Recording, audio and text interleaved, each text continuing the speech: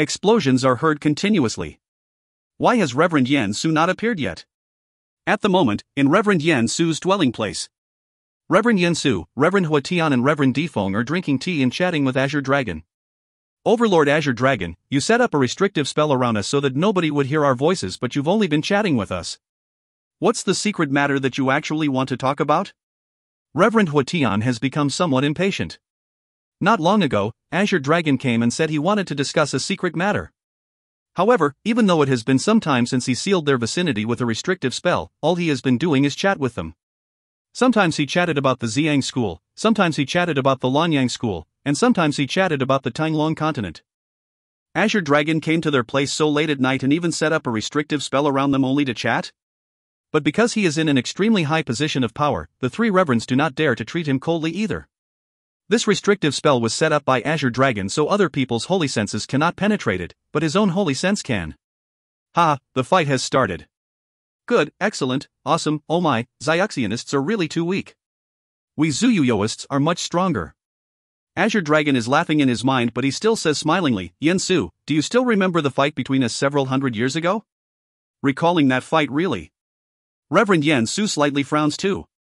He came here so late at night and set up a restrictive spell only to talk about these silly things? Boom. Boom. Boom. Boom. Suddenly, there are sounds of violent shocks and the whole ground begins to shake. The teacups of the four of them all tumble down. The restrictive spell can prevent noise, but the shaking caused by 50 palms of thunder is really too strong, just like an earthquake. No good. Reverend Yan Su stands up abruptly. The faces of both Reverend Hua Tian and Reverend Defeng change color greatly. The three of them immediately glare at Azure Dragon. They know that something serious must have happened outside and that Azure Dragon is here only to distract them. Ha, Azure Dragon laughs out loud while holding his stomach. This is so funny. Let me tell you something, Yan Su. The fighting outside is intense. Oh my, that pitiful child's Yuanying is pierced through by a sword. At the moment, Azure Dragon is watching the big fight outside using his holy sense. The three reverends are now in no mood to talk with Azure Dragon.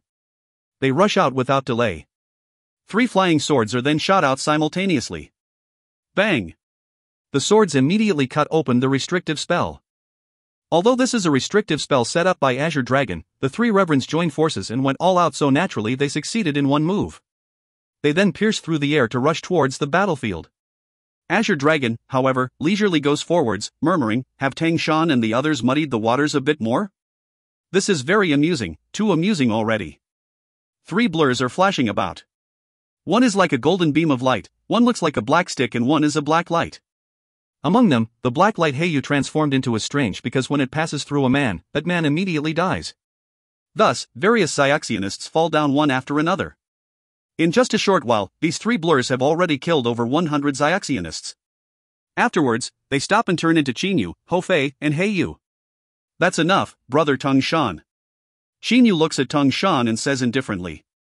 Tang Shan and the 2 guardians under him laugh out loud. Tang Shan says, who in the world are these Xiaxianists, Tower Master Qinyu? I can't stand them. I was merely helping you teach them a lesson. At first Qinyu was only prepared to kill the Chaoyang school's disciples, but Tang Shan and his 2 subordinate guardians unexpectedly pretended to be the Stellar Tower's Zuyuyoists and killed the other school's Xiaxianists. The whole thing immediately became a mess, so Qinyu and his 2 brothers had no choice but to get into action to cut the knot. In just a while, more than half of the Xiaxianists have died, amounting to more than 2,000. Even though only 2,000 Xiaxianists came here several months ago in the beginning, more Xiaxianists have come here successively since then, and therefore the number of Xiaxianists here has nearly reached 4,000. Now that more than half of them are dead, the Xiaxianists' power has suffered a great loss. In contrast, the Zuyuyoists under Qinyu have utilized formations to take care of each other, so they have lost only 10 odd individuals. This is the difference between an army and disbanded troops. Brother Tang Shan, after such a long time, Reverend Yan Su still hasn't shown up. He should have been obstructed by Overlord Azure Dragon, right? Qinyu says with an indifferent smile.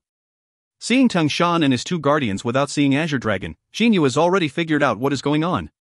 Tang Shan gives a haha laugh. Qinyu turns his head to look at Dongfang Yan, whose power has been sealed up. However, at the moment Dongfang Yan looks like he would rather die than submit. Seeing Qinyu looking at him, he asks, why don't you give me a glimmer of hope? It's because I don't need you to tell me. Qin Yu walks towards him. Dongfang Nian says, "Don't you want to kill my son? Why do you have to destroy my Chaoyang school? If you agree not to destroy my Chaoyang school, I'll tell you where my son is immediately. Please agree to this." "No, I won't." Qin Yu walks up to Dongfang Nian. Suddenly his face becomes ferocious. "Agree? You want me to agree? Why did your son kill my master instead of going easy on him? Also, your son even dared to cut off an arm of my father's and Uncle Feng's out of disdain. Right, your Chaoyang school is big so that Dongfang Yu or something has high status while my father has low status. My master's life is worthless." Qin Yu's killing intent suddenly surges forth. "Screw you, Dongfang Nian. Quit dreaming. Your son killed my master and cut off my father's and uncle's arm. Even the extermination of your entire Chaoyang school won't be able to relieve the hatred in my heart." All of a sudden, he executes a claw strike and grabs Dongfang Nian's head. Dongfang Nian cries miserably. His face changes color to the point where his head looks like that of a corpse. Xioma secret technique, soul examination. Qin Yu pulls back his right hand and says indifferently, "Reverend Yen Su, why don't you show yourself when you've already arrived?" He has guessed earlier that Reverend Yen Su should have already escaped from Azure Dragon's containment. "Tower Master Qin Yu, Dongfang Yu killed your master and severed an arm of your father's and uncle's, so he must die. But people should be spared whenever possible. So, can I suggest that you let the Chaoyang school go this time?" Reverend Yen Su walks out. Reverend Hua Tian and Reverend Difeng behind him also look at Qin Yu. Qin Yu smiles brilliantly at Reverend Yen Su. "Yen Rui, give Zhuangzhou my order. Immediately dispatch an army of guards from the Stellar Tower to destroy the Chaoyang school. Any obstructors are to be killed on the spot." He can give the order by himself, but he lets Yen Rui help him because he wants to show Reverend Yen Su his action. "Yes." Yen Rui immediately takes out a transmitter. Tower Master Qin Yu, the face of Reverend Yen Su changes color. Brother Qin Yu is really straightforward. "I admire you, haha. I'm on your side in this. Since you say you want to kill these Xiaxianists, I'll help you, Azure Dragon, who has been watching from one side for a long time, also pops up and walks to the side of Qin Yu while laughing out loud. End of B8C7. If you find any errors, ads pop-up, ads redirect, broken links, non-standard content, etc., please let us know. Report chapter so we can fix it as soon as possible. Book 8, Chapter 8. B8C8, Brave and Shrewd. Azure Dragon. Reverend Yen Su looks at Azure Dragon, slightly annoyed. This time, the matter becoming such a mess must have something to do with Azure Dragon secretly adding fuel to the fire. However, still thinking that this is not chaotic enough, Azure Dragon has even come to offer Qin Yu his support. Reverend Yen Su can also tell that at the moment Qin Yu is like a gunpowder barrel that can explode any time. Azure Dragon wags his head smilingly and says, "What's up, Yen Su? Qin Yu is my good brother. The Stellar Tower is also a power of underwater Zuyuyoists. At any rate, my Azure Dragon Palace is acknowledged as the leader underwater. If I didn't support my brother, would I have to support you old geezer instead?" More than 10 Xiaxianists run up to Reverend Yen Su. The leader bows and says, "Reverend Yen Su, this Stellar Tower Master relied on superior power to massacre us and the other fellow Xiaxianists at will.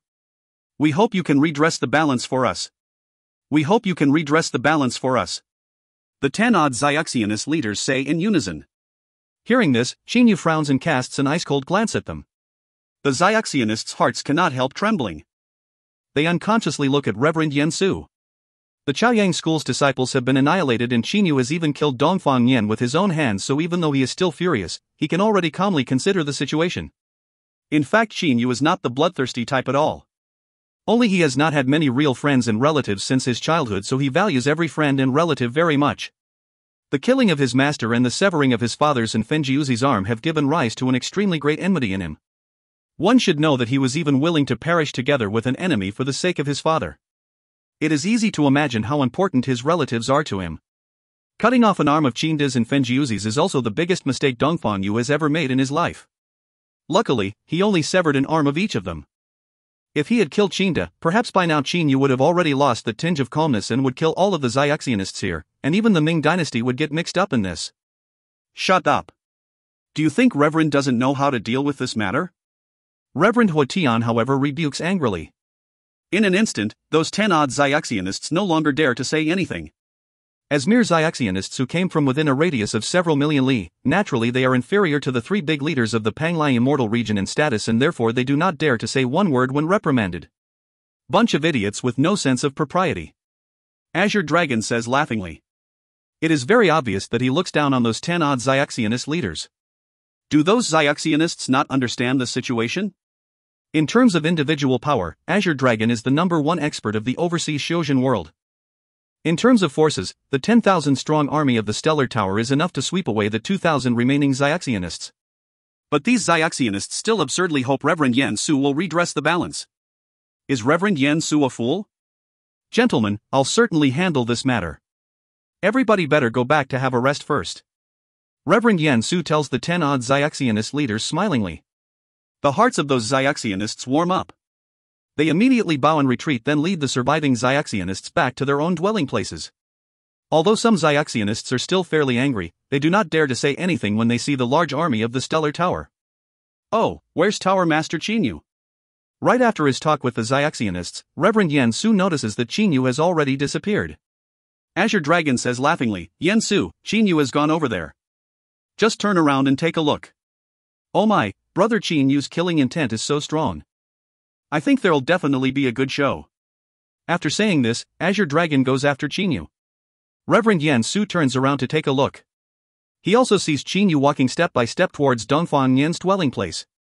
Thanks to using the Shoma's secret technique soul examination, Qinyu already knows that Dongfang Yu is hiding in none other than that dwelling place. With a sweep of his holy sense, Qinyu discovers that there is only one man in Dongfang Yan's dwelling place at the moment. That man is at the early Yuanying stage, and the elemental energy inside his body is typical of the Chaoyang school. Furthermore, he looks very similar to Dongfang Yan. Dongfang Yu. A faint cold smirk appears on the corners of Qinyu's mouth. He's still very obedient to his father. In his mind, Qinyu has no doubt that this man is exactly Dongfang Yu. Step by step, Qinyu does not use any flying techniques at all and just slowly takes one step forwards after another. Under the coverage of his holy sense, it is simply impossible for Dongfang Yu to escape his notice. The killing intent on Qinyu's body also intensifies gradually. Dongfang Yu. Qinyu's voice suddenly rises.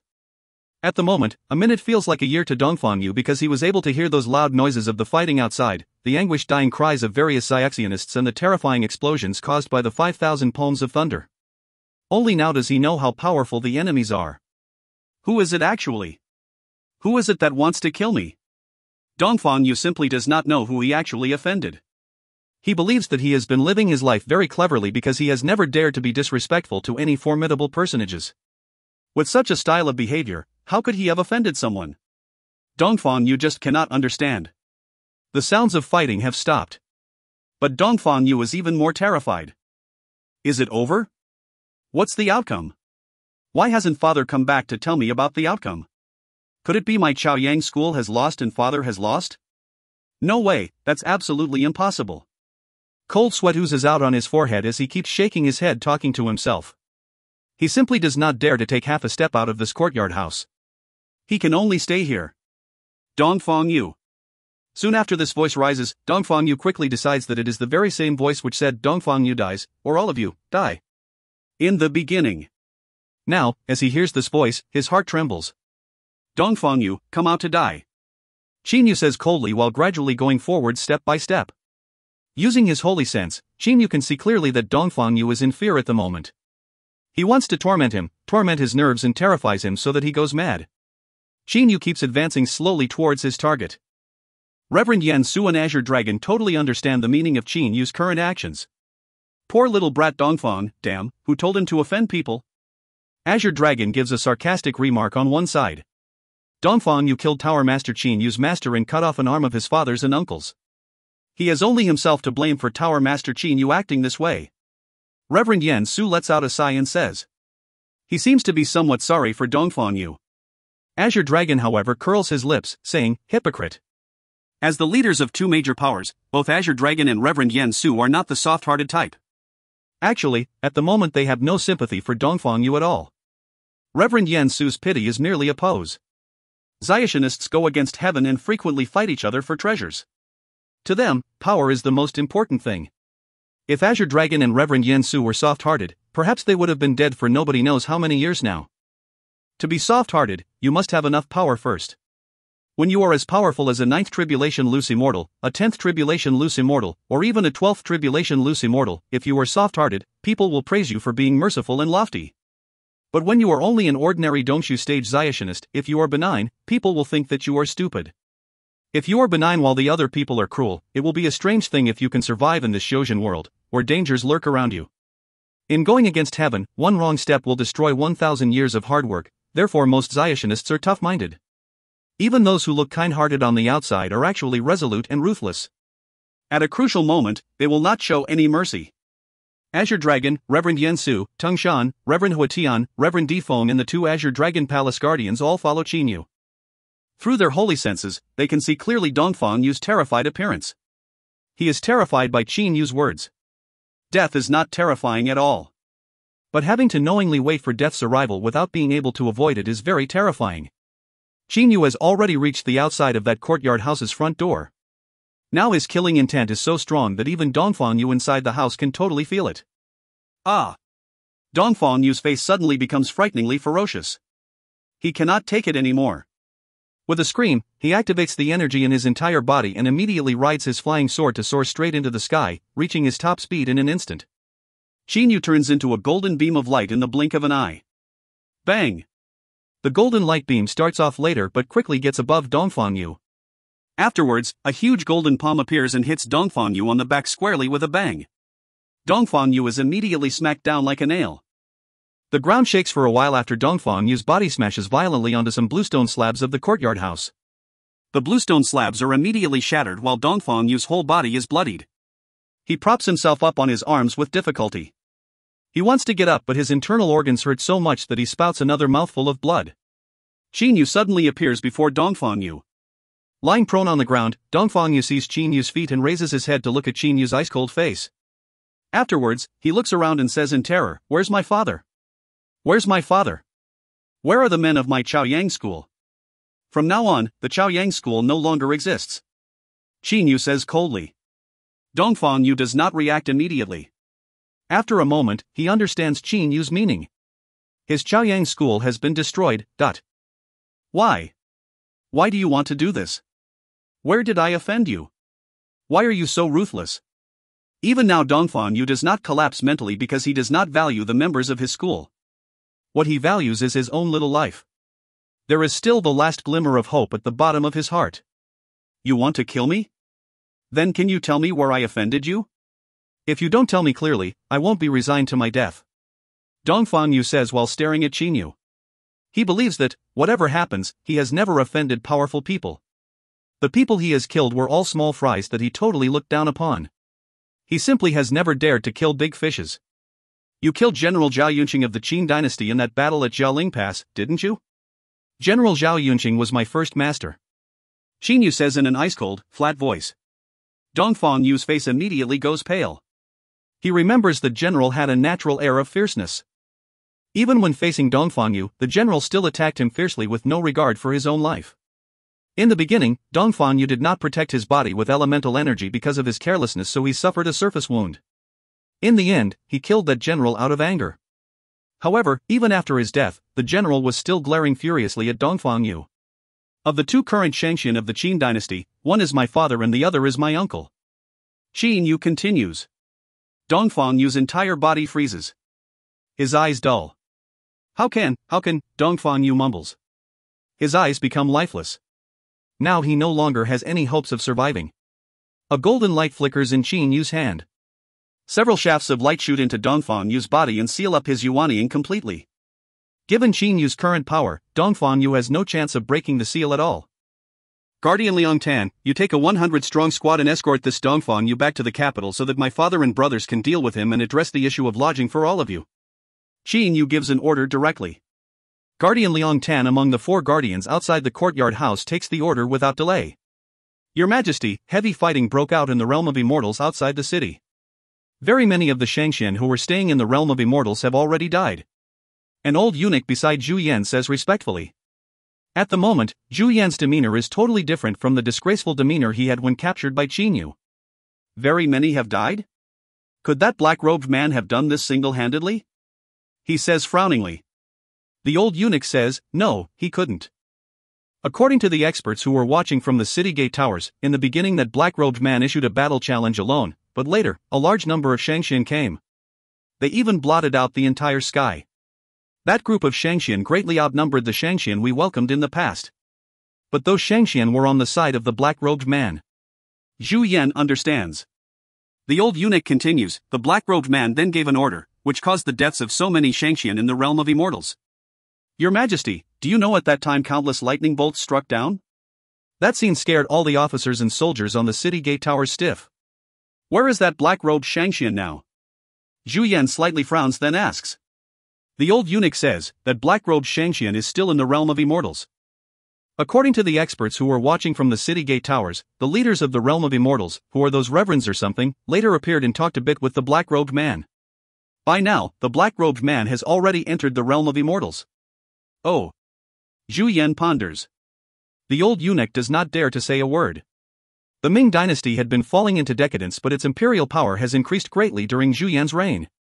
Although Zhu Yan lusts for beautiful women and has even used corrupted, insincere officials, the power of his empire has been improving non-stop and his army has also become increasingly stronger. Prepare for a visit to the realm of immortals. I want to meet this black-robed Shangxian again. Zhu Yan orders all of a sudden. Your Majesty. The old eunuch is greatly shocked.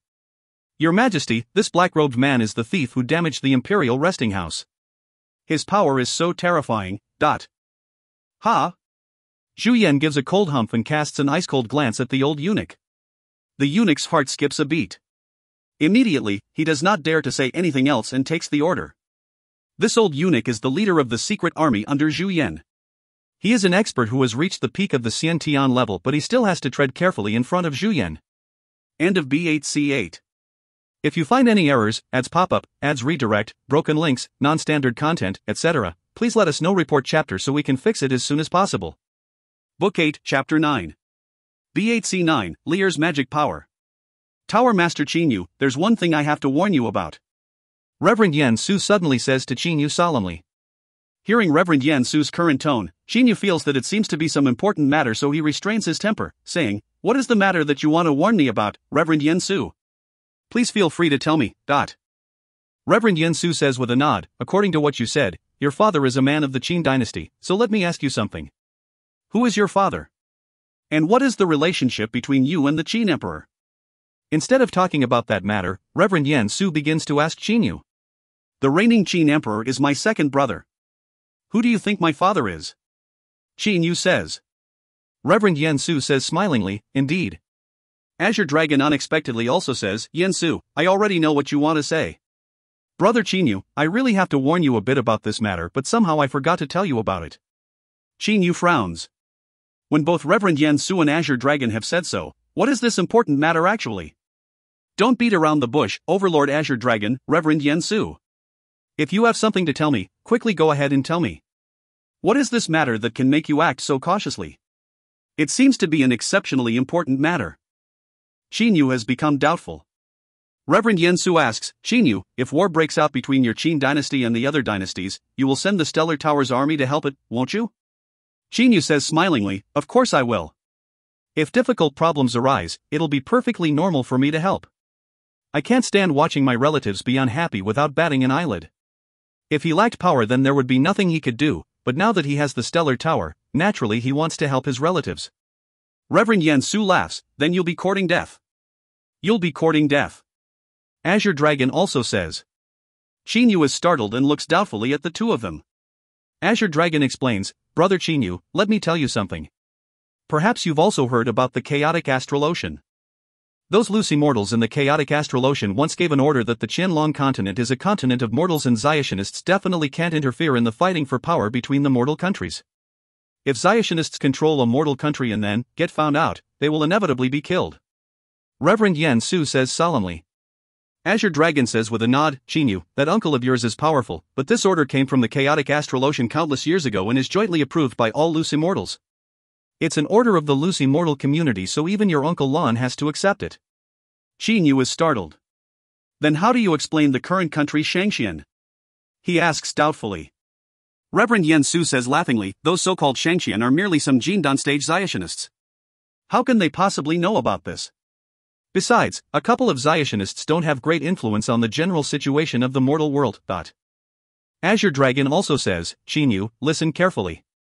Those Lucy mortals' order was that they didn't wish to see the mortal countries controlled by Zyationists. Their meaning is very clear, that is, the Qianlong continent is a continent of mortals and controlled by mortals. You'll be okay as long as you don't violate this idea. Chinyu immediately understands. I see. Will I break the rule if I send some subordinates to protect my relatives? They'll only serve as bodyguards. He quickly figures out a possible way to exploit this order. Azure Dragon says laughingly, of course you won't. Remember, if you don't kill an emperor openly or lead an army of Zuyugoists to go kill mortal armies or control a mortal monarch, there won't be a problem. Chinyu totally understands the intention of those unfathomable Lucy mortals in the chaotic astral ocean. These Lucy mortals want the Qianlong continent to remain as a continent of mortals, nothing more. Whoever violates this rule will be punished by them. Reverend, that emperor of the Ming dynasty requests for an audience with you. A disciple runs in and says, Zhu Yan? Let him come in. Reverend Yen Su says smilingly. Chinyu stands up and says, Reverend Yen Su, Overlord Azure Dragon, I'm leaving here now. When there is nothing left to deal with, why should he stay here instead of returning? Greetings, Reverend Yen Su. Zhu Yan, however, has walked in. When he suddenly sees Chinyu, his face is full of terror and disbelief. You are, the black-robed. Chinyu looks at Zhu Yan and says indifferently, yes, I'm that black-robed man who caught you to ask about the location of Dongfangyu. Zhu Yan seems to be extremely terrified by seeing Chinyu. He then breathes deeply to suppress his fear and says respectfully, I am Zhu Yan, Emperor of the Ming dynasty. May I ask who you are, senior?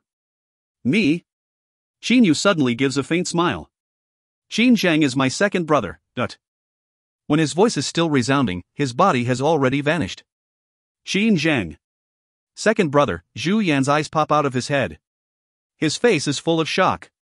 His shock is half pretended and half genuine, but he really never expected the black-robed man to be a brother of the Qin emperors.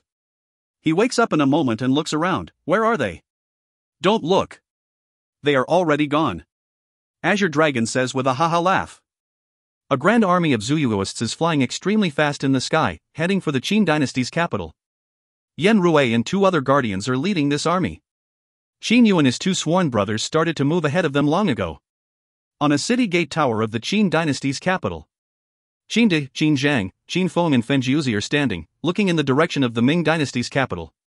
The four of them have been waiting for Chinyu on this tower since Chinyu left, taking the large army of Zuyugoists with him. Guardian Liang Tan already escorted Dongfangyu back. Qinde only gave an order to lock him up for later punishment. Now what Qinde wants the most is a nice discussion with his third son. What actually happened? His third son left the Qianlong continent just 10 years ago. How was he able to become the Stellar Tower's master? Pleasant surprise? Doubt? Disbelief? Nervousness? There are all kinds of feelings in the hearts of Qinde and the other three at the moment. A golden light beam shoots extremely fast towards them in the distance. Their eyes brighten at once. Following a perfect curved path, that golden light beam dives down and lands directly on the city gate tower. It then turns into a man, who is none other than Chinyu. Father. Chinyu looks at his father Qinde. Qinde, Qin Zhang, Qin Feng and Fen Jiuzi all look at him. Stellar Tower? Tower Master? Qinde starts the conversation. There are so many Zyationists, perhaps more than 10,000. Qin Feng continues. Qin Zhang also says, so you're the Stellar Tower's master. No wonder you care so little about base-building pills. According to Guardian Liang Tan, the Stellar Tower is unexpectedly a superpower in the same league as the Panglai Immortal region. You're really formidable. You've become so strong in just 10 years. Although Fen Jiuzi praises highly, there is not a big smile on his face. The four of them all stare at Chinyu and say in unison, what really happened? Chinyu forces a smile. I had no time to tell you, didn't I?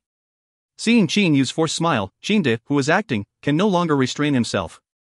He, who is normally solemn and dignified, now gives Chinyu a pat on the head and says with happy laughter, you're quite something, brat.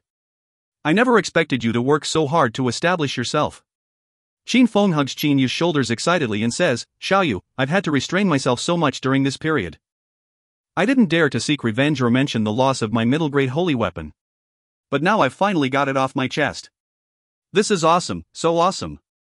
Qin Zhang also embraces Qin Yu's shoulders and says, Xiao Yu, I'm a monarch of mortals, but you're a lord of Xiationists.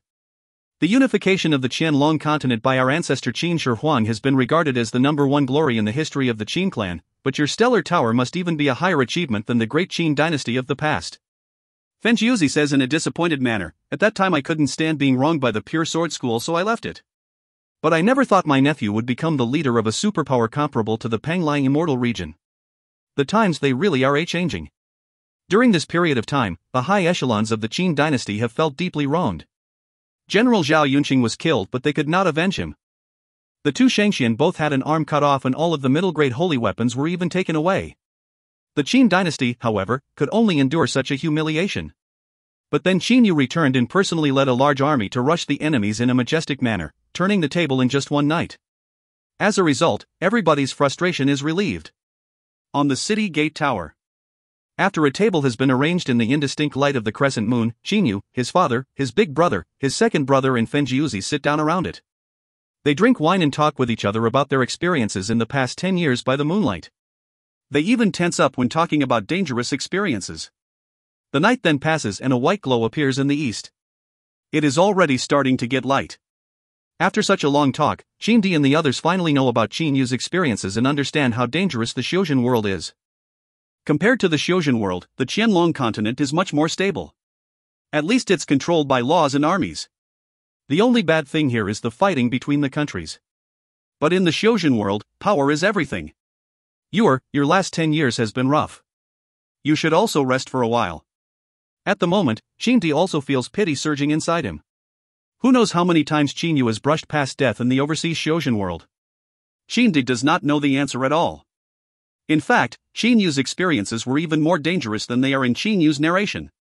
He did not talk about the many times he had to rely on the meteoric tear to get out of danger because he does not want to worry his father too much. In Prince Yu's mansion, Lear is carefully watering flowers in the early morning with a faint charming smile on the corners of her mouth. Lear, you got up so early in the morning to water flowers. Why don't you rest a bit more? Qin Yu goes straight to a nearby net hammock and lies down in a satisfied manner. The hammock then begins to swing. Lear gives a smile and says emotionally, the Qianlong continent has many unusual flowers that other places don't. Besides, the morning air is very good. Actually, dwelling places of mortals are not bad at all. Then just stay here with me all the time. I won't chase you away. Qin Yu says jokingly. All right, quit joking.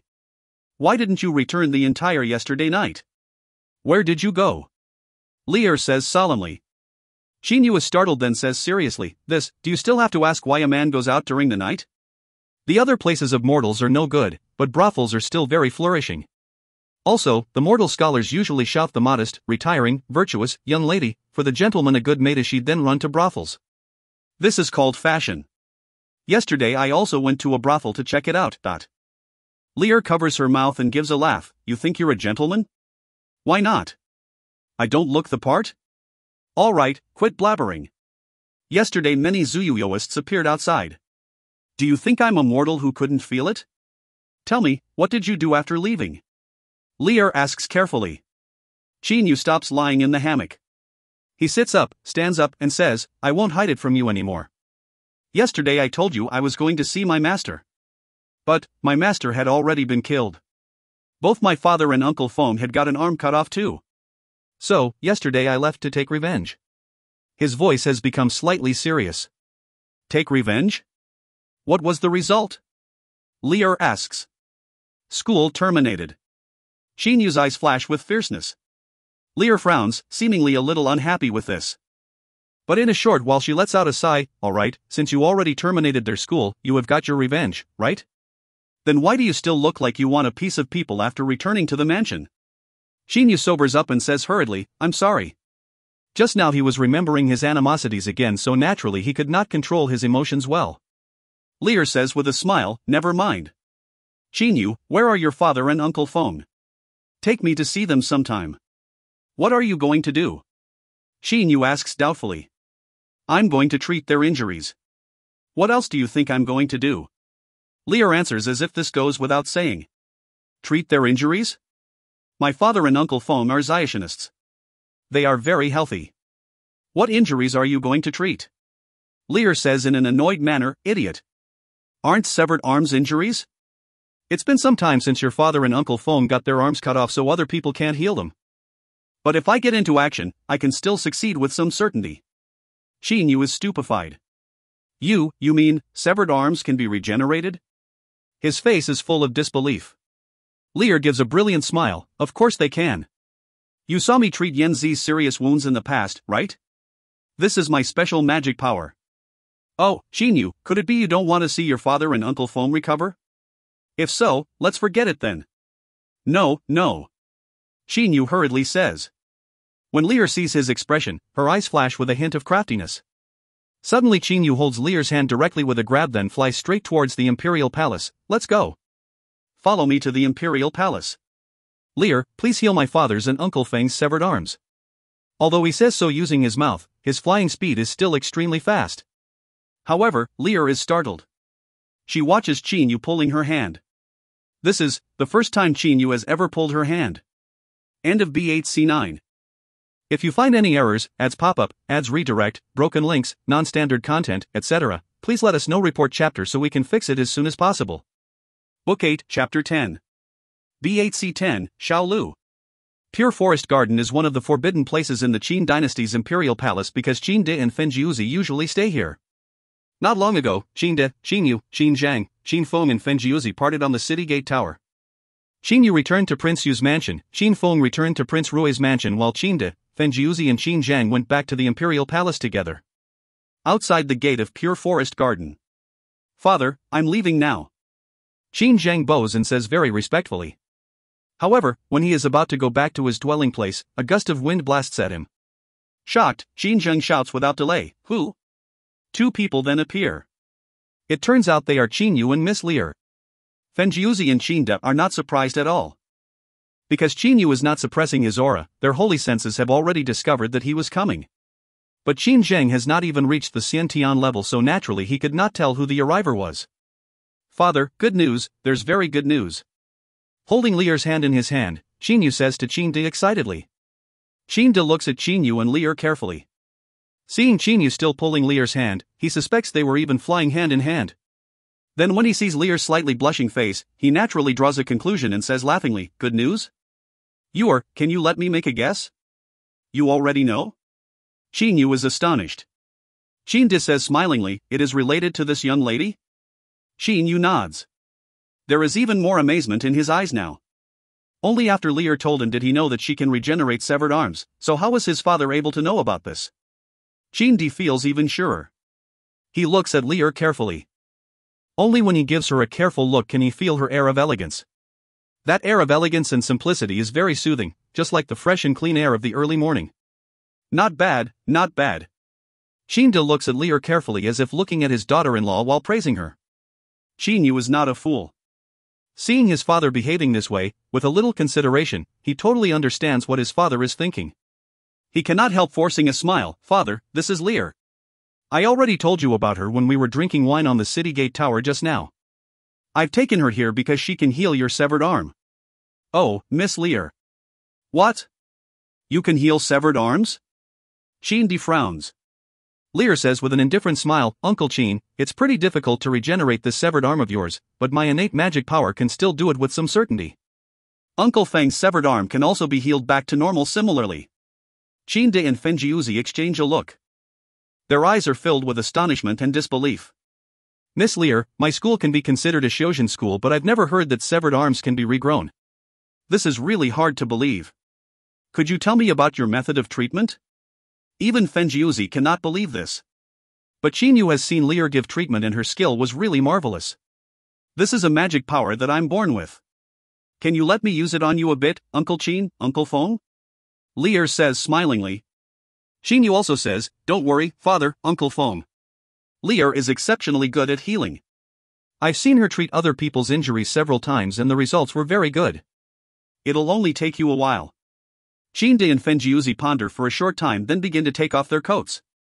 Lear says with a smile, Uncle Qin, Uncle Feng, you don't have to take off your coats. You only need to stand still at this place so that I can use my power on you. Oh, then we'll have to trouble you, Miss Lear. Qin De is even more amazed. He and Fenjiuzi then just stand still on their current places. Lear slightly closes her eyes. Various green light beams start to move around her body. Enfolded in them, she looks like a goddess of life. The green light beams then begin to expand towards Qin De and Fenjiuzi. Xiaoyu, are you sure of success? Standing on one side, Qin Zhang also watches the scene with some expectation. Qin Yu nods his head, don't worry. When various green beams of light have covered the severed areas of Qin De and Fenjiuzi's arms, their empty sleeves start to be propped up gradually. It seems the cut-off arms are beginning to lengthen towards the cuffs inside. It is just that the lengthening speed is fairly slow. 1 minute, 2 minutes. 1 hour, 2 hours. As time goes by, the propped-up parts of the originally empty sleeves become increasingly longer. Qin Yu's holy sense notices clearly that as the green light fuses with the severed areas of the arms are gradually regrown. Their flesh and bones keep regenerating. After 6 hours. 6 entire hours has passed and Qin Yu and Qin Zhang have also been fixing their eyes on the treatment for 6 hours. Feeling that their arms are regenerating non-stop, Qin De and Fenjiuzi are both uncontrollably excited and happy. But because Lear is healing them at the moment, they do not dare to say anything for fear of distracting her. Beads of sweat are oozing out on her forehead. Sweat has also appeared on the tip of her nose. Lear has been keeping her eyes closed all along. And Qin Yu has been observing the progress carefully using his holy sense. Now Qin De's and Fenjiuzi's fingers have been formed completely. The treatment has successfully accomplished its goal. Lear eventually opens her eyes, gently exhales a breath and wipes the sweat off her face. Uncle Qin, Uncle Feng, how are you feeling? She asks smilingly. Qin De and Fenjiuzi swing their arms a couple of times and even perform hand signs using both arms. After a while, they are both pleasantly surprised. Miss Lear, I'm really so grateful to you. I feel as if my arm has never been cut off. It's exactly the same as it was in the past. Qin De is very excited. It is the same with Fenjiuzi. Now that his severed arm has been regenerated, he feels more excited than ever. Qin Zheng is delighted. He says with loud laughter, "This is great news. This is great news. We must arrange a big celebration for it. People, quickly go invite Prince Rui's family to the palace. Also, take the Empress, the ladies, the princes and princesses to 100 Official Pavilion. In 100 Official Pavilion, Supreme Emperor Qin De takes the master seat. Qin Zhang and Fenjiuzi take the seats on either side of him. Qin Yu and Qin Feng take the seats right next to them. Everybody sits down along the two sides of the long table. This banquet is even much more sumptuous than the previous one. Dishes are brought out one after another unceasingly. 365 delicacies in the world have been gathered. Let's enjoy them to our heart's content, everybody. Qin Zhang says laughingly. In this banquet, Lear is forced to drink quite a lot of wine. After knowing that Qin De's and Fenjiuzi's severed arms have been regenerated, Qin Feng is delighted and keeps thanking her. This time, the leading character of the banquet is none other than Lear. Everyone enjoys the festivities as much as they like. Only when the night falls is the banquet finished. In Prince Yu's mansion. Stop arguing with each other. The leaders of the 2nd, 5th and 6th companies will become the 3 honorary retainers of the Qin clan. Qin Yu gives his judgment directly. Of the 3 he has chosen, 2 are late Yuanying stage experts and the other is a middle Yuanying stage expert who can match a late Yuanying stage expert in power. The other 7 company leaders present cannot help feeling somewhat disappointed. Soon after coming back from the Imperial Palace, Qin Yu gathered the 4 guardians and 10 company leaders. The weakest among these 10 company leaders is already at the middle Yuanying stage. To help the Qin clan's members, Qin Yu pondered and decided to choose 3 experts to become honorary protective retainers of the Qin clan. He had already learned about the Order of the Chaotic Astral Ocean, so he knew that he had better ask 3 powerful Zuyuyoists to protect the Qin clan and that it would be useless to use more Zuyuyoists than this. Therefore he decided to first select 3 from these 10 company leaders. The ones chosen by Qin Yu can all ask him to forge a high-grade holy weapon for them each. And they can pick any type of holy weapon they like. High-grade holy weapons are still attractive to Yuanying stage experts and Qin Yu has said they only have to serve as honorary retainers for 100 years before getting replaced with another batch. To Zuyuyoists, 100 years is not a long time at all. Yes, Tower Master. The 3 chosen experts cannot help getting delighted. Is it not just 100 years? They will only need to practice quietly during this period. As for the task of protecting the Qin clan's members, given the Qin clan's power, who would dare to provoke it? Therefore, this is a very easy job for them. After 100 easy years, they can even obtain a high-grade holy weapon each. Who would not want such a good errand? Guardian Yen Rui, immediately dispatch an army of 8,000 guards to the wilderness to search for a black jade case. Remember one thing. The search area is within 100,000 li across the border of the wilderness. You must not go deeper than that. Qin Yu orders solemnly. Yen Rui is a female, but she is the leader of the Stellar Tower's 8 guardians and is extremely capable and experienced. Tower Master, if the location of that black jade case is deeper, shall we go for it? She asks. No, a faint cunning smile appears on the corners of Qin Yu's mouth. If you can get that black jade case, that'll be a good thing, but if you can't, there won't be a problem. Remember, safety first. Right. I already told the manager of the mansion to go buy some cases made of inky jade. You take and immediately bury them deep in the ground of the wilderness. Qin Yu laughs in his mind, the 9th jade sword. Perhaps no leaders will tell the searching Xiationists about this secret. They will only know that they'll have to find a black jade case, but they won't know what kind of jade case it is. And these mortal-made inky jade cases can also be considered black jade cases. Yes. There is also a tinge of excitement on Yen Rui's face. She certainly understands Qin Yu's meaning. Since she does not have to go deeper than 100,000 li into the wilderness, the mission of searching in the wilderness is not very dangerous, so naturally she is happy and relaxed. Qin Yu is lying on a white cloud among the other clouds in the sky, holding a flagon of wine in his hand, taking one sip after another. Lear is sitting with legs crossed on the cloud beside him. A zither has been placed on her legs. She is enjoying playing the zither with eyes closed. Drinking wine while listening to the music makes Qin Yu feel happy as if he is an immortal. As the white cloud floats, the zither music comes down from the 9th level of the sky as if it is the sounds of nature. When the zither music stops, Qin Yu puts the flagon away in an instant and sits up. He says smilingly to Lear, this time I have to trouble you again, but Xiao Lu is just like my younger sister. I can't bear seeing her live the rest of her life with a severed arm like that. Alright, don't be so sad. Lear says with a smile. How long do we still need to reach Suyen City? We'll be there soon. Qin Yu immediately accelerates the cloud. At a gate of Suyen City. Qin Yu is wearing a blue robe outside, which is something he rarely does. This blue robe is extremely valuable and was personally given to Qin Yu by Qin Zhang. Lear is also dressed entirely in blue and has a silk belt tied around her slender waist.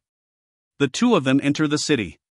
With a sweep of his holy sense, Qin Yu finds out Tai Shan's and Xiao Lu's locations, but what his holy sense has discovered stupefies him. Afterwards, he laughs out loud. Why are you laughing, Qin Yu? Lear asks doubtfully. Qin Yu says mysteriously, follow me. He quickens his pace in an instant. With just 2 or 3 steps, he travels 100 m, but the ordinary people around him simply do not notice anything unusual. This is because he is too fast. Lear is still waking slowly.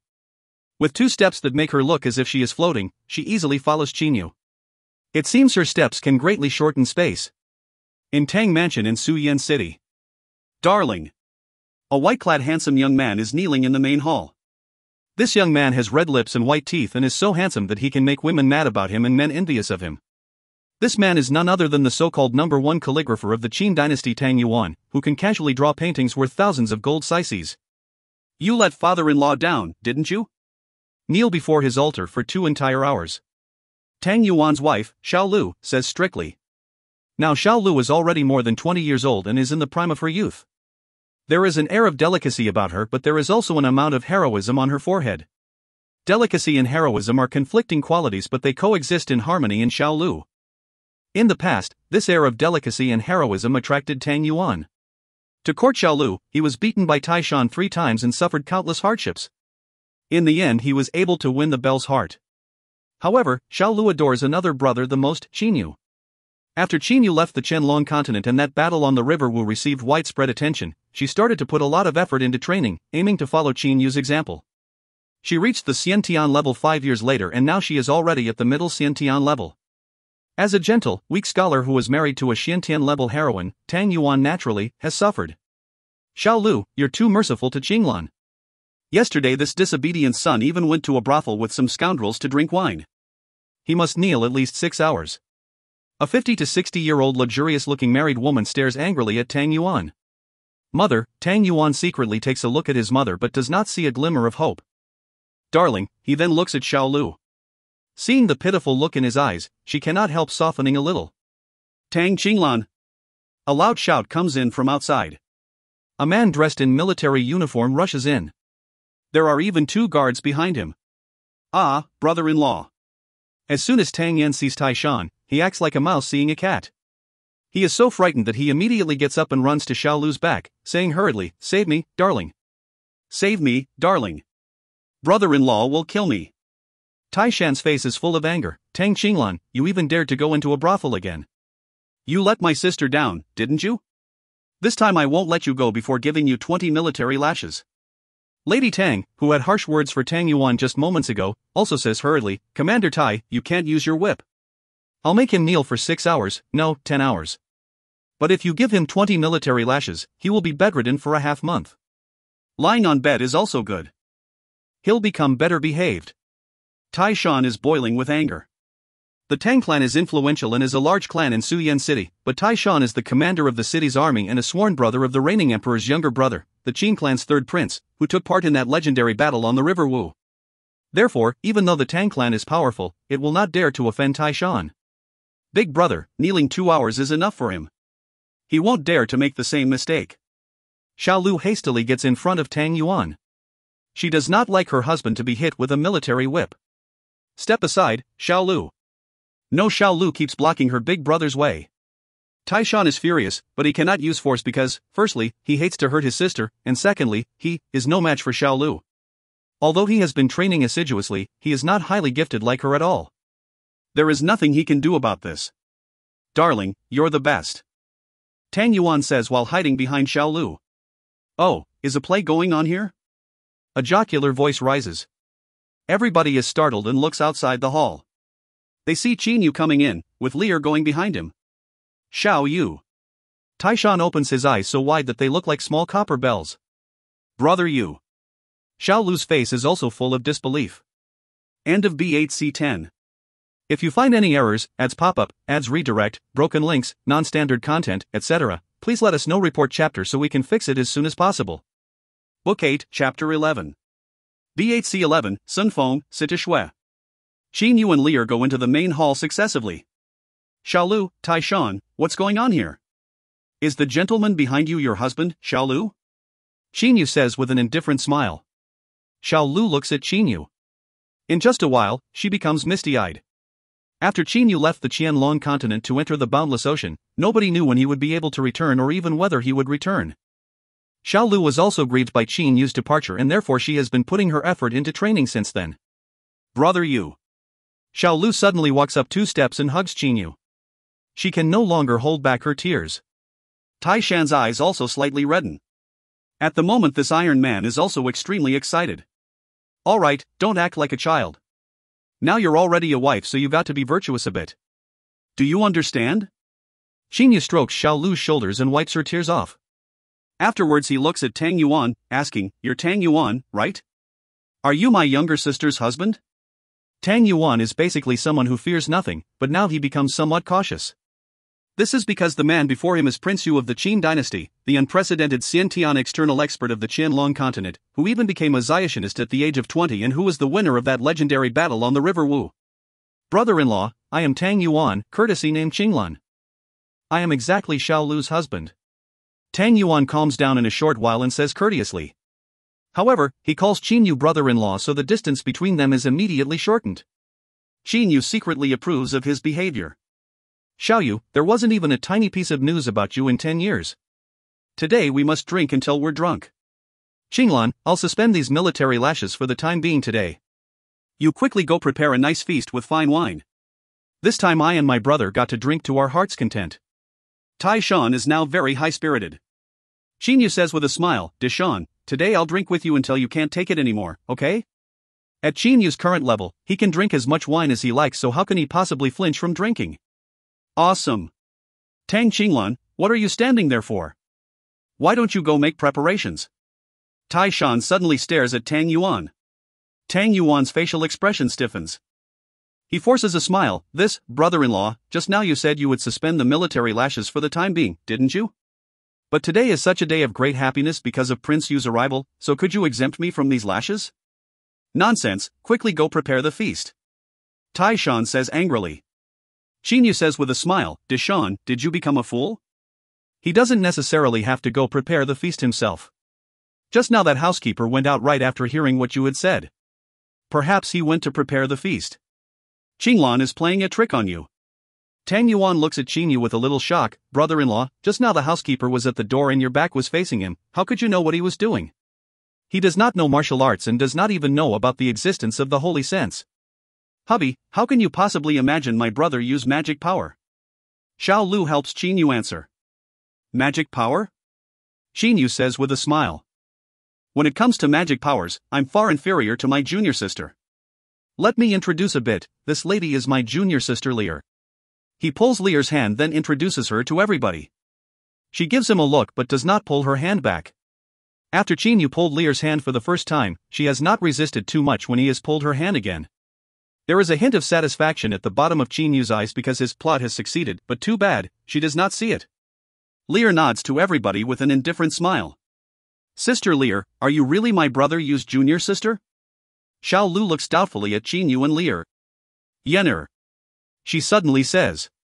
A little head sticks out from a corner of the main hall. Those shiny black eyes are extremely cute. Yenner, come here. Quickly greet your uncle. Xiao Lu calls that little boy. This boy is none other than her son Tang Yen, looking just about 3 years old. His hair is combed into an upright bunch and his cheeks are ruddy. Tang Yen walks towards Xinyu then looks at Lear. He turns his little face upwards and asks doubtfully, Uncle, you just said she had some magic power, didn't you? What is it? Right, what is Sister Lear's magic power? Xiao Lu also becomes doubtful. She can heal your severed arm. Xinyu looks Xiao Lu in the eye and says slowly. Xiao Lu, Tang Yuan, Lady Tang, and Tai Shan are all dumbfounded. 3 days later, Xinyu, Lear, Xiao Lu, Tang Yuan and Tai Shan are walking on the streets of Suyan City. Deshawn, how do you feel about being the commander of the Suyan City? Xinyu asks smilingly. Tai Shan thinks for a while and says, I feel so. It's just that dealing with the children of some officials is a little troublesome. But it feels pretty good when I eat and drink with those brothers of mine. Xiaoyu, you've seen my robust, good-natured son, he's very strong, right? Yeah, he's unusually strong. He's so young but he can already drink wine. Xinyu cannot help giving a smile. Suddenly his face changes color. Then he gives a faint smile. Taishan, the Suyan city has a young man who is fond of holding a folding fan, about 25 or 26 years old and quite cute and handsome, right? There's a small plate at the back of his head. Xinyu asks Taishan. The latter says with a humph, yeah, it certainly does. This is our Suyan city's governor's son, who belongs to the same gang as this Tang Qinglan fella. Brother Zio? Tang Yuan looks doubtfully at Xinyu. Xinyu says with a nod, Tang Yuan, this friend of yours will most likely lose his little life because he's annoyed someone he shouldn't annoy. Sun Feng, son of Suyan city's governor, likes to have many romantic relationships with women, so he and Tang Yuan are compatible. He occasionally dallies with women of good families, but he does this for harmless fun only and has never really exploited them. Today, Sun Feng and several male servants are taking a stroll on the main streets. Wow, what a beauty, what a beauty. I've fallen in love with her. He looks at a nearby woman, feeling his heart pounding in his chest. The woman ahead of him is dressed entirely in purple with no traces of a smile on her face. There is an extremely grim air about her, but because her facial features can be considered perfect, people will think that she is an ice queen. Her purple lips even add to her lordly, frosty air. Young lady, I am Sun Feng, Sun Zio. Sun Feng goes forwards and says with a smiling expression he considers the friendliest. Get lost. The purple-clad woman says with an expressionless face. Her eyes flash with coldness. Sun Feng is startled. He cannot help feeling somewhat embarrassed. But he has an unusually thick skin, so he continues to say with a smile, Young lady, I am very familiar with Suyan City and its every corner. If you want to go somewhere for a stroll, I will definitely be the best tour guide. The purple-clad woman's eyes suddenly turn eerily grim. Oh my, brother Zio, since when have you become so polite in chasing a beauty? Beautiful lady. I am Wang Shan of Suyan City's Wang clan. Why don't you follow me to the Wang clan to look around a bit? A slightly sharp voice rises. At the same time, 2 henchmen go towards this purple-clad woman to grab her. Wang Shan is different from Sun Feng. Sun Feng play jokes on women at the most, but Wang Shan even abducts them. All of you, die. The purple-clad woman's eyes radiate coldness. All of a sudden, her body shoots various rays of light into her vicinity. The two henchmen of the Wang clan closest to her are broken into pieces in the blink of an eye. Sun Feng cannot help secretly getting shocked by this. Given his puny power, he simply cannot dodge at all. Miss Situ, if you want to kill someone in my Qin dynasty, at least you have to tell me about it first. Qin Yu appears in front of Sun Feng immediately as if using teleportation. The rays of light the purple-clad woman shoots towards the place where Qin Yu is standing are easily blocked by him. Ah! As for Wang Shan in another direction, just like his servants, he is reduced to pieces. His blood is all over the ground. Sun Feng's face turns very white and is full of disbelief. He never thought that this frosty beauty was such a deadly god. The purple-clad beautiful woman gives Qin Yu a look. The corners of her mouth slightly curve upwards, which is a rare sight. It is possible that she considers this action smiling. Tower Master Qin Yu. The woman's manner is fairly polite. Qin Yu says with a smile, Miss Situ, why are you taking a stroll on the streets of Suyan City alone instead of staying with Brother Ida? This brat has some connections with my younger sister's husband, so I certainly can't watch him die. This purple-clad beautiful woman is none other than Situ Shui, one of the 3 leaders of the Purple Flame Devilish Dungeon. Since Tower Master Qin Yu has got into action, I'll spare this brat this time. Situ Shui casts a glance at Sun Feng, then looks at Qin Yu, saying, Tower Master Qin Yu, both Ida and Zhaojiu are in Suyan City. Perhaps they are in a certain place of the city now. Qin Yu nods his head. Brother Zio. Tang Yuan has finally run to the scene from the distance. Just now, Qin Yu, Tang Yuan and the others were 1 kilometer away from Sun Feng. However, to Qin Yu, this distance can be covered in 1 step and in an instant, so naturally he was able to save Sun Feng's life in the nick of time. Qinglan, they and Wang Shan have all been reduced to pieces. At the moment, Sun Feng's heart is still pounding. Seeing this scene and noticing the acquaintanceship between Qin Yu and that purple-clad beautiful woman, Tang Yuan concludes that she is probably also a Zionist. He immediately tells Sun Feng, Brother Zio, you must have a death wish. Why did you provoke her? Sun Feng takes a deep breath, then looks at Situ Shui and says in a low voice, Qinglan, I think I'm in love with her. He thinks that nobody can hear him when he talks in such a low voice, but right after he said so, Qin Yu suddenly turns around and looks at Sun Feng with amazement. Situ Shui also looks at Sun Feng. At the same time, her expression becomes very strange. This brat, Qin Yu, does not know what to say for the moment. Situ Shui is the no. 1 she-devil in the Purple Flame Devilish Dungeon and an early Kongming stage Xiamoist, no less. Even Qin Yu is only about as powerful as she is, yet now an ordinary brat has fallen for such a top expert of the Shoma path. What a madcap. A faint smile appears on the corners of Qin Yu's mouth. Seeing Qin Yu and Situ Shui looking at him in such a manner, Sun Feng thinks about their magic powers just now and figures out that his words have most likely been heard by them. His thinking is already known to them, but he unexpectedly raises his head and looks straight at Situ Shui. Are you Miss Situ? Sun Feng says smilingly. He still remembers what Qin Yu and Situ Shui just said to each other. Situ Shui, however, says nothing, her eyes still ice-cold. I am Sun Feng, Sun Zio. Miss Situ, I sincerely like you. But, love must come from both sides. I definitely will not bother you. As long as you remember that Suyan City has a man called Sun Zio who likes you, it is enough for me. There is a calm, amiable smile on Sun Feng's face. Ha ha. Situ Shui, someone even likes you? Good heavens. Did the sun rise in the west today? A muscular man comes rushing, then looks at Sun Feng and says, Brat, do you want me to tell you how old this Miss Situ is? Ha ha. Zhao Jiu. Situ Shui makes a wave of her hand. A purple electric spark shoots out. Zhao Jiu makes a wave of his hand. A crescent moon-shaped light shoots out and collides with that purple electric spark. They then both dissipate. Situ, we've been friends for so many years, today someone openly said he loved you, so I'm also happy for you. Zhao Jiu then says laughingly to Sun Feng, Brat, let me tell you something. This year, your Miss Situ is already, Situ Shui, can you let me finish what I'm saying? Zhao Jiu and Situ Shui exchange a blow. Situ Shui looks at Zhao Jiu with grim eyes, shut your mouth a bit, or, today I'll fight you to the death. Zhao Jiu is startled. He immediately stops talking. Situ, you and Zhao Jiu have fought each other for so many years, but you've never said you would fight him to the death before. Now, you say so because of a mortal. Could it be, a purple-haired man appears with a hint of mockery? He looks handsomely evil and strange. Situ Shui frowns but says nothing. After all, this man is Dungeon King Idi, a late Kongming stage expert for whom she is definitely no match. Tower Master Qin Yu. Ida looks at Chinyu and slightly nods. Brother Ida. Chinyu also nods. At this moment, various groups of city guards rush to the scene. Chinyu immediately tells Taishan on one side, Deshan, casually handle these dead people a bit. You don't have to care much about this matter. Taishan also knows that the people in front of him are no ordinary. He nods without delay, then orders the guards to deal with the shattered corpses in the surroundings. Brother Ida, let's go to that restaurant for a nice chat. Chinyu says enthusiastically. After you. Ida nods. Immediately, Chinyu, Ida, Sitishue, Jiaojiu and Li are all head for that restaurant. Get a grip, Zio. That Sitishue is no ordinary person. Quit dreaming, will you? Tang Yuan says solemnly at once. Because of her relationship with Chinyu, Xiao Lu knows about Zionist-related matters, and naturally Tang Yuan has learned about some of them from her. As a result, he can guess Situshue's identity. Sun Feng, however, says resolutely with a shake of his head, no, Xinglan, at that time Xiao Lu was a Xiantian expert, but you chased her in the same way, didn't you?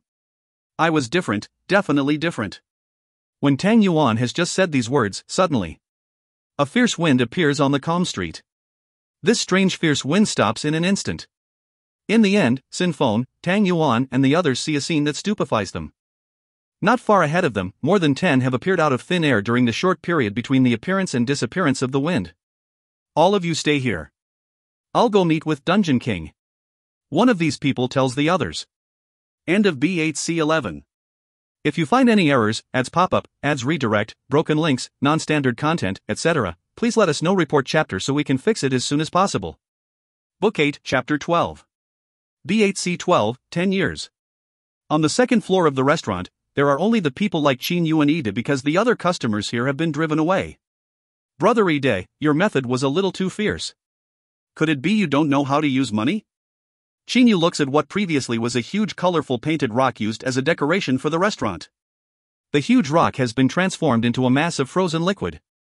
Just now Ida put his hand on the rock. It melted instantly, but in just a while, that liquefied rock unexpectedly solidified completely. Afterwards, Ida cast a glance at everybody in the surroundings, and all of those customers went downstairs very quickly. Money? Ida gives an indifferent smile, then chooses a seat directly and sits down. He points at the opposite seat and says to Chinyu, take a seat. Chinyu sits down in front of Ida as he was told, while Lear sits down at another table on one side. Brother Ida, you've been staying on the Qianlong continent for some time, have you achieved any results? Chinyu holds a goblet up, pours wine and drinks by himself. He simply does not care about Ida. Ida makes a wave of his hand. A flagon flies over from one side. He also pours wine and drinks by himself, saying, results? The forces your stellar tower sent over here are second only to the Panglai Immortal Region's men in number. If you haven't got any results, how could I have?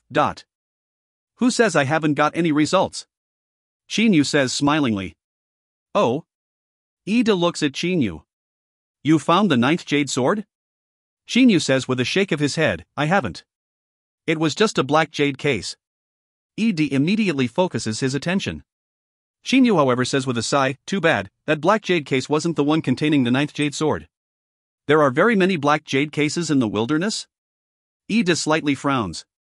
In his opinion, the immense wilderness possibly has quite a few natural forging materials, but black jade cases are not something that can be created by nature. The only explanation for these kinds of things appearing in the wilderness is that someone made them out of boredom and then put them in the wilderness. Ida does not know who could have done such a nonsensical thing. Of course not many. Chinyu says with certainty. But he thinks in his mind, there are only 7 or 8 of them. Ida gives a rare faint smile, you were just unlucky.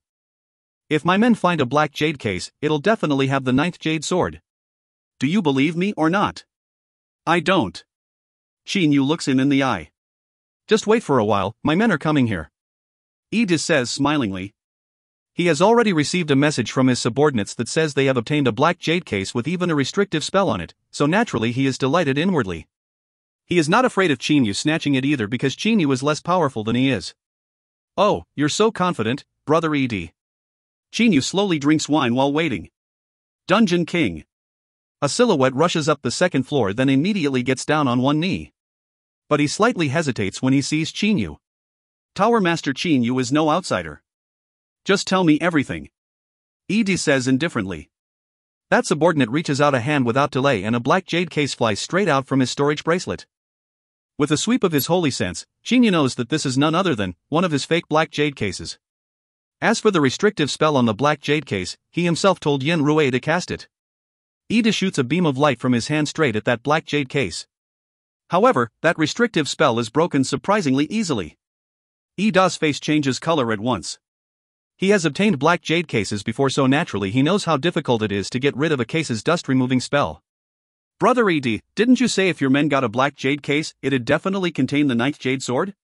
Let's open it to take a look. Chinyu says smilingly on one side. With a cold humph, Ed immediately throws that black jade case on the floor. A bang is heard and the black jade case is broken into a good number of pieces. Inky jade is an ordinary kind of jade and Yin Rui's restrictive spell has been removed by Ida, so the black jade case is shattered instantly when Ida throws it on the floor in anger. A piece of paper then floats out from inside the shattered black jade case.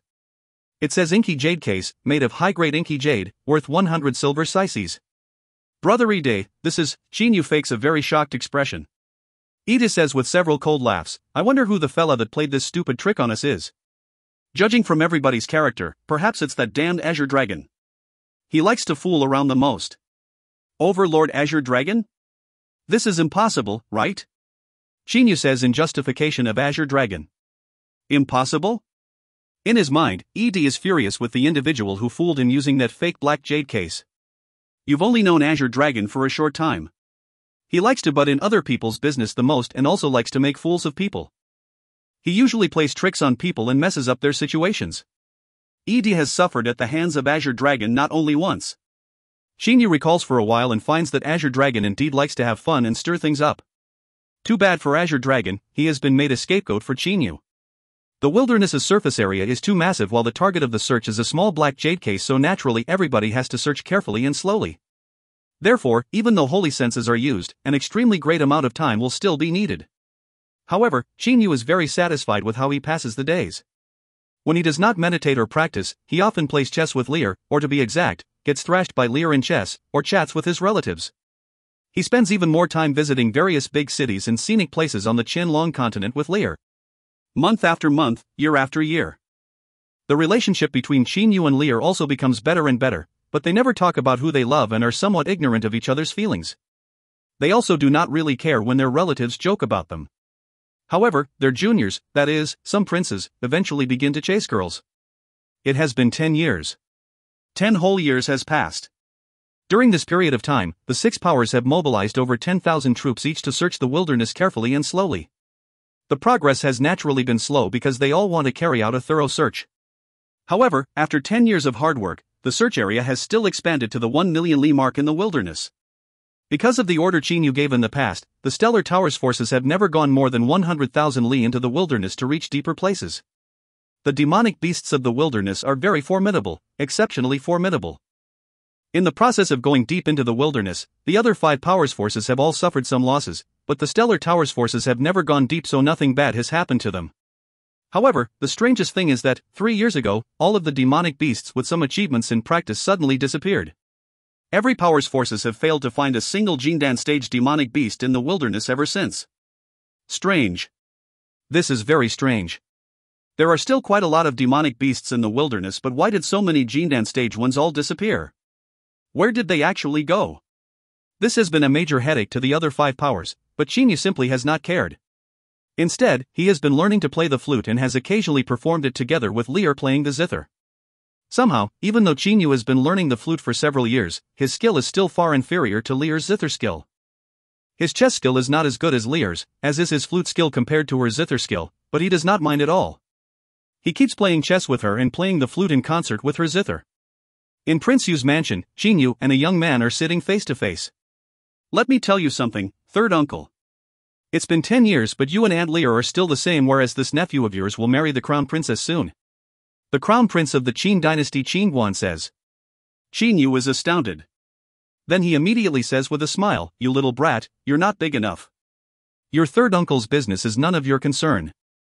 In fact, Qingguan is not little, as he is already 18 years old. On the Qianlong continent, where one can undergo the ceremony of adulthood at age 16, an 18-year-old getting married is nothing special. Third uncle, it's not that I'm little, but that you're too big. You're so big but you're still single. Qin Guan says discontentedly. All of a sudden, Lear comes over from the distance, holding a small salver with some bunches of grapes on it. She puts the salver down on the table. Eat the grapes, Qin Yu. It took me some time to choose them. I already washed them carefully. Qin Yu begins to eat the grapes very happily without delay. Big brother. Hey, you also flies over. What's the matter, Xiao Hei? Don't steal. These are the grapes Lear gave me. Hey Yu opens his mouth and swallows 7 or 8 grapes at a gulp, which makes Qin Yu very worried. Hey Yu gives a smile. Big brother, I'm going to tell you a delightful thing. Oh, a delightful thing? What is it? Qin Yu looks at Hey Yu very curiously. The latter says proudly, I'm going to face the 6 and 9 heavenly tribulation a half year later. Really? Qin Yu is astonished. Of course it is. But, big brother, Ho Fei already went through the 6 and 9 heavenly tribulation several years ago, and my power is even weaker than yours. Why do I now have to undergo the tribulation earlier than you? Hey Yu says doubtfully. In the Stellar Tower, Ho Fei is now the most powerful. By contrast, Qin Yu has yet to sense when his 6 and 9 heavenly tribulation comes. Qin Yu says with an indifferent smile, who knows? In theory I should have already reached the peak of the late meteor stage 10 years ago, but I've always been unable to sense the arrival of my 6 and 9 heavenly tribulation ever since. However, this is not something that can be forced. During the past 10 years of Qin Yu's stay on the Qianlong continent, Uncle Lon once came to his place. Qin Yu asked why he had been unable to feel the arrival of the 6 and 9 heavenly tribulation, because, after all, even Ho Fei had passed this tribulation. However, Uncle Lon only told him not to worry and not to care about it either. Although Qin Yu has not gone through the tribulation, his soul level has been improving rapidly. Thanks to staying together with Lear for 10 years, his soul has now almost reached the early Kongming stage. It should be known that as the soul improves, the difficulty of improving it also increases a lot. Qin Yu has been able to reach his current soul level not only because of the meteoric tear, but also because of Lear's zither music. Lear says smilingly, this is not something that can be forced. There must be reason for the 6 and 9 heavenly tribulation to come so slowly. Your power was already enough long ago, and your soul is even at a far superior level than your power, so in theory it'll come soon. Alright, it's useless to worry. Qin Yu says in an unconcerned manner. Suddenly he notices something. With a turn of his hand, a transmitter appears. Right after Qin Yu makes a holy sense sweep, his face changes color greatly. What happened, big brother? Xiao Hei asks immediately. Qin Yu says slowly with a deep frown, Azure Dragon's forces of more than 10,000 in total have been annihilated. Recalling that message Azure Dragon sent him, he has a feeling that perhaps his quiet life can no longer continue. End of B8C12. If you find any errors, ads pop up, ads redirect, broken links, non-standard content, etc., please let us know. Report chapter so we can fix it as soon as possible. Book 8, Chapter 13. B8C13, Black City. At a place more than 2 million li deep into the wilderness on the Qianlong continent, there is a dragon rocky lion that is dark red from head to toe, over 100 m long, several tens meters tall and covered entirely in red rock-like armor. His neck even has 6 thick, sharp spines and his head has a golden horn. At the moment, the dragon rocky lion Qin Yu once met is rushing about in all directions extremely fast with peerless ferocity, causing loud rumblings in the process. Even high-grade flying sword cannot penetrate his rocky armor, which is several meters thick. Roar! The dragon rocky lion roars. His golden single horn is flashing non-stop with a frightening light. Flying swords are shattered, miserable cries are heard continuously, heads are sent flying, limbs are severed, flesh fragments are scattered and blood flies up in the air wherever the dark red blur goes. Divine beast, it's a divine beast. Quickly run! A Dongshu stage guardian of the Azure Dragon Palace shouts loudly. Now his expression is ferocious, but there is terror in his eyes.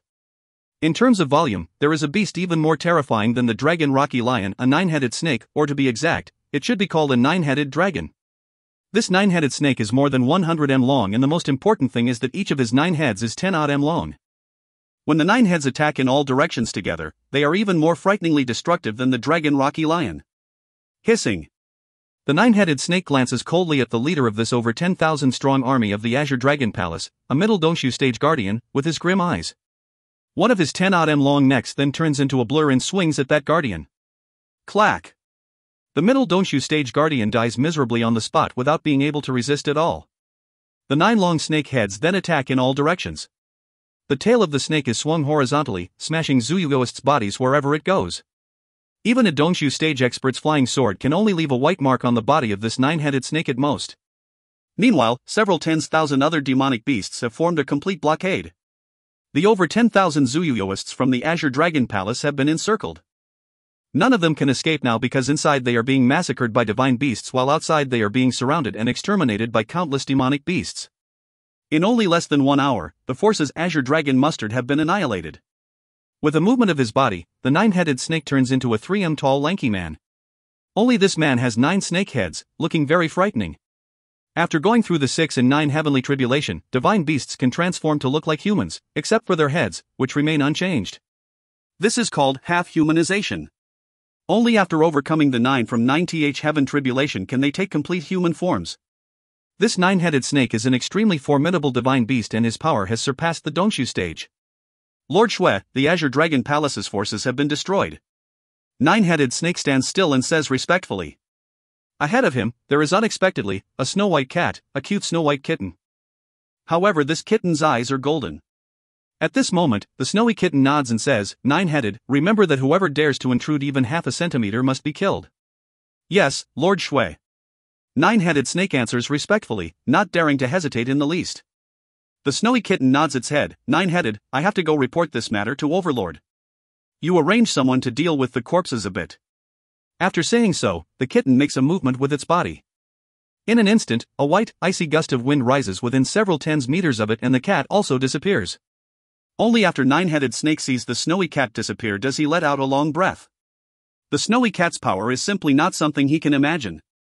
And just thinking about the overlord mentioned by the cat terrifies him. Several tens thousand li away from the place where 10,000 subordinates of Azure Dragon were killed, there is a quiet deep cave which goes into the ground vertically. Nobody knows how deep this cave is. Ah! Anguished cries keep echoing in the cave until they come out. The faces of all the members of the two groups outside the cave change color greatly. The two leaders take out a transmitter each and message the members in charge in the cave. However, they get no replies regardless of how many messages they send. One message is sent after another, but none of the members who entered the cave answers. Men from the Panglai Immortal region listen. This quiet deep cave was found by our Purple Flame Devilish dungeon first. If you hadn't vied with us by sending several thousand men down, why would our Purple Flame Devilish dungeon have suffered such huge losses? I'm going to report this to Dungeon King. The leader of the group from the Purple Flame Devilish dungeon, a black-robed old man, shouts to the leader of the group from the Panglai Immortal region, a blue-gowned juvenile. That blue-gowned juvenile says with a cold laugh, "You found it first? It should be my man who discovered this secret place first, but your men killed him to silence him. Luckily he had already sent a message, or else we still didn't know. This time you are to blame for my Panglai Immortal region losing several thousand men. In just a while, these groups have lost more than a third of their power." The black-robed old man and the blue-gowned juvenile both feel that they cannot account for this, so they put the blame on each other. The black-robed old man says with a cold laugh, "Men from your Panglai Immortal region are pretty good at lying. All of you are very hypocritical. I won't waste time talking to you anymore. I'm going to report this to Dungeon King." He immediately begins to send another message through the transmitter in his hand. The blue-gowned juvenile also sends another message. In a residence in a small town of the Qin dynasty near the wilderness Stat. The leaders of the 6 powers from the overseas Shojin world are gathering here. Searching for that black jade case in the wilderness is the job of their subordinates. All along, these high-ranking leaders have been strolling about the Qianlong continent to relieve boredom or practicing quietly. However, now all of them are here. In just a few days, Azure Dragon's forces of more than 10,000 have been exterminated while the Panglai Immortal region and the Purple Flame Devilish dungeon have both lost a third of their men. Such heavy losses never occurred during the 10 previous years, so the 6 big leaders have been shocked by them. There are 6 thrones. Qin Yu is sitting in one of them. Ho Fei and He Yu are standing behind him. The other 5 seats have been taken by Azure Dragon, Old Freak Three-Eyed, Di Long, Reverend Yen Su and Dungeon King Ida. At the moment, the atmosphere in the house is a bit oppressive. What happened, Azure Dragon? How did all of your subordinates die with not even one escaping? Old Freak Three-Eyed is still in disbelief. Azure Dragon lets out a sigh. There is, however, very little sadness in his eyes. After all, the forces sent to carry out the search this time all live near the Qianlong continent and the core forces of his Azure Dragon Palace have not been used yet, so he does not really mind after these forces were wiped out. However, from now on, he cannot have anybody on the Qianlong continent search for the Black Jade case for him. Now my forces are all gone, so I'll tell you this piece of info. After going more than 2 million li into the wilderness, you'll see a huge black city with at least several 100,000 Zuyuyoists inside. Azure Dragon says positively. The face of everybody present changes color. Several 100,000 Zuyuyoists? Even though any of the 6 powers has more subordinates than this, the wilderness is not their headquarters. They only have a little more than 10,000 subordinates here. The forces inside the Black City are just a portion. The area outside the city is several tens times larger than the city. This area is full of Zuyuyoists and all of them have at least reached the Jindan stage. Their number even surpasses 1 million. Azure Dragon says very solemnly.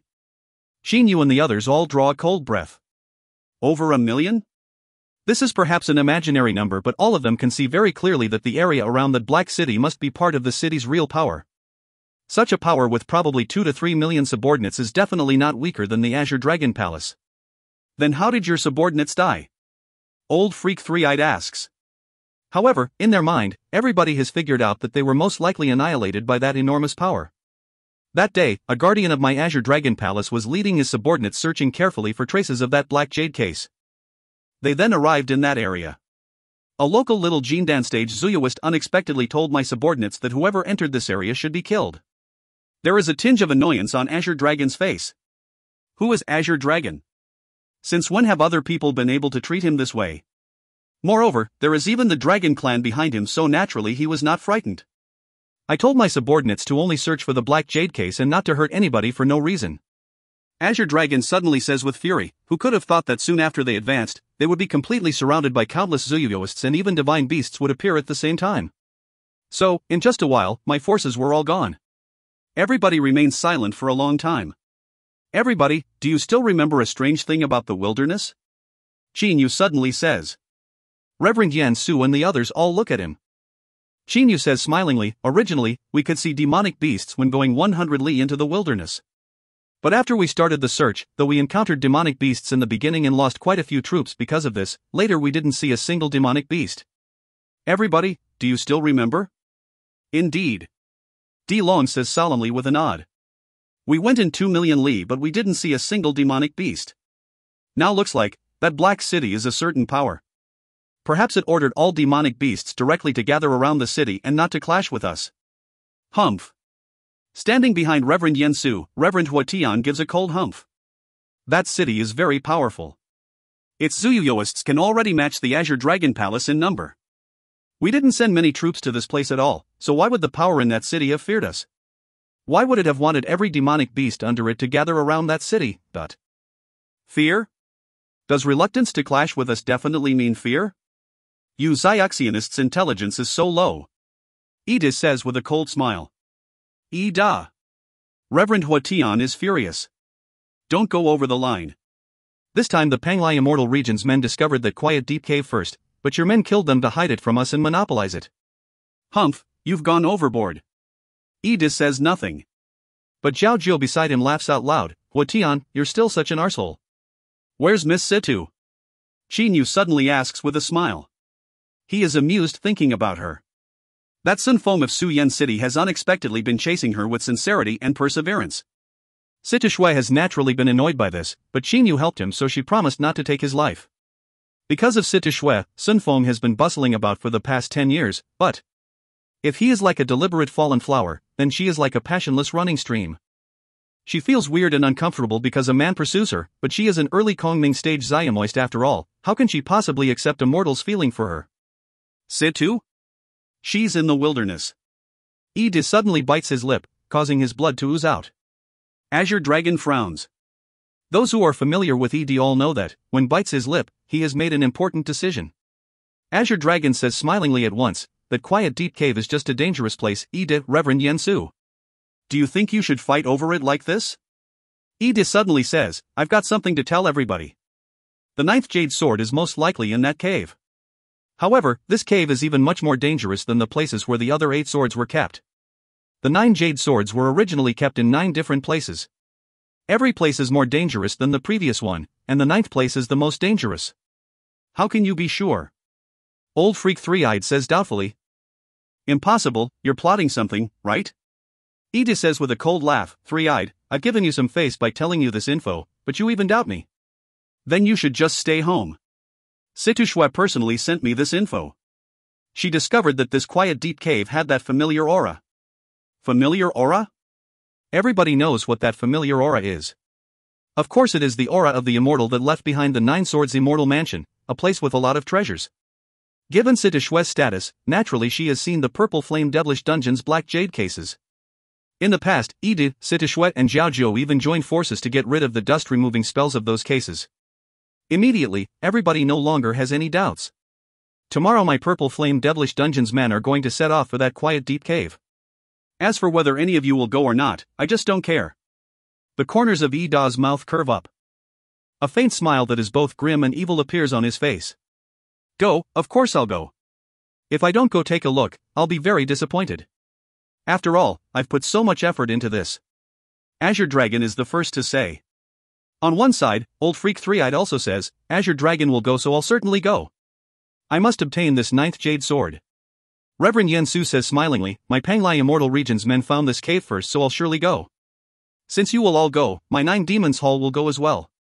But, you must not forget that this cave has already killed several thousand men of the Purple Flame Devilish Dungeon and the Panglai Immortal Region each. It's definitely not a nice place. Di Long folds his arms before his chest and says with a smile. Xinyu stands up, turns around and starts to leave. Everybody, tomorrow my stellar tower will go with you. But, don't forget that mysterious city. Why did it want all Zuyuyoists to gather around the city? When he finishes talking, he has already left. Ho Fei, carrying his black stick on his shoulder, and Heiyu follow Xinyu to also leave. End of B8C 13. If you find any errors, ads pop-up, ads redirect, broken links, non-standard content, etc., please let us know. Report chapter so we can fix it as soon as possible. Book 8, Chapter 14. B8C 14, Danger Zone. In a pitch-black space, a pair of blood-red eyes are the only things visible. Suddenly, a small white area appears in this space. It is none other than that snowy cat. In an instant, the snowy cat transforms into a cat-headed woman, looking like a catwoman. She is now wearing snow-white tight-fitting clothes, revealing the extremely sexy curves of her body. This snowy cat is also a divine beast, a top-class being among demonic beasts. The snowy cat says very respectfully, Overlord. That pair of blood-red eyes looks at her. Xiao Shui, Dragon Rockies, and Hongwuan 6 and 9 Heavenly Tribulations will come soon, won't they? Overlord, Hongwuan 6 and 9 Heavenly Tribulation will come 3 months later, but Dragon Rocky is still unable to sense his tribulation. The snowy cat says respectfully. Have you dealt with the Azure Dragon Palace's forces completely? The snowy cat gives a smile. Her golden pupils flash with a tinge of blood red. Overlord, all of them have been dealt with. No one was spared. Very well. The blood-red eyes suddenly shut, thus disappearing in this pitch-black space. The immense wilderness is vast. The high echelons of the 6 powers are going forwards into the wilderness extremely fast together. At the same time, the leaders order the forces near that quiet deep cave to gather at the entrance of the cave. These several tens individuals are the top figures of the 6 powers, so naturally their speeds are extremely fast. Ho Fei's black stick has been resized and now it is as thick as a tree. Sitting on the black stick, Ho Fei says laughingly to Xinyu, Big brother, you're really formidable. This time Sis Lear also wanted to go to broaden her horizons, but you were even able to persuade her to stay in the mansion. A faint smile appears on Xinyu's face. This time everybody wants to go deep into the wilderness to explore that quiet deep cave. When Lear knew about this, she also wanted to follow Xinyu to make an exploration of the cave. Xinyu knows that she has magic powers, but her personal power is too weak and, moreover, this quiet deep cave is too dangerous, so he tried every means to eventually succeed in dissuading her. Therefore, the 3 masters are the only members of the Stellar Tower who left for that quiet deep cave this time. Monkey, Big Brother did so for Sis Lear's benefit. Heiyu's voice rises. Ho Fei says while shaking his head, how could I not know? But, there's absolutely no need for Big Brother to worry about Sis Lear's safety. Uncle Lan cares about her the most, so how can she possibly not have life-saving treasures? Ho Fei is totally confident. Xinyu gives a smile. He does not want to let Lear take a risk under any circumstances. In the wilderness, mountain ranges and ravines are everywhere. And huge trees which are hundreds or thousands of zheng tall can also be seen. Various demonic beasts that are yet to reach the Jindan stage keep roaring wantonly. Everybody is piercing through the sky extremely fast, heading east straight. After going for several days, Azure Dragon, Reverend Yen Su, Xinyu and the others finally arrive at the location of the quiet deep cave. By now, the forces of the powers have already gathered here, except for the Stellar Towers and the Azure Dragon Palace's forces. The Azure Dragon Palace's forces are not here because they were already wiped out, and the Stellar Towers forces are not here because they are staying in the outermost 100,000 li area. Given those common guards' power, they simply cannot come here in time even if they want. The forces from the Panglai Immortal region, the Purple Flame Devilish Dungeon, the Blue Water Mansion and the Nine Demons Hall all salute their respective leaders. That quiet deep cave is in a valley in a continuous mountain range. It has an opening of 10 odd m in diameter and is fathomless. At the moment, that valley is full of standing people. The experts like Azure Dragon are standing beside the cave. This quiet deep cave really has the aura left by that immortal. Holy senses are totally useless here, so we can only rely on our eyes. Azure Dragon now no longer has any doubts. Before talking, he had already set up a restrictive spell around them to prevent the subordinates in the surroundings from hearing what they were going to say. The others also nod. They have certainly discovered the mysterious thing about this quiet deep cave and that familiar aura. Reverend Yen Su says loudly, "Everybody, this quiet deep cave seems very likely to be the place where the ninth jade sword is kept. Now we have to explore the cave to see how deep it is. Let's discuss carefully whether we should explore it individually or explore it together." "Ha, I don't have an opinion. Now, except for Tang Shan, I've got no subordinates." Azure Dragon laughs out loud and says. Xinyu also nods his head. "The four of you just discuss with each other. My Stellar Towers forces are still on the border of the wilderness and simply can't come here. I'm the same as Overlord Azure Dragon. You can decide how to carry out the exploration by yourselves, but..." Reverend Yen Su, Old Freak Three-Eyed, D Long and Ida remain silent for a while. "Let's go down with 1,000 men each and use them as a tool to learn more about the way as we go," Ida says coldly. The other three ponder a little bit, then nod their heads. They also know that those ordinary subordinates of theirs, who are mostly at the Jindan stage in power, will have very little hope of surviving in this keeping place of the ninth jade sword. "Alright, as this is the case, let's gather your forces, everybody. We'll start entering this quiet deep cave 1 hour later," Azure Dragon says immediately. The others also agree with him. Xinyu, however, gives the cave a look. It is pitch black and bottomless. Nobody knows what there are inside. An hour later, the other four powers fly into the cave, successively bringing along 1,000 ordinary Zyationists apiece. But Xinyu and Azure Dragon go into the cave with just a few experts. The cores of the 6 superpowers go in the center of the group, led and followed by ordinary Zyationists. This quiet deep cave is unusually dark. Azure Dragon says with a cold humph. "Even with my vision, I can only see as far as several tens meters down." Xinyu says with a smile, "You're already really formidable, Overlord Azure Dragon. I can only see as far as 10-something meters. Perhaps those ordinary Zyationists can only see a couple of meters ahead of them. Their hearts must pound with fear as they fly. Big brother, I can see as far as 1,000 m." Ho Fei's voice rises in Xinyu's mind through holy sense communication. Xinyu is surprised then happy inwardly at once. It is certainly great that Ho Fei is capable of such a thing in this pitch-black place. Hoo-hoo. Suddenly, everybody falls silent because they can hear those strange noises, which sound like wind noises and come from the depths of the cave. Their vigilance is increased to the max in the blink of an eye. There is wind deep under the ground? It's dangerous, big brother. Frighteningly cold air is rushing up from deep under the ground. Ho Fei's voice rises in Xinyu's mind. "Be careful, there is cold air deep under the ground." Old Freak Three-Eyed's voice also rises urgently. His third eye has been open all along, shooting various indistinct green beams of light towards the depths of the ground. Xinyu can feel the expansion of the cold air clearly. Even though it has not reached his body, he already feels a tingling sensation on his skin.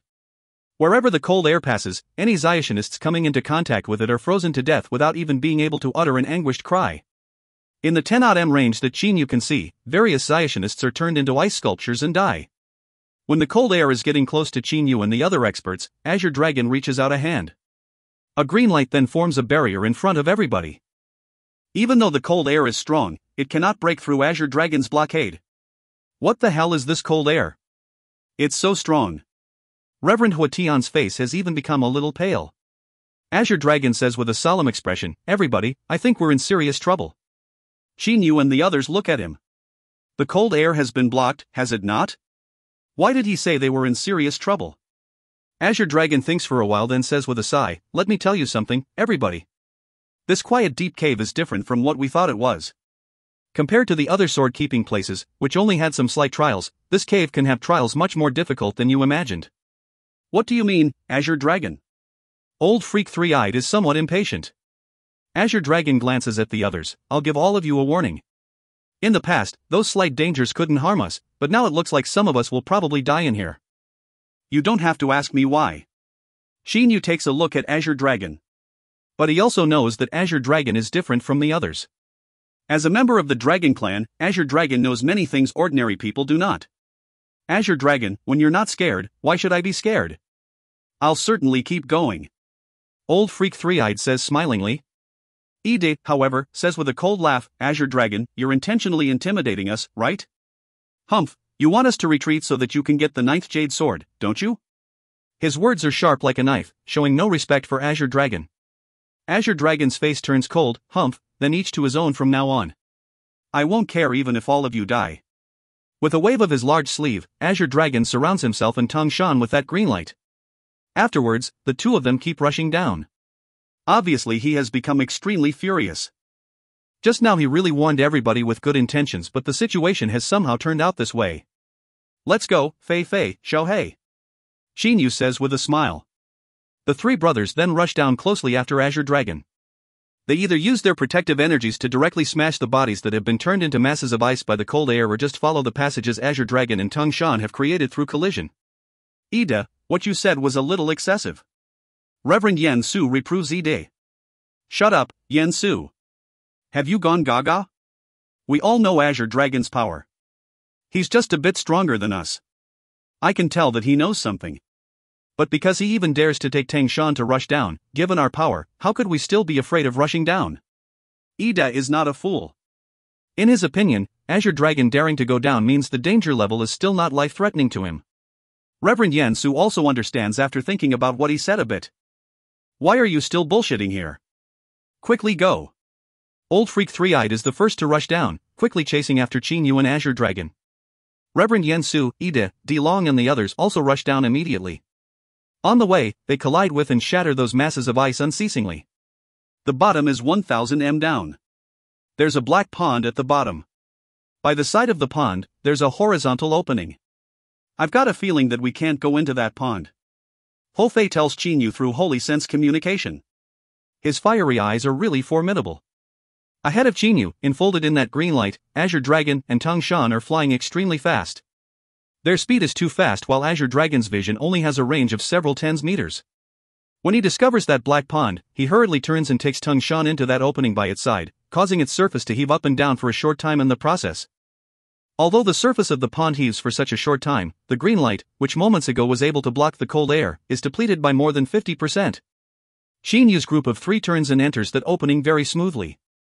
Old Freak Three-Eyed naturally has noticed this scene. Ah! Several painful cries are heard continuously.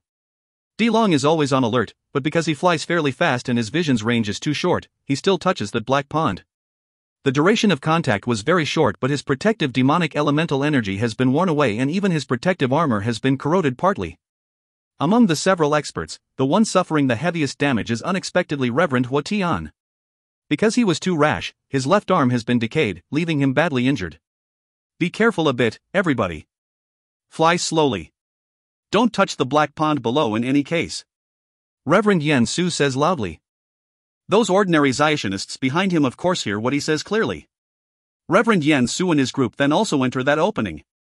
Thanks to his warning and their slow flying speeds, the 2,000 to 300 Xiationists at the rear do not suffer any injuries. Azure Dragon and Tung Shan's flying speed is not fast at all because their vision is insufficient. However, Shinyu's group can fly much faster than them because of Ho Fei's vision.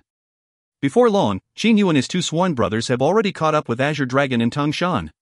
Brother Qin, you'd best go beside me. Azure Dragon says with a solemn expression. Qin says doubtfully, what happened, Overlord Azure Dragon? Or in other words, what have you discovered?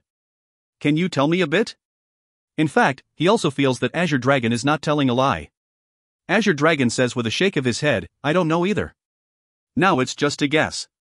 But if you follow me, you'll be in much less danger, Alright, then I'll leave my little life in your protection, Overlord Azure Dragon. Please don't let me down. Qin says jokingly. Hofei however grunts while Heiyu says nothing and just stays beside Qinyu quietly. The five of them then fly side by side.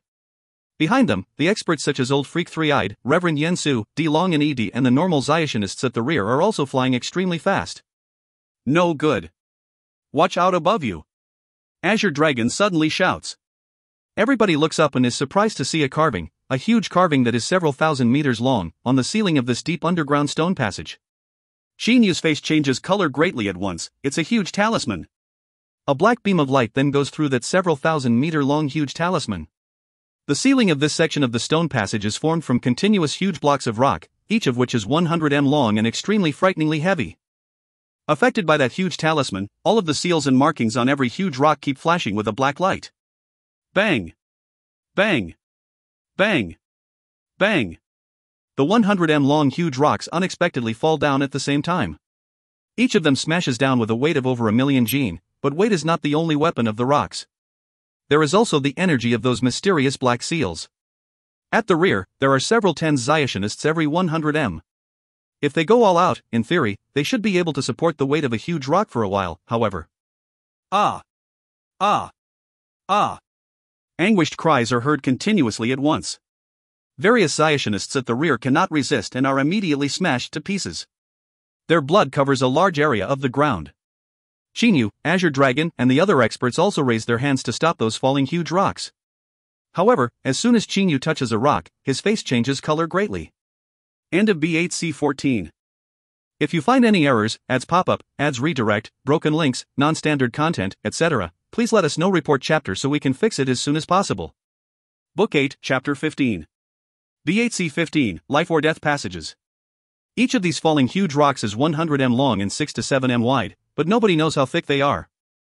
Qinyu estimates that they weigh only several million Jin, but the ordinary Zyationists at the rear cannot put up any resistance even when several tens of them join forces. Qinyu slightly bends his legs and tries to prop the 100 m long huge rock above him up with his hands. An extremely large pressure immediately comes down through his arms from the rock. Qinyu cannot help bending his legs somewhat more again. Z. A deep noise rises at his feet as they sink into the flagstone under him on the ground. Because the huge rocks forming the ceiling of this section of the stone passage fell down simultaneously, the weight of each of them threatens a different number of individuals under it.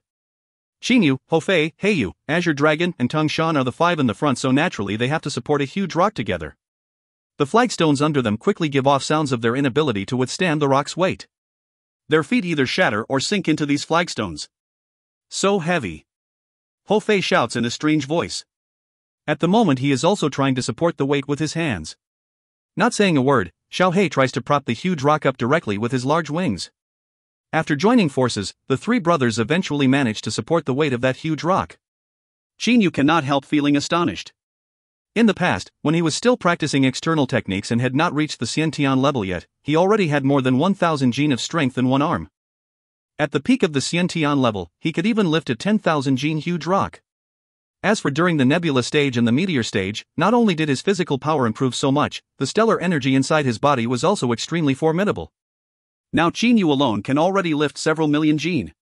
And Hofei's strong point is strength. In terms of strength, he is even superior to Qinyu. Xiaohei's strength is about the same as Qinyu's too. Even so, they have to join forces to support this huge rock.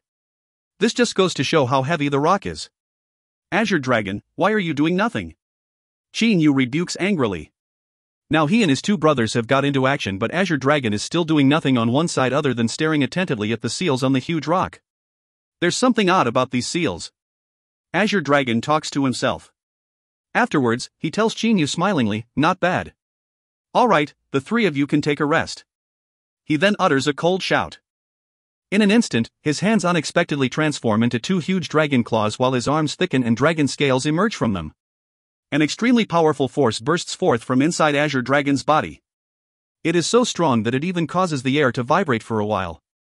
As soon as Azure Dragon supports the rock with his arms, Qinyu, Hofei, and Heiyu do not feel any pressure at all. Surprisingly, he has single-handedly outdone the combined force of Qinyu and the others too. Hofei's eyes flash with a red light.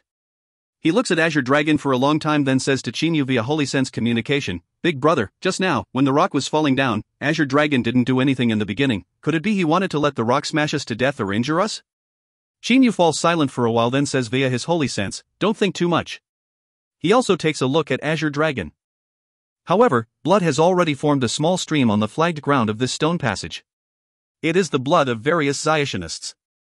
When even Xinyu and his two brothers had difficulty withstanding the huge pressure of a rock, how can several tens ordinary Jindan stage Zyationists possibly take it? By now, the anguished cries have already started to gradually stop. Because every huge rock is 100 m long, the individuals under a rock naturally form a group. Xinyu and the four near him are a group. Behind them, Dilong, Dijin, Disu, Old Freak Three-Eyed and Luku happen to be under the same rock. Ida, Sitishue and Zhaojiu are being pressed on by another huge rock. Reverend Yensu, Reverend Huatian, Reverend Defeng and the 10-odd Zyationists closely behind them are supporting another huge rock together. Except for these individuals, everyone has already died. Damn it, until when do we have to keep holding this rock up? Break for me. The black stick in Hofei's hand is suddenly swung at the huge rock. Of course, the stick is unquestionably powerful. How can normal huge rocks possibly withstand its might? In theory, it should shatter this huge rock where it hits.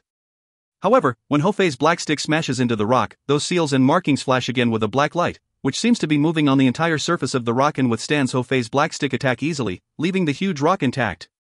Oh! Hofei is astonished. Break! A shout is heard as Azure Dragon's claws begin to shine dazzlingly. The claws then tear the black light of the seals apart. Afterwards, the huge rock is naturally smashed to countless chunks. Immediately, there is no longer a rock above the heads of Xinyu and his group. Xinyu, Hofei, and Heiyu all look at Azure Dragon. The attack of Hofei's black stick failed to damage those black seals, but Azure Dragon was able to mangle them. It is easy to see the gap between them. However, Hofei has not transformed yet, so his real power has not been used to the full. Whiz! The area right between Old Freak Three-Eyed's eyebrows splits. His third eye shoots out a green shaft of light, which hits some of those black seals squarely. Following this, everybody in his group easily shatters the huge rock above them. A frightening energy sword suddenly rises from the surface of Reverend Yensu's body. At the moment, it looks like he is enfolded in a huge sword. After a shout, the energy sword shoots straight at some black seals, which are shattered similarly. Ida's waist-length purple hair suddenly shoots straight up like needles. Poof! The black light of the seals is pierced through by the long purple hair like a sheet of paper, just like that. After those huge blocks of rock have been destroyed, the whole passage brightens. The original pitch-black space unexpectedly disappears. The pitch-black just now should have been caused by those mysterious seals. Azure Dragon says firmly. Now there are a great number of broken rocks on the ground of the passage, but this does not affect anybody in the slightest. Xinyu casts a look at four experts: early Kongming stage Divine Beast Azure Dragon, late Doshu stage Divine Beast Old Freak Three-Eyed, who has a third eye, late Kongming stage Xayamoist Edi and late Kongming stage Zyaccionist Reverend Yensu. Although Azure Dragon is the most powerful among them, the gaps between him and the other three are very small. So strong, Xinyu says in his mind. He knows very well that among the 6 major powers, the Stellar Tower is only a little bit superior to the 9 Demons Hall, because the other 4 powers are under the command of those 4 super experts. However, if Uncle Lan is regarded as a member of the Stellar Tower, then it will become the supreme power. The Stellar Tower has Xinyu, Hofei, and Heiyu. The Azure Dragon Palace has Azure Dragon and Tang Shan. The Blue Water Mansion has Old Freak Three-Eyed and Luku. The 9 Demons Hall has Dilong, Dijian and Disu. The Purple Flame Devilish Dungeon has Idi, Sitishue, and Zhaojiu. The Penglai Immortal Region has Reverend Yensu, Reverend Huatian and Reverend Defeng. There are also the 10-odd Zyationists who were lucky to survive behind the 3 Reverends. I think we should cooperate. If we keep acting individually like this, who knows how many of us will die before seeing the 9th Jade Sword? Reverend Yensu says smilingly. Ida fiddles with his long hair and says with an evil smile, cooperate? Not bad if you're sincere, but if you're just pretending and going to use a sneak attack at a crucial moment, huh? After several cold laughs, he says positively, I'm used to protecting myself and not in the habit of putting my life in the hands of someone else. I'm the same. Old Freak Three-Eyed gives Reverend Yensu a disdainful look. By contrast, Dilong says, I don't agree or disagree. If everybody agrees, then I'll also agree. He is just beating around the bush. 2 experts have already voiced their objections, so his words imply that he will not agree to cooperate. Xinyu says nothing about Reverend Yensu's suggestion. Azure Dragon, let's keep going forwards. He tells Azure Dragon. Taking a look at everyone behind, Azure Dragon says indifferently, be careful, everybody. I won't care if any of you die. Just go back if you fear for your life. After saying so, he keeps going forwards with Tung Shan. Nobody retreats, not even those 10-odd ordinary Xiationists. It is not that they do not want to retreat, but that they do not dare to. The leaders of the 6 superpowers can retreat, but they cannot, because they are subordinates. If they retreated, it would be no different from abandoning their leaders in the face of danger, and they would be given severe punishments. This time, everybody is obviously very careful. They keep going forwards while observing their surroundings attentively. After going about several hundred li along this passage, everybody enters a special place, a cave that can accommodate tens of thousands of people. In addition to the entrance, the cave has 9 exits, each of which is connected to a quiet, long passage whose the other end is nowhere in sight. 9 passages, one is life, the others are death. You must choose, if you want to obtain my treasures, you must have enough luck. There are words of the Qianlong continent on a wall of the cave. Each of them is giving off a terrifying aura. Those auras are so strong that they are far superior to the auras of divine beasts like Azure Dragon and Old Freak Three-Eyed. It can be said that they belong to a whole different level. Everybody looks at that wall. Pooh.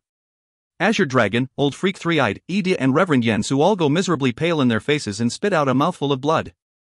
However, Qin Yu and the other experts of his caliber only feel oppressed mentally.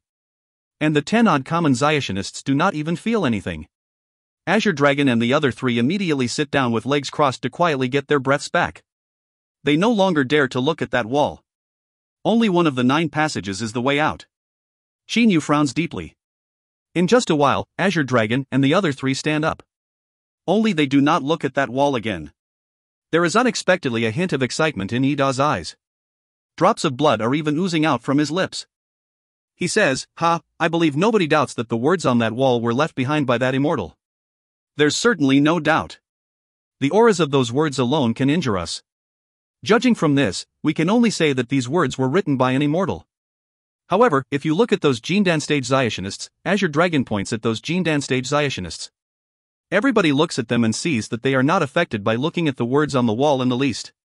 If the words simply contained oppressive auras, those who are weak would naturally not be able to endure them. These words' pressure injures those who are powerful. The weaker you are, the less you're affected. Even I have never heard of this kind of wondrous technique. This immortal is at least a golden immortal. He can even be a legendary. Azure Dragon, however, does not finish his last sentence. Obviously, that is a secret. What's the point of talking so much nonsense, Azure Dragon? Now there are 9 passages, which one must we go into? The immortal already said that the other ways are death. Given our power, we'll definitely die if we choose wrong. Old Freak Three-Eyed says with an ice-cold expression. Everybody's heart sinks a little. When someone who is at least a golden immortal said so, with their power, they certainly cannot miraculously defy him. Therefore, they must choose the passage of life to come out. There's only one passage of life among the 9 passages. It's too difficult to pick the right one. Compared to the 9th Jade Sword, life is even more important. I don't want to waste my time here. 6th brother, don't forget to follow us. After saying so, Di Long and Di Su turn around. Di Jian also follows Di Long, wanting to go back through the incoming passage. Coward. Ida says with a cold laugh. Ah! Di Long suddenly cries in fear. His face changes color greatly. Di Jian and Di Su also cry in fear. The others immediately look at them. At the moment, the 3 D brothers are looking at the incoming passage. Following the looks in their eyes, everybody looks at that passage. If they did not look, they would not become nervous. But as soon as they take a look, their faces change color greatly too. At the moment, that passage's opening is rotating non-stop like a black hole. A black light keeps spreading out from it and moving along that wall of the huge cave in all directions. No good. The experts like Azure Dragon, Reverend Yensu and Qin Yu all realize that the situation is bad. In just a moment, the black light unexpectedly spreads all over every wall of the cave, turning the entire cave into a black cave. The only things completely unaffected are those 9 passages. When they look up, they see a line of words floating high up in the air: either live or die. Ida suddenly turns his face upwards and bursts out laughing. This immortal is really formidable. The words he left behind say we got to choose the only passage of life from 9 passages. Now we really got to choose. The incoming passage is already gone. There are only those 9 passages to choose from. Weirdo. Di Long gives Ida a cold look. Most people will not react like ED in this situation because they do not want to die. However, now the remaining Ziationists must choose a passage because even the stone walls of the cave have been covered in that black light, a terrifying type of energy which frightens them. They must choose. Either live or die. You choose, big brother. I'll go with you no matter which way it is. Kaka, I'm very confident of your luck. Ho Fei says laughingly to Qinyu. Yu also looks at him. Qinyu understands the meaning of that sharp look. Both of his sworn brothers agree that he chooses. Of the 9 passages, only one is the passage of life. The probability of picking it is too low. But he must choose, because there is already no way to go back. Qinyu clenches his teeth and looks at those 9 passages. End of B8C 15. If you find any errors, ads pop-up, ads redirect, broken links, non-standard content, etc., please let us know. Report chapter so we can fix it as soon as possible. Book 8, Chapter 16. B8C 16, Holder of the 9th Jade Sword.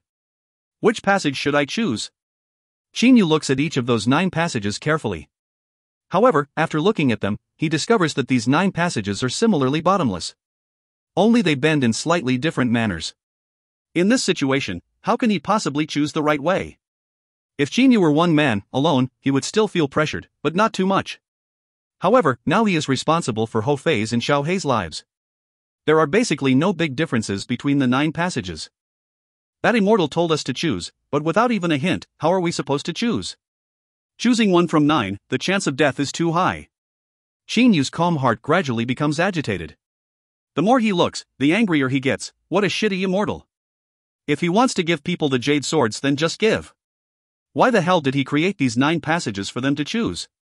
Also, there's only one passage of life. Beads of sweat ooze out on his forehead. His eyes also gradually redden a little. Azure Dragon's expression is solemn. Di Long is obviously very anxious. Old Freak Three-Eyed, however, has sat down with legs crossed. Reverend Yen Su, Reverend Hua Tian and Reverend Di Feng are discussing something. Oh my, why look so serious, Azure Dragon? Di Long, you're so afraid of death that you become this way. You're really too weak. Reverend Yen Su, could you already have an idea? Quit thinking, Qinyu, why don't you just choose and go into a passage at random? Edith says with evil laughter. Qinyu takes a cold look at him. Why don't you choose yourself? Me? Edith says while fiddling with his long purple hair. Does this question still need asking? I'm going to wait until you've all chosen. After you've died one by one, I'll know which way is the passage of life, won't I? Idiot. Ho Fei says with strange laughter. You're an idiot, Ida. Don't you see that these 9 passages are all winding and bottomless? How can you know if someone who has gone into one of them is dead or alive? Also, you don't have everybody's soul jade slip. Ida, there aren't many of us here. Why do you think all 9 passages will be chosen? Old Freak Three-Eyed opens his eyes and asks. Ida, however, does not care about his question. Three-Eyed, why are you sitting in meditation here at this moment? Old Freak Three-Eyed bursts into strange laughter. There's only one passage of life among the 9 passages. If I can't ascertain which one it is, I definitely won't choose. I'd rather practice quietly in this cave until my tribulation comes. Practice until his tribulation. Qinyu, Azure Dragon, Ed, and the others all look at him in disbelief. Even Reverend Yen Su, who is discussing, also stops talking and looks at him in disbelief. He says with a cold laugh, I don't believe that the 9 from 9th Heaven Tribulation can't destroy this place when it strikes down. If it can't, that'll be a good thing too, because I'll be able to go through it easily. His words leave everybody speechless. What Old Freak Three-Eyed said is indeed a solution. The thing is, it requires the user to endure loneliness. Even if the 9 from 9th Heaven Tribulation can't destroy this place, when I achieve ascension, I'll ascend straight to another world from this world. This place surely won't be able to stop me again. A hint of haughtiness appears in the eyes of Old Freak Three-Eyed. When one achieves ascension, they will go straight to another world no matter where they are in this world. Almost everybody says nothing. You're something, Three-Eyed. Finding him both funny and annoying, Azure Dragon merely says these words.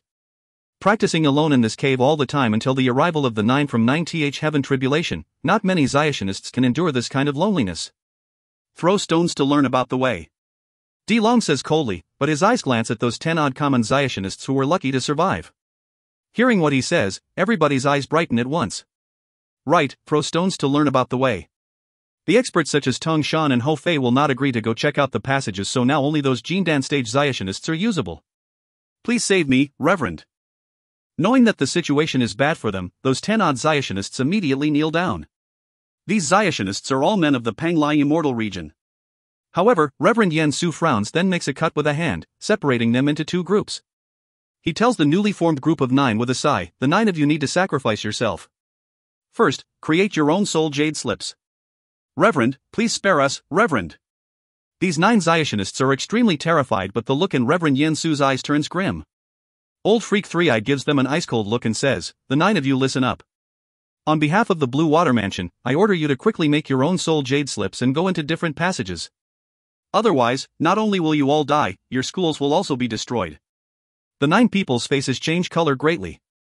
The Zyationists mobilized by the Panglai Immortal region all live near the Qianlong continent and are not the Panglai Immortal region's core forces. These men all belong to small schools, so Old Freak Three-Eyed really can destroy their schools. If we listen to the order, one of us can live. Otherwise, all of us will die. Good luck, my fellow Zyationists. A middle-aged man among the 9 kneeling people suddenly stands up and looks at Reverend Yen Su, Old Freak Three-Eyed and the others. His eyes are full of hatred. Afterwards, a chunk of jade appears in his hand. He creates a soul jade slip for himself very quickly. The other 8 people also stand up in a while. Having resigned themselves to death too, they make their own soul jade slips. The leading middle-aged man collects the 9 people's soul jade slips, then hands them over to Reverend Yen Su. He stares at Reverend Yen Su, saying seriously, "Reverend, please take them." Reverend Yen Su receives them with an expressionless face. "Good luck, everybody. I'll be the first to go." The leading middle-aged man walks straight into an outermost passage. "Good luck, everybody." Another man walks into the second passage. One after another, those men step into the passages. Reverend Yen Su then puts the 9 soul jade slips on the ground in correct order, with each jade slip corresponding to the direction in which its owner has entered a passage. Now those 9 people have already gone into the passages while these 9 jade slips are lying steadily on the ground. Azure Dragon, Reverend Yen Su, Qinyu, and the others all look at those 9 jade slips. Those 9 people have already disappeared in those deep passages, so everybody can only observe their soul jade slips to conclude whether they are dead or alive. Bang! The second soul jade slip shatters. Soon afterwards, the third soul jade slip also shatters, then the fourth one, the fifth one. In just a while, the second to the 9th soul jade slips have shattered. Everybody looks at the first jade slip with glittering eyes. It seems the first passage is the passage of life.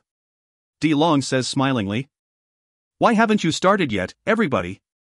Could it be you want to let that Jindan stage Zyatianist go off with the 9th jade sword?" After saying so, he goes straight towards the first passage. D. Jian and D. Su immediately follow him. Bang! At the moment, the only undamaged jade slip, the first jade slip, also shatters. The 3D brothers stop completely in the blink of an eye as if their acupoints have been hit. They then look back in disbelief. That first soul jade slip has already shattered too. At this very moment, they are baffled. Azure Dragon, Old Freak Three-Eyed, Qinyu, and the others are also baffled. 9 soul jade slips have all shattered. This means those 9 people have all died. What actually happened?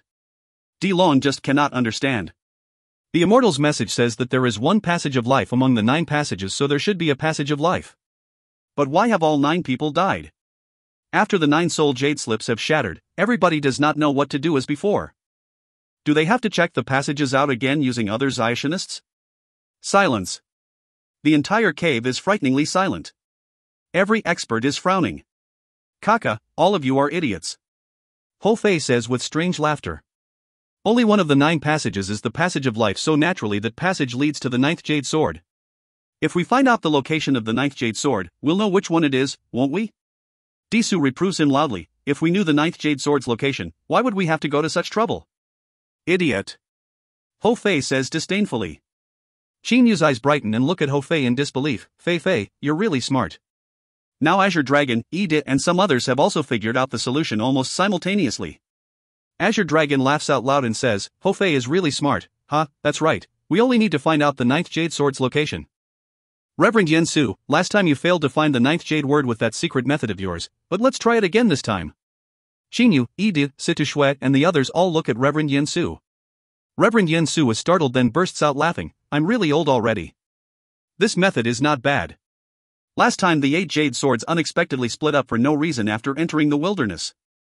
Some problem must have occurred. This time I'll try it again, maybe it'll succeed." After saying so, he sits in midair with legs crossed. The holders of the jade swords present throw their respective swords to him one after another. Now nobody hesitates because Reverend Yen Su's method is not only related to the ninth jade sword, it is even related to everyone's life. Who would dare to fool around at this moment? Reverend Yen Su begins to execute that secret method again. The 8 jade swords shoot out various beams of light, which connect them with his body. With a solemn expression, he makes many hand signs. Second after second, minute after minute.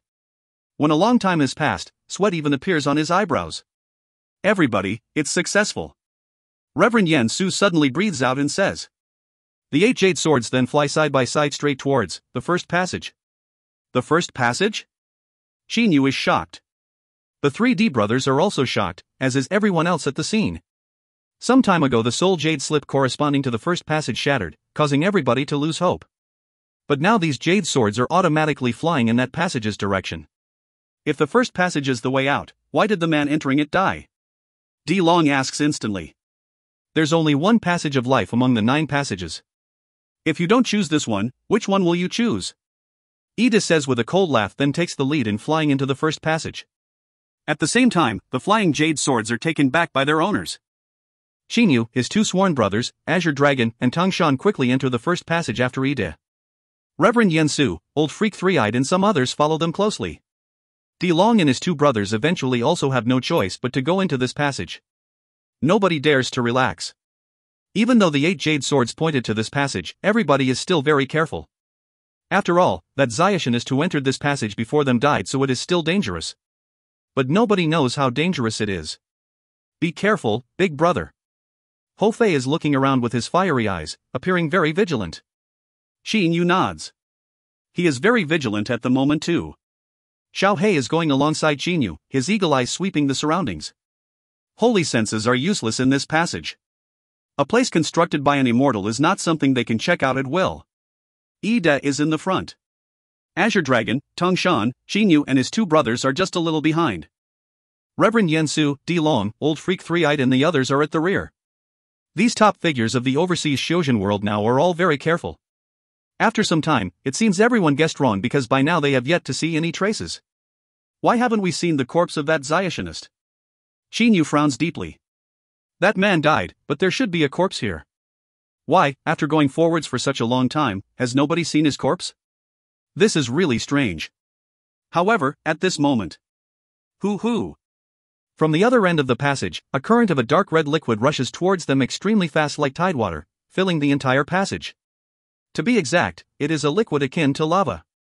There are even flames on the surface of this current of the liquid. Deep ground lava, be careful. Old Freak 3-Eyed's voice resounds through the passage.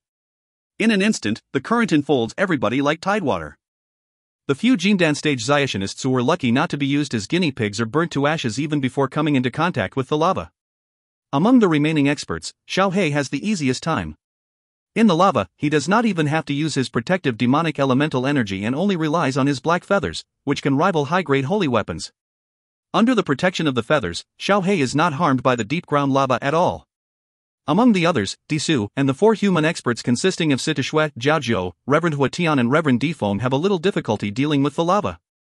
Xinyu and the rest protect their bodies with their energies and withstand the lava easily. Xinyu and the Zuyuyoists such as Azure Dragon, Tangshan and Old Freak 3-Eyed have extremely strong bodies, so even though their protective energies only neutralize more than half of the lava's power, they do not mind its residual power. The Xiaxianists and Xiamoists have weak bodies, but in the end all of them survive. A bit faster, everybody. Azure Dragon shouts, then becomes the first to rush extremely fast towards the other end of the passage. Xinyu, his brothers, and everyone else quickly follow him. In just a while, they go through the other end of the passage. There are unexpectedly no other attacks following the deep ground lava.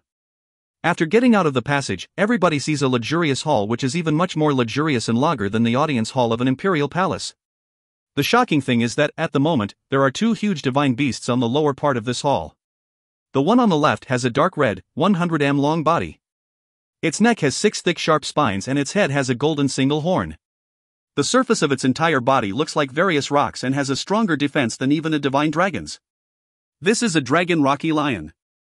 The one on the right is a huge, several tens meter tall, 2-winged bird. Flames are moving around every place on its body. It has a distinct air of grandeur. This is none other than a Hong Wan. A black-robed man is sitting on the higher part of the hall. A snowy kitten is lying on his thighs. At the moment, this man is playing with a jade sword with his head lowered.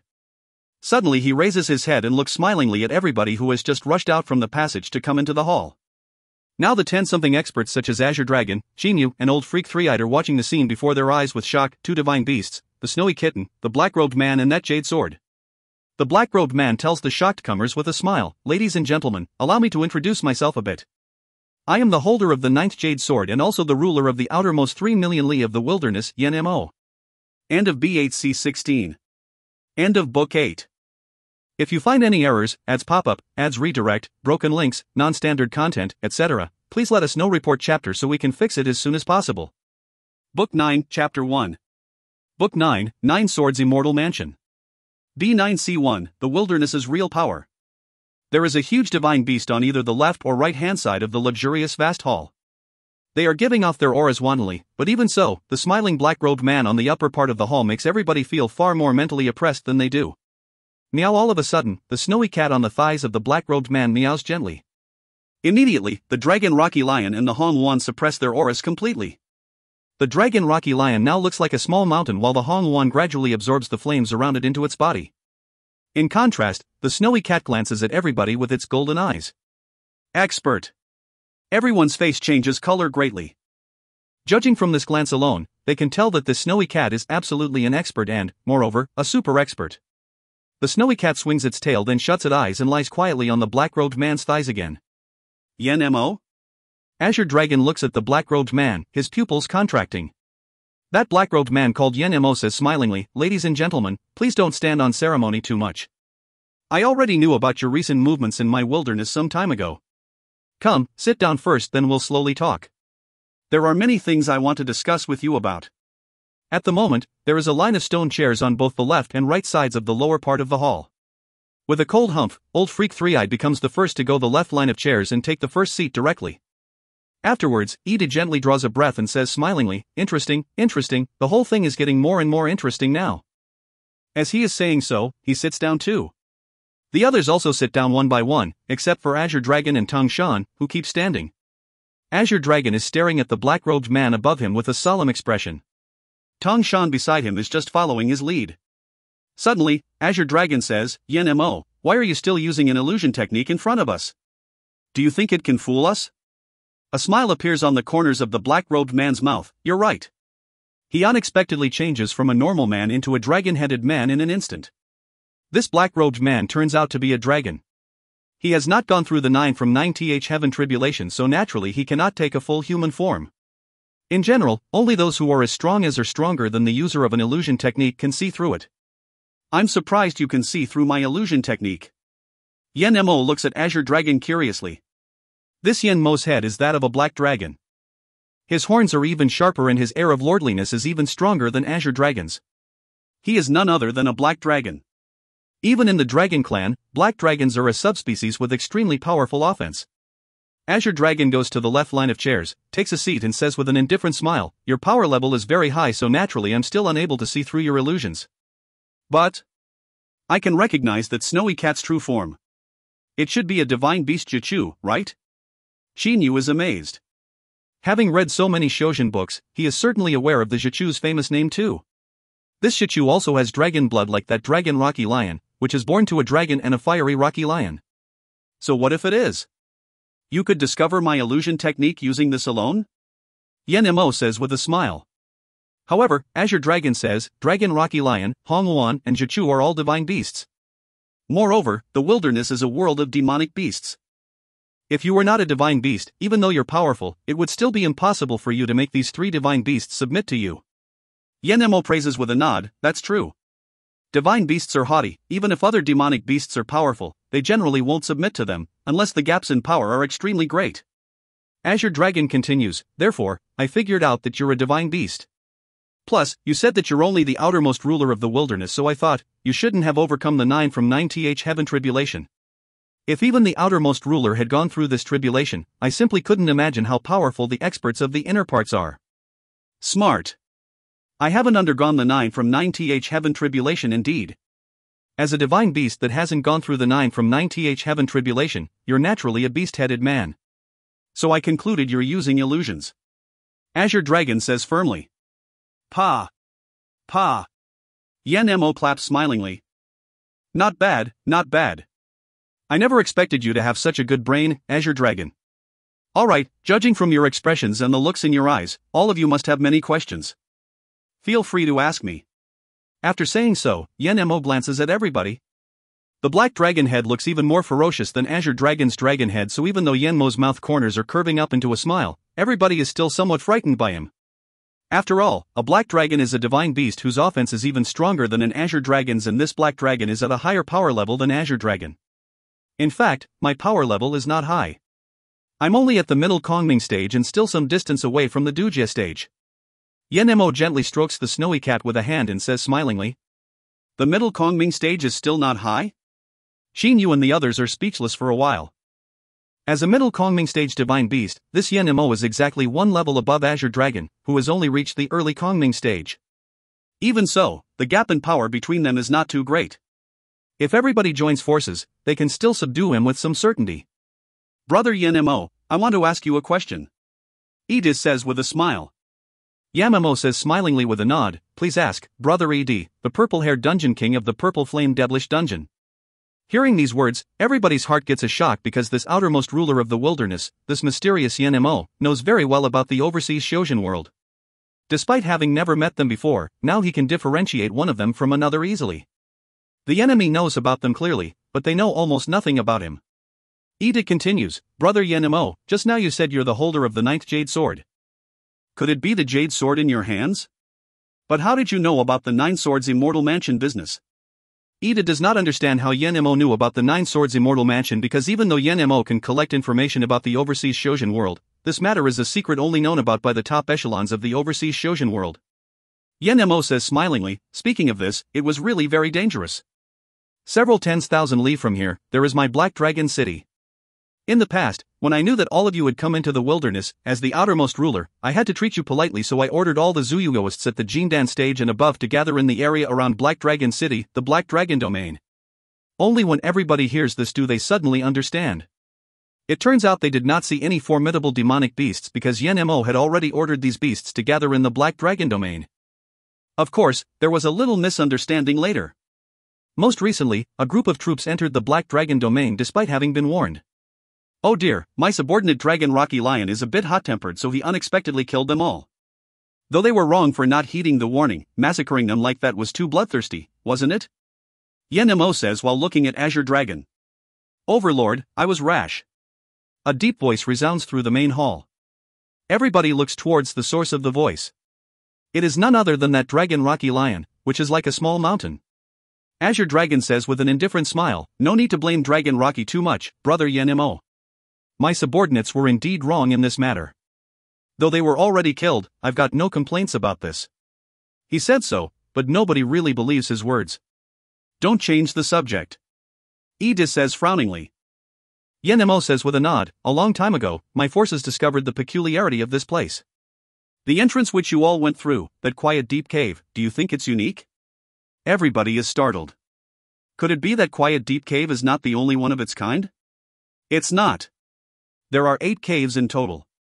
The entire keeping place of the 9th Jade Sword is built according to a very profound formation. In the past, I went in with my subordinates through another quiet deep cave and eventually reached a large cave. Facing a choice between 9 passages, I checked them out using my subordinates. Luckily one of the 9 subordinates I sent survived while the others died. After going through that passage of life, I eventually came to this place and obtained the 9th Jade Sword. Yen Mo points to towards everybody's back smilingly, look behind you, everybody, there are exactly 8 passages of life. There are 8 quiet deep caves, so naturally there are 8 large caves, 72 passages, and 8 passages of life. Oh? Checking out the passages with your subordinates? 8 died, 1 survived? D. Long says. Brother Yen Mo, you said one of the subordinates sent by you survived. We also used the same method, but why did all of the people we sent into the 9 passages die? Yen Mo gives a broad smile, looking very amused. In theory, anyone who goes into a passage of life should survive, but that Zionist died because I killed him. He answers. Everybody's expression freezes. Now they finally understand why the Zyationists who entered the 9 passages all died. Yen Mo killed the last of them. However, Yen Mo was a bit excessive by doing so. Is this not the same as pushing everyone into a passage of death? Had they not had a method of searching for the 9th Jade Sword, they would have had to randomly choose a passage to enter, which would definitely have killed most of them. Old Freak Three-Eyed says with several cold laughs, Yen Mo, you went a little overboard. What you did is no different from trying to kill us with the passages of death. Who could have thought you would dare to reveal it and even dare to meet us directly here? Could it be you aren't afraid of us ganging up on you? Azure Dragon, Ed, Reverend Yen Su and the others all look at Yen Mo, including a first-class expert like Ho Fei and those who were somewhat weaker than him such as Qin Yu, Heiyu, Di Long, Di Jian, Sida Shui, Jiajiao, Reverend Hua Tian and Reverend Difeng, who all have a Kongming stage offense. At this moment, everybody from the overseas Xiozhen world is undoubtedly standing on the same side. Ha, you still want to fight? Yen Mo turns his face upwards, laughing out loud with no fear. That's right. If you join forces, you really can be one up on me, but have you all gone bonkers? When I dare to sit here, how can I not have some methods of dealing with you? The pupils of everybody contract. Kaka, Yen Mo, I'm curious to know why you killed that man who had gone into the passage of life.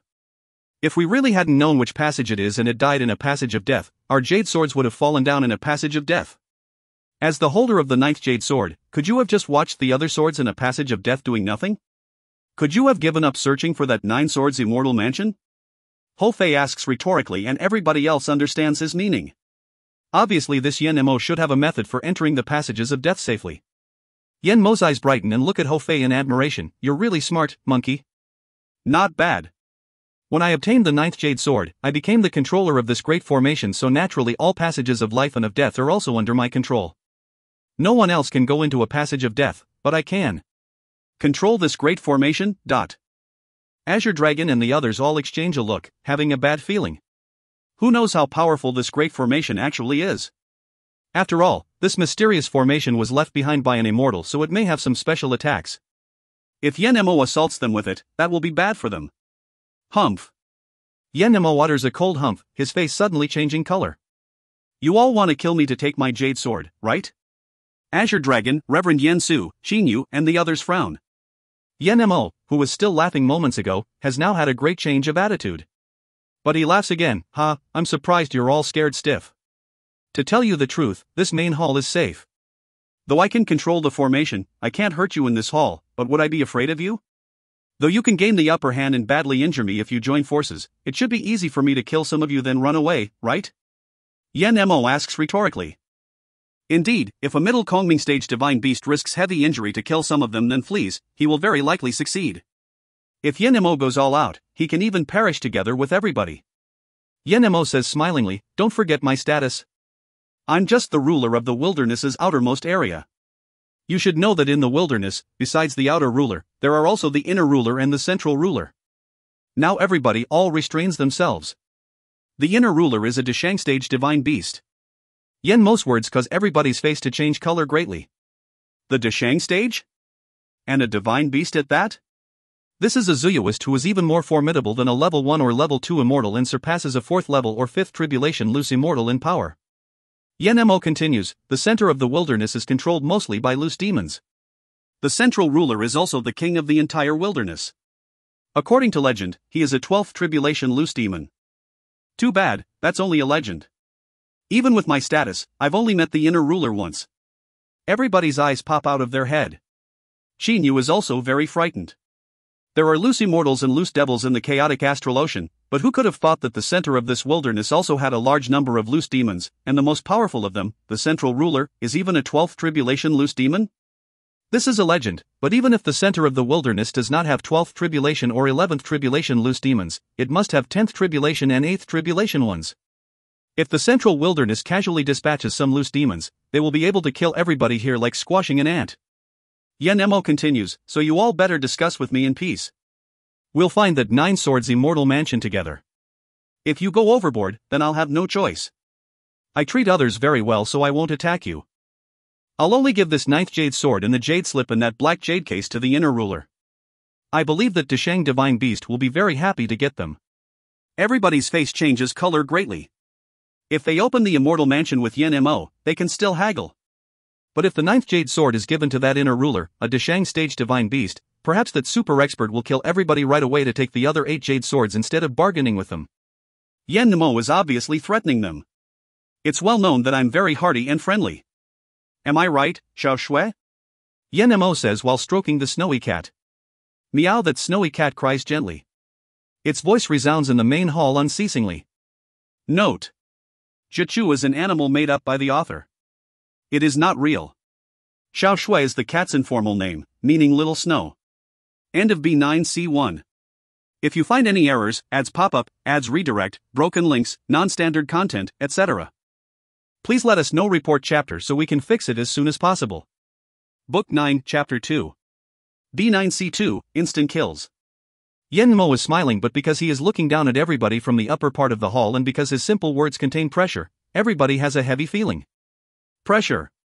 Not only is it the pressure coming from Yan Mo himself, it is also the pressure coming from the vast Zuyawist powers of the wilderness behind Yan Mo. Yan Mo, you're really still the same as you were in the past. Azure Dragon talks to himself while looking at Yan Mo. There is a faint frustrated smile on the corners of his mouth. He knows that it has probably become impossible for Yan Mo to remember him, but he cannot forget Yan Mo. That weak and small, aloof and proud figure of the past has always been in Azure Dragon's mind.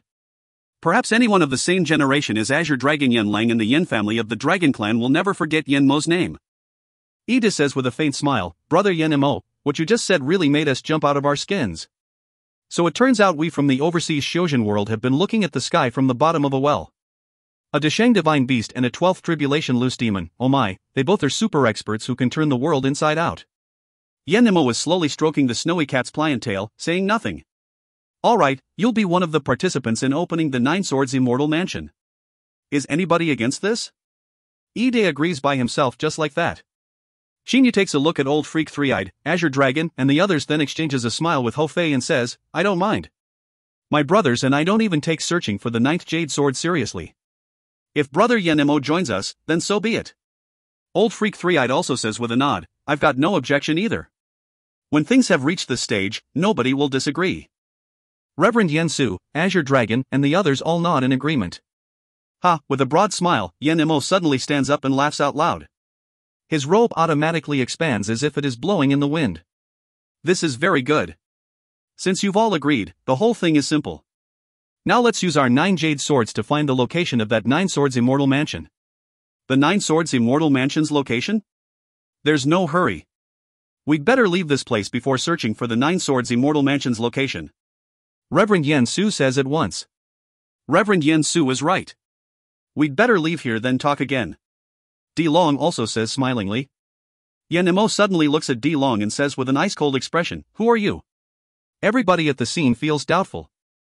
Judging from Yan Mo's behavior moments ago, he should know very well about the overseas Shojin world, but why does he ask this question now? Is it only because he wants to make Di Long lose face? Di Long does not mind and says immediately, "I am Di Long of the 9 Demons Hall." "Oh, you're the big brother of the 9 little worms. Ah, now there are only 4 little worms remaining, right?" Yan Mo's tone contains arrogance. Obviously he looks down on the 9 Demons Hall. The faces of Di Long, Di Jian and Di Su change color. However, at this moment, that snowy cat stares at the 3 of them with its golden eyes.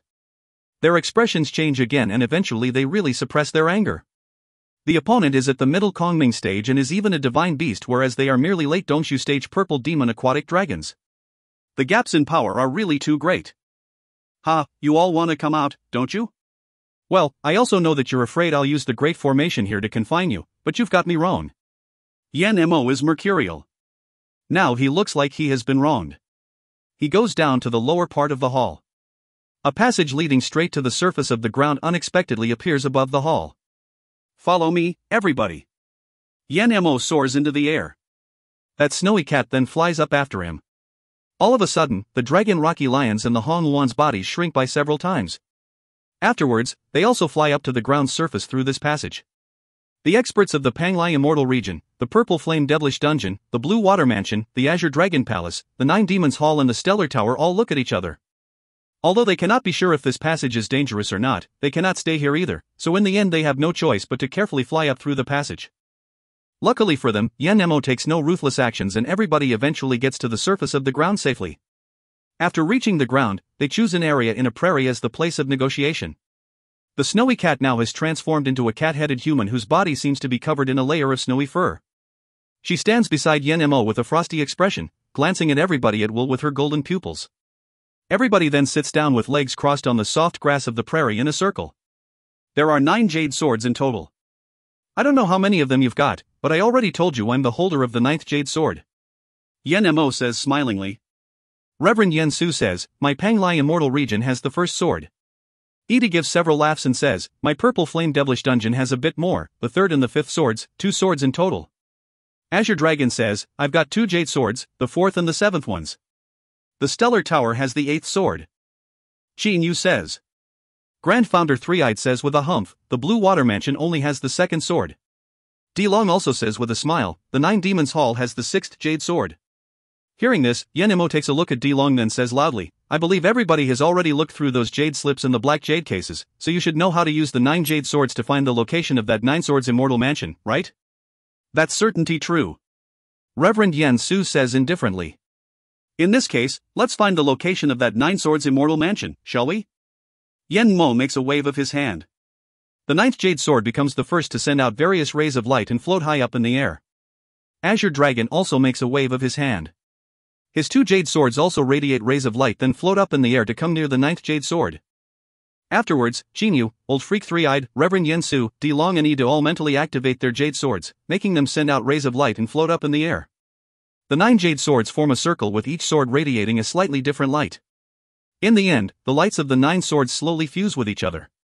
That combined light then spreads out towards the several holders of the swords, covering them. Qin Yu, Azure Dragon, Old Freak Three-Eyed, D Long, Ida, Reverend Yen Su and Yen Mo are all bathed in that light. After a while, the light disappears and the 9 swords fly back into the hands of their respective owners. Now the 7 of them all have a faint smile on their faces. However, in just a while, they frown deeply. They already know the location of the 9 swords immortal mansion, but knowing does not mean they can go into it easily. I never expected it to be in the chaotic astral ocean. Reverend Yen Su says frowningly. Though it's only on the edge of the chaotic astral ocean, we'll have to go in 10,000 li. To us, 10,000 li can be covered in the time to drink a cup of tea if we go fast, but it's still a considerable distance. The 9 Swords Immortal Mansion is located deep down in the ocean, more than 13,000 li due south of the Golden Tree Island. This Golden Tree Island is none other than that island which has that ancient teleport formation. It is 2,000 to 3,000 li away from the border of the chaotic astral ocean. The 9 Swords Immortal Mansion is really located in the chaotic astral ocean, which is an exceptionally distressing thing. The distance is only more than 10,000 li while everybody here can go a million li in a day so they can really cover it in the time to drink a cup of tea. But this short period of time is enough for very many things to happen. Maybe they will run into Phara beasts in the chaotic astral ocean. If these are weak Phara beasts, they will have an easy time, but if these are Dujie stage Phara beasts or even Deshang stage ones then they will be finished. Yen Mo says in an unconcerned manner, it's only 10,000 li. This place still belongs to the periphery of the chaotic astral ocean so it's very unlikely that we'll encounter Dujie stage or Deshang stage Phara beasts. As for the loose immortal, loose devil and loose demon experts, most of them stay in the depths of this ocean. So, if we're lucky, we'll only encounter a couple of Yuanying stage or Kongming stage Phara beasts. You're right. It's only 10,000 li.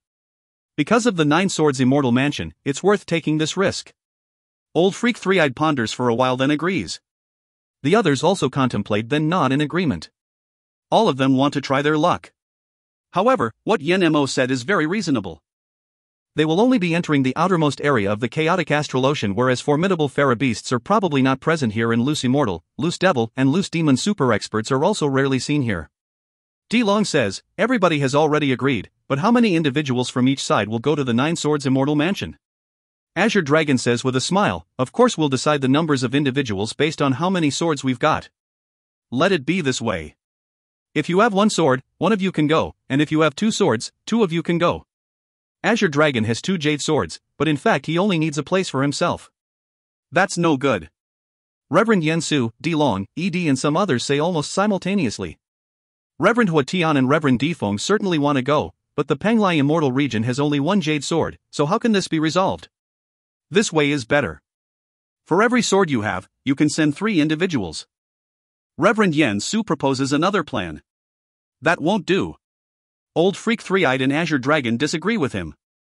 The more individuals from a power enter the 9 Swords Immortal Mansion, the more benefit that power can possibly gain. Azure Dragon and Old Freak 3-Eyed think that going alone is enough for them, so naturally they want to minimize the number of individuals coming into the mansion. Jinyu says smilingly, since everybody disagrees with each other, how about this? Let's all take a step backwards. For every jade sword you've got, 2 of you can go. Is this okay? He does not really mind how many individuals from each side can go at all. That's no good. Dilong looks at him and says with a cold laugh. Jinyu, it's already a concession that every sword allows 3 individuals to go. Besides, I believe ED and Reverend Yen Su won't agree with your suggestion.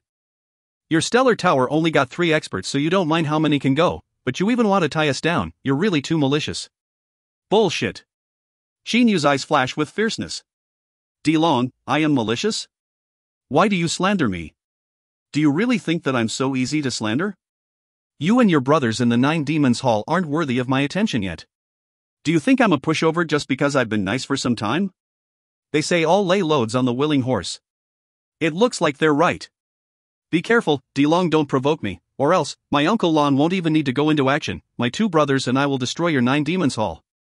Jinyu does not conceal the killing intent on his body in the least.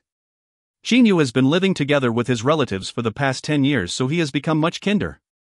This time, he has also been very friendly since the 6 powers came together. Seeing him so affable, Dilong unexpectedly wanted to bully him, which naturally angered him.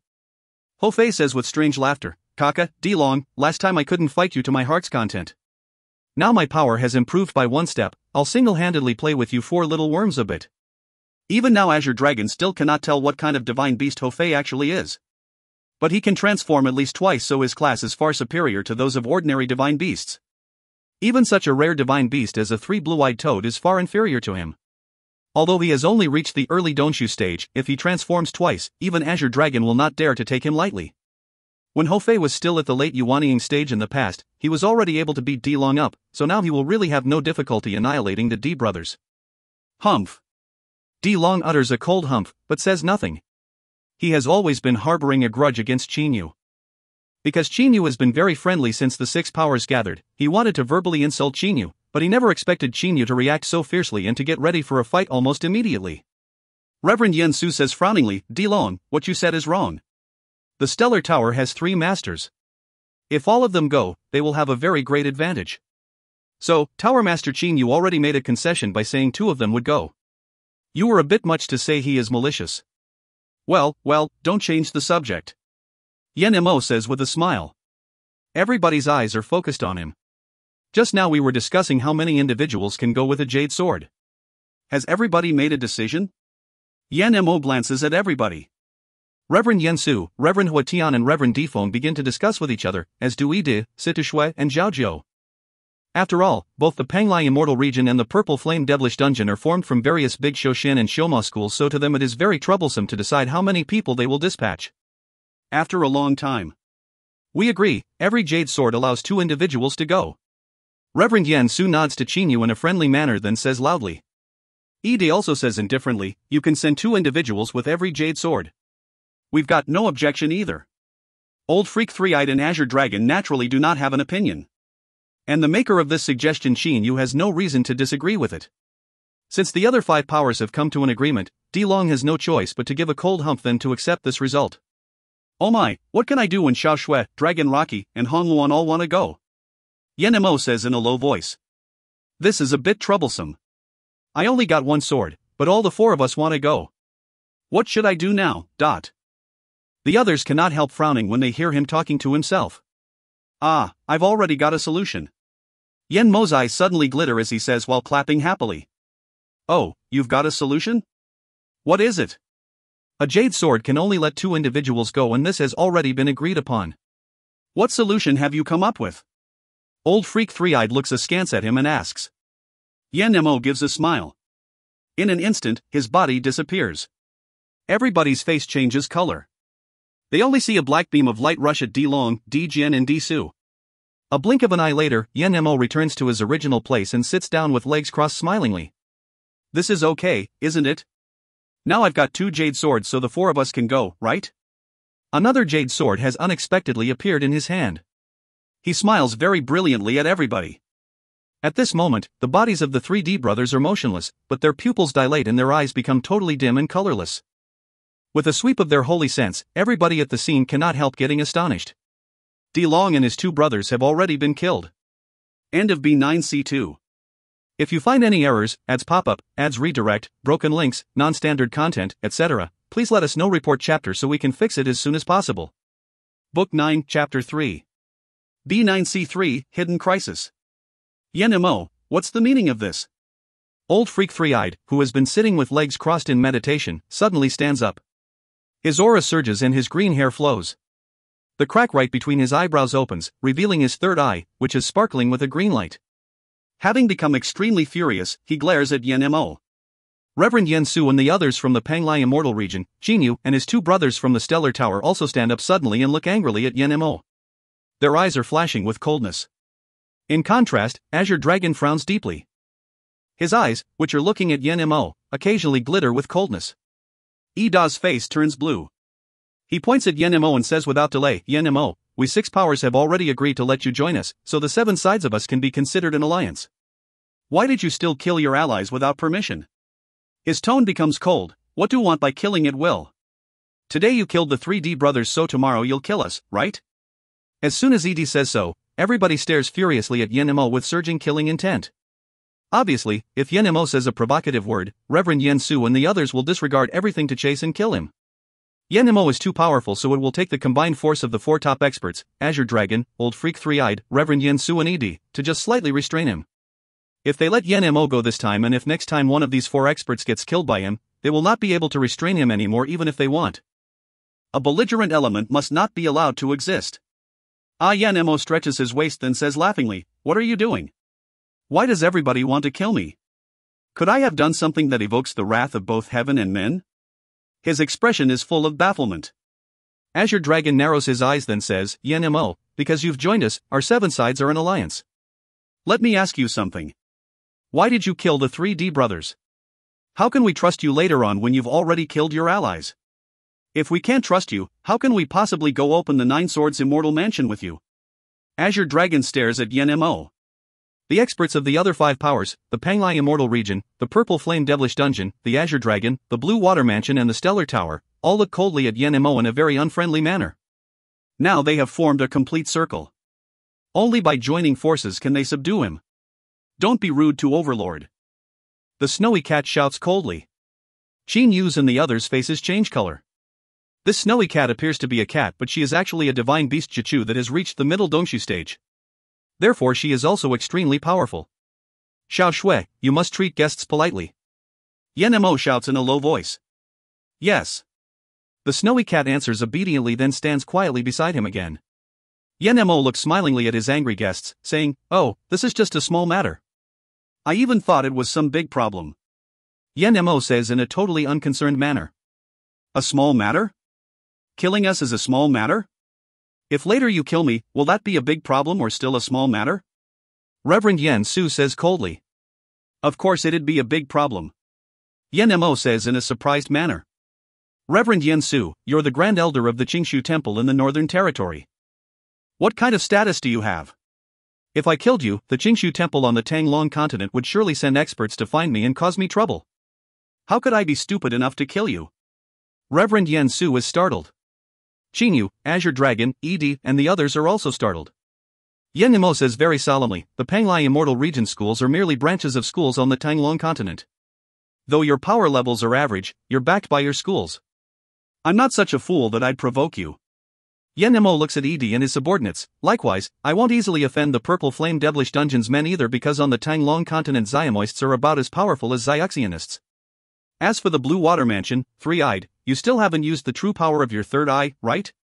Yen-mo says with a smile. The look in Old Freak Three-Eyed's eyes turns grim. He then says coldly, why don't you have a taste of it, Yen-mo says smilingly in an unconcerned manner, I don't want to. You're quite weaker than me and I'm pretty sure I can kill you too, but a three blue-eyed toad is a fairly formidable divine beast. If you strike me a desperate blow with your third eye, even I will be badly injured. I don't want to carry out such a disadvantageous exchange.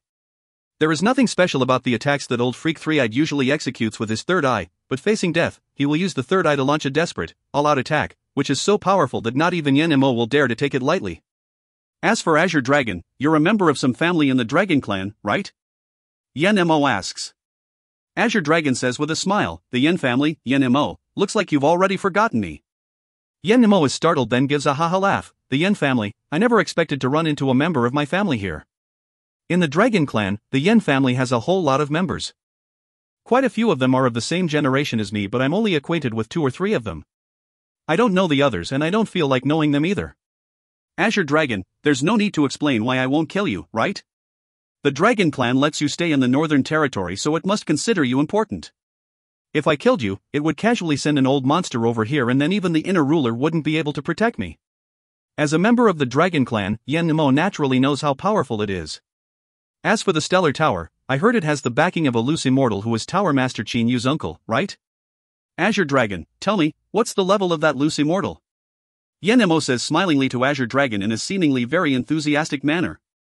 Azure Dragon looks frowningly at him. Yen Mo, at that time you were very grim and arrogant. Since when have you become so oily? Yen Mo is startled. Grim and arrogant. When he was still in the Yen family in the past, he was indeed grim and arrogant and different from his peers. However, after so many years of struggling for survival in the wilderness, he has changed a lot. Remembering his days in the Dragon Clan and his experiences in so many years, Yen Mo falls into a trance, but he wakes up immediately, then says smilingly to Azure Dragon, I asked you, but you replied with a question. Just tell me what loose immortal level Tower Master Qin Yu's uncle has actually reached. I don't know for sure. Azure Dragon's eyes have a tinge of doubt. Yen Mo, Qin Yu's uncle Lan is extremely strong. I feel that he's even more formidable than the strongest experts I've seen in the Dragon Clan, which means he's, at least a 6th Tribulation loose immortal. At least a 6th Tribulation loose immortal? Yen Mo falls silent. I once saw that Uncle Lan teleport both Qin Yu and Ho Fei directly with him. Teleportation is a magic power only 4th Tribulation loose immortals and above can use. Qin Yu's Uncle Lan can even teleport 2 others with him. This power level, Azure Dragon shakes his head with a forced smile. Yen Mo's expression becomes solemn. He may not only be a 6th Tribulation loose immortal. At this moment, after hearing what Yen Mo and Azure Dragon just said to each other, Reverend Huatian and Reverend Defoam look coldly at Reverend Yen Su. This is because in the past Reverend Yen Su told them that Uncle Lan was merely a common loose immortal and did not deserve attention. However, now, judging from what they just heard, it seems that Uncle Lan is awfully powerful. They must treat any loose immortal who has overcome the 4th Tribulation carefully, not to mention a 6th Tribulation loose immortal. Even the headmasters of their schools on the Tang Long continent will have to treat such a super expert with caution too. Brother Qin Yu. Yen Mo embraces Qin Yu's shoulders. Qin Yu cannot help getting frightened inwardly, but he still suppresses the thought of attacking Yen Mo. Even though he is worried by Yen Mo embracing his shoulders, he believes that Yen Mo will not attack him. While hugging Qin Yu's shoulders, Yen Mo says enthusiastically, Brother Qin Yu, you don't have to worry. Even if I'm bold, I don't have a death wish. Your Uncle Lan can probably destroy me with just a finger. Deshang stage divine beasts will be no match for him either. So, do you think I'll dare to kill you? Qin Yu says nothing. Everybody understands this reason, but there is no need to say it out. This Yen Mo fellow is really strange. Qin Yu also feels that after knowing about Uncle Lan's power, Yen Mo treats him very differently. So everybody has understood, right? In spite of my background, if I die, the Dragon Clan probably won't care about me. Azure Dragon, you should know that I'm not lying, right? There is a faint forced smile on the corners of Yen Mo's mouth. Azure Dragon slightly nods his head. When Yen Mo was young, he was frivolous and ignorant, so he left the Dragon Clan. Losing the strong backing of the clan was not a blessing to him. Under the wing of the Dragon Clan, he would not necessarily have been unable to really mature. Yen Mo glances at everybody and says with a smile, see, I'm at least not stupid enough to provoke you. As for why I killed the 3D brothers, humph, they were merely 3 purple demon aquatic dragons with no backing. I'm even doubtful about why you let the 9 Demons Hall become a major power in the overseas Shojin world. There is incomprehension in his eyes. The 9 Demons Hall doesn't have experts, nor does it have any backing. Even so, they still wanted to go to the 9 Swords Immortal Mansion to contend for treasures. Weren't they afraid that immortal-class weapons would be too hot for them to handle? The look in Yen Mo's eyes is disdainful. Obviously, among the 6 major powers of the overseas Shojin world, he looks down on the 9 Demons Hall the most. This is also the reason why he got into action. Yen Mo looks at everybody, saying, they're a power with no experts or backing. I'm curious to know why you didn't kill them to take their jade sword, which in the end suited my convenience. After everybody heard Yen Mo say these words, their hostility decreases. Azure Dragon says smilingly, Yen Mo, when I and Three-Eyed were fighting each other fiercely in the past, these 9 little worms appeared. By relying on formations and joining forces, they could greatly improve their power. Even I found it a little troublesome to deal with them, so we simply let them become the 3rd major power in the underwater shoujo world, which is located between me and Three-Eyed, to make it more stable. Oh, I see. Yen Mo understands. The 9 Demons Hall is just a balancing element. The Azure Dragon Palace and the Blue Water Mansion were about equally powerful and had been fighting so fiercely that they did not want to fight anymore, so they have been allowing the 9 Demons Hall to exist as a buffer zone between them. In fact, both the Azure Dragon Palace and the Blue Water Mansion have never thought highly of the 9 Demons Hall. In the place where the soul jade slips of the 9 Demons Hall are kept. Every day, someone comes to check this place once. Today, the time for checking has come again. The guard squad leader lazily opens the gate of the place with drooping eyes and takes a glance at the counter. There should be only 4 soul jade slips on the top shelf because, after all, the other 5 majesties are already dead. Ah! That squad leader's eyes pop out of his head. His jaw drops. He seems to be saying something, but no sounds are coming out. At the moment, he is totally scared stiff, as if he has been struck by lightning. The 2 most powerful majesties of the 9 Demons Hall are Di Long and Di Jian. Even though 5 other majesties already died, as long as these 2 are around, the 9 Demons Hall will be fairly stable. However, now only one among the 4 soul jade slips on the top shelf is intact. The 3 soul jade slips of Di Long, Di Jian and Di Su have shattered completely. The squad leader of course understands the meaning of this. He swallows hard with his dry throat. Knowing that this is a serious matter, he does not even dare to shout and tries to calm his fear. He then executes the hand sign for closing the gate and rushes towards Dinai's palace. 9th Majesty, the squad leader of the soul jade slips keeping place requests an audience. Let him come in. Dinai's expression is somewhat unsightly. The squad leader in charge of the soul jade slips is the one he does not want to see the most because when this guy comes, that means at least a relatively important member of the 9 Demons Hall has died. The squad leader suddenly kneels down upon his entrance. When Dinai sees the squad leader's behavior, his heart immediately skips a beat. At the moment, the squad leader's eyes are slightly red, there is terror deep in his pupils and his lips are white. Even though he is trying to suppress his fear, his expression says it all. What can actually terrify the squad leader like this? Say it. What happened? Dinai shouts coldly. His breathing becomes heavy. 9th Majesty. The squad leader's throat is very dry like that of a traveler who has not drunk water for a very long time. 9th Majesty, Great Majesty, and the other majesties, they. Hearing this, Dinai only feels his head spinning. But there is still a glimmer of hope left in him. He continues to ask, tell me clearly. What happened to them? If you lie, I'll destroy your soul. There is only a glimmer of hope. They are dead. All of them are already dead. Right after saying this, the squad leader sits down in paralysis. Even so, he feels much less worried now. A moment ago, he was under very great pressure because he was suppressing such a big matter in his heart. I got it. You can go, but don't tell anybody about this. Dinai says calmly as if nothing has happened. Yes. That squad leader hurriedly goes backwards. Dinai then keeps sitting in his chair, looking very collected. However, he does not notice that his face has turned dreadfully pale. A blank, his mind is a blank. Dinai remains seated in this way. He appears to be not thinking, but in fact his mind is thinking about many things. Now time is basically meaningless to him. Only when a long time has passed does he feel that his heart is in great pain. The ladies in waiting of the palace simply do not dare to approach him. He has been sitting in such an apathetic manner for 3 whole days, but the ladies in waiting do not know that, to him, these 3 days seemed endless and also seemed instantaneous. Phew, Dinai breathes heavily like a pair of bellows. His mind is dizzy. After an indeterminate period of time, he begins to feel rotten.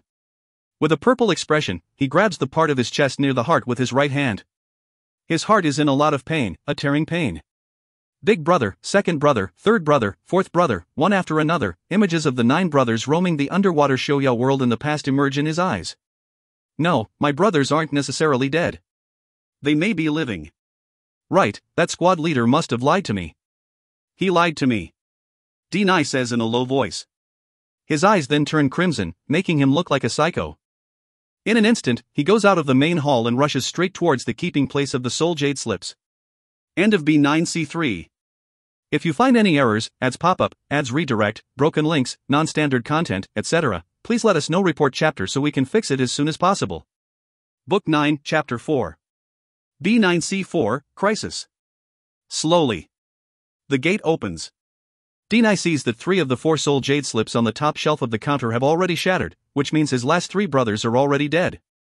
He falls silent at this moment, then slowly enters the room and performs the hand sign for shutting the gate. He stands alone in front of the old wood counter, looking at the 3 shattered soul jade slips. When the 9 purple demon aquatic dragons were young, they had to run from place to place unceasingly in the dangerous underwater shoujo world. Whether in killing, robbing, or fleeing, the 9 brothers always stuck together.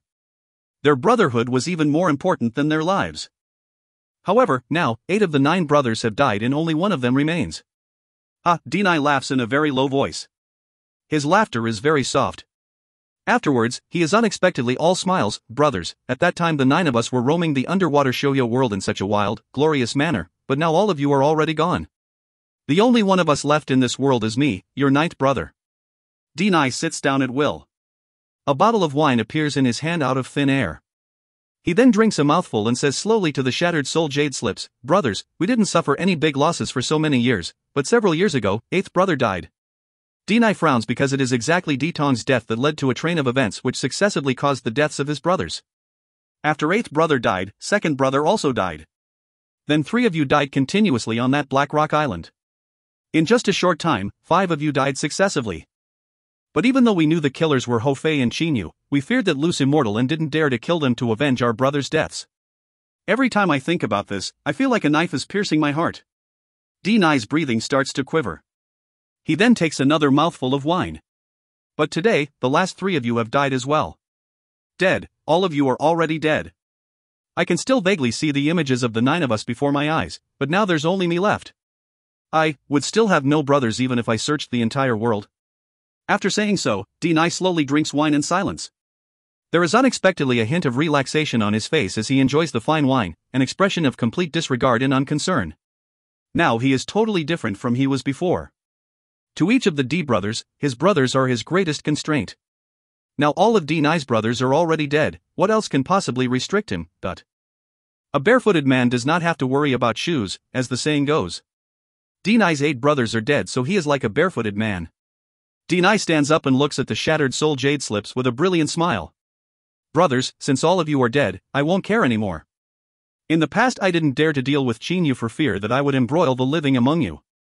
But now with only me left in the world, I don't need to worry about anything. From today onwards, I'll definitely live well. Don't worry, brothers. Those killers, none of them will be able to feel safe. The coldness in his eyes looks like it comes from the 9th level of hell. Afterwards, he leaves the keeping place of the soul jade slips. What are the most fearsome enemies? They are not the crazed, bloodthirsty people, but the cool-headed people with nothing to lose whose only goal is to seek revenge. This is the most fearsome kind of enemy.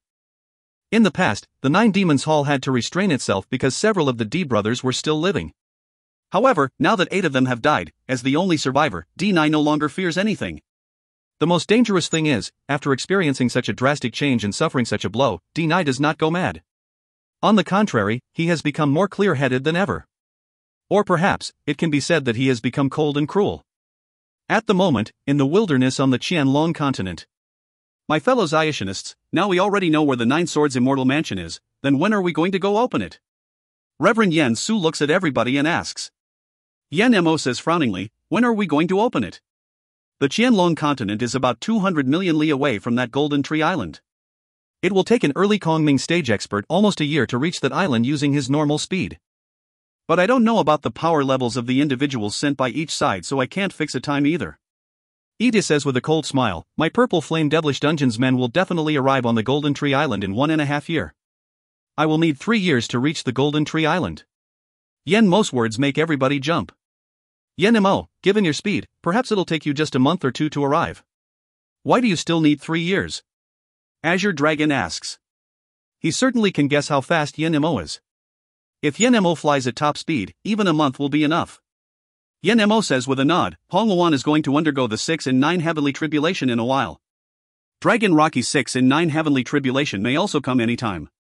So, we better take time a bit. 3 years, then so be it. Xinyu says with a nod. Ho Fei has already passed the 6 and 9 heavenly tribulation, but Xiao Hei is going to undergo this tribulation in a half year, so Qin Yu is not worried about opening the 9 Swords Immortal Mansion right away. Good, that settles it. 3 years later, we're going to gather on the Golden Tree Island, then go into the chaotic astral ocean together to open the 9 Swords Immortal Mansion. Is this okay? Yen Mo looks at everybody and says, having been waiting for many years, who would mind waiting for 3 more years? In addition, it requires all the 9 jade swords to open the 9 Swords Immortal Mansion. The mansion cannot be opened if any of the jade swords is missing, and each side has at least a jade sword, so naturally nobody worries that someone will open the mansion in advance. Immediately, Reverend Yensu, Ed, Qin Yu, Azure Dragon, and Old Freak Three-Eyed agree with this plan. Afterwards, they all prepare to return. When everybody is about to part, suddenly, "Hey, brother Qin Yu, I got to warn you about something." Yen Mo says to Qin Yu. "Oh, what is it, brother Yen Mo?" Qin Yu asks smilingly. Yen Mo replies by asking, "Brother Qin Yu, have you ever thought about the consequences of me killing the 3D brothers? To my knowledge, you and Ho Fei killed some of their brothers, and now there is still D9 left in the 9 Demons Hall." Qin Yu's face changes color at once. Just now, when they were discussing the matter of the 9 Swords Immortal Mansion, even though the 3D brothers were killed, he only thought that they were killed by Yen Mo and that, given Yen Mo's power, D9 would not be able to get revenge. He did not think about anything else. However, now, after being warned by Yen Mo, he realizes that the situation is bad for him. This Yen Mo fella killed D Long and 2 other D brothers, so there's only D9 left in the 9 Demons Hall. In the past, the 4 of them cared about each other's lives, so they didn't dare get revenge on me and Ho Fei. But now it's hard to tell what's going to happen. Qin Yu frowns deeply. D9's power is average, so he can kill Ho Fei and me, but there are still father, big brother, and second brother. At this moment he has a bad feeling.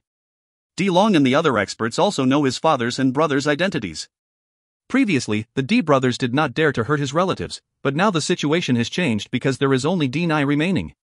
You're really stupid, Qin Yu. Why did you reveal your identity completely at that time? Qin Yu scolds himself angrily in his mind. However, in the past he was so open about his identity because he thought that the 9 Demons Hall absolutely would not dare to touch his relatives without permission. Moreover, he came back to the Qin dynasty to live together with his relatives, so the power's leaders such as D Long would definitely have found out who he is even if he had tried to conceal his identity. Yen Mo, you killed the 3 of them, but I got to face the consequences. Qin Yu feels bitter in his mouth. Yen Mo says with an innocent face, "Brother Qin Yu, how can I be blamed for this?" "Don't worry. I won't let you take the blame. I'll immediately tell my subordinates to spread the news that I killed the 3D brothers, alright?" Qin Yu lets out a sigh. So what if D9 knows that Yen Mo killed his 3 brothers? Yen Mo is even stronger than Azure Dragon, so D9 stands no chance of avenging the deaths of D Long and the other 2. Therefore, he probably will not set himself the goal of taking revenge on Yen Mo. Most likely he will vent his hatred on his relatives. Don't worry, Qin Yu. From here on in, the 9 Demons Hall no longer exists in the underwater Shouyo world. I'll immediately send subordinates to tell the caves under it that there's only D9 left and that it's already finished. Those several caves will be divided among us. Azure Dragon says at once. Old Freak Three-Eyed also says with a nod, now there are only the Azure Dragon Palace, the Blue Water Mansion and the Stellar Tower in the underwater Shouyo world. The 9 Demons Hall is no more. With just a few sentences, Azure Dragon and Old Freak Three-Eyed have pronounced the termination of the 9 Demons Hall. I'll send some guardians of the Azure Dragon Palace to hunt D9 down. As long as he's killed, he won't be a threat to your relative's safety. Azure Dragon quickly understands why Qin Yu is worried. Old Freak Three-Eyed also gives the same guarantee. Brother Azure Dragon, Grand Founder, thank you very much. Qin Yu's eyes flash with a tinge of coldness. Afterwards, he takes a look at everybody. Since the matter of the 9 Swords Immortal Mansion has been decided, let's meet again on the Golden Tree Island 3 years later. I want to make a request that no Zuyugoists are allowed to enter the Qin dynasty. From now on, any Zuyugoists not from the Stellar Tower entering the Qin dynasty will definitely be killed. Qin Yu says in a cold voice. He looks at everybody, saying, Brother Azure Dragon, Grand Founder and Yen Mo, that's the warning I want to give you in advance. I think that D9 will surely send large forces to harm my relatives. Given the 9 Demons Hall's history, it must have a bunch of loyal subordinates. I definitely can't afford to make any mistakes. Good, this is certainly no problem. As the matter of the 9 Swords Immortal Mansion has been decided for the moment, I'll also return to the Azure Dragon Palace. Plus, the subordinates I sent here were already killed by Yen Mo's forces. Azure Dragon says immediately. Old Freak Three-Eyed also says with a nod, the matter has been decided, so I'll go back to the Blue Water Mansion too. I'll take the Blue Water Mansion's forces back with me. Later, if any Zuyuoists enter the Qin dynasty, just kill them as you wish. He also supports Qin Yu. Don't worry. The wilderness's demonic beasts won't go into the territories of mortals for no reason. Besides, I'll give a strict order. If someone violates the order, even if you don't kill them, I'll kill them. Yan Mo assures Qin Yu too. After the three of them gave him a guarantee, Qin Yu no longer has any misgivings. Thank you very much. This matter is serious, so I can't waste any time. I'm leaving now. He says to everybody with folded hands. Goodbye. Everybody present knows how anxious he is at the moment. Qin Yu, Ho Fei, and He Yu then fly towards the Qin dynasty extremely fast without delay. Azure Dragon, Three-Eyed, help me spread the news that I killed D Long and 2 other D brothers. Maybe D Nai is stupid enough to come here to kill me, in which case I'll be a little help to Qin Yu. Yan Mo says to Azure Dragon and Old Freak Three-Eyed. The Qin dynasty's imperial palace, Pure Forest Garden. On a stone table under a willow, there is a chessboard with various crisscrossed lines. A refined old man wearing black scholarly clothes and a silk headscarf and holding a feather fan and a blue-clad long-bearded middle-aged man are sitting opposite each other at the table quietly playing the game of Go. Fenjiuzi is sitting on one side watching in silence. After thinking for a long time, that blue-clad middle-aged man says smilingly, Su Yuan, your Go skill is becoming more and more profound. This old man, who is waving a black feathered fan, is none other than Su Yuan. Unlike Qinda, he has not achieved much on the path of practice, so now, near his 60s, he has started to show signs of age. There's no need to overstate my skill, Supreme Emperor. I'm still far inferior to Miss Lier. Su Yuan says with a sigh. I never thought that after returning from more than 10 years of wandering and sightseeing outside, I would be able to meet such a wonderful girl. In the past, after the destruction of the Xiang clan and the establishment of the Qin dynasty, Su Yuan, a meritorious official, unexpectedly resigned and began to travel the world. He spent over 10 years visiting various scenic places with his servants. He only returned recently and met Qin De soon afterwards. On the outside, Qin De and Su Yuan are a master and a servant, but they are actually like brothers. Lier? Ha, looks like you also heard about Lier's reputation while traveling outside. Qin De says with loud laughter. That goes without saying, Supreme Emperor. Miss Lier continuously beat the capital's god of Go and even the top figures of the Go world, so everybody in the Go community knows about her reputation. Even though I was traveling the remotest corners of the world, her name was still resounding in my ears like thunder. Su Yuan says loudly. Qin De observes Su Yuan's appearance for a long time, then says with a sigh, more than 30 years has passed so quickly since you came to Misty Villa at the age of 6. At that time you were still young, but now the hair on your temples has already turned white a little. When Qin Yu was 6, Su Yuan was in the prime of his youth. During the past over 10 years, I tried to find you, but you were traveling outside and there was absolutely no news about you. Last time you were made base building pills, maybe there are some left. Even though you haven't practiced, after you take them, they can still improve your longevity. Qin De says with a smile. At this moment, 3 blurs come rushing. Afterwards, Qin Yu, Ho Fei and He Yu appear in front of Qin De and the other 2. Seeing Qin Yu, Qin De immediately stands up, as does Su Yuan on one side. This is Uncle Su, Your Uncle Su just finished his over 10 years of traveling outside too. When Qin De has just stopped talking, Su Yuan makes a wave of his feather fan and says with an indifferent smile, Xiao Yu, judging from your expression, it seems something serious has happened. Tell us about it. End of B9C4. If you find any errors, ads pop-up, ads redirect, broken links, non-standard content, etc., please let us know. Report chapter so we can fix it as soon as possible. Book 9, Chapter 5. B9C5, Using Little Plans. Uncle Su. Qin Yu's eyes brighten. In terms of stratagems, Su Yuan is certainly on a very high level because he was a former general advisor of the Qin clan. Qin De has also noticed that Qin Yu has something serious to deal with, so he immediately looks at him and listens attentively. Father, Uncle Su, Uncle Feng, a big problem has indeed arisen. It's related to the lives of the Qin clan's members. Qin Yu's expression is solemn. Qin De's face also becomes solemn. He frowns deeply, then says in a low voice, tell us about it clearly. What actually happened? In the past, in the underwater Xiaoya world, Fei Fei and I killed several majesties of the 9 Demons Hall, so there's a big feud between us and the 4 remaining majesties. But they were afraid of Uncle Lan's power, so they didn't dare to cause us trouble. Fei Fei, Xiao He, and I didn't care about the 9 Demons Hall either.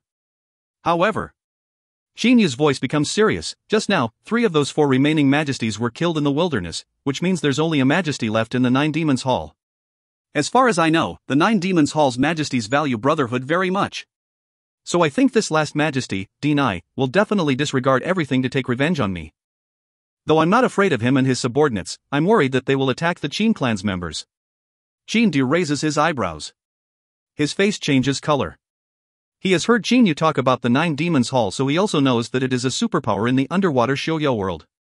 If a leader of such a power wants to assassinate the Qin clan's members, even Qin Yu, who controls quite a lot of forces, will find this fairly difficult to deal with. After all, Qin Yu is in the light whereas Deny is in the dark. Xiaoyu, the underwater Shouyo world you mentioned should have other powers, right? Su Yuan asks. Qin Yu says with a nod, yes, Uncle Su. This underwater Shouyo world got 4 major powers in total: the Azure Dragon Palace, the Blue Water Mansion, the 9 Demons Hall and the Stellar Tower. This Stellar Tower is also my power. The Azure Dragon Palace and the Blue Water Mansion are the strongest powers. Then what are the Azure Dragon Palaces and the Blue Water Mansion stands on this matter? Su Yuan asks again. Qin Yu says, of course they're on my side. The 9 Demons Hall only has Deny left, how can they possibly support it? The Azure Dragon Palace, the Blue Water Mansion and my Stellar Tower have agreed to announce that the 9 Demons Hall is now terminated for good. Given that Deny is not very powerful, we won't even need to get into action. When he knows that the other 3 powers are joining to attack him, he'll run away himself. Very good. A smile appears on Su Yuan's face. Xiaoyu, let me ask you again. How many subordinates in the 9 Demons Hall are likely determined to follow Deny? And how many Zuyuoists do you have in the Qin dynasty? Su Yuan continues to ask. Even though most Zuyuoists follow strong individuals, very few of them should still stick with him after knowing that the 9 Demons Hall is finished. But the 9 Demons Hall has a history of 1,000 years, so I think around several hundred Zuyuoists will resolutely follow him. Qin Yu thinks for a while then continues, my Stellar Tower has at least 10,000 subordinates in the Qin dynasty. Su Yuan ponders for a moment. Afterwards, he looks at Qin Yu and asks, I remember Zayashinists can detect people using their holy senses? Yes, the range of a holy sense is related to an individual's soul level. The higher your soul level, the wider the range of your holy sense. As for detecting people, generally, you can detect those on par with you or inferior to you. It's hard to detect those stronger than you, unless they don't suppress their auras. How do your experts compare with him? Su Yuan asks again. Qin Yu says confidently, Fei Fei, Xiao Hei, and I can all kill Deny. Any of those 4 guardians of mine can also subdue him. Su Yuan considers for a while then gives a faint smile. Su Yuan, you already have a solution, don't you? Qin Di asks with brightening eyes. Su Yuan says smilingly, this matter is very simple to deal with. Some tactics will still need to be worked out based on the enemy's actions, but I have a simple, little plan to guard against them. Qin Yu is delighted and says at once, Uncle Su, quickly tell me about it. Su Yuan says while waving his fan gently, firstly, because you have 10,000 Zuyuoists, let's make use of their holy senses by sending 5,000 of them to stay temporarily in various places on the border of the Qin dynasty. They will occasionally go on patrol using their holy senses. This is the first line of defense. Secondly, the capital's area isn't large, so just 1,000 Zuyuoists on the 4 city walls can cover everything with their holy senses. When they are tired, they can even take turns to search and guard. However, Xiaoyu also said that one's holy sense can only detect people who are weaker than or on par with him. If someone stronger than those Zuyuoists appears, they probably won't be able to spot him. Therefore we'll mix them with several pretty strong experts at regular intervals. Thirdly, the Imperial Palace, its area is small, so we'll send the 10 most powerful among these 10,000 Zuyuoists to guard it. They can definitely cover it with their holy senses. The last line of defense is inside Pure Forest Garden. Xiaoyu, one of you and your 2 sworn brothers must be on guard here. This plan proposed by Su Yuan is the simplest defense plan. In the beginning Qin Yu thought that Deny would come to assassinate his relatives, so his thoughts were in turmoil, but now he has no mental problem after listening to Su Yuan's analysis. Su Yuan continues, Deny and you haven't seen each other for some time, so nobody knows if he has made a breakthrough in power. Therefore, whatever happens, we must not be careless. Thus, fourthly, we'll use political decoys in this Pure Forest Garden. We're going to ask other people to disguise themselves as your father and Uncle Feng and stay here. Even if Deny personally gets into action and reaches this place in the end, he'll achieve nothing. We'll even be able to take the chance to kill him. Qin Yu cannot help feeling ashamed. After listening to the first 3 points, he thought that the plan was perfect, but he has not seen D9 for 10 years, so maybe D9 has reached the late Dongshu stage, in which case it will be very difficult even for Qinyu himself to deal with D9. These 4 points are the first plan, whose goal is to guard against the enemies. Su Yuan says with a smile. Qinyu is startled. Su Yuan continues, the second plan allows us to hit them proactively. It has 2 points. First, you have to send subordinates to spread the news that the Nine Demons Hall is finished throughout the underwater Shoyo world, making the Nine Demons Hall subordinates lose hope and become anxious. Qinyu gives a smile. Is this not incitement? Most of those subordinates will probably leave D9 after knowing that the Nine Demons Hall is finished. Second, you have to order your subordinates to get acquainted with the Nine Demons Hall subordinates and try every means to communicate with those at the side of D9. If you can infiltrate several subordinates into D9's suit, the matter will become easy to handle. Qinyu's eyes brighten. Everybody hits a man when he is down, so when the times come, most members of the Nine Demons Hall will definitely leave D9. Naturally, those who will leave are acquainted with those who will follow D9. Therefore, it will not be difficult to find ways to make contact with the ones who will follow D9. He can lure them with holy weapons, holy pills, and so on to infiltrate some spies into the ranks of D9's close subordinates, which subsequently will make it possible to eliminate D9. Su Yuan says smilingly while waving his feather fan, these are merely the 2 plans I came up with when not knowing what D9 is going to do. If D9 is too weak, they will be enough to finish him. If he's got some brains, I'll certainly think of other plans. Seeing Su Yuan's mysterious expression, Qinyu cannot help giving a smile. Uncle Su, what would you do if you were him? He asks. I'd infiltrate into the Qianlong continent and use mortals to deal with mortals. Only this method can take advantage of the element of surprise. Moreover, it's the most dangerous method. Su Yuan says indifferently. There are various ways of putting this method into effect, which give different results as well. But any of them is better than attacking directly using Zuyugoists. Su Yuan gives an indifferent smile, however, I've already taken those various ways into consideration. I want to see what moves D9 is going to make. Ho Fei blinks a couple of times.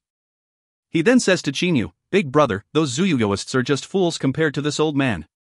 Having now become relaxed, Qinyu says smilingly, Fei, you can't imagine how formidable my Uncle Su is. Plus, Zuyuyoists are not good enough at stratagem because personal power rules the Shoyo world. What's the use of tricks in the face of absolute power?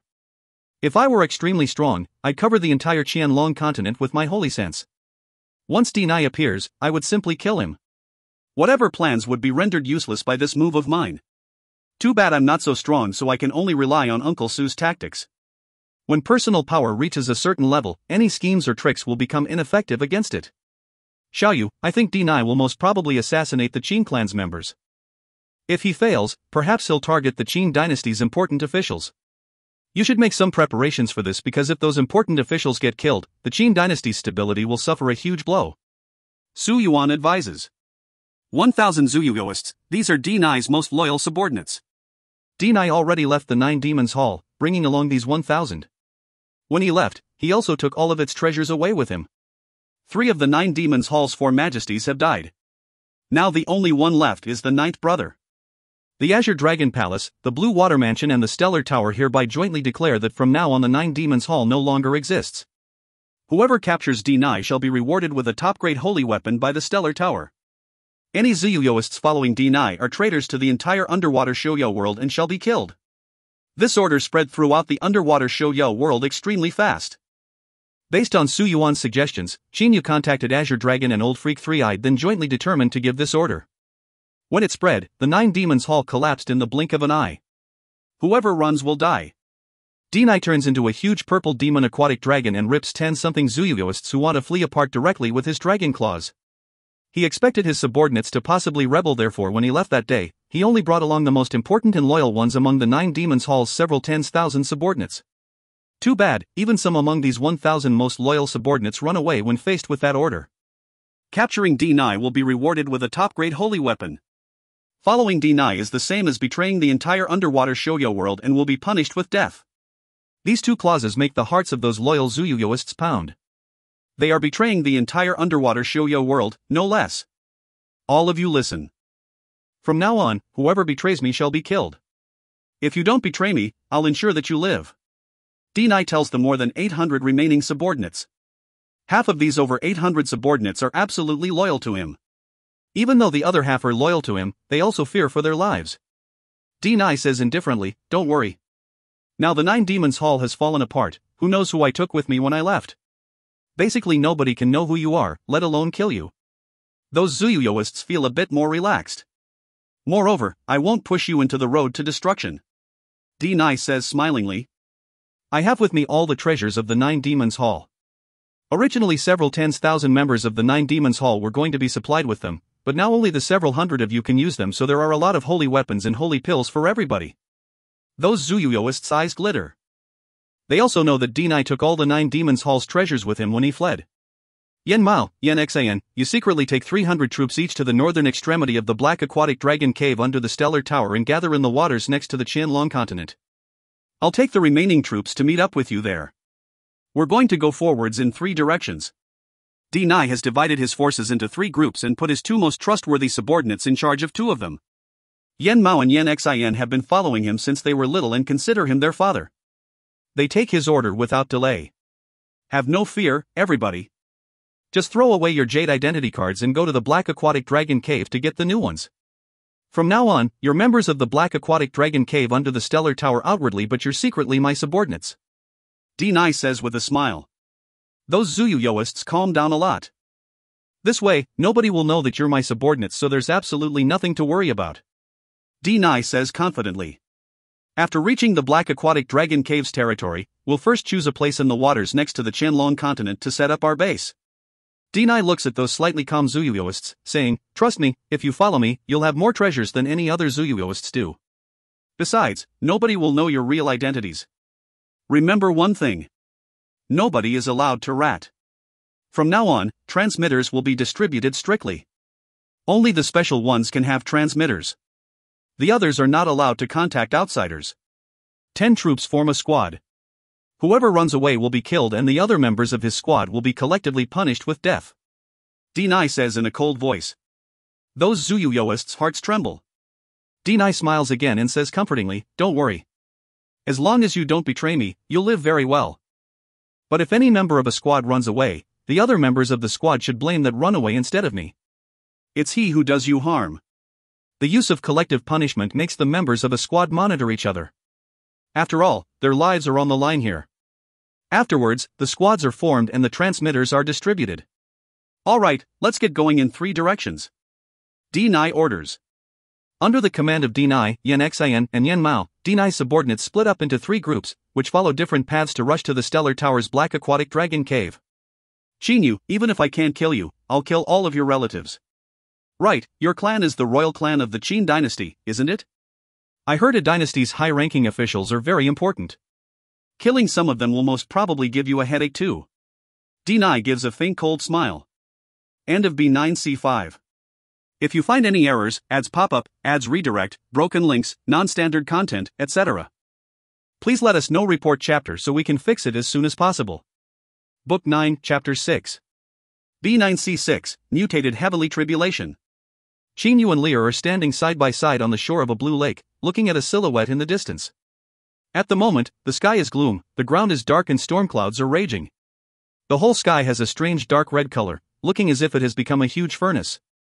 A purple tribulation cloud is floating in the sky while a myriad of serpentine electric sparks are flashing. Boom! A purple thunderbolt strikes down at that proudly standing figure with a boom, carrying a seemingly irresistible force. That figure below the cloud is none other than Xiao He, who is going through his 6 and 9 heavenly tribulation.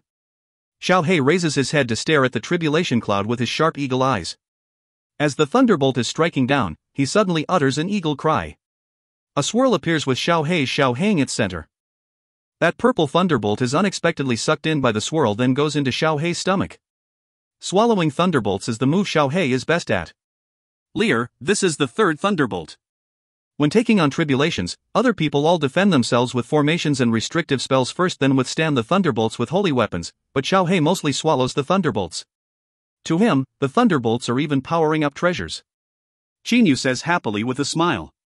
Lear looks at Xiao He in the distance with a note of praise in her eyes, saying, Big brother Qinyu, Xiao He is a special divine beast. Even divine beasts are divided into high, middle and low classes. Xiao He is definitely not inferior to Fei Fei. Qinyu smiles to the point where his eyes begin to narrow. This is not because he is happy for Xiao He, but because Lear called him Big Brother Qinyu. Her calling him so was brought about by a plan he and Ho Fei came up with a month ago. With Ho Fei getting into action and him acting the fool, they put on a good play and eventually succeeded in forcing Lear to call him Big Brother Chinyu. Even now he still revels in this very much. Of course, he cannot let her know what he feels. Boom! The fourth thunderbolt strikes down with a boom. Dust and stones quickly fly up as if there is an ongoing storm. The pressure given off by the thunderbolt is frighteningly great, but Xiao Hei spreads his wings and opens his mouth, creating a swirl again. Part of the thunderbolt's energy is absorbed directly while the remainder bombards Xiao Hei's body. Awesome, it feels awesome bathing in this thunderbolt. Xiao Hei's voice resounds through the sky. He even stretches his wings wantonly. When the lightning comes into contact with his wings, most of it is absorbed directly and only a small part of it actually hits the wings with very negligible damage. Perhaps no other divine beasts can bathe in thunderbolts like this. Chinyu is very happy. Lear also says with an indifferent smile, last time Fei Fei went through the 6 and 9 heavenly tribulation very easily. But judging by Xiao Hei's situation, perhaps he's going to overcome this tribulation even more easily than Fei Fei did. Look, this is already the 5th thunderbolt. When she has just finished talking, the 5th thunderbolt strikes down at Xiao Hei's body. Xiao Hei spreads his wings wantonly. An indistinct blood-red light moves along the surface of the wings.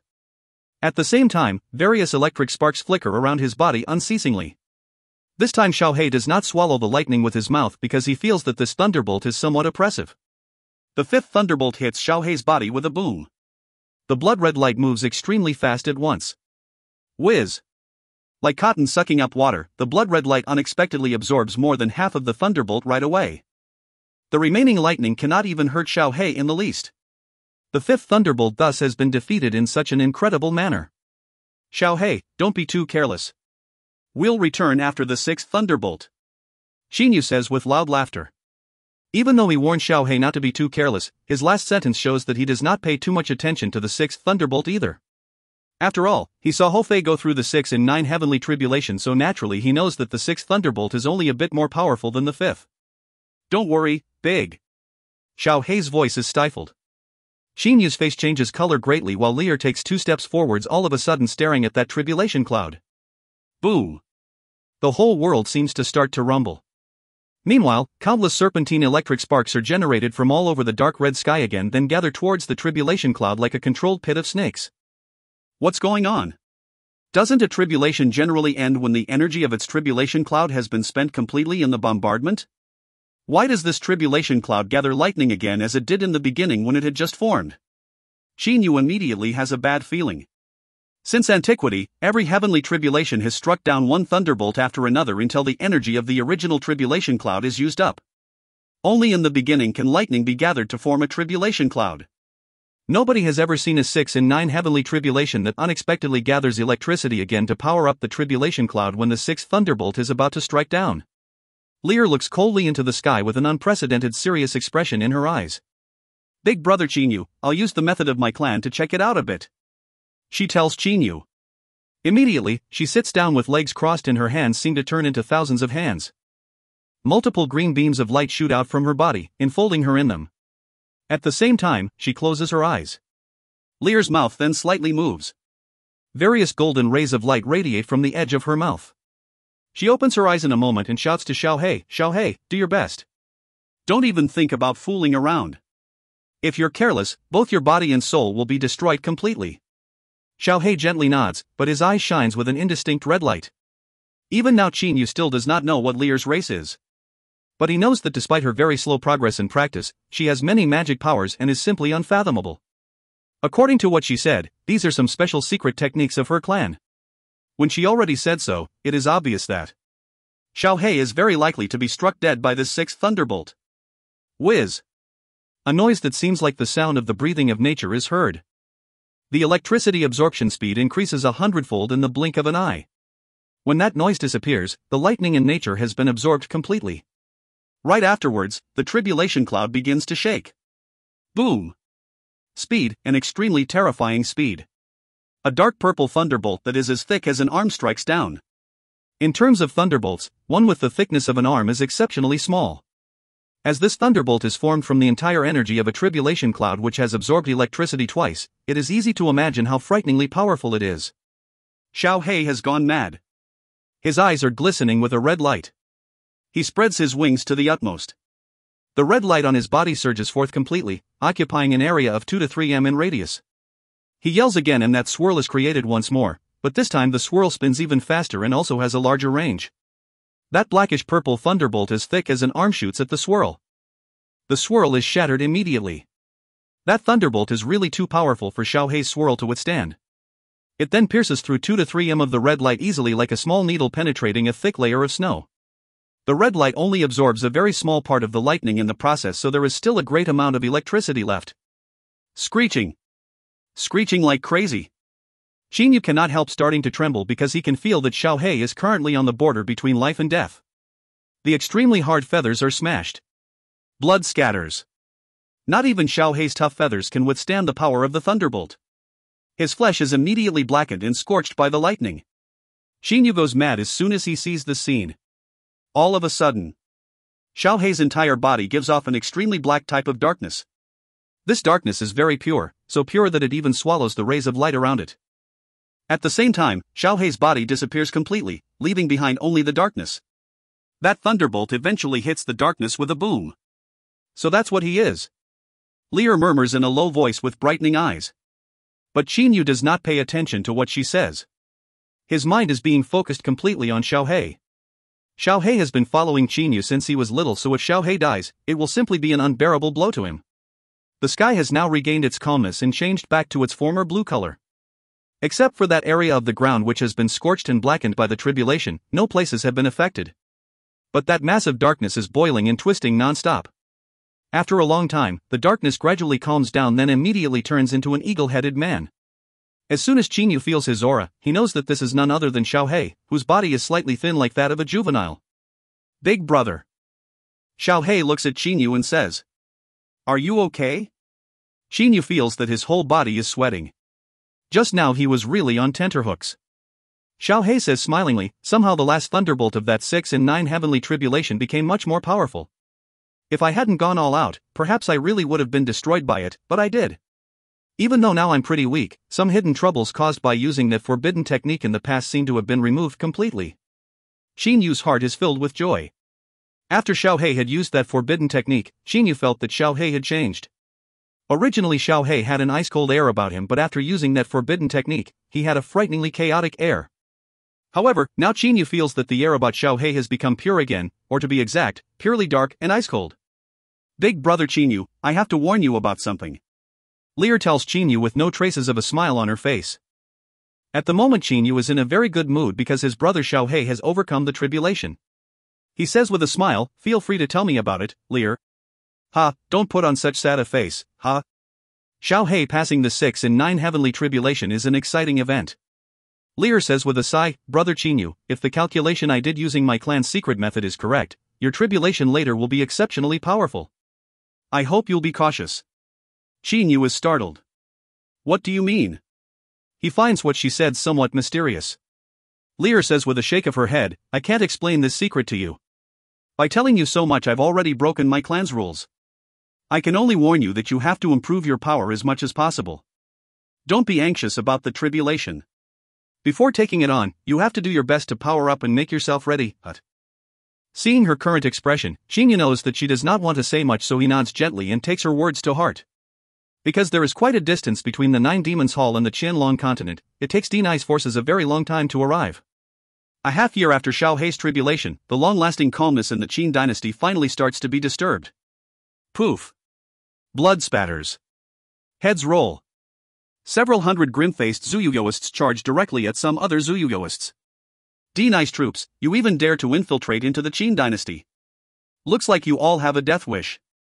The leading Zuyuist says with a cold laugh. Could it be you don't know that any Zuyuyoists entering the Qin dynasty without permission shall be killed? Those other 7 Zuyuyoists look at each other. Now they have been surrounded so naturally they cannot run. Sir. A short-haired Zuyuist suddenly kneels down and says, "Sir, even though I have been following Denai, there was nothing that I could do. Because he took our transmitters away, none of us was able to contact outsiders. We have been forced into doing this. Shanling, how dare you betray our lord?" Another Zuyuist on Denai's side stares at that Zuyuist furiously. The short-haired Zuyuist, however, rebukes angrily, betray? That Deni fella uses collective punishment to limit our freedom and even set up an illusionary formation around the base so that we can't go out. We didn't even know where we were staying. All we could do was obey his orders. I'm already sick of living like that. The leading Zuyuist says with glittering eyes, tell me where Deni is. If you do, not only will your life be spared, you'll even be rewarded handsomely. Deni is very cautious. The Zuyuists like us usually stay inside a huge illusionary formation. When we come out, we have to follow the Guardians. After several turns, we have already gone several 100,000 li, so it's simply impossible for us to find out where Deni's base is. Only Deni and the several Guardians know the location of his base, right? That is true, sir. The short-haired Zuyuist says respectfully. The leading Zuyuist of the Stellar Tower frowns for a while, then says, spare this surrendering Zuyuist. Kill all the others. Ah, please spare me. Two other Zuyuists, who just now were very adamant, immediately kneel down and beg. The leading Zuyuist from the Stellar Tower says with a cold laugh, do you two know where Deni's base is? The two of them are startled, then shake their heads. You two waited until the last moment to surrender instead of doing it in the beginning. Besides, you're totally useless. You're the worst kind of trash. The leading Zuyuist utters a cold humph. The flying sword under his feet takes the lives of these two Zuyuists immediately. Several other hundred Zuyuists then shoot their flying swords together.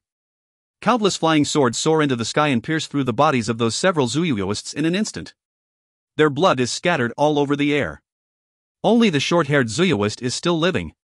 During this night, fighting breaks out at a good several places on the border of the Qin dynasty, with 10 hostile Zuyuists appearing at every place, who are all killed.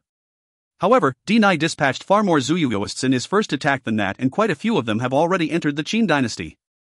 The retaliatory killing is about to start. End of B9C6. If you find any errors, ads pop up, ads redirect, broken links, non-standard content, etc., please let us know. Report chapter so we can fix it as soon as possible. Book 9, Chapter 7. B9C7, Massacre. In a certain underwater mountain range belonging to the Black Aquatic Dragon Cave under the Stellar Tower. Nobody knows that this underwater mountain range is the current base of Deni, the only majesty of the 9 Demons Hall who was lucky to survive. There is a large formation set up around the base, so Deni and the 2 vice masters of the valley, Yen Mao and Yen Xian, are the only ones who know the way to get out of the base. Holding a jade cup, Deni is enjoying the savor of fine wine.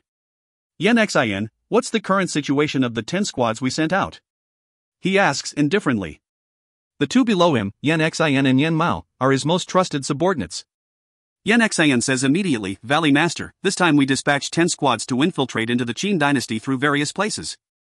However, the Stellar Tower is defending with really too many troops, so 4 squads have still been killed.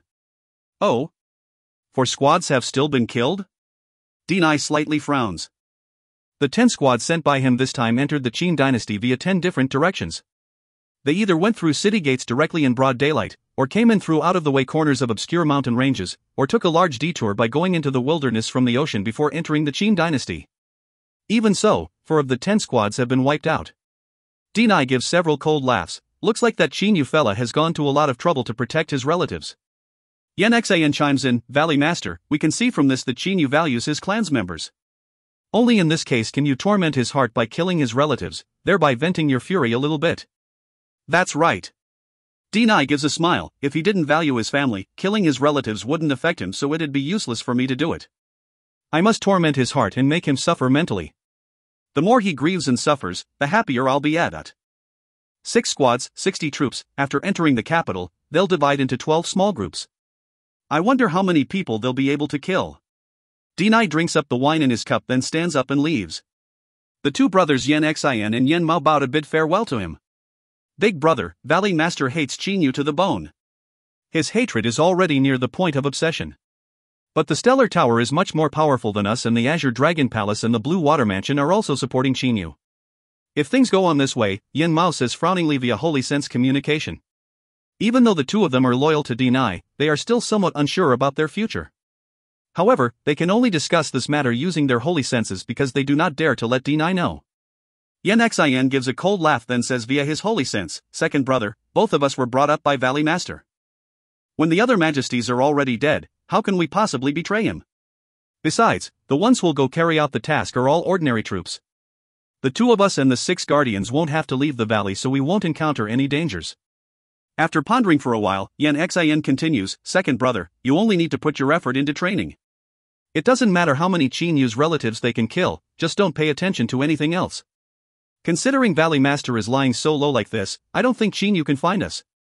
Yen Mao nods his head. After all, anyone with some brains can see that Dinai is at a disadvantage, but he also has an advantage, that is, he is in the dark whereas Chinyu is in the light. Therefore, Dinai can attack Chinyu, but Chinyu cannot attack him despite being powerful because it is difficult to find out his location. Inside a garret of a city gate tower of the Qin dynasty's capital, 2 Zuyuyoists are talking to each other.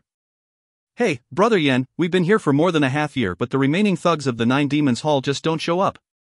We're even forced to keep watch using our holy senses. This is really, a short man says. The other, a strongly built man who was sitting with legs crossed, now opens his eyes, saying, be careful. If what you said is leaked out, Tower Master will get furious. Don't play with your life. At this moment, the strongly built man's face changes color. Zuyuyoists detected. 10 Zuyuyoists have appeared within 1 kilometer of this city gate tower. The strongly built man immediately tells the nearby Zuyuyoists under him via holy sense communication. Various silhouettes then rush out from the many small garrets of the city gate towers like lightning. They all use holy sense communication and nearly 100 Zuyuyoists within several km of them charge towards the same location instantly. It's daytime now. Move faster, so that those mortals can't see us. The leader of the 100-strong squad immediately shouts to his subordinates using his holy sense. Those 100 troops reach their top speeds at once. They move like strong wind and in the blink of an eye they have already gone 100 m. At such speeds, only some Xiantian experts can manage to see them, but how many Xiantian experts are there on the whole Qianlong continent? And how many Xiantian experts are there within such a short distance? Poof! Blood spatters. Bang! Flesh is torn apart violently. You're killing the wrong guys. I'm the Stellar Towers Guard. A member of the attacked group of 5, a green-haired thin man, says to the attacking Zuyuyoists via holy sense communication without delay. When Zuyuyoists kill each other, they basically have no time to talk with their mouths and therefore can only communicate via their holy senses. Wrong guys? Stellar Towers Guard. That squad leader stands in front of the green-haired Zuyuyoist, who is lucky to be alive, and says with a cold laugh. 4 of the 5 strange Zuyuyoists have been killed instantly and this is the only one of them left. Sir, I'm really the Stellar Towers member. If you don't believe me, you can check my Jade identity card out. The green-haired Zuyuyoist hurriedly says in terror at once. The squad leader says with a cold laugh, your Jade identity card belongs to the Stellar Tower indeed. But, Tower Master ordered long ago that any Zuyuyoists entering the Qin dynasty be killed. The green-haired Zuyuyoist still wants to quibble. There is a tinge of mockery and amusement on the squad leader's face. Brat, quit lying. Let me tell you something. Tower Master has already told manager Zhuang Zhong that not even the Stellar Towers forces are allowed to enter the Qin dynasty. The green-haired Zuyuyoist moves his eyes in a circle and says, Sir, I'm one of the 10,000 Zuyuyoists who came here in the beginning. I was sent to guard the Qin dynasty's border. Oh, the squad leader is stupefied. This is a possibility. 5,000 Zuyuyoists are indeed guarding various places on the border of the Qin dynasty. Didn't Tower Master give you an order? Why did you guys leave without permission? The squad leader asks doubtfully. He has not loosened his vigilance yet. The green-haired Zuyuyoist is delighted to see some hope. Well, sir, those Zuyuyoists you killed just now were with me. You killed the wrong targets. They were our comrades. The green-haired Zuyuyoist says with grief. Ah. The squad leader appears totally stunned. At this moment, the green-haired Zuyuyoist has already come up with a way to escape, however. Poof. A sharp sword penetrates his stomach. The green-haired Zuyuyoist looks at the squad leader before him with popping eyes and says in disbelief, why did you? Brother, you're really smart. Unfortunately, Tower Master already took this simple flaw into account. The Jade identity cards of us 10,000 guards were already altered. So, as soon as we sensed you, we knew that, you're not one of us. The squad leader smiles broadly. Then why did you still talk with me so much? Because a vital body part of his was pierced through, the green-haired Zuyuyoist, who has merely reached the Jindan stage, is wounded very badly. But he still wants to know the answer. The squad leader says solemnly, well, this is because you didn't show up until now. We've been waiting here for more than a half year without seeing anything. We were bored so naturally we wanted to toy with you a bit. Ha ha. Those nearly 100 Zuyuyoists all laugh out loud. Some mortals in the surroundings become doubtful as to why that group of men is laughing. But seeing that those men are muscular, nobody dares to approach them. Brothers, clean it up and leave. After destroying the corpses, the 100 members of this squad slowly enter the city gate with no worries, then return to their respective posts on the city wall. At almost the same time, 5 other small groups attempt to secretly intrude into the capital through different places. However, it can be said that the capital's defense is almost watertight as one group after another is totally annihilated. The Stellar Towers guards, who have not killed for more than a half year, take the opportunity to toy with these Zuyuyoists at will. But these guards are too careless. Right after they killed the first batch of groups, another batch of groups appears and intrudes into the capital through the same places. Because the original guards of these places have already left to kill the first groups, the later groups are able to sneak in safely. If the Stellar Towers guards were vigilant and kept watch all the time with their holy senses, they would very likely have detected the second batch of groups of 5. But obviously not many guards are vigilant. Among the 12 small groups of 5 groups succeed in entering the capital with this method. As for going in through the sky, this method simply does not work because the airspace of the capital has been sealed up with restrictive spells and not even a birdie can dream of flying in. The capital, Prince Yu's mansion. Qin Yu is sitting in a chair. Yan Rui and Liang Tan are in front of him. Yan Rui is dressed in a black suit of armor which outlines her curvy figure, but Liang Tan has a solemn expression and does not glance sideways at her. Tower Master, various places on the city walls have reported that many small groups attempted to sneak into the capital. It is still unknown whether any such groups have breached our defense to come in. Liang Tan says seriously. Qin Yu nods and says with a smile, they're very formidable, aren't they? Every Zuyuist inside the capital must be vigilant and search carefully. As for the ones in the Imperial Palace, I don't have to tell them what to do, right? Don't worry, Tower Master. D-Nice forces will be exterminated if they come here regardless of their number. None of them will succeed. Liang Tan says confidently. Qin Yu slightly nods. He is certainly at ease. Not only did he spread the Stellar Towers guards along the border of the Qin dynasty to provide surveillance, he also had guards stationed on the city walls. Moreover, there are currently over 1,000 Zuyuyoists inside the capital. They are staying in various places of the capital and monitoring it constantly. The inside of the Imperial Palace is even more heavily guarded. Sir, the Imperial Palace is guarded too strictly inside. More than half of the 25 brothers who were lucky to survive are already dead. A scholarly-looking Zuyuist listens to his subordinate via holy sense communication while sitting in a restaurant. He then gives an order, change the targets. Attack the members of the royal family and the important officials in the capital. Kill as many as possible. Yes. The scholar takes a sip of tea and lets out a sigh. Valley Master really told us to seek our own deaths with this mission. A forced smile appears on his face. But he and the other do not dare not to come here because, if they disobey, D-Ni will make them suffer a fate worse than death instead of killing them. Suddenly. Brother, you're really brave to have broken in the Qin dynasty's capital. A juvenile walks towards the scholar. The scholar's face changes color greatly. He unexpectedly cannot tell the power level of the juvenile before him.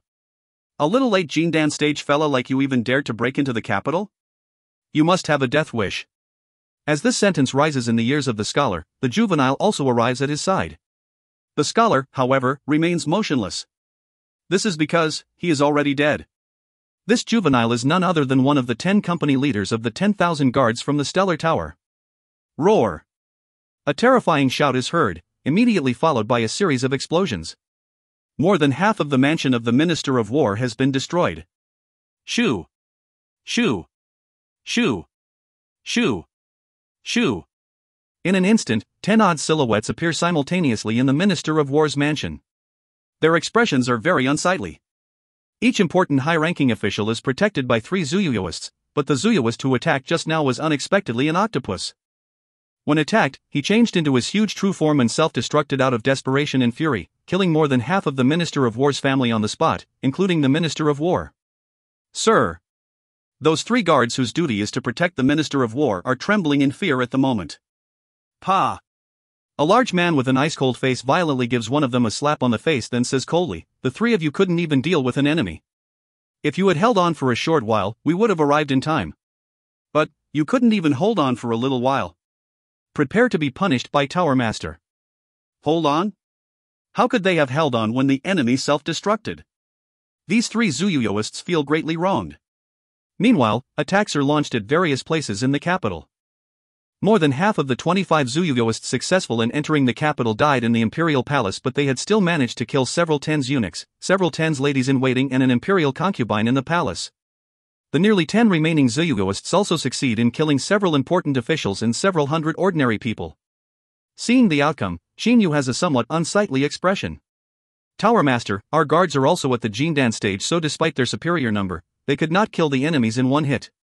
Because they cannot one-shot the enemies can kill a large number of mortals just by sending out their energy. Mortals are really too weak. Yen Rui says in frustration. Qin forces a smile. Indeed, when Zuyuyoists fight each other, even though his forces outnumber the enemies, the energy sent out in the fighting alone can kill mortals. Thus, an imperial concubine, several important officials and even more than 100 eunuchs, ladies-in-waiting, and ordinary people were killed this time. Increase the surveillance on the city walls. I never thought so many Zuyuyoists would be able to sneak in. From now on, increase the number of monitoring guards. The best solution is to prevent the enemies from getting into the capital. Qin immediately gives an order. The deaths of a minister and several other important officials are really a severe blow to the Qin dynasty and its subjects. However, Deny used this wave of attack only to test the water. His real, ruthless attacks are still to come. End of B9C7. If you find any errors, ads pop up, ads redirect, broken links, non-standard content, etc., please let us know. Report chapter so we can fix it as soon as possible. Book 9, Chapter 8. B9C8, Change of Heart. Valley Master, the most recent news I received says that 25 troops managed to enter the capital. When attacking the imperial palace, one of them self-destructed out of desperation, killing some noble. It should be the empress or an imperial concubine of the Qin dynasty. Yen Xin reports respectfully. Deny's eyes immediately glitter. Really? Deny asks again. Yen Xin says with a nod, Valley Master, according to the news, the ladies-in-waiting in the imperial palace called that woman lady. Therefore, she was either the empress or an imperial concubine. Very well, what happened next? Deny's face is covered in a layer of joy. Yen Xin is startled, but Yen Mao says, Valley Master, this is the last news. After sending this news, that squad leader was killed, but the remaining Zuyuyoists should have attacked the important officials and some royals who live outside the imperial palace in the capital according to the plan. Mortals are very fragile, so any Zuyuyoist can kill them by casually sending out his energy. The Qin dynasty must have suffered quite a lot of damage. Very good. Deny stands up while laughing. However, judging from the fighting this time, we can see that the Qin dynasty has an extremely tight defense. After suffering such heavy losses, it will definitely raise its defense again. Perhaps it'll be very difficult to sneak in without being spotted by the surveillance on the capital's walls. Yen Xin says frowningly, then what should we do, Valley Master? Yen Xin, after considering for a long time, I've come up with a great solution, fighting mortals with mortals. Deny smiles broadly. Yen Xin and Yen Mao are startled. They are watching out for Zuyuyoists, but how can they defend against mortals? If we can control and order a bunch of mortals to go attack the Qin dynasty, we'll surely be able to catch them by surprise. This'll probably achieve an even better result than attacking with Zuyuyoists do. Deny says confidently. Yen Xin's and Yen Mao's eyes immediately brighten. According to the intelligence gathered in the Qin dynasty, the Qianlong continent has assassin organizations as well as spy organizations. Deny says smilingly. And pearls and agates, which are worthless to us at the bottom of the ocean, are loved by mortals the most. Valley Master, you mean Yen Xin has also figured it out? You're not bad. First we'll make those assassin organizations get into action with money and jewels. Deny says slowly. However, according to intelligence, the range of assassinating missions they accept is limited. They won't dare to assassinate the Qin dynasty's princes. Therefore, in addition to that, we'll have to establish an assassin organization of our own. We'll establish it ourselves? Yen Xin asks doubtfully. Deny says with a nod, correct. We'll send several tens Zuyuyoists into the Ming dynasty and Han dynasty. They'll display their power in front of some Xiantian experts to tempt these experts into joining our organization. At the same time, we'll showcase the power of Zuyuyoists to some big clans to get their support and even to control some big clans' influence. Deny's eyes glitter. Using the Ming dynasty and Han dynasty as the bases, we're going to set up an assassin organization called Spectre. Its top priority is going to be to kill the members of the Qin dynasty's royal clan. A note of extreme coldness surges in his eyes. He has decided that the top goal is to kill the royal clan's members. Never has he thought that those mortals will be able to kill Qinyu. You're so brilliant, Valley Master. Yen Xin and Yen Mao both get down on one knee and say with joy. After listening to this plan of fighting mortals with mortals, they have found it to be exceptionally feasible because while those guarding Zuyuyoists can monitor other Zuyuyoists using holy senses, mortals cannot be kept under surveillance in the same way. The Spectre Assassin Organization, Denai laughs coldly in his mind. Xinyu, I'll let your clan know how it feels to be haunted by a spectre. Inside the Ming Dynasty. Sky-raising Han Yuanshang, a prominent expert of the Ming Dynasty, is riding a horse on a main road. It is already dark now, but he is still going slowly. Stop. A cold shout rises. Who? Yuanshang's face changes color. He unexpectedly cannot feel the location of the shouter. I'm behind you. That ice-cold voice is heard again. Yuanshang gets off the horse and turns around. His movements are very smooth. He takes no provocative action because he understands that if someone who can appear behind him undetected wanted to kill him, he would have been dead already. Yuanshang's face changes color greatly because the man before him is unexpectedly standing in midair. According to legend, only Shangxian can stand in midair without the help of anyone or any tools. You're a Shangxian? He asks in disbelief. Yes. This blue-clad stalwart man admits right away. In fact, this blue-clad large man is merely a Zuyuist. I see that you're pretty talented and already a Xiantian expert, so I want to make you my disciple. Do you want it? Hearing that the Shangxian wants him to become his disciple, Yuanshang is dumbfounded. Oh, you don't want it? The blue-clad large man says frowningly. No, I want it. It is an honor to meet you, master. Yuanshang immediately kneels down and says. A Shangxian, no less. This is a supreme being. Countless martial artists can only dream about becoming Shangxian's disciples, so how can Yuanshang possibly decline when now a Shangxian wants to make him his disciple? After all, the attraction of a Shangxian is really too great. In such a short time as 3 months, a large assassin organization is founded. This assassin organization is based in the Ming Dynasty and Han Dynasty. There are several tens big clans with a history of more than 100 years working for it. These big clans have agreed to work for it only because some of their members have become Shangxian's disciples. In addition, a large number of Xiantian experts have also joined this assassin organization. To become a Shangxian is a dream of every top-class martial artist. The assassin organization is such a huge power and has so many Xiantian experts, so naturally it has attracted some Hotian experts. Like a strong wind scattering the clouds, its influence has even spread into the Qin dynasty. In 3 months, an assassin organization second only to the Heavenly Net has been established. It is called Spectre. In Prince Yu's mansion. Uncle Su, your prediction at that time is really not bad. In the last several months, an assassin organization has indeed appeared. Qinyu says smilingly. Su Yuan already took a base-building pill, and afterwards Qinyu used his own energy to clear his channels and purify his marrow, helping him to absorb the medicines of the pill, so now he is also a Xiantian expert and looks like a man in his 40s or 50s. Base-building pills are very precious and ordinary Shojin schools cannot obtain them. Using some materials in Treasure Storing Palace, which he stole from the Nine Demons Hall, Qinyu made quite a few base-building pills. One of such pills coupled with his personal assistance certainly can turn a normal person into a Xiantian expert in no time. Blending in with the mortal world, handling mortals with mortals, but Denai is only a little smart. He's unexpectedly using an assassin organization, which is the easiest thing for us to deal with. Su Yuan says while waving his feather fan, seeming totally unconcerned. Qinyu looks at Uncle Su. Don't worry. For the moment you don't have to get into action. As he's already using mortals, I can deal with him using only mortals. Su Yuan slightly waves the feather fan and says with confidence. Qinyu nods his head with a smile. In the evening of the same day, Qinyu is reading a book under a lamp alone. Suddenly there are knocks at the door. So it's you, father. Qinyu opens the door of the room. He is surprised and very excited to see his father Qin De outside the door.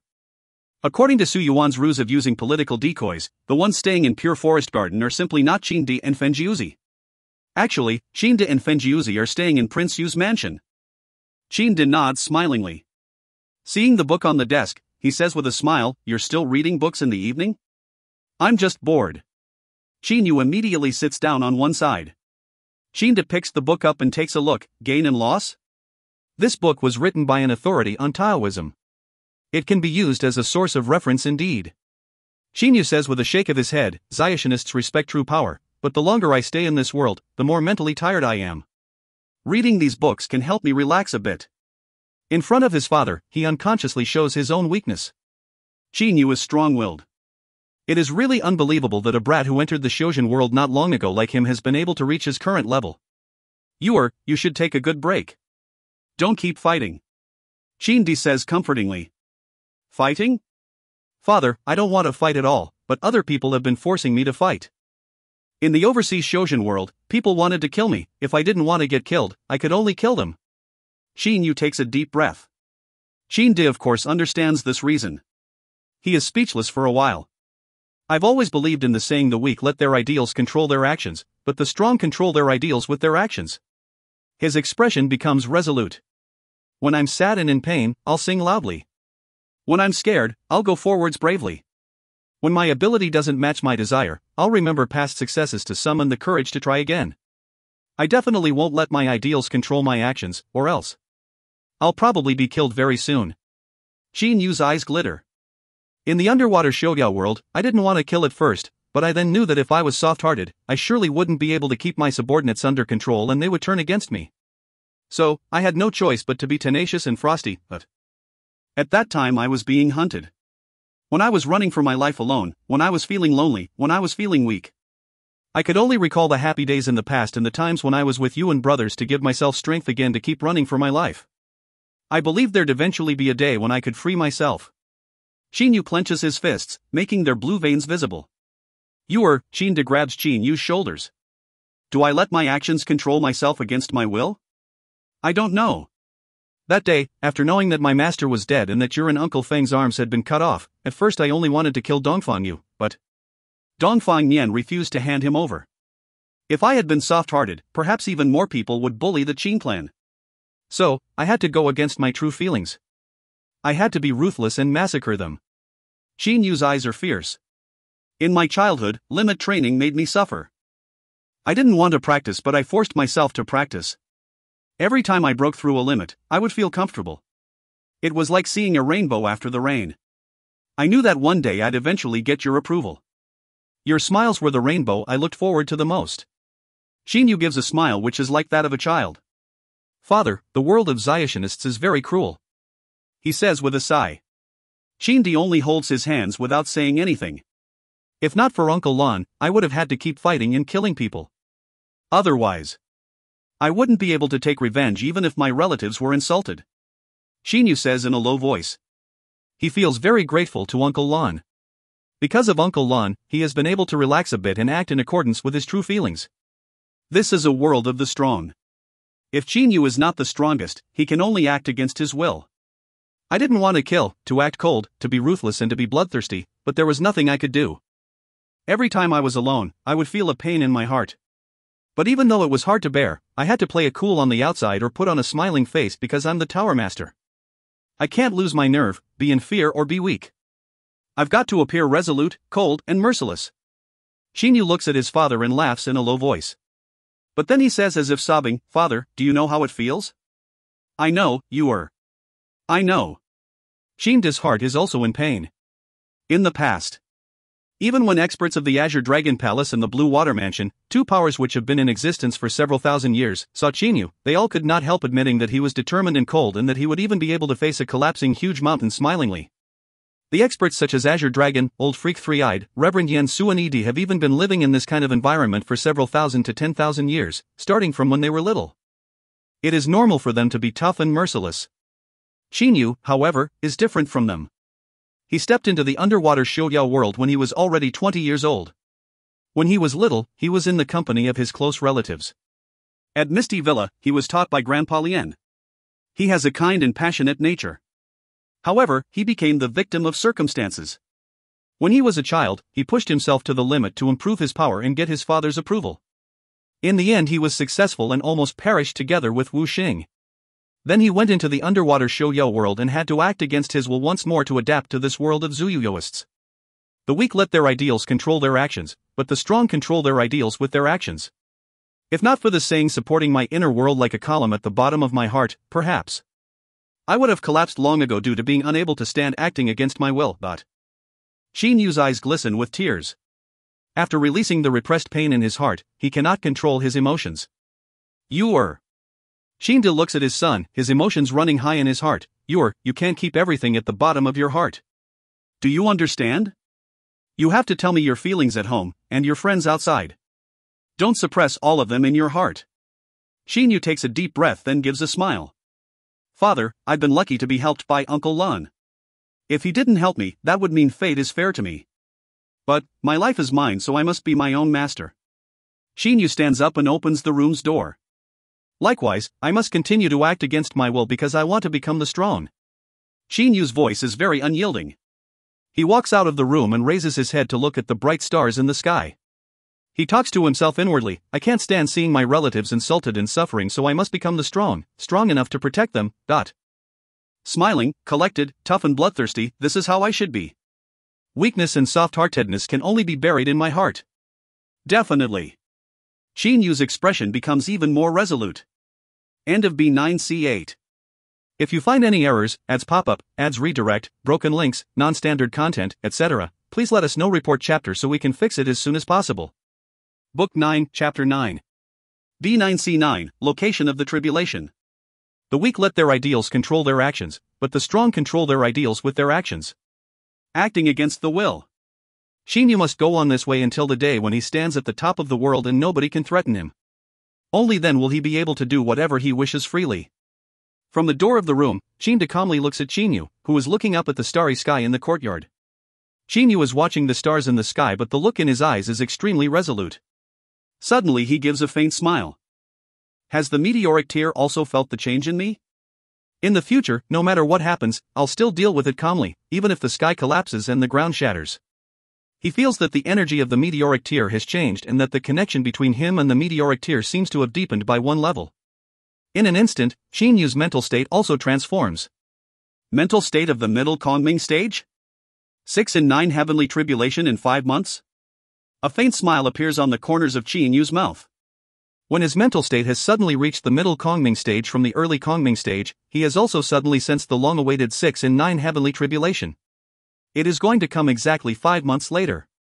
However, at the moment Xin Yu is not ecstatic at all. The road he still has to walk in the future is very long. This tribulation is just a small episode. And the 9 demons Halls deny, who is bothering him now, is merely a little fork on the road of his life. If Xin Yu did not want to keep doing what he is doing, if he was the weak, he would only need to practice quietly in a certain corner of scenic beauty to be able to enjoy life and not worry about things. However, if he really did so, perhaps he would have no choice but to watch his relatives getting harmed when a strong individual threatens their lives. Therefore, Xin Yu has chosen to become one that is strong enough to protect his relatives and brothers. When he made this decision, his path was also decided at the same time. Fighting, bloodthirstiness, coldness, madness, acting against the will, killing, dangers, they are the things on Xin Yu's path. This is his own choice, so naturally he has to be responsible for them himself. Who? Xin Yu expands his holy sense to the utmost. Having reached the middle Kongming stage, it has an extremely wide range which can cover the entire capital. Now he can see clearly that, in the imperial palace, the princes are sleeping peacefully and his brother Qin Zhang is seriously correcting memorials to the throne. His big brother Qin Feng is practicing quietly. Peacefulness and happiness. Only when he sees his relatives living happily does Qin Yu feel satisfied with his choice. It is like how he did external practice for 10-something years to obtain his father's approval and smiles when he was a kid. Now he is walking the path of the strong for an indeterminable amount of time to see the smiles of his relatives and brothers. Time goes by. A month after Qin Yu sensed his 6 and 9 heavenly tribulation, in Prince Yu's mansion. Su Yuan and Lear are playing Go. Compared to Qin Yu's standard, Su Yuan's Go skill is obviously much stronger. Now he is even more quick-minded than in the past because he has already started to practice after absorbing a base-building pill, so naturally his Go skill has improved too. I've lost, Miss Lear. Your Go skill is really excellent. Su Yuan gives up laughingly and admits defeat. Your skill has clearly improved, Uncle Su. I think you're just a bit weaker than the capital's god of Go. Lear collects the Go pieces smilingly. After the game is finished, Qin Yu, Lear and Su Yuan chat with each other. What? You're going to undergo the 6 and 9 heavenly tribulation 4 months later? Su Yuan is shocked and loses his usual calmness and easiness. Qin Yu says smilingly with a nod, What's the matter, Uncle Su? Isn't it just the 6 and 9 heavenly tribulation? It's not worth making such a fuss of. Lear also looks at Chinyu and says in a slightly annoyed manner, Chinyu, you didn't even tell me that you're going to undergo the tribulation. Chinyu is startled. When she calls him Chinyu instead of Big Brother Chinyu, she has obviously become angry. Given my current power, it should be very easy to overcome that 6 and 9 heavenly tribulation, unless some strange change will take place like what happened to Xiaohei that day. Even so, I'll still be able to withstand it by going all out. Chinyu is totally confident. Lear looks at him for a long time, then says with a sigh, be careful, Big Brother Chinyu. Your heavenly tribulation definitely won't be so simple as you think.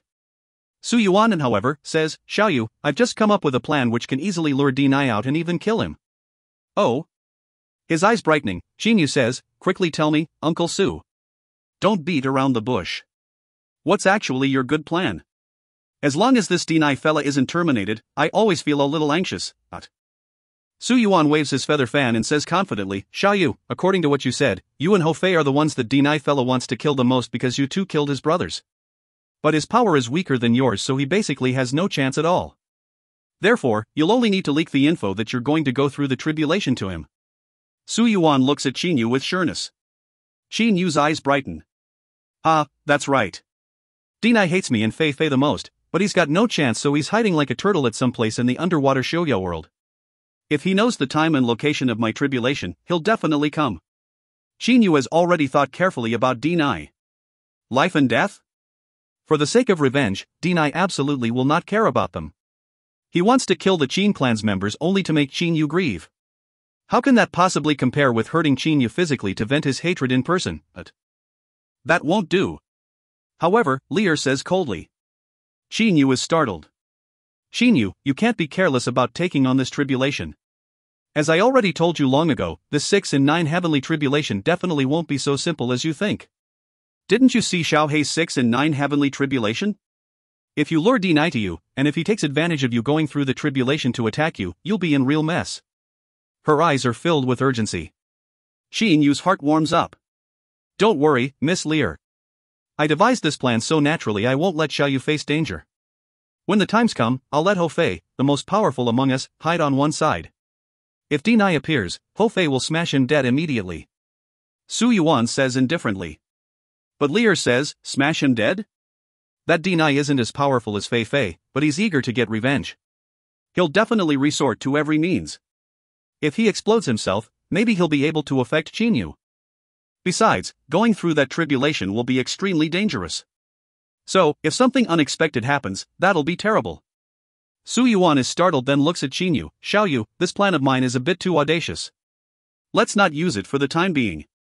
At first he thought that Chinyu would overcome the tribulation very easily, but now, according to what Lear said, that tribulation seems so exceptionally dangerous that if Chinyu is a little careless, he will probably fail with his soul destroyed. Lear also stares at Chinyu. Alright, I won't use this plan, okay? Chinyu says smilingly to her. In that nameless mountain range at the bottom of the ocean. Chinyu's going to undergo a tribulation? Deny is shocked. Then he suddenly grabs Yen Xian's arms and says with goggling eyes, that Chinyu fella is going to undergo a tribulation. Could it be the 6 and 9 heavenly tribulation? Yen Xian, you can't joke about this matter. Tell me the truth. His eyes are blazing as if he wants to devour people. Seeing Deny like this, Yen Xian hurriedly says, Valley Master, according to the news I received, that Chinyu fella said 3.5 months later that he'll leave the Qianlong continent for that Stone Crane Island, which is relatively near the continent, to undergo the tribulation. It seems he deliberately spread this news. 3.5 months later on the Stone Crane Island? Deny mumbles in a low voice, then raises his head, his eyes flashing with coldness. Deliberately spread the news? Of course I know Chinyu deliberately did this. If he hadn't spread this news about the tribulation, given our intelligence network, how could we possibly have known about it? Valley Master, that Chinyu fella definitely wants to lure you into coming to him. Yen Mao says firmly. Deny says with a cold laugh, of course I know he wants to lure me out. Valley Master, Yen Xian and Yen Mao are astonished. Deny's eyes narrow. According to the info my 3 elder brothers sent me at that time, Chinyu is a son of the Qin dynasty. He's been practicing for less than 100 years, but he's reached such a power level in such a short time. If this continues, the gap in power between me and him will only grow larger and larger, and my hope of getting revenge will only become increasingly smaller. Yen Xian and Yen Mao fall silent. they indeed know Qin Yu's information. He is already at such a high power level, having been practicing for such a short time. If he keeps progressing at this speed, the gap between D9 and him will only become larger and larger. As for that Hofei fella, he's an extraordinary divine beast. At that time, my brothers and I were joining forces, but we were still no match for him. According to my big brother, he passed the 6 and 9 heavenly tribulations several years ago. Now he must be even stronger than he was in the past, so I'm all the more not a match for him. Valley Master, seeking revenge shouldn't be rushed. Yan Xin and Yen Mao have become worried. D9, however, says with a cold humph, it shouldn't be rushed, but I'm different. If I keep not getting into action, later I'll stand absolutely no chance. Yan Xin, Yen Mao, at the moment I can only plan to take the lives of Qin Yu's relatives. Why? It's because I stand no chance against Qin Yu and Hofei. But I simply can't kill Qin Yu's relatives in person. Perhaps Qin Yu and Hofei are laughing about me in the capital. D9 bursts out laughing like crazy. I want to kill Qin Yu's relatives, but I don't dare to personally get into action. I can only stay here. What's the use of me staying here? I'm totally useless. So, I better go and seize that only glimmer of hope. Yan Xin, Yen Mao. D9 suddenly stares at the two Yen brothers. Yes, Valley Master. They look at him. The two of you listen up. Even if I stay in the valley, I won't have any hope of killing Qin Yu's relatives. Therefore, later you'll take charge of the matters in the valley and manage the matters of the Spectre. Remember, kill Qin Yu's relatives. D9's eyes redden. As for me, I'm going to seize that only chance of getting revenge. Qin Yu is setting up a trap, but one's cleverness may overreach itself. Has he ever heard of this saying? Even if I have to die, I'll cause him to fail to overcome the tribulation, thus destroying his soul. You two, vow to me that you'll definitely take charge of the valley and kill Qin Yu's relatives.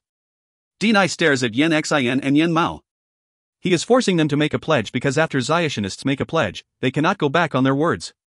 Yan Xin and Yen Mao exchange a look, but facing that terrifying look in D9's eyes, they have no choice but to make a vow. They know that if they decline, he will most probably kill them right away because he has already become obsessed. I, Yan Xin, swear to heaven that I shall definitely take charge of the matters in the valley and do everything for the goal of killing the members of Qin Yu's clan. I shall never give up. If I ever do, my soul shall be destroyed by thunderbolts from heaven. I, Yen Mao, swear to heaven that I shall definitely take charge of the matters in the valley and do everything for the goal of killing the members of Qin Yu's clan. I shall never give up. If I ever do, my soul shall be destroyed by thunderbolts from heaven.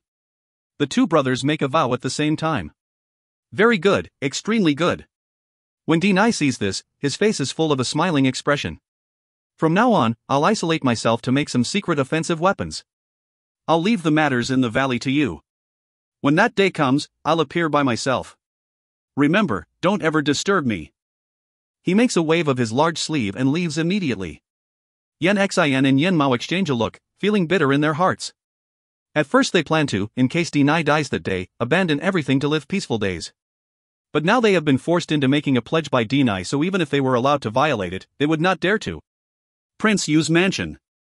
Qin Yu and Hofei fly away directly. Below them, Qin De, Qin Feng, Qin Zhang, Lear and the others are all watching them. Seeing Qin Yu leaving, Lear shakes her head in frustration, talking to herself inwardly. Big brother Qin Yu, you even spread that news. I didn't think you'd be willing to put yourself in danger for the sake of killing D9. However, with Fei Fei beside you and that thing, there shouldn't be a problem. Hopefully there won't be too much trouble during this 6 and 9 heavenly tribulation. Qin Yu and Hofei are flying side by side.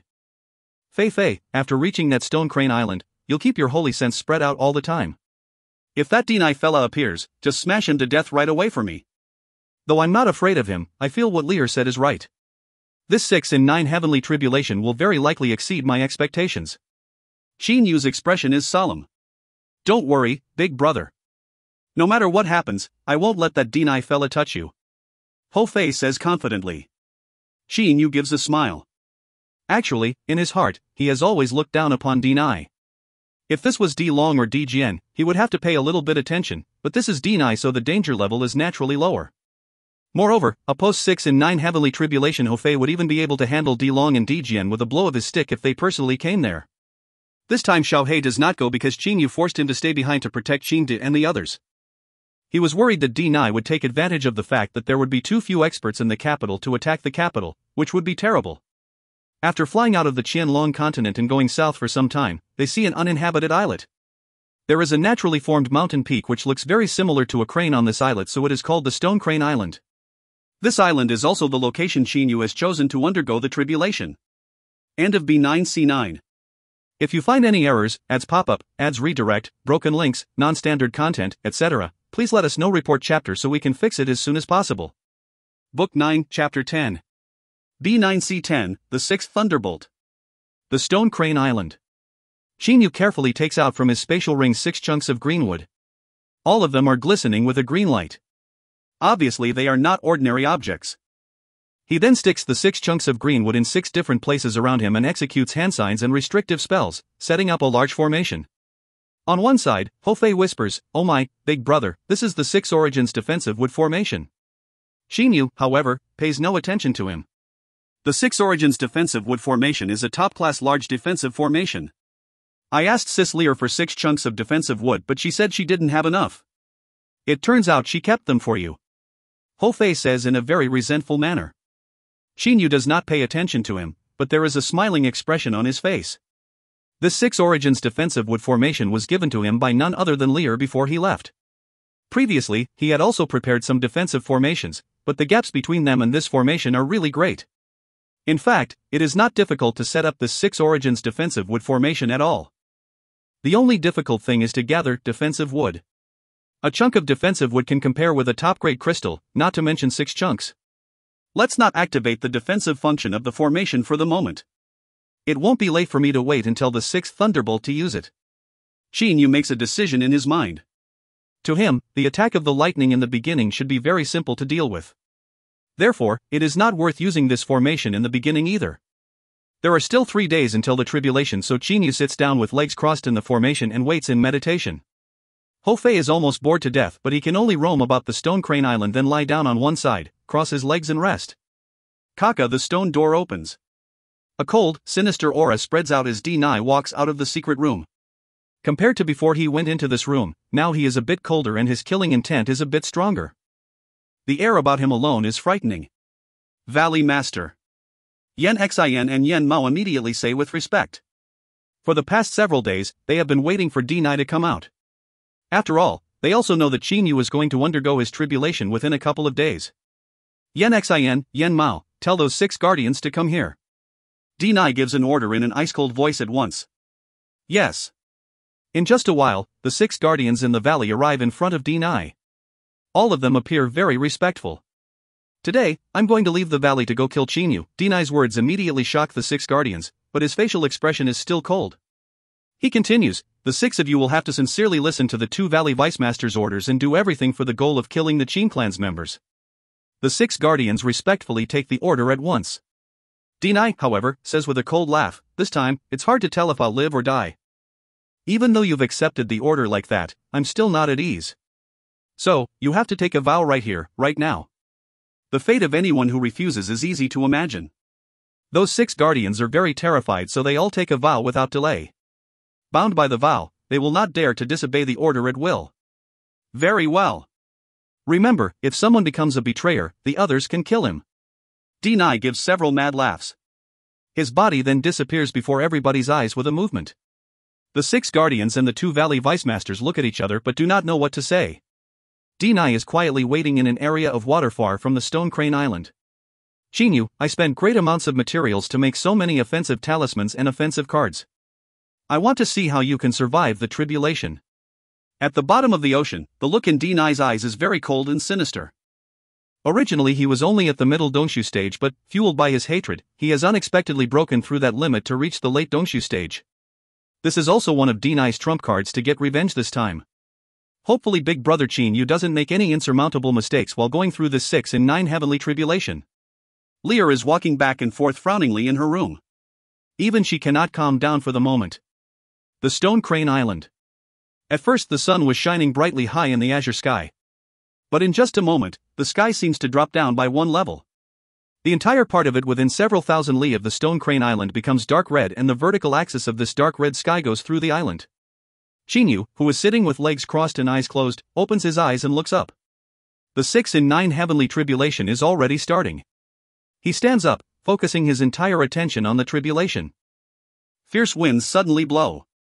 Immediately, the waves around the Stone Crane Island all surge up violently, reaching several tens to nearly 100 m in height and hitting every place of the island with loud explosions which sound like crashes of thunder. The entire world seems to be filled with noises of total chaos. Countless serpentine electric sparks are dancing in the dark red sky. All of a sudden, whiz! A noise which is similar to a man's sniff resounds through the air. The fierce winds disappear at once and the big waves also quiet down extremely fast. In just a short time, the area around the Stone Crane Island has become calm and lovely with no billows. All of the electric sparks have also disappeared because just now, in a breath, they were unexpectedly absorbed completely into that tribulation cloud. Blackish-purple tribulation cloud, Big brother, last time when I underwent my tribulation, that cloud wasn't as black as this and it didn't absorb the lightning in the sky so fast like this either. Apparently, there's something unusual here. Be careful.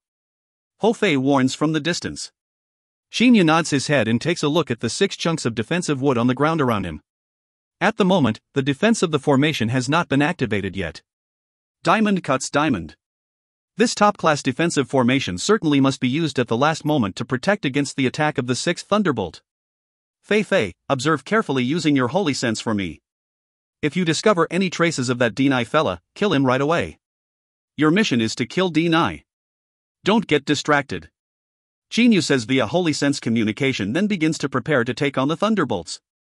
Any of the 6 Thunderbolts will be more powerful than the previous one. Naturally, Xin Yu is going to resist the first, the weakest Thunderbolt using his body. If his body cannot even withstand the first Thunderbolt, there will be no need for him to undergo the other 5 Thunderbolts. Boom! An explosion is heard. A huge purple bolt which is as thick as a water tank has already struck down on Xin Yu's body. In an instant, his whole body is bathed in lightning, causing him to look like a god of thunder, but it does not suffer any injuries. Awesome, it feels really awesome. Xin Yu narrows his eyes with a lot of enjoyment. An ordinary thunderbolt is totally unable to damage his body. The attack of the first thunderbolt gave his entire body a numbing sensation which was even more comfortable than getting massaged. Even though the first of the 6 thunderbolts should be the weakest, it was a bit too weak already. Xin Yu mutters. Despite muttering so with his mouth, he still does not dare to treat the tribulation lightly. After all, when the tribulation cloud was being formed in the beginning, it gathered lightning too fast, and moreover, it is so purple that it appears black. Obviously it is containing a frighteningly great amount of energy. Boom! The second thunderbolt strikes down. Xin Yu still resists it directly with his body. Various sinuous electric sparks stimulate every place on his body like small needles. The pores on his whole body cannot help contracting. The electricity passes through his muscles and permeates into every part of his body directly. Xin Yu's flesh is refined by lightning once again. Something which nobody ever expected has happened. For some reason, the first 5 thunderbolts were only so powerful. Before Xin Yu started to undergo the tribulation, Lier had given him a warning. He also watched Ho Fei and Xiao He take on their 6 and 9 heavenly tribulations. Even though the last bolt that attacked Xiao He was terrifying, it was unable to take Xiao He's life. Compared to Xiao He's and Ho Fei's, Xin Yu's first 5 thunderbolts even seem somewhat weaker. What's going on? This is simply unthinkable. I could only complete the lightning body training process Master had mentioned after the 5th thunderbolt. According to my plan, it should have been completed after the 3rd one. Xin Yu talks to himself in his mind frowningly. He used liquid purple gold to make quite a lot of talismans and set up a large formation, but by now he has withstood the first 5 thunderbolts directly using only his body. No good. His face suddenly changes color greatly. He has immediately thought about one possibility. Generally, a heavenly tribulation will use up the energy contained in the tribulation cloud. That blackish-purple tribulation cloud, both he and Ho Fei feel that it has much more energy than Xiao He's and Ho Fei's tribulation clouds did. It has such a great amount of energy, and yet the first 5 thunderbolts it generated were not very powerful. That means it has not used much energy. And that also means there remains an exceptionally large amount of energy. All of the remaining energy will form the 6th thunderbolt. How terrifying will it be? Damned heaven, what game are you playing? Any of these 6 thunderbolts is stronger than the previous one, but the gaps between them shouldn't be too great. You've unexpectedly been saving energy for the 6th thunderbolt by generating such 5 weak thunderbolts first. That 6th bolt. Xin Yu only has a bad feeling. No wonder Lier gave him a warning. Now he does not even have time to curse. Without delay, he shakes his finger. A drop of blood flies out from his chest. He then starts up the 6 Origins defensive wood formation and fuses it with his blood at the same time. This large formation has become even easier to control and its power has increased a bit too. 12 lightning breaking talismans, hopefully they're somewhat effective. If everything else fails, I'll have no choice but to use my last move. He has prepared quite a few reserve moves. Chi. That tribulation cloud sounds as if it is being refined. A flame unexpectedly emerges from inside the cloud, which then starts to shrink non-stop. Meanwhile, serpentine electric sparks begin to flash unceasingly in the cloud. But the tribulation cloud is still shrinking under the burning of that flame. Even heaven is helping me. Judging from the manner of this tribulation, the 6th thunderbolt will no doubt be extraordinarily powerful. Chinyu, it's hard to tell whether you'll be able to survive the 6th thunderbolt. In addition, I'm going to strike you a blow. You'll definitely die. D9 is observing the sky from under the water, so he has seen everything happening in the sky. It's about time. His body suddenly rushes extremely fast towards the stone crane island. Whiz. The tribulation cloud shrinks fiercely, but it does not become a blackish-purple lightning bolt in the end. Simply speaking, after blending, it becomes a rather blue lightning bolt. The pale blue lightning bolt is very small, only as thick as 2 fingers put together. It is even smaller than a wrist. This extremely small pale blue bolt then strikes down at Chinyu's head from the sky. The flaming sword has already flown out of the formation. At the moment the sword is shining brilliantly and rushing straight at that pale blue thunderbolt. The flaming sword and the extremely small pale blue thunderbolt collide with each other. The sword unexpectedly shatters completely with a bang like glass getting smashed by a hammer. The pale blue thunderbolt, however, seems not to be weakened at all. Pooh! Chinyu spouts a mouthful of blood from his mouth immediately. His face reddens. Damned heaven, you're messing with me. Chinyu curses inwardly, but his entire mind is focused on the inside of his body. In just one collision, his top-grade holy weapon, the flaming sword, was unexpectedly destroyed just like that. Even though it was partially because his power level is not high, this is merely a 6 in 9 heavenly tribulation. It is a bit too terrifying that a 6 in 9 heavenly tribulation can be this powerful. Bang! That extremely small pale blue thunderbolt bombards the protective barrier formed by the 6 Origins defensive wood formation, creating various flashes of lights. The light of the pale blue thunderbolt and that of the 6 defensive wood chunks blend together. But the protective barrier's energy begins to undulate extremely fast. After persisting for a breath's time, the protective barrier shatters. The color of that pale blue thunderbolt has already turned purple a bit. However, a breath's time is sufficient for Chinyu to execute that one move. 12 lightning-breaking talismans have been thrown out. Damn it! Let's go all out. Chinyu disregards everything else. Now he does not even care if his power will suffer a huge loss. Chinyu gives a loud shout in his heart. In the blink of an eye, his entire body is enfolded in a golden light. Now Chinyu has become a golden man. At the same time, the whole stone crane island begins to vibrate under his feet. Rumbling. The rock under his feet shatters. From the depths of the seabed beneath the island, a flame rushes out. This is the core flame, which comes from the deepest part of the seabed. Stellar field, moving core. Chinyu shouts loudly in his mind. The core flame immediately covers him completely as if burning him. He opens his hands at once and throws 2 palm strikes upwards. Having just destroyed the 6 Origins defensive wood formation, that lightning bolt now collides with this attack by Chinyu squarely. From his palms, a large golden beam of light shoots out straight in the direction the palms are moving in. At the same time, that golden beam of light even enfolds the deep ground core flame. Bang! The light beam and the thunderbolt clash. Boom! Boom! Boom! Boom! Boom! The entire stone crane island starts to explode. Chinyu, prepare to die. Loud gnashing shouts resound through the whole island. D9 has seized a very good opportunity. When the 6th thunderbolt struck down, he also started to charge at Chinyu. D9 waves his hands, shooting out a large numbers of talismans and jade cards. Explode! They explode in very quick succession. Even Ho Fei is shocked. There are so many talismans and powerful jade cards. How many treasures did it take to make them? Ho Fei, however, does not know that for the sake of this occasion, D9 spent almost half of the 9 Demons Hall's treasures. Kaka, die. With a movement of his body, Ho Fei arrives at the face of D9. His black stick is immediately swung down at D9's head from the air. D9's face becomes ferocious.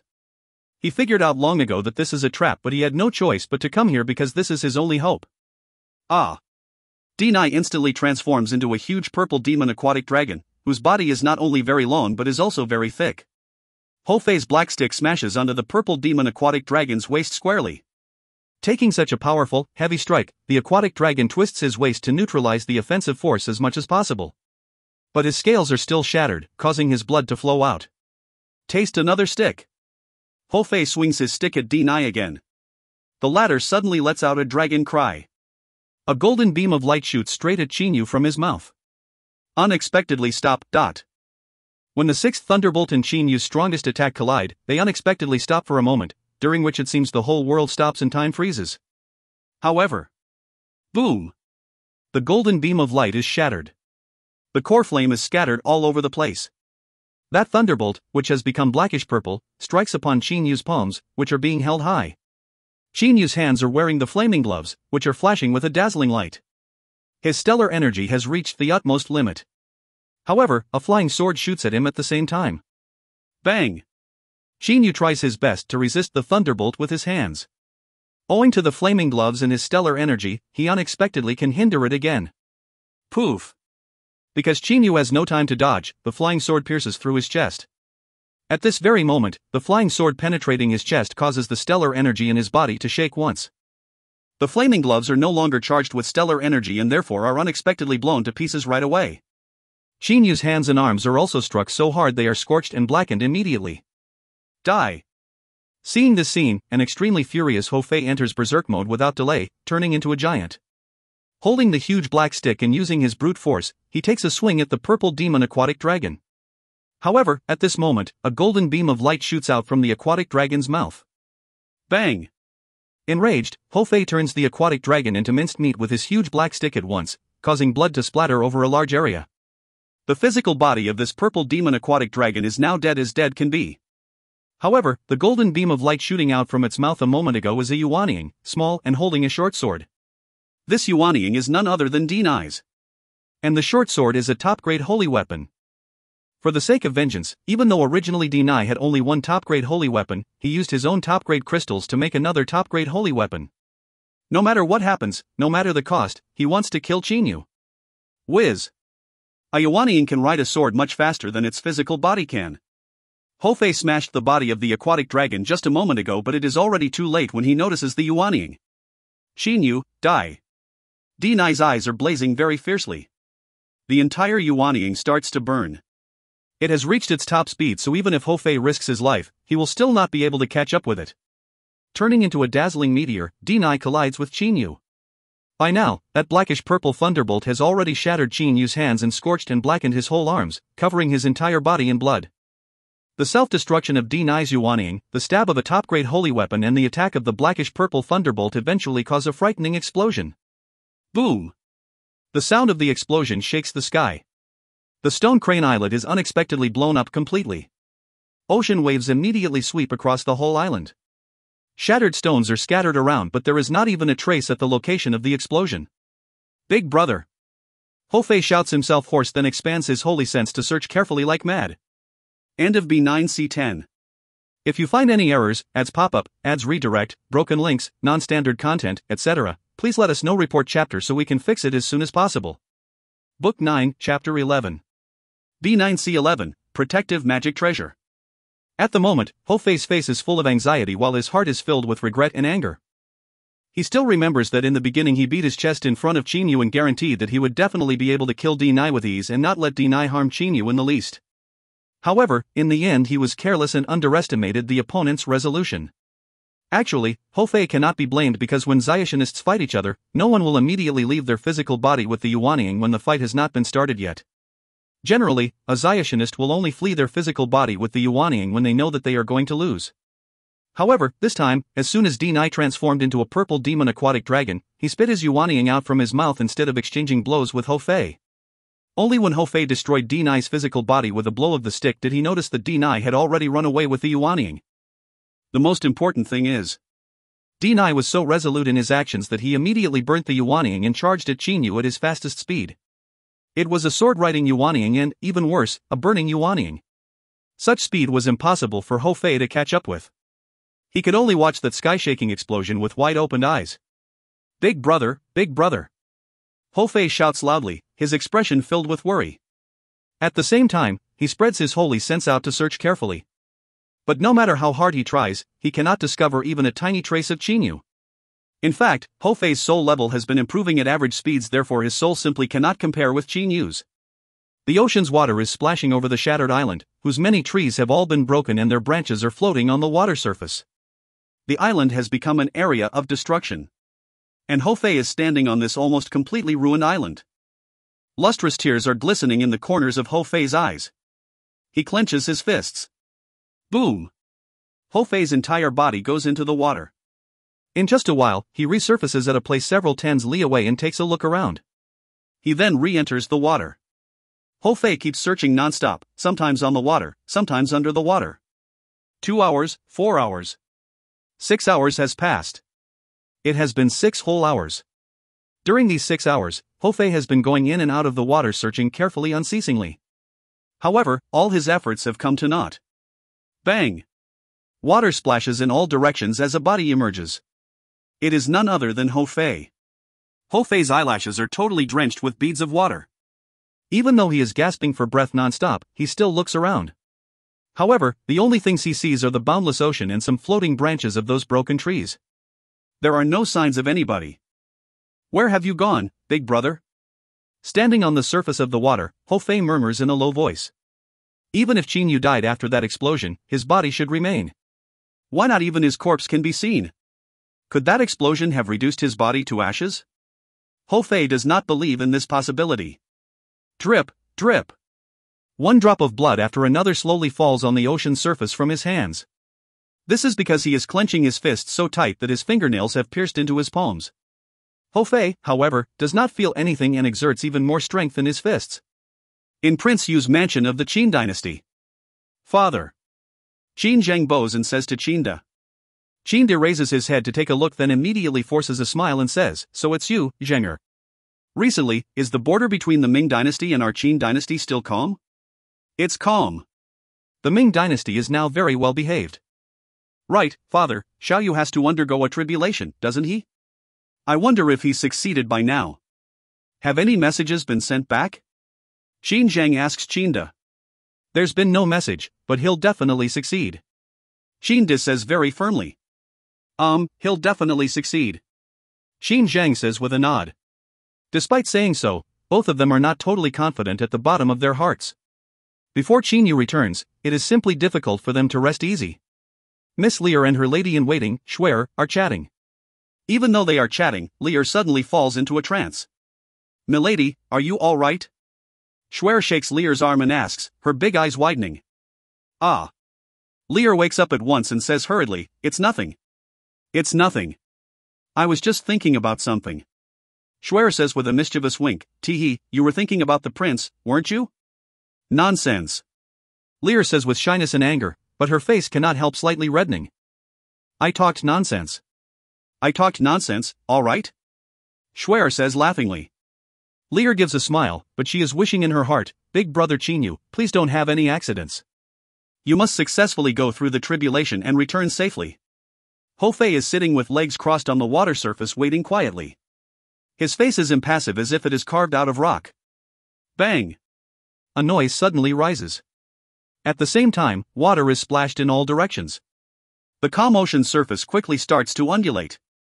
Ho Fei's eyes, which have been closed all the time, suddenly open and look straight at the source location of that noise. He sees a silhouette appear vaguely amid the scattered water spray.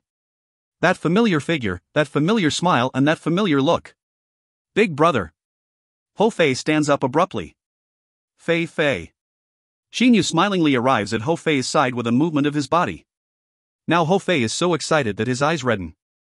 Suddenly he hugs Qinyu tightly. "Very good, this is very good. I even thought that he stops all of a sudden. Tell me. Where did you hide?" Ho Fei says to Qinyu. He has quickly resumed his normal appearance with one hand on his hip and the other hand keeping the black stick rested on his shoulder. "Hide? I didn't hide." Qinyu says laughingly. "You didn't hide? How is this possible?" Ho Fei curls his mouth. Big brother, you should know that I turned the area within several thousand li of this place upside down to carry out a search. I even thought that the last Thunderbolt and Denai's suicide attack had destroyed your body and soul completely. How could your big brother possibly be so useless? Chinyu says laughingly. But then he restrains his behavior. Fei, it was really very dangerous this time.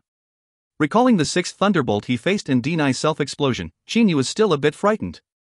That strange sixth Thunderbolt was perhaps the most powerful sixth Thunderbolt in history. Even though Chinyu has not seen all of the 6 and 9 heavenly tribulations in history, he still believes so in his heart, mostly because the sixth Thunderbolt was really too strange and unbelievable. Generally, 6 and 9 heavenly tribulations of divine beasts are all much stronger than those of Xiaxianists and Xiamoists.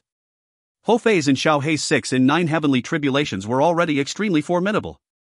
However, in the beginning, the tribulation cloud of Chinyu's 6 and 9 heavenly tribulation absorbed an exceptionally large amount of lightning, much larger than Xiao Hei's and Hou Fei's. The most important thing is, the first 5 thunderbolts were not very powerful and were even much weaker than the first 5 thunderbolts of Hou Fei's and Xiao Hei's tribulations, and the remaining energy was concentrated entirely in the 6th bolt. What to make of this? It looks like heaven intentionally tormented Chinyu by controlling the energy of the 6th thunderbolt. If the thunderbolts had become stronger gradually in order of appearance by a given percentage, he would definitely have been able to resist them safely. But this 6 and 9 heavenly tribulation of Chinyu saved more than half of the first 5 thunderbolts' energy for the 6th thunderbolt. Murder, this was simply murder. When Chinyu thinks about this, he too cannot understand. Could it be heaven was jealous of him? Denai's self-destruction in the end really made Chinyu's situation go from bad to worse. After he had lost the flaming sword, the flaming gloves, the 12 talismans and the 6 origins defensive wood formation, the thunderbolt's power had been weakened a lot. Even though his hands were blown to pieces and his arms were scorched black, the thunderbolt would have only seriously injured him at most, nothing more. However, Denai's flying sword pierced through his chest. Additionally, Denai's Yuanying exploded beside him, which unexpectedly resulted in a huge hole in his chest. The place of the explosion happened to be right next to the place of the meteoric tear. Chinyu will never forget that splendid, full of vitality light which appeared after he had been blown into the water. Under the assistance of the meteoric tear, he restored his damaged body back to normal. At the same time, he also achieved the 9 meteors unification at one stroke, thereby breaking through the meteor stage to enter the early core stage. This time I was really lucky to survive the tribulation, extremely lucky. Chinyu says with a sigh. If the thunderbolt had been a little more powerful, or if he had been without the 6 origins defensive wood formation, that thunderbolt would absolutely have been able to blow his body to pieces, in which case, not only would his body have been destroyed, the 9 golden meteors in his dantian would probably have exploded too. If his body is shattered, can the meteoric tear still protect his soul? Chinyu does not know the answer. Big brother, that mixed hairy bird, Sislier and your father have all messaged me a good several times, asking me if you've succeeded or not. I could only say, you hadn't undergone the tribulation. I've been stalling for time, you know. Hou Fei says laughingly. Now he has also become relaxed. When Chinyu thinks about his relatives, his mind is struck by a thought. He then says laughingly, let's go, Fei. At the moment, there is only a golden ball the size of a table tennis ball in his dantian. This golden ball's stellar energy is even purer and also much more vigorous than that of the original golden meteors. A stream of golden stellar energy runs through Chinyu's entire body. He immediately turns into a golden rainbow, flying straight north. Big brother, you've lost your holy weapons, but why are you still so fast? Hou Fei is astonished. Chinyu's 2 holy weapons were both shattered completely during the tribulation. Theoretically, without a holy weapon, Chinyu should be slower than black stick riding Hou Fei. But, after reaching the early core stage, he can fly as fast as Hou Fei can just by riding on the air. Fei, now I don't have a holy weapon. When I've forged another one, I'll let you know my real speed. While talking to each other, Chinyu and Hou Fei fly towards the Qianlong continent. When Chinyu gets back to Prince Yu's mansion with Hou Fei, a large crowd is waiting for him, including his father Qingde, his big brother, his second brother, Lear, who has been worried all the time, Fenjiuzi, and Su Yuan. In order to calm everybody down, Chinyu does not tell them about all the dangers during the tribulation and only reveals part of the story. The hall of Prince Yu's mansion is certainly luxurious, magnificent and richly ornamented with dazzling decorations. At the moment, a sumptuous banquet is being held in the hall. It has been prepared only to celebrate Chinyu's success in passing the tribulation. The attenders at the banquet are none other than those who are closest to Chinyu, such as his father, brothers, Uncle Su and so on. Moreover, there is a special guest, Uncle Lan. Big brother, there's something strange about this affair. Xiao Hei, who is dressed completely in black and has the form of an eagle-headed man, says coldly with his arms crossed before his chest. There's no such strange 6 and 9 heavenly tribulation in my memories.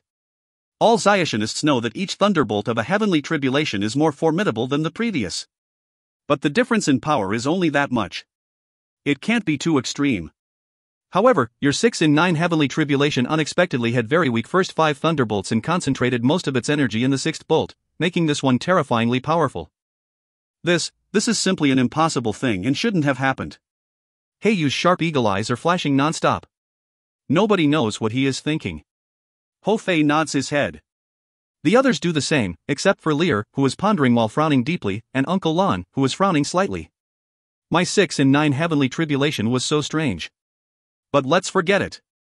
What could I do when heaven dropped such a tribulation on me? I could only take it on. Don't think about it. It's useless to think about it. Come, let's drink a toast. Xinyu raises his goblet and says smilingly to everyone. Lear, why don't you raise your goblet? Xinyu looks at Lear. She is startled then looks at him. Xinyu is entranced by that look in her eyes. Is it sincere, remorseful, or loving? He unexpectedly cannot discern her look. He cannot help giving himself a smile of derision. Loving? Perhaps he has thought too highly of himself already. Big brother Xinyu, did D9 come with a sneak attack while you were going through the tribulation? Lear looks at him with no trace of a smile on her face. Xinyu temporarily does not know what to say. There is a hint of anger in Lear's eyes. Big brother Xinyu, I know it's your father who should say these words, but I must say them. Undergoing a tribulation is extremely important and dangerous. You can be careless with other things, but you must not play with going through a tribulation. Though you wanted to kill D9, you shouldn't have made use of the tribulation. You must know that if you had made a mistake, you would most probably have failed to pass the tribulation. Hearing such words from Lear, Xinyu however feels his heart warm up. Don't worry. Later I won't do the same thing. He says firmly while looking her in the eye. It's good that you won't. However, Uncle Lon says. Xiaoyu, it definitely wasn't accidental that your 6 in 9 heavenly tribulation was like that this time. Other people's tribulations aren't like that, so why was yours? There must be some reason. When your 6 in 9 heavenly tribulation was already like that, your 9 from 9th heaven tribulation surely won't be so simple either.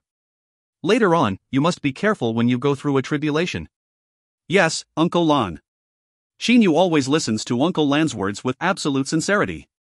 Uncle Lon says again, I know that sometime later you're going into the chaotic astral ocean to open the 9 Swords Immortal Mansion. How did you know, Uncle Lon? Xinyu is shocked because only those experts at that time know the location of the 9 Swords Immortal Mansion and he has never told Uncle Lon about it. There's no need for you to ask about this.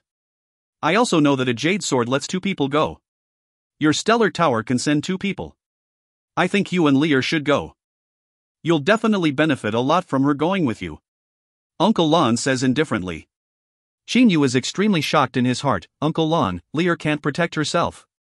Don't worry. She's got a protective magic treasure of my clan. Any expert weaker than an immortal can't hurt her. You'll only need to take good care of yourself. Uncle Lon says without delay. End of B9C11. If you find any errors, ads pop-up, ads redirect, broken links, non-standard content, etc., please let us know. Report chapter so we can fix it as soon as possible. Book 9, Chapter 12. B9C12, New Weapon. When Uncle Lon already said that Lear has a magic treasure which makes it impossible for any expert weaker than an immortal to harm her, even though Xinyu is shocked, he does not doubt that she has such a formidable protective magic treasure. This is because in his heart he finds Uncle Lon and Lear to be fairly mysterious. He once inquired about them, but they both just smilingly consoled him, saying that he would eventually know one day and that the right time had not come yet. Their clan? Xinyu has already reached the point where he is not surprised when he sees those strange magical powers of Lear's. It should be nothing unusual that such a mysterious clan as hers has such a protective magic treasure. Therefore, in the end Xinyu agrees on this matter. He and Lear are the 2 members of the Stellar Tower who are going to enter the chaotic astral ocean to open the 9 Swords Immortal Mansion. In the capital of the Qin dynasty, there is a huge storied building inside the back garden of Prince Yu's mansion. It is none other than Lei Mountain House. In the weapon forging chamber on the 1st floor of Lei Mountain House, Xinyu is sitting still with legs crossed and eyes closed. In front of him is a huge 8 diagrams furnace. Deep blue flames are shining inside the furnace. The whole weapon forging chamber is hot like a stove, except for the vicinity of Chinyu, which is still very cool. On his right-hand side, there is a pile of at least nearly 100 crystals. Moreover, all of them are top-grade crystals. Chinyu opens his eyes and takes a look at that pile of crystals. His eyes are filled with amusement. Master was really a bit much. He got that storeroom, more than half of which was filled with various unused top-grade crystals, but he made it so that I could only remove that restrictive spell after reaching the core stage. More than half of Lei Mountain House's storeroom was filled with top-grade crystals. There were so many of them that their number was simply shocking, being at least over 10,000. Chinyu always coveted them a lot. Only after going through the 6 and 9 heavenly tribulation and reaching the core stage did he gain the right to use these crystals. In the past, because I didn't have many top-grade crystals, I couldn't forge excellent holy weapons. Now that I've got so many top-grade crystals, I should make an ultimate top-grade holy weapon. Chinyu murmurs to himself. The stellar transformations absorbs the energy of the sun, moon and stars, so its flame is extremely hot. In the beginning, this stellar flame was already light blue. It should be known that generally the flames of Xiaxianists and Xiamoists are light red in the beginning. From being light red, they will become red, dark red, and then light blue, blue and deep blue. These 6 stages correspond with the 6 stages of practice, Jindan, Yuanying, Dongshu, Kongming, Dujia and Deshang, respectively. Qinyu's internal flame is like that only because of the stellar transformations technique's peculiarity. At the nebula stage, it was light blue. Then it became blue. At Qinyu's current level, it has become deep blue. However, someone who uses the holy sense to tell a light blue stellar flame, a blue one and a deep blue one apart will see that they are actually not much different from each other in strength. The early, middle and late phases of the meteor stage all have a so-called blue flame, but in fact the color of the flame gradually becomes deeper as the practitioner improves. At the early core stage, the color of the flame is only a bit deeper than it was at the late meteor stage. Between blue and deep blue, the limits of the word deep are actually not well defined.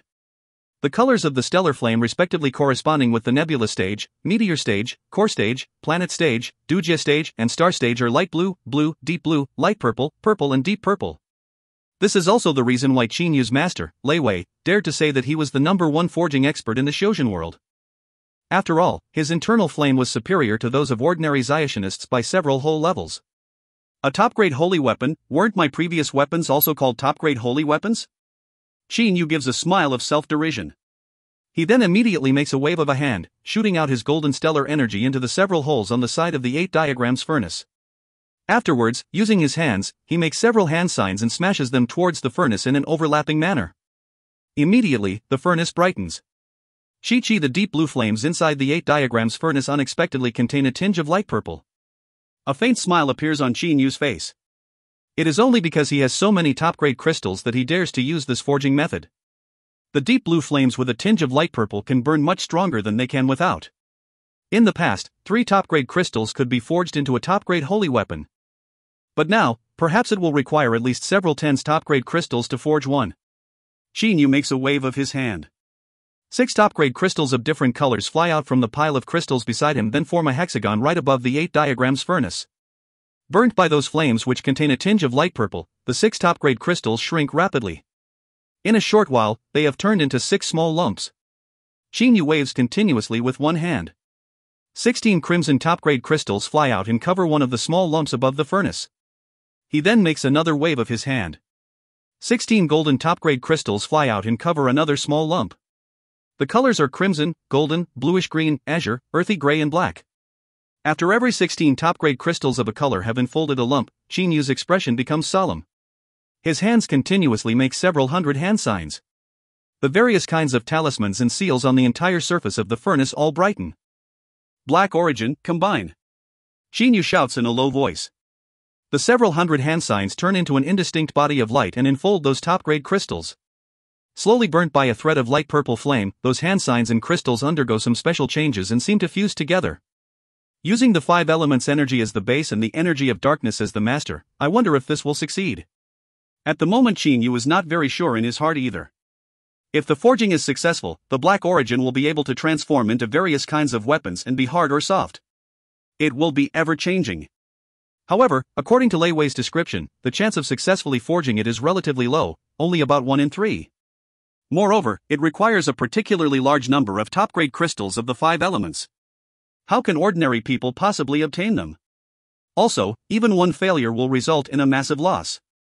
After a long time, A body of a black liquid is twisting unceasingly above the 8 diagrams furnace. Succeeded. Qin Yu is delighted. The black origin has been completed. Now it's naturally easy to forge the weapon. Forging the black origin is the most important thing. If this process fails, the imbalanced 5 elements will explode, and the over 100 top-grade crystals used will be totally wasted. It is different from forging ordinary weapons, which afterwards can be melted again and reforged. Once the black origin, that is to say that black liquid, is successfully created, it is certainly easy to forge the holy weapon. From now on, Qin Yu no longer uses a simple flying sword.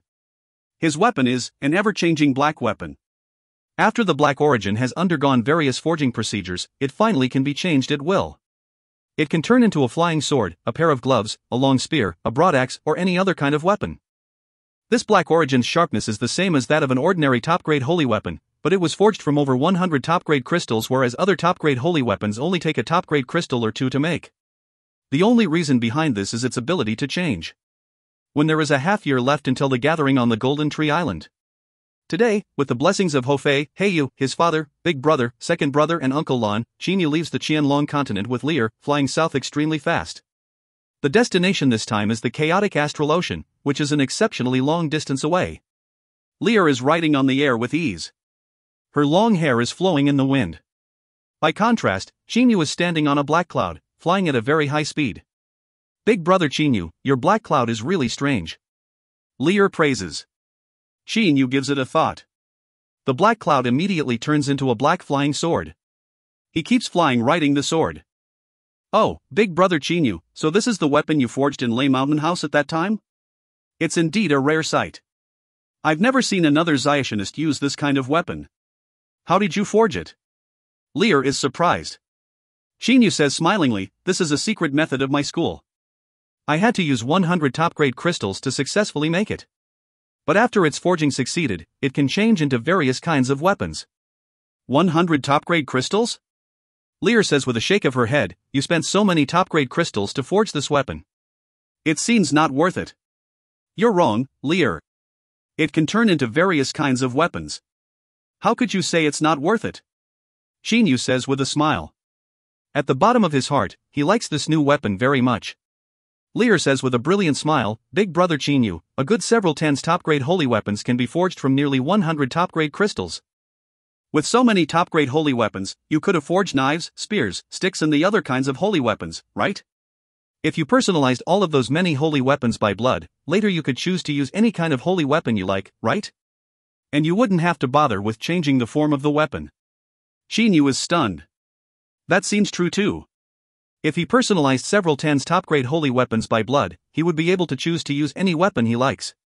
After all, personalization by blood is nothing.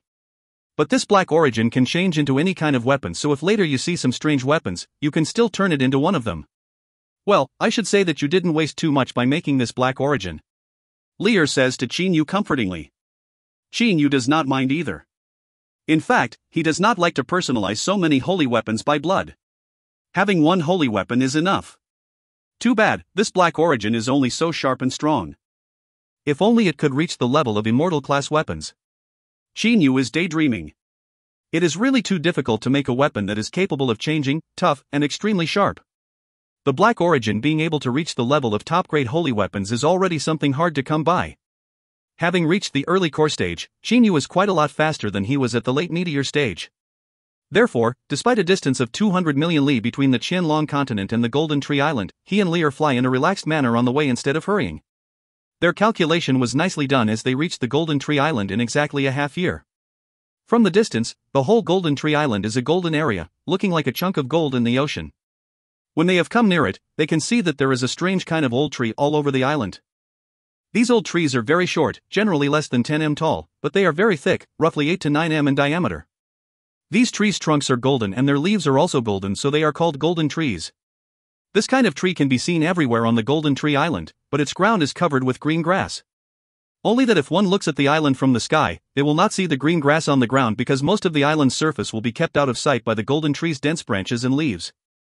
By now, the representatives of the Panglai Immortal Region, the Purple Flame Devilish Dungeon, the Azure Dragon Palace and the Blue Water Mansion have already arrived in the vicinity of the ancient teleport formation in the center of the Golden Tree Island. Azure Dragon Yan Lang is sitting with legs crossed on the grass. There are 3 yellow-clad men behind him. However, Tung Shan is not here. Old Freak Three-Eyed is also sitting with legs crossed. His long green hair has fallen on the ground. Behind him is only a green-clad girl. The Panglai Immortal region unexpectedly has only one participant, Reverend Yen Su. 4 members of the Purple Flame Devilish Dungeon have come here, consisting of Ed, Sitishue, Zhao Jiao and a black-haired old man. Brother Qinyu, I didn't expect that you wouldn't arrive until now. Azure Dragon welcomes Qinyu laughingly as soon as he sees Qinyu come flying. Qinyu and Lear land on the green grass. Big brother Azure Dragon, it seems I'm not late, right? Looks like Yen Mo hasn't come yet. Qinyu takes a look at the other participants. Suddenly a faint smile appears on the corners of his mouth because he has noticed some interesting things. I'm right behind you. Yen Mo's voice rises. Everybody looks into the sky. They see Yen Mo riding a black cloud. There are 2 girls behind him, one white and the other red. One girl is wrapped in white fur and the other is wrapped in red fur. They are both hiding their animal heads with illusion techniques. Yen Mo, I remember you saying at that time 4 of you would come. Why are there only 3 of you now? Edith stands up and says. Yen Mo says smilingly, at first I thought I would let both Hong Wan and Dragon Rocky come with me. Too bad Dragon Rocky hasn't sensed his 6 in 9 heavenly tribulation yet. So, I could only tell him to stay in the wilderness. Old Freak Three-Eyed suddenly stands up. Since everybody has come, let's not waste time. Let's enter the chaotic astral ocean according to that map and head for that 9 Swords Immortal Mansion at the bottom of the ocean. He sweeps his eyes on everyone and says coldly. There's no hurry. There's no hurry. Yen Mo says smilingly.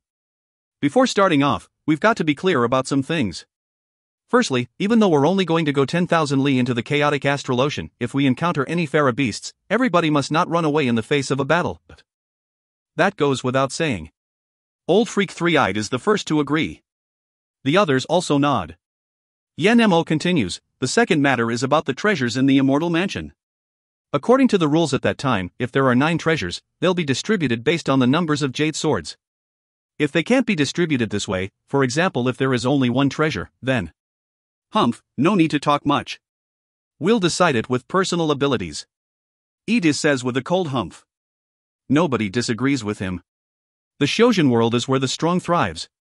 If the treasures cannot be distributed, naturally they will have to fight for them when the time comes using their own skills. Very good, then let's get going. Yen Mo is very satisfied with everybody's response.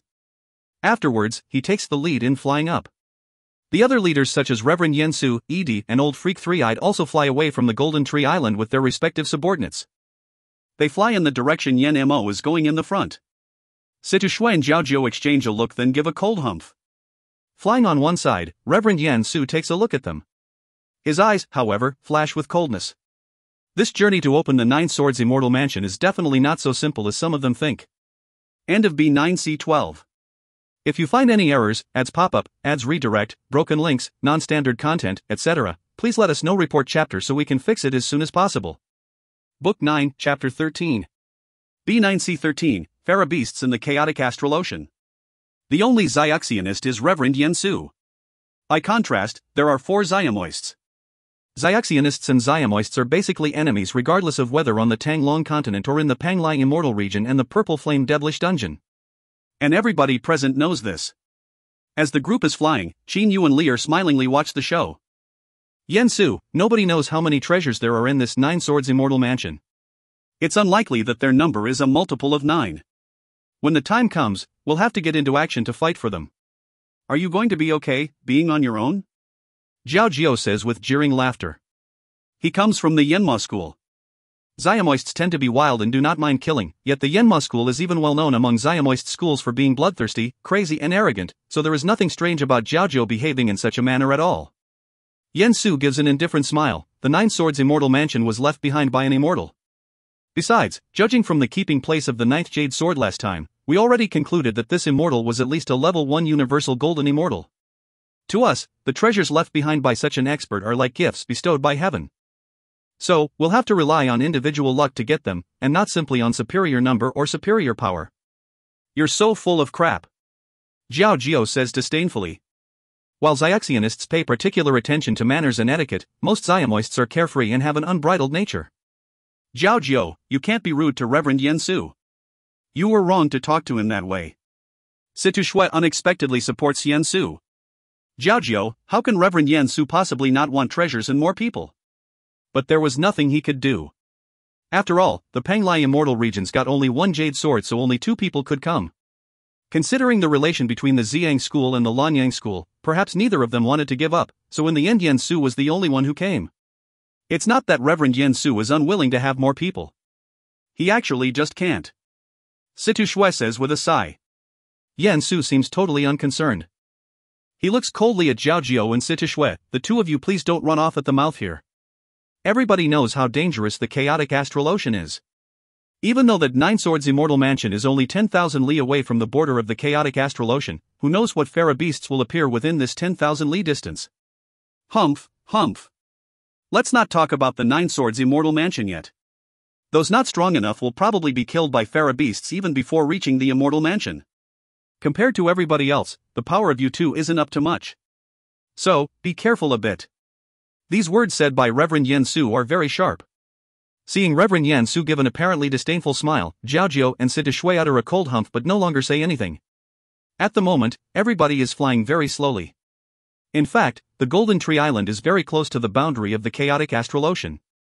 If they flew at their fastest speeds, they would probably reach the chaotic astral ocean in just a short while, only they are being exceptionally cautious.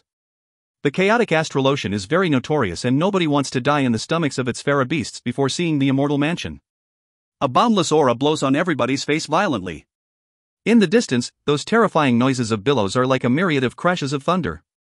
At the moment, they can already see those monstrously huge waves 100 li ahead of them. However, the waters below them are still very calm. They all know that. 100 li ahead of them is the chaotic astral ocean. Everybody. With a solemn expression, Yen Emo sweeps his eyes over the others, saying, "We're already not far from the border of the chaotic astral ocean and going to reach it very soon, but we must be clear about one thing before entering that ocean. If we encounter any fera beasts, nobody can desperately run away." The look in his eyes turns cold. Azure Dragon and I will be in the front. Reverend Yen Su and Three-Eyed will be at the rear. The others will be in the middle. If any fera beasts appear ahead of us, Azure Dragon and I will get into action. If it is behind us, Reverend Yen Su and Three-Eyed will. The others had better not show off their power. In case we're outmatched, run away immediately. Azure Dragon, Reverend Yen Su, Three-Eyed, have you got any opinions? Yen Nemo is like everybody's leader. Azure Dragon slightly nods his head, saying, "Of course not. This chaotic astral ocean is mine, although only the periphery, but I'm still a bit worried. We being in the front will make it a bit safer. If we're disorganized like disbanded soldiers, once a fera beast appears, everybody will be in total confusion." "I don't have an opinion," Edis says coldly.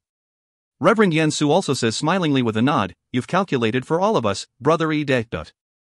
Seeing old freak Three-Eyed nod, Yen Emo says loudly, "Alright, since the 4 of you have all agreed, I believe the others don't mind that either. This is a no-brainer. Being protected in the front and at the rear by experts, who would object to that? Remember the formation. Azure Dragon and I are the 3 in the front. Reverend Yen Su and Three-Eyed are the 2 at the rear. The others can't get in front of us, nor can they fall behind us. They can only be in the middle." Yen Emo says solemnly. Now a clear rule must be set down because if it is not, once they run into any fera beasts, their situation will probably be miserable. Seeing everybody's nod, Yen Emo says smilingly in a loud voice, "Very good. Since everybody has reached an agreement, let's prepare to enter the chaotic astral ocean. Start." With Yen Emo, Ede, and Azure Dragon at the head, Reverend Yen Su and Three-Eyed at the rear and the others in the middle, the group starts to fly towards the chaotic astral ocean. Despite being known as the top figures of the Northern Territory, these experts have never gone into the chaotic astral ocean. This time, if not for the 9 Swords Immortal Mansion, if the 9 Swords Immortal Mansion was not located only 10,000 li from the border of the chaotic astral ocean, who among them would dare to come here? Wow! Everybody exclaims, feelings surging up inside them. Really spectacular. Shin Yu's eyes also brighten. When everybody has come near the chaotic astral ocean, they see an incredibly spectacular scene. At the moment, several li ahead of them, there are countless 100 m high rolling waves. When they take a look towards the south, they see cyclones and billows basically everywhere. Starting from a limit several li in front of them, the area south of them is filled with a myriad billows and cyclones. However, the waters north of that limit are very calm and have no big waves. It is strange. It is extremely strange. The waters on one side have 100 m high huge waves, but the waters on the other side are calm. It seems there is an invisible huge barrier between the two areas of water, separating them from each other completely. The two of them seem to belong to different worlds. Nature is so mysterious. It's impossible to understand clearly such a spectacle. The way of heaven is vague, vast, and distant. Even if we spend 10 million years' time, perhaps we'll only be able to peep into a corner of nature. Reverend Yen Su says with a sigh. Nature is mysterious. Who can understand it? Xinyu, however, remembers Uncle Lan telling him in the past that there was no restrictive spell or barrier at all and that this was an invisible rule of nature. At least now Xinyu still cannot understand it. Probably even Uncle Lan can only call it a rule of nature and is still far from intuitively comprehending it. What level does it require to intuitively understand the rules of nature? Xinyu sighs in his heart. Be careful, everybody. Once we go into the chaotic astral ocean, natural holy energy will become exceptionally chaotic. At the same time, the people who lack determination will become riotous and agitated. Everybody must keep a clear mind and fly extremely fast towards the site of that Nine Swords immortal mansion. Reverend Yen Su warns loudly. The others nod their heads. Not only does the chaotic astral ocean have cyclones and billows, its natural holy energy is also extremely chaotic. In the chaotic astral ocean, ordinary people will feel irritated and hot-tempered. Those who lack determination will easily lose control of their energy and mind to become utterly insane. It has been guessed that those fera beasts have low intelligence and are brutal and bloodthirsty, probably because they are affected by this environment. If an aquatic animal which has just been born and is weak-minded lives in this environment, naturally it will be affected and become irascible and crazed. Because it starts to be like this when it is still little, naturally later it will become what is called a fera beast. Any environment has its own creatures. This chaotic astral ocean has also brought into existence the special fera beasts. From the airspace of the calm ocean, everybody flies into the airspace of the chaotic astral ocean. All of them feel a strange change. The density of holy energy increases several tenfold and become exceptionally chaotic simultaneously. If the density of holy energy on the Qianlong continent is like a docile rabbit, then holy energy at this place is like a furious gorilla. Even everybody's state of mind is affected. Confused, agitated, those with weak minds have certainly been affected. Keep your mind clear. Fly extremely fast towards the Nine Swords immortal mansion. Reverend Yen Su's voice suddenly rises in everybody's mind via holy sense communication. Immediately, the ones who have just been affected wake up. When they wake up, they are also shocked. This chaotic astral ocean indeed deserves its reputation. Xinyu takes a deep breath. Just now he was also a little affected. But he is tough-minded, so he withstood it with ease. After hearing Reverend Yen Su's voice, everybody accelerates extremely fast at once, flying towards the Nine Swords immortal mansion at very high speeds. Big brother Xinyu, this place is very good for training your mind and refining your energy. Moreover, I feel that the closer it is to the center of the chaotic astral ocean, the more vigorous and chaotic holy energy is. No wonder so many loose immortals, loose demons, and loose devils have gathered in this ocean. Lear says smilingly to Xinyu using her holy sense. Indeed, if I stay in an environment like this for a long time, my mind will surely become very tough. Also, my energy will become purer as a result of being refined by the chaotic holy energy. Xinyu agrees with her on this. Lear suddenly says curiously, Big brother Xinyu, why haven't we seen any fera beasts? How do they look? Fera beasts, I hope we won't see any of them. Xinyu, however, is not curious like her. Everybody is flying extremely fast. Xinyu and Lear have talked to each other for just about 1 minute, but during this period of time, the group has already gone 1,000 li. However, at this moment, it seems everybody's luck has ended. They have been hoping that fera beasts will not appear, but one still appears. A huge body shows up amid the billows. A shark, an over 100 m long shark. Only this shark has blood-red eyes and naturally gives off a brutal aura. No. As everybody gets close to it, they discover that it cannot simply be called a shark because there are unexpectedly 2 sharp claws hiding under its fins. Growl the shark lets out a sky-shaking sound, that pair of blood-red eyes staring at everybody. Obviously he has already fixed his mind on targeting them. That shark increases his speed by several times at once, charging at everybody. Be careful, it's a fera beast. Yen Mo's voice rises in the others' minds, don't run wild, everybody. Fera beasts are generally close to divine beasts. Their attacks are exceptionally powerful, so don't be careless. Azure Dragon, Ida, let's roll. Holy sense communication is done via just a thought, so it is extremely quick. When the message has just risen in everybody's mind, Azure Dragon, ED, and Yen Mo charge at that Farabeast shark. As for the others, they certainly will not show off their power because, judging from the aura of this shark alone, they can tell that it is definitely no ordinary Farabeast. Azure Dragon is charging in the front. His two arms suddenly become thick.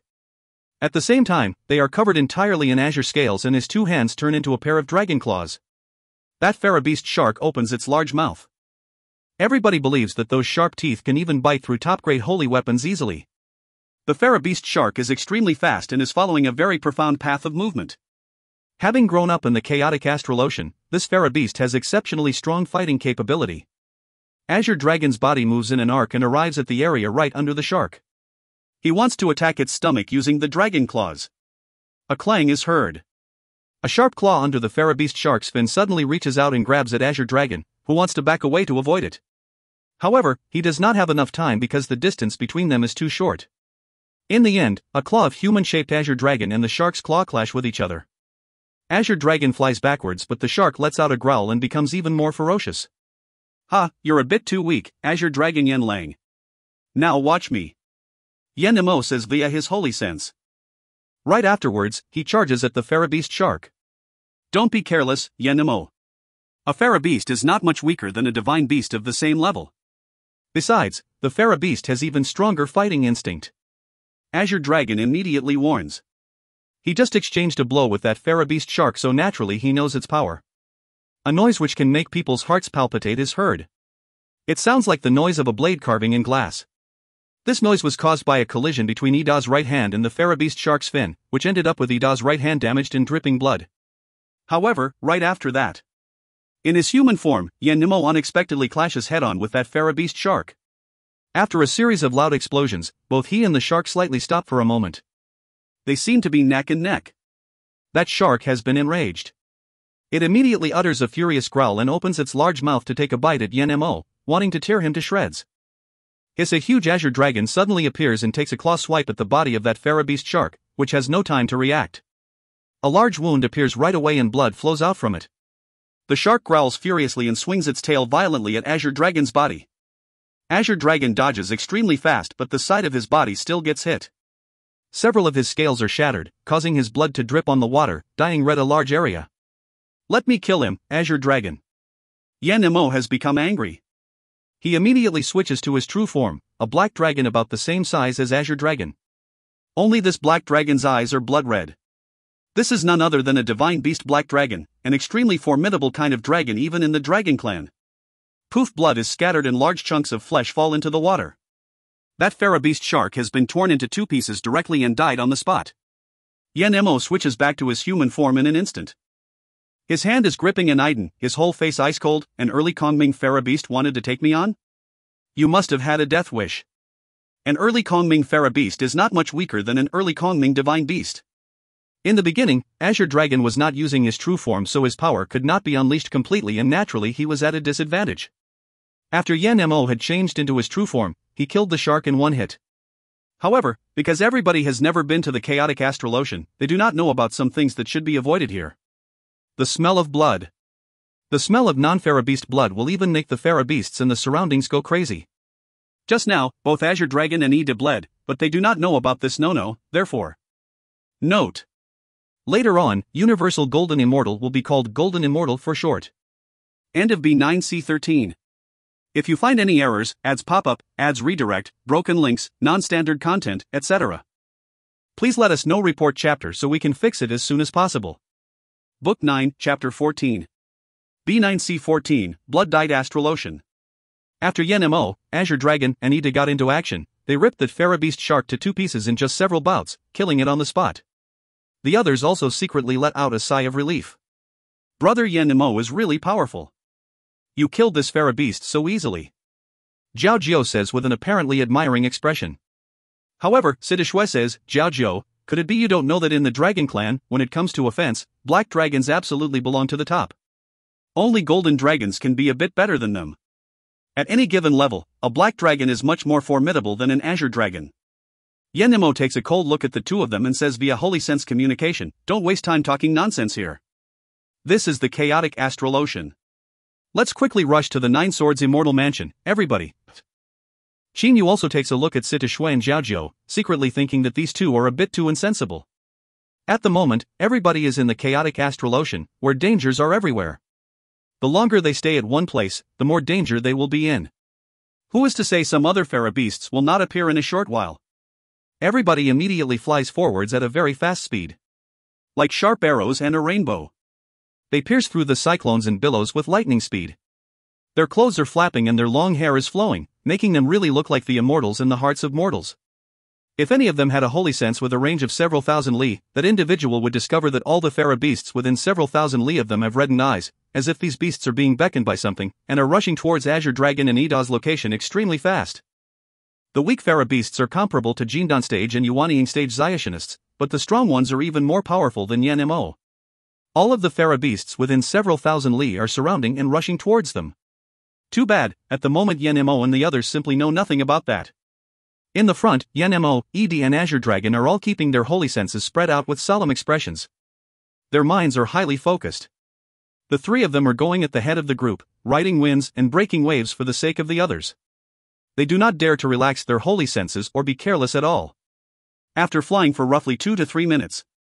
No good. Ida's face changes color greatly. In terms of soul levels, he is 1 level superior to Yan Mo.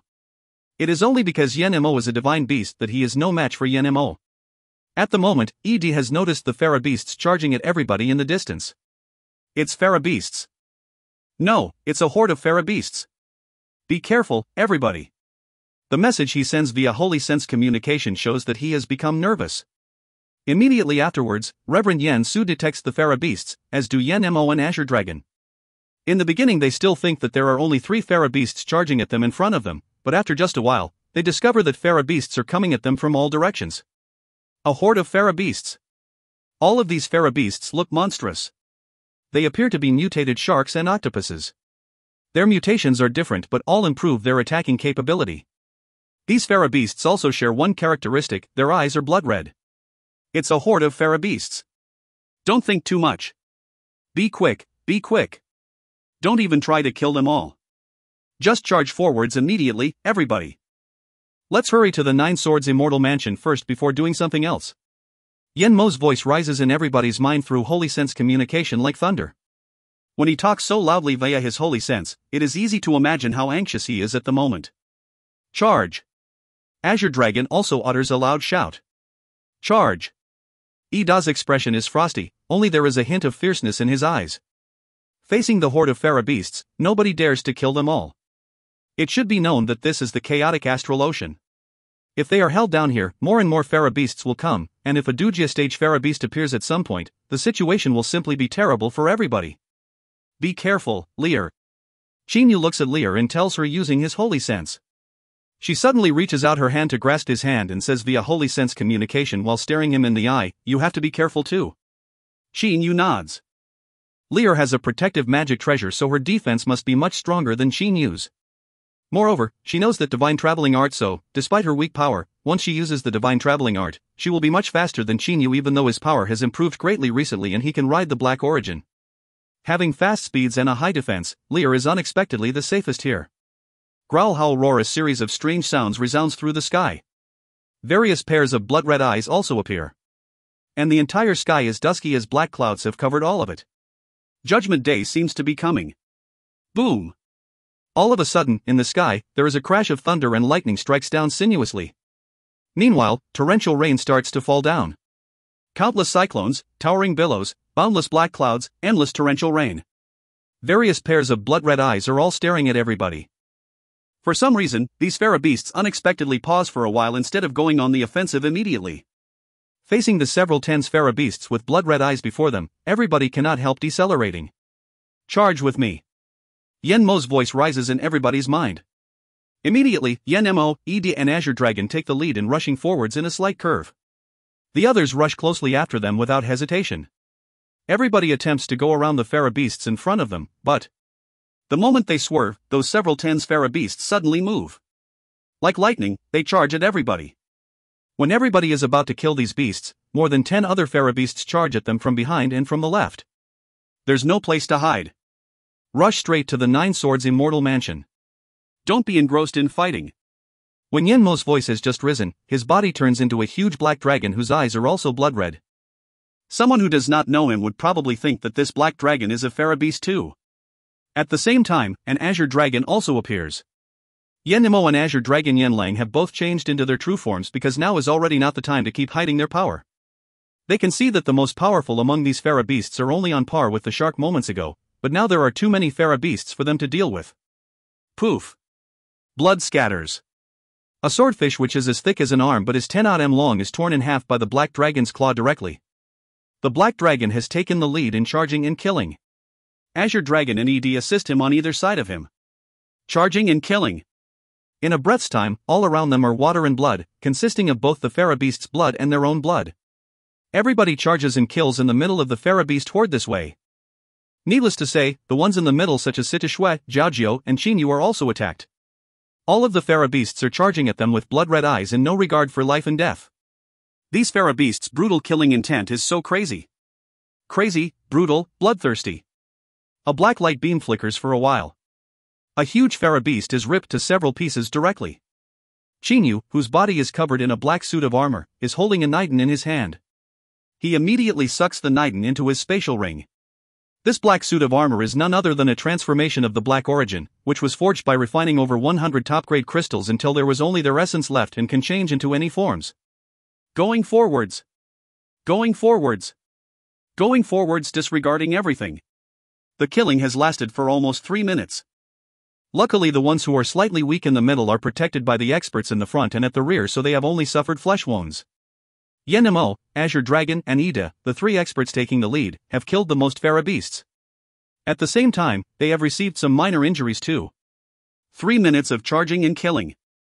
Of the nearly 70 to 80 original Farabeasts around, everybody has killed 10 and wounded 34. The remaining ones, however, have yet to clash with them. Quick! The Farabeasts on the edge aren't powerful. Be a bit faster. If we're delayed, some formidable Farabeasts will come and it'll be too late for us.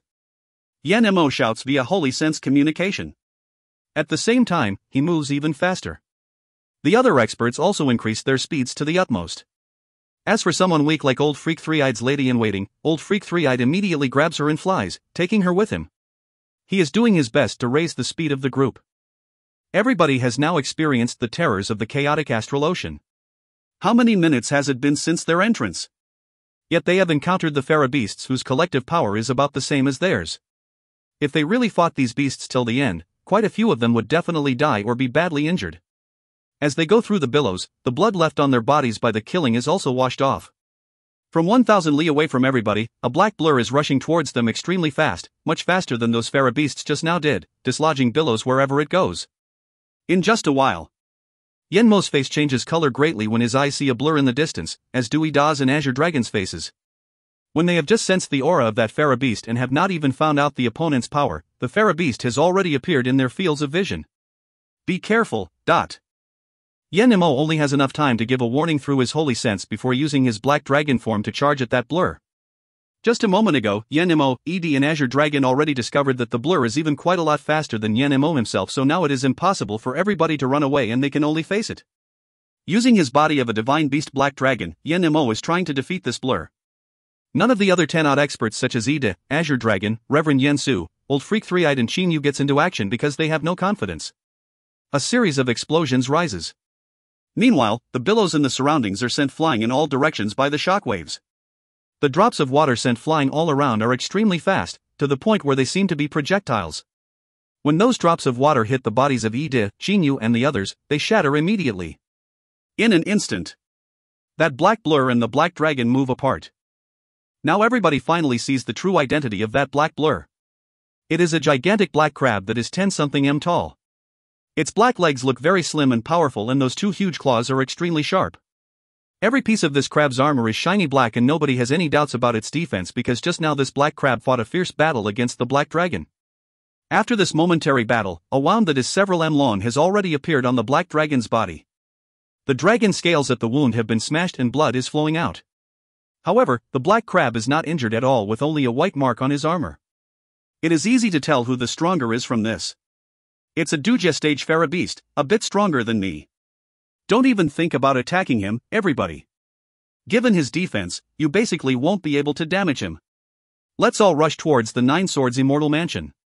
Yan Yimou immediately uses Holy Sense communication. As soon as he exchanged blows with the black crab, he knew that this crab has to be stronger than him by one level and is definitely a Dujia stage Pharaoh beast. Suddenly, that huge black crab moves. Its body rushes violently at the black dragon. That pair of blood-red eyes is extraordinarily small. However, despite their small size, those blood-red eyes are like bright, blood-red stars, grim and ice-cold. Another series of explosions is heard as the black crab and the black dragon charge at each other. Because they are far more powerful than everybody else, they exchange blows so fast that they turn into two blurs again in the eyes of everybody. Don't waste time.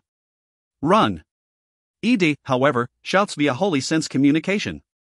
Immediately, he and Azure Dragon take the lead in rushing towards the Nine Swords Immortal Mansion. At the moment, they do not even have time to care about the Black Dragon. Given the Black Dragon's power, everybody would be totally useless if they stayed here. More than 10 individuals rush towards the Nine Swords Immortal Mansion without delay. In just a while, a black blur overtakes them. This Pharaoh beast crab is too formidable. We can't waste time fighting him. Let's run away as far as possible and get into the Nine Swords Immortal Mansion first. The Black Dragon's voice rises in everybody's mind. This black blur is none other than a fleeing black dragon Yan Yimou. Everybody basically does not waste time talking and keeps rushing straight towards the Nine Swords Immortal Mansion. But how can the black Pharaoh beast crab possibly let them go? When they have been flying for just several breaths' time, the crab appears again. Black Dragon lets out a furious roar and engages in another battle with him so that the others can run a bit farther. After a while, Black Dragon flees again. Yan Yimou keeps exchanging blows with the black crab to pin him down so that everybody else can run a little farther, but he also keeps alternating between fleeing for a while and fighting. He wants to rely on this tactic to reach the Nine Swords Immortal Mansion a bit faster. However, after fighting the black crab again and again, Black Dragon has suffered countless wounds on his huge dragon body, which has become covered completely with blood. The dragon scales at a good several places have also been shattered.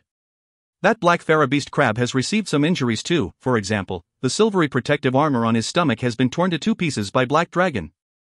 In terms of divine beast classes, Azure Dragons are only common divine beasts while Black Dragons and three blue-eyed toads are on the same level.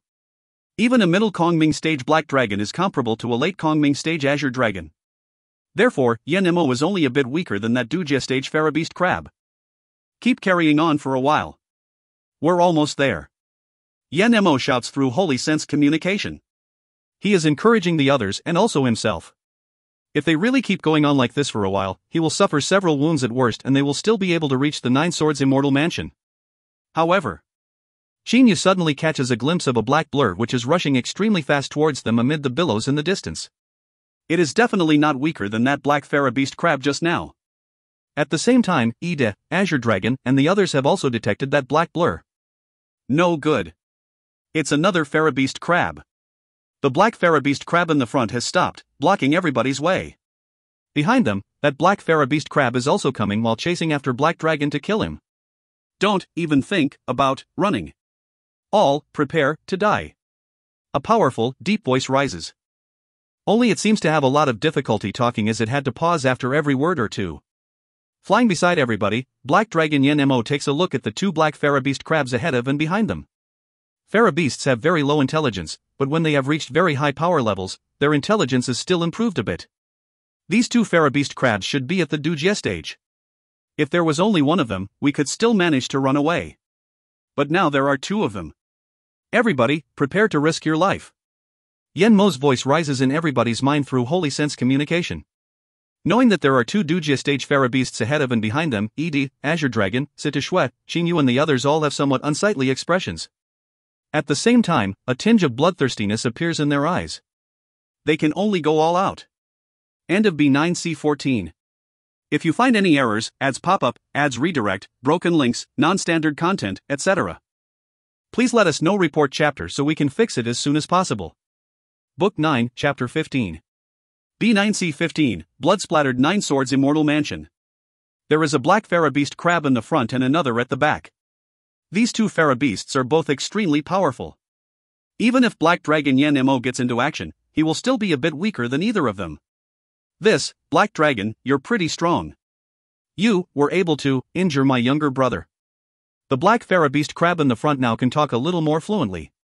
Only at the moment does everybody know that these two Pharaoh beasts ahead of and behind them are brothers. Moreover, judging from their manners, the one in the front is definitely not weaker than his younger brother and can even be somewhat more powerful. This place is not far from the Nine Swords Immortal Mansion, only 1,000 li away. Let's run at your top speeds, everybody. There are only two of them, so they absolutely won't be able to harm all of us. Let's run, Yen Mo's voice rises in everybody's mind. Run. Everybody will have to rely on their own skills to escape. Qin Yu is holding Li's hand, very tight. Also holding his hand, she says seriously using her holy sense, rush as fast as possible, big brother Qin Yu. Qin Yu stares at that Pharaoh beast in front of him.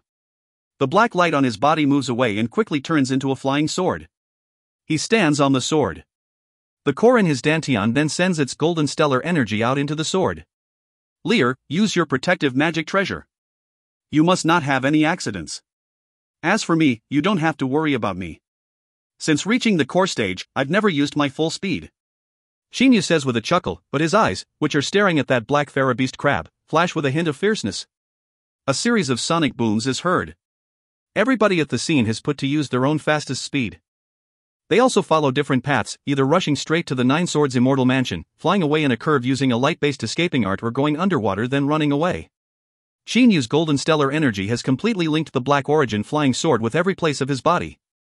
Turning into a golden rainbow and following a graceful path of movement, he rushes extremely fast in the direction of the Nine Swords Immortal Mansion. However, Lear looks like she is taking a stroll. With just several steps, she easily follows Qin Yu. Black Dragon, prepare to die. The big brother of the Black Pharaoh beast crabs in the front charges at Black Dragon Yen Mo. As for his younger brother at the back, this Black Pharaoh beast crab charges at the others. It seems all crabs are hostile to dragons, as the second brother Pharaoh beast crab unexpectedly charges straight at Azure Dragon Yen Lang, who immediately knows that he has a situation. Roar. With a furious roar, Azure Dragon unexpectedly changes into his human form. He is facing the attack of the second brother of the Black Pharaoh beast crabs, yet he has switched back to his human form, whose offense is relatively weak. Get in formation. Azure Dragon's expression is solemn. The three yellow-clad men going with him this time immediately create a three powers formation behind him. Afterwards, the three yellow-clad men's bodies all radiate various rays of light. A dazzling light also appears on Azure Dragon's two hands.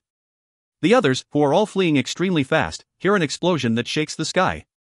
Both sides fly backwards. Azure Dragon and the three yellow-clad men, with Azure Dragon leading, make use of the backlash to run away even faster. But that second brother Black Pharaoh beast crab is knocked back. When this Pharaoh beast wants to chase after them, they are already several tens li away from him. With a furious growl, this Pharaoh beast crab chases forwards like crazy. By now, Black Dragon Yen Mo has already started to fight that big brother Pharaoh beast crab too. This time he has gone completely mad, ready to show the true power of a black dragon, a type of dragon with extremely high offense in the Dragon Clan. Sharp dragon claws, powerful dragon tail, and Black Dragon's special skill. Yen Mo's blood-red eyes shine brilliantly, sending out various red rays of light, which then fuse with every place on his black dragon body.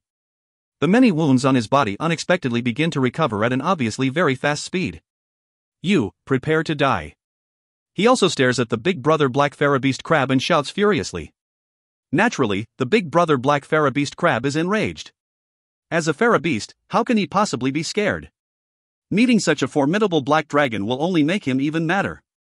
The Black Pharaoh beast crab turns his face upwards, letting out a furious growl, then rushes fiercely at the enemy. Fighting. Bloody fighting. This time, Yen Mo is quite a lot faster. His body's recovery speed has increased greatly and his defense has become quite a lot stronger too. The cause of all of this is his blood-red eyes, which is different from Pharaoh beast's eyes. This is the basis of the Black Dragon family's formidability. Dragon scales shattered, crab armor coming off. The blood of both of them dyes red the water, but because of the rolling billows, it disappears after a while. Suddenly, Black Dragon Yen Mo takes a swing of his tail and unexpectedly rushes straight towards the Nine Swords Immortal Mansion. This is because he understands very well that this time his goal is to open the Nine Swords Immortal Mansion and not to fight a Pharaoh beast to the death here. Pharaoh beasts like killing, but Yen Mo himself does not. Qin Yu's speed is exceptionally fast. After riding a flying sword, he is even so fast that he is not much slower than Edi and Reverend Yen Su. Lear, of the two Pharaoh beasts, one is fighting Yen Mo while the other is fighting Azure Dragon. The rest of us are unexpectedly having a little easier time. Qin Yu is a bit relaxed in his heart at the moment. If he had to fight a black Pharaoh beast crab head-on, he would probably suffer a very miserable fate. Big Brother Chinyu, Azure Dragon, and those three yellow-clad men seem to be very formidable. I don't know who those three men are, but I never expected them to be able to form such a strange formation. The four of them could even knock back that black Pharaoh beast crab by joining forces. Lear says with surprise. Chinyu's holy sense has also noticed that scene. In terms of power, that black Pharaoh beast crab is at the Dujie stage, so he is a good several times more formidable than Azure Dragon. However, after transforming into his human form, Azure Dragon and the three yellow-clad men joined forces and were able to knock back the Pharaoh beast crab by launching a combined attack using a special formation. Could this be Azure Dragon's trump card? Chinyu raises his eyebrows. How many treasures are there in the Nine Swords Immortal Mansion actually? No one knows. Considering the agreement at that time, if their number is a multiple of 9, it will be easy to distribute them. But will their number really happen to be so? Moreover, even if there will really be such a coincidence, once the experts such as Yen Mo become greedy and kill the others to take the treasures, nobody will be able to stop them. When they have entered the Immortal Mansion this time, snatching each other's magic treasures will be very normal. Therefore, perhaps every power has a trump card. Various extremely furious growls are heard. The second brother Black Pharaoh Beast Crab has been knocked back several times by Azure Dragon, so he has finally gone crazy. He unexpectedly no longer attacks Azure Dragon and the three yellow-clad men. Instead, he charges at the others. But at this moment, the Nine Swords Immortal Mansion is below us. Dive down. Reverend Yen Su shouts loudly and be the first to come down. The others also dive down. After going through this bloody battle, everybody has eventually reached the site of the Nine Swords Immortal Mansion. Immediately, all of them dive towards the bottom of the chaotic astral ocean. Poof! A miserable cry rises. That green-clad girl old freak three-eyed has taken here with him has been smashed directly by a slim leg of a black Pharaoh beast crab. While smaller than his two massive claws, each of which is several meters thick, these slim legs are also nearly half a meter thick. And they are all 10-something meters long. Old freak three-eyed's face changes color, but he dives towards the bottom of the ocean even faster instead of going to fight this Pharaoh beast. Now it is not worth fighting a Pharaoh beast because of a subordinate. Moreover, Old Freak Three-Eyed does not have the power to fight this Pharaoh beast either. Bang, dot. Water is scattered around. Black Dragon Yen Mo has also dived into the ocean. Afterwards, he swims extremely fast towards the bottom. Behind him, that big brother Pharaoh beast crab is still chasing him. Only now Black Dragon is quite a lot faster than the crab as the blood red light has fused with his body. Black Dragon Yen Mo is very fast, truly very fast. In just a while, he catches up with Old Freak Three-Eyed, Reverend Yen Su, Chinyu, and the others. No good. Chinyu's face changes color. He has discovered that two Pharaoh beast crabs are unexpectedly charging behind him. Of course, these two Pharaoh beasts are not targeting Chinyu alone. Rather, they are targeting everybody. That big brother crab is probably chasing after Yen Mo. The group goes extremely fast. However, the divine beast Hong Wuan, which passed the 6 and 9 heavenly tribulation not long ago, is the slowest of the group. The foremost black Pharaoh beast crab launches an attack directly at Hong Wuan. A loud noise is heard. Afterwards, the water in the surroundings heats up and boils. Hong Wuan. Hong Wuan is a divine beast under Yen Mo. Seeing her covered in blood and flames, he becomes furious at once. However, he does not dare to take two Dujie stage Pharaoh beasts on single-handedly. Yen Mo turns around extremely fast. With a sweep of his dragon tail, he has a collision with one of the black Pharaoh beast crabs. Afterwards, he grabs Xuannu and Hong Wuan using two dragon claws, then rushes down at his top speed. Chinyu, Lear, Reverend Yen Su, Ed, Azure Dragon, and Old Freak Three-Eyed go behind him. At the rear are Sitishue, Zhaojiu, the black-haired old man, and the three yellow-clad men. Where's the Nine Swords Immortal Mansion? According to the map transmitted by the 9 Jade Swords at that time, this 9 Swords Immortal Mansion should be several hundred meters below them, nearly several hundred meters. Given everybody's vision, naturally they should have already seen it. But now they discover that there are only rock and coral below them. Where is the 9 Swords Immortal Mansion? Everybody is a bit stupefied. They have risked their lives to come here, yet the 9 Swords Immortal Mansion is simply nowhere to be seen. For the sake of the 9 Swords Immortal Mansion, each of them has had to use countless subordinates and an enormous amount of mental effort. They had to fight for every Jade Sword and even almost died when searching for the keeping place of the 9th Jade Sword. Di Long, Di Jian and Di Su were even killed by Yen Mo. Only in the end did they know that the 9 Swords Immortal Mansion is located in the chaotic astral ocean. After entering the chaotic astral ocean, they had to kill on the way and nearly lost their lives.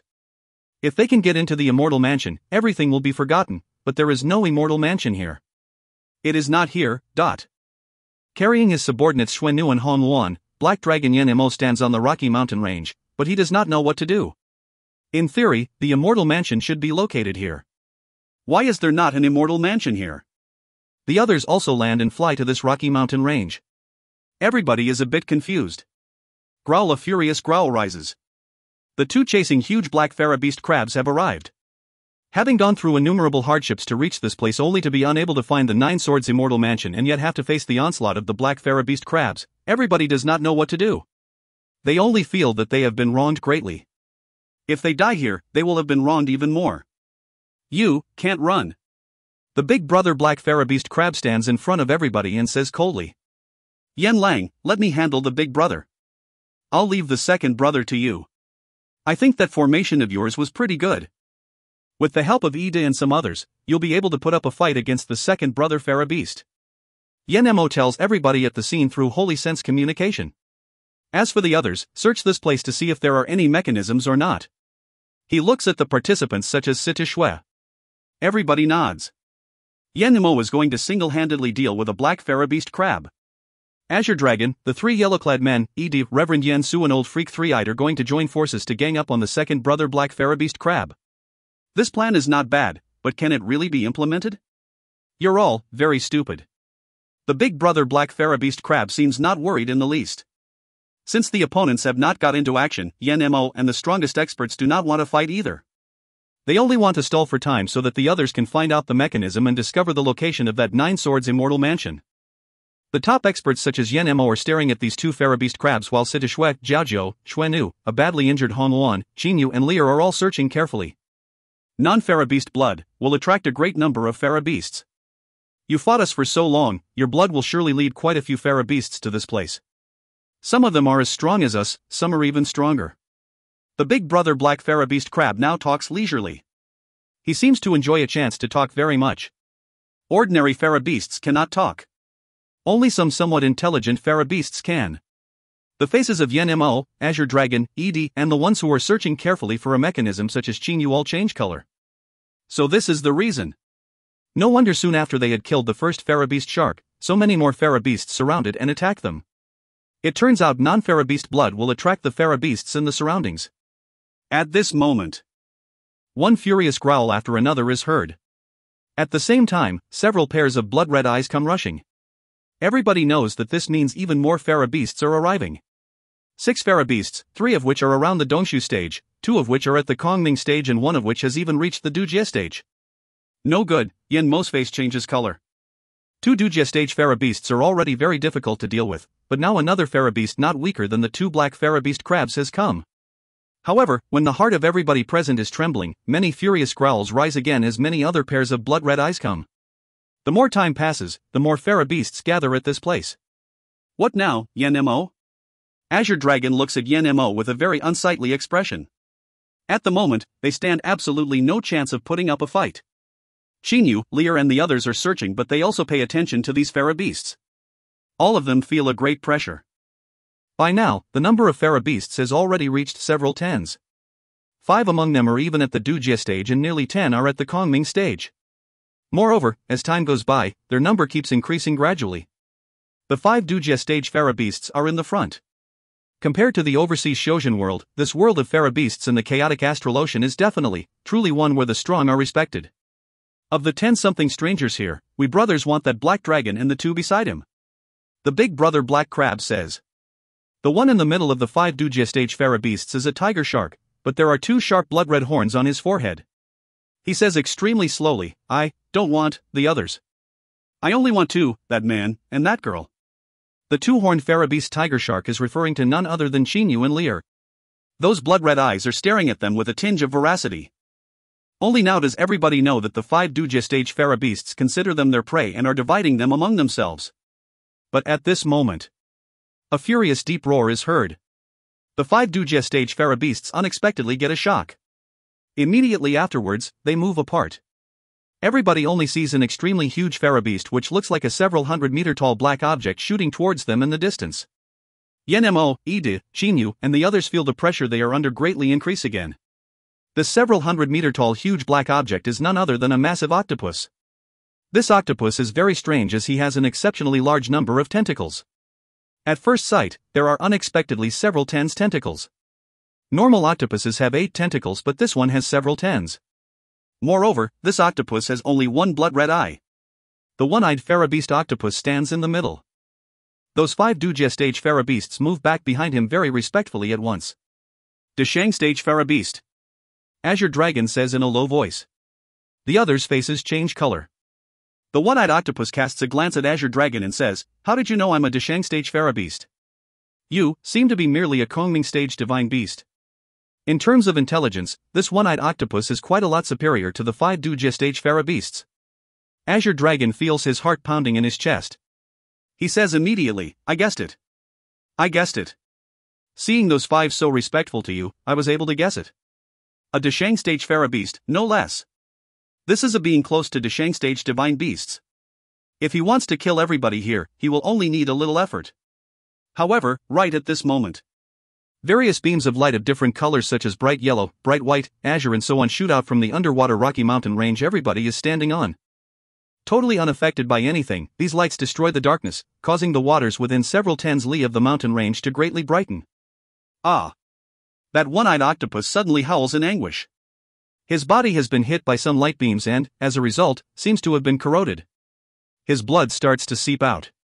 Uttering a painful growl, the one-eyed octopus runs away immediately with a movement of his body. The 5 Duja stage farabeasts also growl in pain. It seems they cannot bear the pains. The blood of all of them flows out. They turn around and flee without delay, paying absolutely no attention to Yen Mo, Qinyu, and the others. Only they seem to be affected by those lights as their speeds are particularly slow. But anyway, they still manage to go more than several tens li away and escape. As for the farabeasts of the Kongming stage and Dongshu stage, all of them howl in pain and try to flee, but they are too slow, so they are damaged more badly. Their defenses are weaker, therefore, in just a while, their bodies decay then turn into ashes. Yen Mo, Ed, Reverend Yen Su, Qinyu, Old Freak Three-Eyed and the others are all dumbfounded. An extremely powerful Deshang stage farabeast was unexpectedly scared off by these lights. Moreover, he was even seriously injured. And the Kongming stage farabeasts were even reduced to ashes directly. Immortal Mansion, the 9 Swords Immortal Mansion. An exclamation is heard. It was uttered by none other than Jiaojiu. Everybody turns around to take a look and sees that more and more beams of light are shooting out, but that Rocky Mountain range unexpectedly begins to shatter as an extremely large building starts to emerge. Bathed in the miraculous lights, a magnificent immortal mansion is eventually showing up. No farabeasts dare to approach the area of several tens li in radius illuminated by the lights. However, Qinyu, Yen Mo and the others are not affected at all when the light shine on them. Instead, their entire bodies feel comfortable. The Rocky Mountain range shatters more and more rapidly. In the end, the appearance of the whole immortal mansion is revealed. Under the illumination of the light beams, an immortal mansion which seems to be made entire of jade has appeared. Its powerful aura makes everybody's heart tremble. Good heavens! Is this the immortal mansion? For the moment, everybody is both astonished and delighted by this immortal mansion. When its appearance is already so impressive, how can there possibly be a lack of treasures inside? Ah! An anguished cry rises. Qinyu's face changes color greatly because, beside him, Old Freak Three-Eyed is unexpectedly blown to pieces directly. That Yuanying is even pierced through and falls down. Old Freak Three-Eyed, who was extremely formidable, has died just like that. Qinyu knows that his situation is bad. At the same time, he feels a terrifyingly powerful blast coming at him from behind. He is under attack. Despite feeling so, now he basically has no time to avoid it because the enemy is too fast. But he must go all out whatever happens, so he does his best to dodge to the right. At least he cannot afford to let his head or dantian be damaged. Leer. The moment Qinyu makes a dodging movement with his body, he discovers that Leer has unexpected got behind him and is covering his back. He cannot help getting shocked. A loud noise is heard. Leer's body sends out transparent ripples, which easily ward off that terrifying attack. Her protective magic treasure has been brought into play. That attack could have made Old Freak Three-Eyed explode with ease, but Leer has blocked it effortlessly. However, it seems Qinyu and Old Freak Three-Eyed are not the only targets of the mysterious assailant. At the same time, others have also been attacked. Boom! Boom! Boom! Boom! Boom!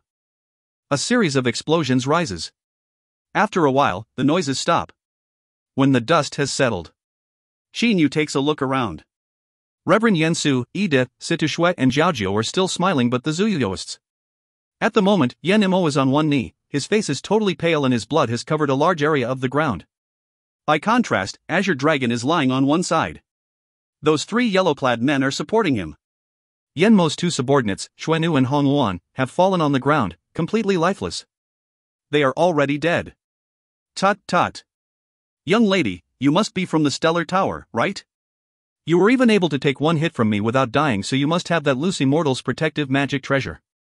It looks like the Stellar Tower's loose immortal really deserves his reputation. Standing in front of the immortal mansion, a black-robed man says smilingly. There is currently another black-robed man beside him. Obviously, the assailant just now is this mysterious black-robed man. Seeing the two black-robed men, Zhaojiu is immediately delighted. He kneels down at once, saying respectfully, "It is an honor to meet you, Grand Master and Grand Uncle Master. I am Zhaojiu." End of B9C15. End of Book 9. If you find any errors, ads pop up, ads redirect, broken links, non-standard content, etc., please let us know. Report chapter so we can fix it as soon as possible. Book 10, Chapter 1. Book 10, Towering Fury. B1C1, A Gathering of Immortals and Devils. The two black-robed men appeared. Old Freak Three-Eyed, Xuanu and Hong Luan died. Yan Imo was also badly injured. When Xinyu hears how Zhaojiu addresses the two black-robed men, his face changes color. This Zhaojiu fella is the Grand Elder of the Yanma School, placed in the Purple Flame Devilish Dungeon. His position in the Purple Flame Devilish Dungeon is already extremely high, yet these two black-robed men are even his Grand Master and Grand Uncle Master. The Purple Flame Devilish Dungeon probably doesn't have such high-ranking experts. Obviously these two men are from the Tanglong continent. Xinyu's heart gets a shock. His fear has come true. What he was worried about the most was the Xiuxian schools and Xioma schools inviting super experts of the Tanglong continent over. Xinyu believed that if there were only members of the Panglai Immortal region and the Purple Flame Devilish Dungeon, he would still be able to deal with them. However, if those unfathomable experts of the Tanglong continent were to come over, it would be quite a different matter. These two black-robed men who have just appeared were able to kill Old Freak Three-Eyed, Xuanu and Hong Luan with so much ease that the targets could not even put up any resistance.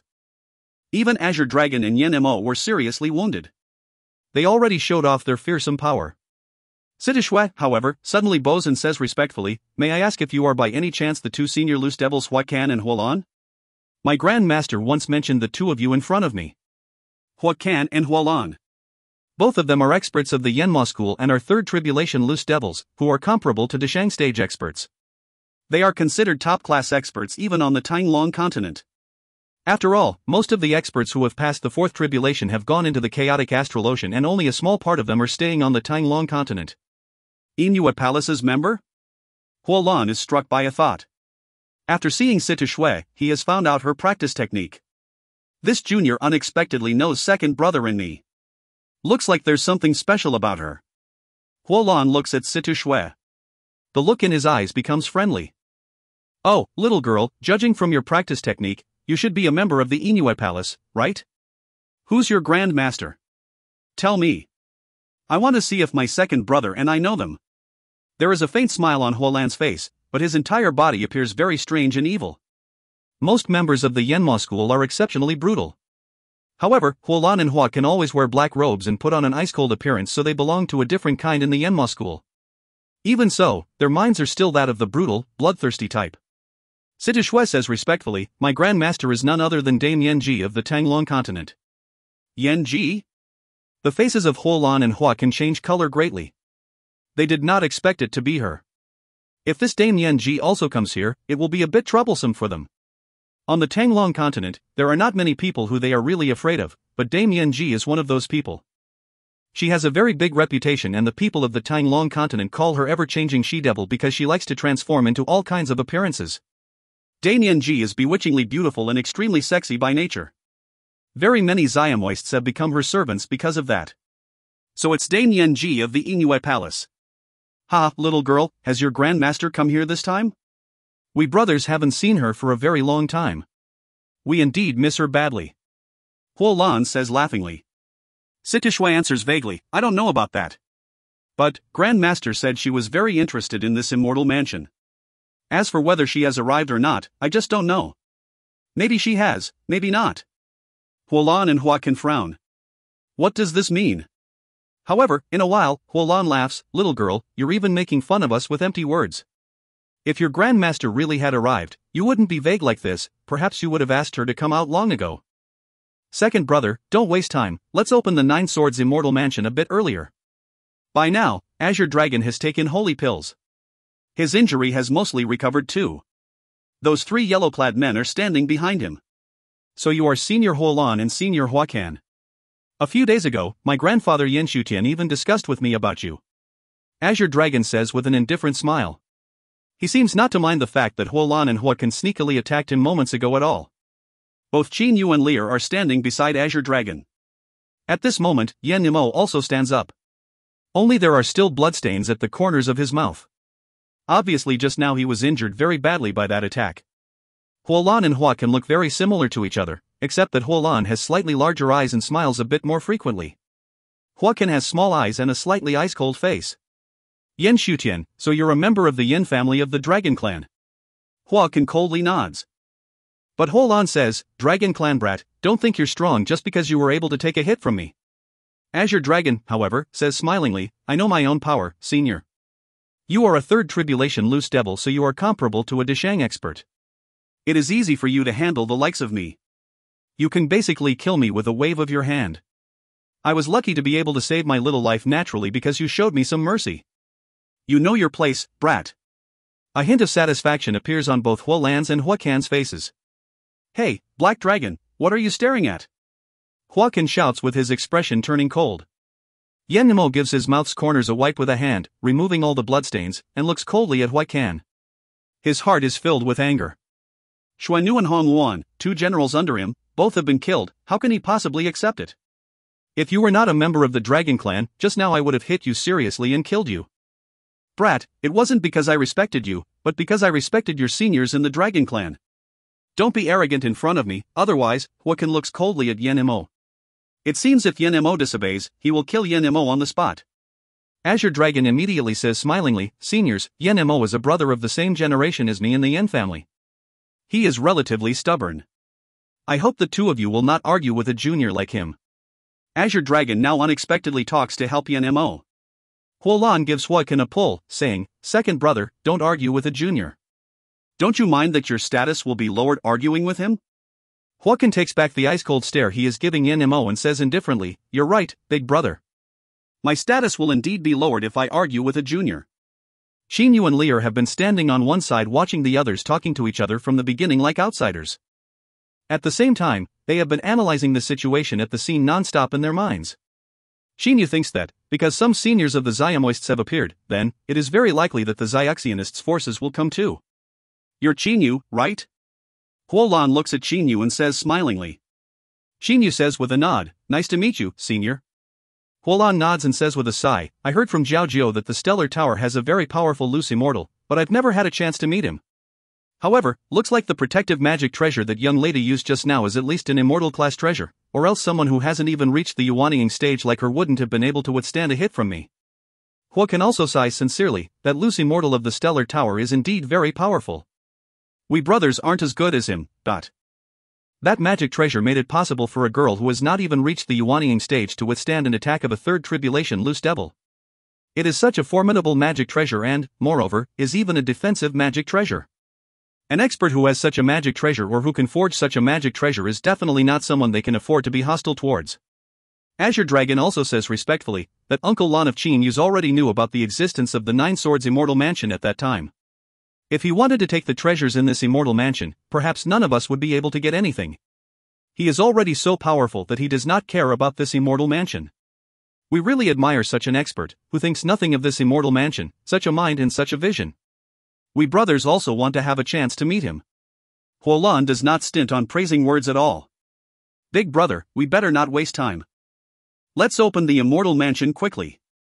Huacan says. You're right. Huolan nods then makes a wave of his hand. That spatial ring left behind when old freak Three-Eyed died flies straight towards his palm. Hands off that spatial ring. A loud shout is heard. A blue beam of light shoots at the spatial ring directly. Huolan's face changes color. His eyes flash with ferocity. He makes a sweep of his large sleeve. A black silk ribbon flies out and coils around the spatial ring. At the same time, that blue light beam hits the silk ribbon. Despite its flexibility, the ribbon is exceptionally tough. It neutralizes the attack of the blue light directly. The blue light is none other than a blue flying sword. Low-grade immortal weapon, immortal elemental energy, so loose immortals have arrived. Huolan looks at that flying sword and says with an indifferent expression. The silk ribbon has flown back into his palm. Only when a loose immortal has overcome the fourth tribulation does he have genuine immortal elemental energy like a real immortal. He can also forge immortal class weapons. It is just that forging immortal class weapons not only needs immortal level power but also suitable forging methods and various kinds of precious materials. You're a bit too arrogant already, Huolan, what can? Even though these juniors aren't powerful, you shouldn't have killed them excessively like that. Xiomoists are really Xiomoists. Your evil never changes. Following cold shouts, a black-bearded, red-faced old man appears. This red-faced old man's eyebrows stand upright. Obviously, he has an explosive temper. Oh my, so it's the red-faced loose immortal Reverend Yu Yan. Huolan bursts out laughing. Right, this time, Yan Su seems to be the only junior of the Penglai Immortal region who has come while there's no one from your Xiang school. Looks like it was because you got too few jade swords. Tut, Yu Yan, your school's members are really useless. You see, my purple flame devilish dungeon has obtained not only 2 jade swords. Shut up. Reverend Yu Yan shouts violently. Huolan and Hua can exchange a look and a smile, not caring about him. Reverend Yu Yan is a third tribulation immortal, so he is only comparable to them. But, there are 2 of them whereas Reverend Yu Yan is alone. So, why should they fear him? Yu Yan, you old fart, haven't you seen the situation clearly? How dare you shout and wrangle in front of us brothers? Huolan says sneeringly. Reverend Yu Yan's eyes immediately flash with firelight. He wants to start a fight with them. Reverend Yu Yan, aren't you afraid of losing your status arguing with those 2 Xiomoists like that? A gentle voice rises. A beautiful green-clad girl then shows up gracefully. That girl is touchingly beautiful but has an ethereal air about her. Huolan and Hua can both frown. So it's Reverend Shui Ro of the Lanyang School. Huolan says with a cold laugh. Looks like quite a lot of people from your Shoshin schools have come here. Don't hide. Show yourselves. We brothers will take on all of you. Huolan and Hua can know that they are the only 2 Shoma experts here and that the others will not come to this place. Since fellow Xiationist Huolan already made a request, let's just come out. That loud and clear voice rises in the distance. Huolan's and Huaikan's faces change color. Just now they only said so out of anger. Who could have thought there were still experts who were yet to appear? Qin Yu and Lear exchange a smile. Lear, looks like this business of opening the 9 Swords Immortal Mansion has become more and more interesting. One expert after another has shown up. These people have all been hiding very well. They've only appeared in the end, when the 9 Swords Immortal Mansion is about to be opened. Qin Yu looks smilingly at the loose immortals and loose devils in front of him. Lear, however, smiles. Immortal treasures will be granted to the people predestined to have them. Being strong doesn't necessarily mean being able to obtain them. Oh? Don't tell me being weak means being able to get them? Even if it does, the strong can rob the others of the treasures. Qin Yu is curious. Lear says with a mysterious smile, don't be anxious, big brother Qin Yu. You'll know when the time comes. Lear does not answer, so Qin Yu does not ask much either. At this moment, the person who spoke just now also appears. They see 3 black-bearded old men dressed in loose-fitting blue robes flying towards them leisurely in the distance. These 3 black-bearded old men are smiling and look kind and amiable. They appear to be experts who have attained a high level of enlightenment. In terms of appearance, these 3 men are fairly good. I am your junior Yan Su. It is an honor to meet you, 3 granduncle masters. Reverend Yan Su says respectfully. Qin Yu laughs in his mind. Oh, the Qingshu Temple's experts have finally arrived. Moreover, there are 3 of them coming at once. Yan Su, you stand on one side for the moment. The leading old man says smilingly with a wave of his sleeve. Reverend Yan Su immediately stands aside with respect. Reverend Yu Yan and Reverend Shui Ro fold their hands and salute right away.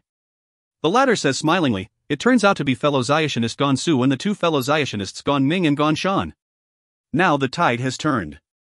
As soon as these 3 experts of the Qingshu Temple appeared, the overall power of the Xiaxianists greatly improved, but the Xiamoists were put at a disadvantage. So it's old Taoist Gon Su and the 2 brats Gon Ming and Gon Shan. Huolan says with an indifferent smile to old Taoist Gonsu. He knows that Gonsu is a third tribulation loose immortal while his two junior brothers are only second tribulation loose immortals. If the three of them join forces, they will be comparable to two third tribulation loose immortals. Old Taoist Gonsu says smilingly, Yensu, get your jade sword. Everybody, we had better open the immortal mansion now. Reverend Yensu takes out a jade sword without delay. Huolan also makes a jade sword appear by turning his hand over. We won't waste time either. Old Taoist Gonsu, this is because we respect you. It's excellent to open it early. My dragon clan will also contribute these jade swords. Azure Dragon turns his hand over smilingly. Two jade swords then appear in his palm. All of a sudden. Open the immortal mansion? Hold on, everybody. It won't be late to talk things through before opening it. Otherwise, the immortal mansion will never open. A flat voice rises. Everybody looks towards the source of the voice. Ida, who has said nothing since the beginning, is now staring at the loose immortals and loose devils with a pair of strange eyes. There is a faint smile of indifference and calmness on the corners of his mouth. End of B10C1. If you find any errors, ads pop-up, ads redirect, broken links, non-standard content, etc., please let us know. Report chapter so we can fix it as soon as possible. Book 10, Chapter 2. B10C2, Ida's Demand. There is an indistinct purple light in Ida's pupils. He glances at the loose immortals and loose devils with a strange smile on his face all the time. What did you say? Huacan's eyes flash with coldness. Ida, don't waste time here. You're the leader of the Purple Flame Devilish Dungeon only because we big schools care zilch about the leader of such a small place as the Purple Flame Devilish Dungeon. Otherwise, how could we have let someone without a school like you get this position? Huacan. Ida looks coldly at Huacan. As soon as the latter hears that, he becomes furious. He has such a high status yet this ED has unexpectedly called him by his name directly. Second brother. Huolan reaches out his hand and blocks his second brother. Be cool. How can Huacan possibly be cool now? He says angrily, Big brother, this junior is unexpectedly so arrogant. If not for the numerous Xioma schools on the Tainglong continent not caring about the leader position of the Purple Flame Devilish Dungeon, how could it have rotated to him? Humph, now he's even arrogant in front of us. This junior is seeking his own death. Huacan, it seems you don't understand what I said. Ida says with an indifferent smile. On one side, Xinyu is struck by a thought. Gutsy. Xinyu praises highly in his mind. He has already figured out what ED actually wants to do, so he cannot help praising him for being courageous and daring to stake his life. Don't be noisy in front of me, you junior. Prepare to die. Enraged, Huacan simply does not want to hear Ida's nonsense anymore. Shut up, second brother. Huolan shouts. Big brother, Huacan is dumbfounded and looks at his big brother in stupefaction. He never expected his big brother, who has the deepest affection for him, to say to him like this. Second brother, this little friend Ida isn't so simple as you think. You already heard what he said in the beginning clearly, you can kill him, but if you do, it's very likely that you'll have to forget about entering the Nine Swords Immortal Mansion. Huolan explains. Huacan does not listen to the others, but he listens to his own big brother. How so? Won't it be all right after I kill him? Huacan says with a cold laugh. Ida says with evil laughter, Huacan, your big brother is really much smarter than you. Just now I already said that the Immortal Mansion may never open. I dared to say so because I've got two jade swords. When I die, I'll also blow the jade swords in my hand to pieces. Top-grade holy jade swords are extremely hard. It is very difficult for normal attacks to shatter them. Even if a top-class expert like Ida self-destructs, it will still be very difficult for him to shatter other experts' top-grade holy weapons. But, he already personalized these jade swords by blood. If a jade sword is charged with elemental energy, its defense and offense will greatly increase, so naturally it will not have to fear Ida's self-explosion. However, if Ida wants to self-destruct, why would he channel elemental energy into his jade swords? When the top-grade holy jade swords are not charged with elemental energy, even though their defense is high, the terrifying power generated by the self-explosion of a late Kongming stage expert like Ida will definitely be able to blow them to bits directly. You can kill me, but I'll only need an instant to destroy these jade swords. Anyone who has the balls can give it a try. Ida looks at everybody smilingly. Old Taoist Gonsu, Gongming, and Gonshan, Reverend Yuyen, Reverend Shuei-Ro and the two brother Huacan and Huolan, these 7 loose immortals and loose devils now all do not know what to say. None of them dares to get into action. All of them are very experienced. Therefore they know clearly that at the moment Ed is paying close attention to everything using his holy sense. Once they get into action, perhaps Ed will immediately explode himself to destroy his own jade swords. Even if only one of the 9 jade swords is shattered, they can forget about entering the 9 swords immortal mansion. You're really admirable, little friend Ed. Huolan folds his hands and says, being ruthless to other people is nothing. Only those who are ruthless to themselves are truly ruthless people. When you dare to be ruthless to yourself, you are indeed an ambitious person. Old Taoist Gonsu also says smilingly, I really admire you for being so brave, little friend Ed. I wonder what you actually want by stopping us from opening the 9 swords immortal mansion. If you want something, you had better tell us about it. We'll certainly comply if we can. Eda finally beams. Wouldn't it have been better had you agreed earlier? Eda looks at everybody. In fact, I don't have other ambitions either. It's just that. I want to say one thing.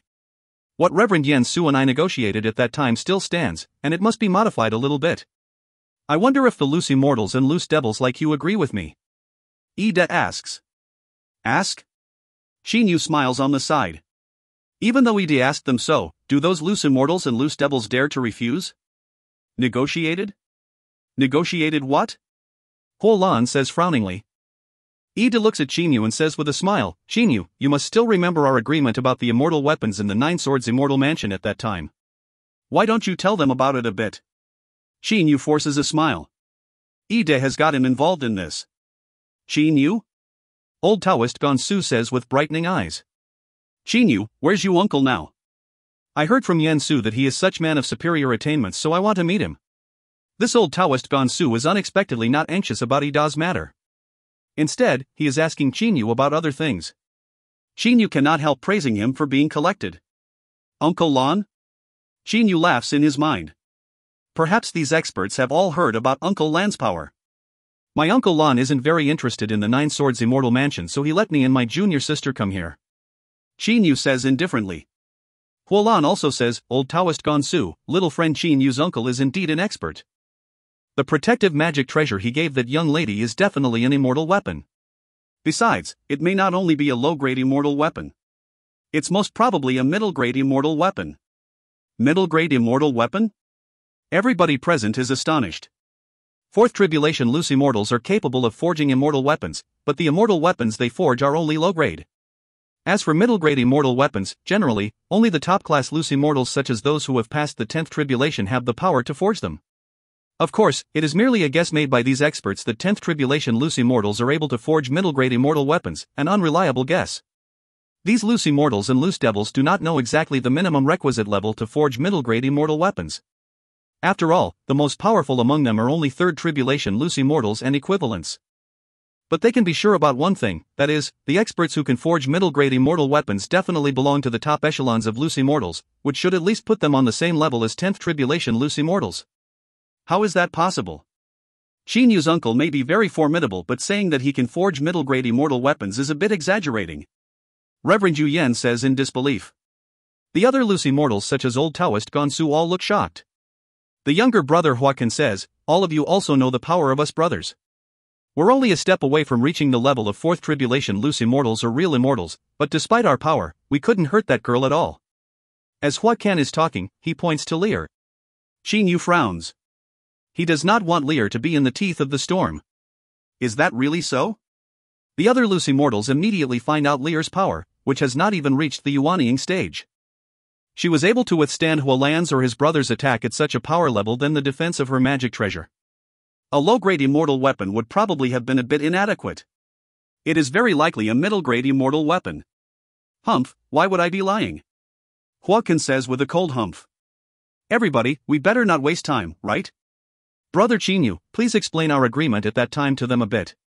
Eda says to Chinyu enthusiastically. His tone makes it look like he is very close to and in the same group as Chinyu.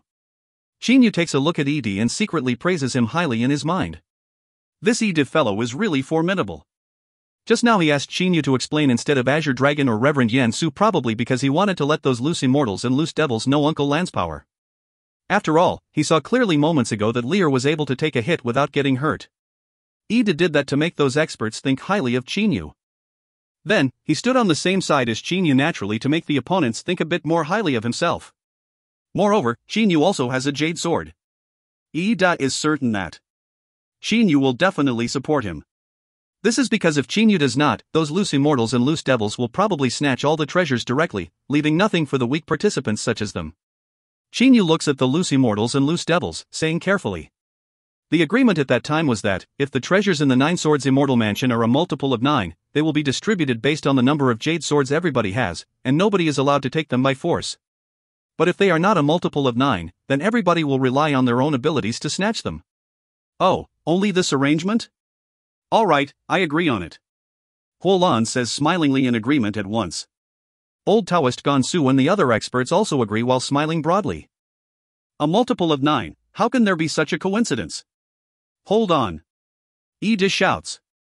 Those loose immortals and loose devils all look at him. Huacan says coldly, Ida, we've all agreed on your matter. What else do you want? Ida says smilingly, everybody, it seems you didn't hear what I said just now clearly. I said what Reverend Yen Su and I negotiated at that time still stands, and it must be modified a little bit. Not only does that agreement still stand, it must be altered a bit too.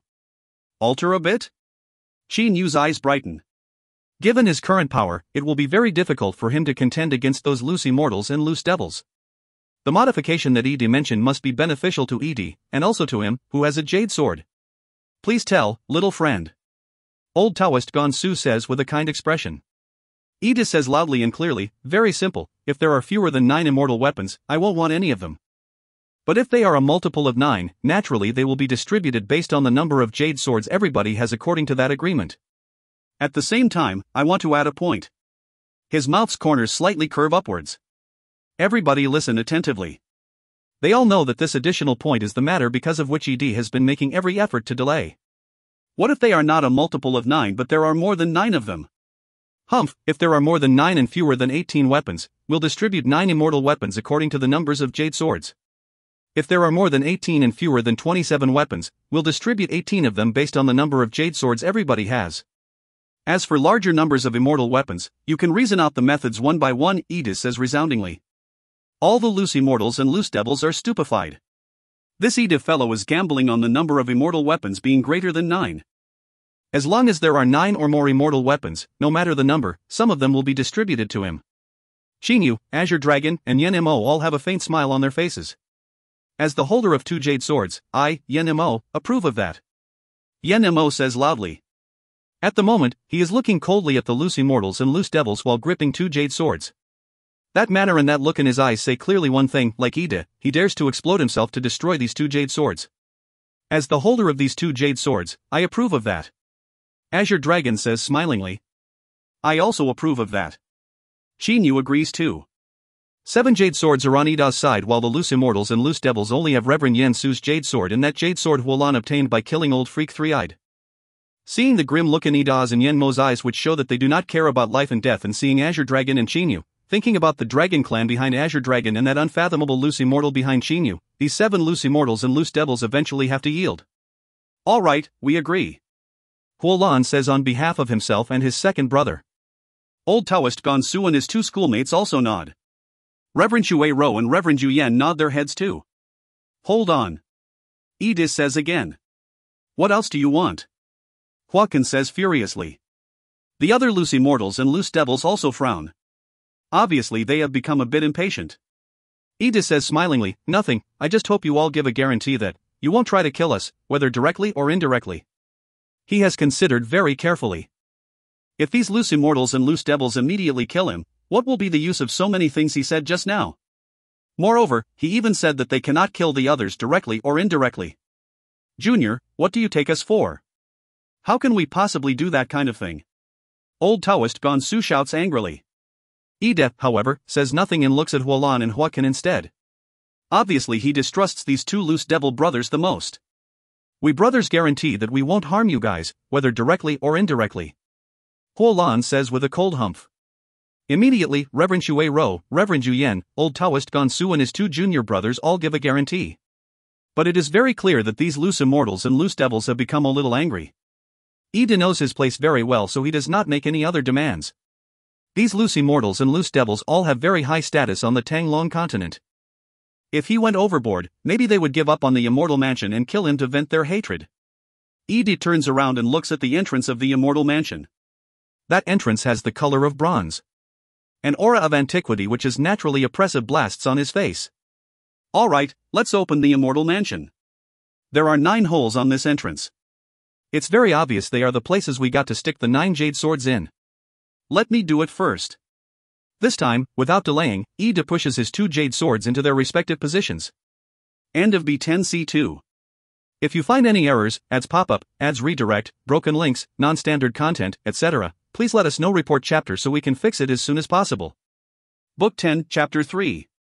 B10C3, Hallucinatory Magic Land. The ancient gate has the color of bronze, but it lustrous and transparent like a kind of jade. The arrangement of those 9 holes is strange. Obviously it is some profound formation, but nobody present, not even the experts like old Taoist Gonsu, can understand it thoroughly. The 2 jade swords go into 2 of the 9 sword holes easily, like going into a soft liquid. Shoo! A noise which sounds like a sharp sword getting unsheathed rises. Suddenly, the entire bronze-colored ancient gate brightens, shooting out a green light, which enfolds everybody present, making them uncontrollably narrow their eyes. I'll stick it in the 8th sword hole. Qin Yu says. At the same time, he goes forwards, then slowly pushes his jade sword into its place. After that, Azure Dragon, Yenmo, Huolan and Reverend Yan Su also stick their jade swords in successively. All of the 9 jade swords have been inserted. Holding breath. Everybody is holding breath looking at that bronze-colored ancient gate with their heart pounding in their chest. Whiz! A noise similar to the sound of breathing is heard. The 9 jade swords suddenly disappear. It seems they have been sucked in. At the same time, the 9 sword holes brighten and immediately send out 9 beams of light which intertwine as if they are ropes. A deafening noise rises. Dazzling. Everybody present uncontrollably closes their eyes. It is not that they cannot endure the light, but was a reflex response. When they close their eyes, the whole bronze-colored ancient gate sends out a group of parallel beams of light, enveloping everybody directly. Vanish. Everybody vanishes into thin air outside the immortal mansion just like that. The ancient gate does not open as they have thought since the beginning at all.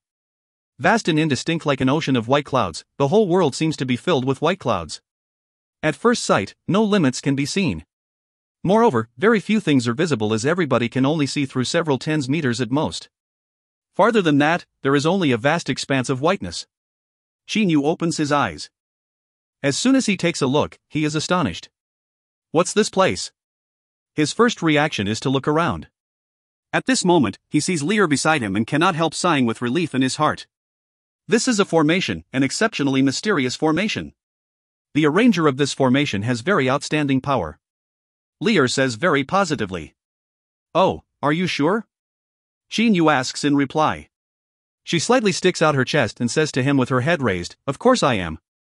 Qin Yu cannot help giving a smile.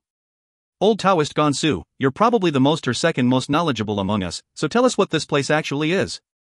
Just now we were still outside the immortal mansion, how have we now come to this mysterious place? Huolan says. At the moment, he and his brother Huacan are looking around carefully. Old Taoist Gonsu strokes his beard, praising highly, this place is exceptionally mysterious. I just used my holy sense to observe and discovered that it seemed to be under an enormous restraint. Its range of observation was even worse than my eye's range of observation. This is truly very fantastic. Seeing old Taoist Gonsu praise the place like that, Huacan says coldly, don't stay there wasting time, old Taoist Gonsu. A moment ago we were outside the immortal mansion but now we're in this place. What actually happened? The most urgent thing for us now is to find out what actually happened, as well as how to get out of this bloody place. Don't be impatient. Calm down, calm down. Old Taoist Gonsu says smilingly. At the moment, Reverend Yu Yen, a very good-tempered Reverend Shui Ro, Huolan and Huacan are all impatient in their hearts.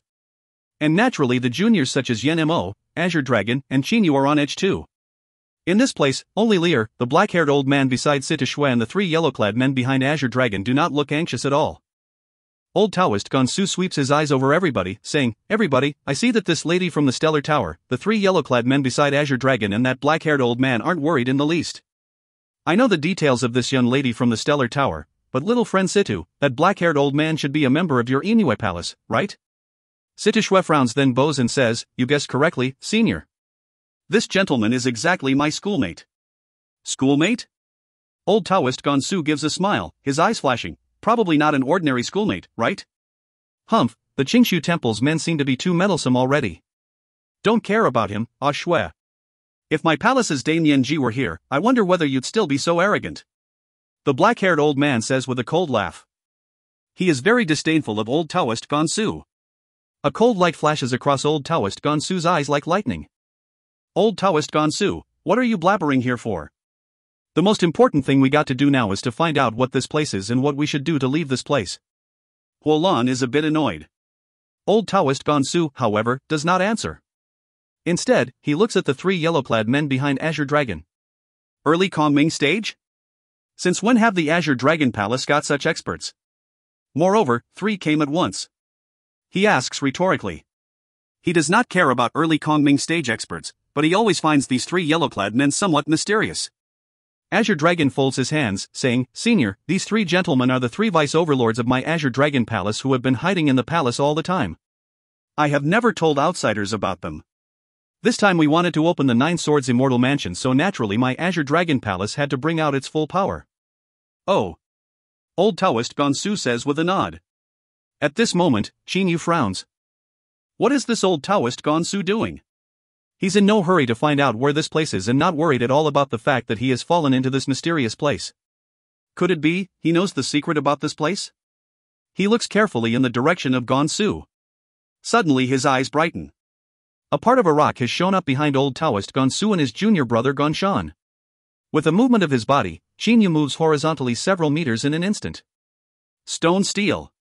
Qingyu finally sees clearly that there is unexpectedly a stone steel behind old Taoist Gonsu and his junior brothers, an ancient, simple-looking stone steel. Moreover, there is even handwriting on this stone steel. Ha, you're smart, little friend Qingyu. Noticing Qingyu's action, old Taoist Gonsu knows that he can no longer conceal it, so he immediately steps aside. The others also see that stone steel behind him at once. I know this handwriting. Reverend Yan Su exclaims. Oh. When I was searching for the ninth jade sword with everybody, I saw the handwriting of the immortal who left behind the Nine Swords Immortal Mansion in a cave. And this handwriting is left behind by none other than that immortal. Reverend Yan Su says very firmly. Qingyu, Edi, Azure Dragon, and the others have also seen the handwriting on this stone steel. It is indeed exactly like the handwriting they saw in that cave at that time. This is the hallucinatory magic land? Huolan exclaims as soon as he goes forwards and takes a look. When the others see the handwriting on the stone steel, their expressions become solemn. They all know that they have gone into none other than the Nine Swords Immortal Mansion. Moreover, the cause of this probably has something to do with the green light shot out from that ancient bronze-colored gate. Ha, everybody, congratulations on entering the Nine Swords Immortal Mansion. However, the treasures of mine, and I Yang's, aren't so easy to obtain. This place is the hallucinatory immortal land, the outermost area of the Nine Swords Immortal Mansion, but I feel it's a bit better to call it the hallucinatory magic land. If you want to obtain immortal treasures, you'll have to live through this hallucinatory magic land. Of course, you can't decide this for yourselves. As soon as you came into this place, your life and death were already no longer under your control, huh? Those several lines of lively and vigorous words are filled with an extremely insolent lordliness.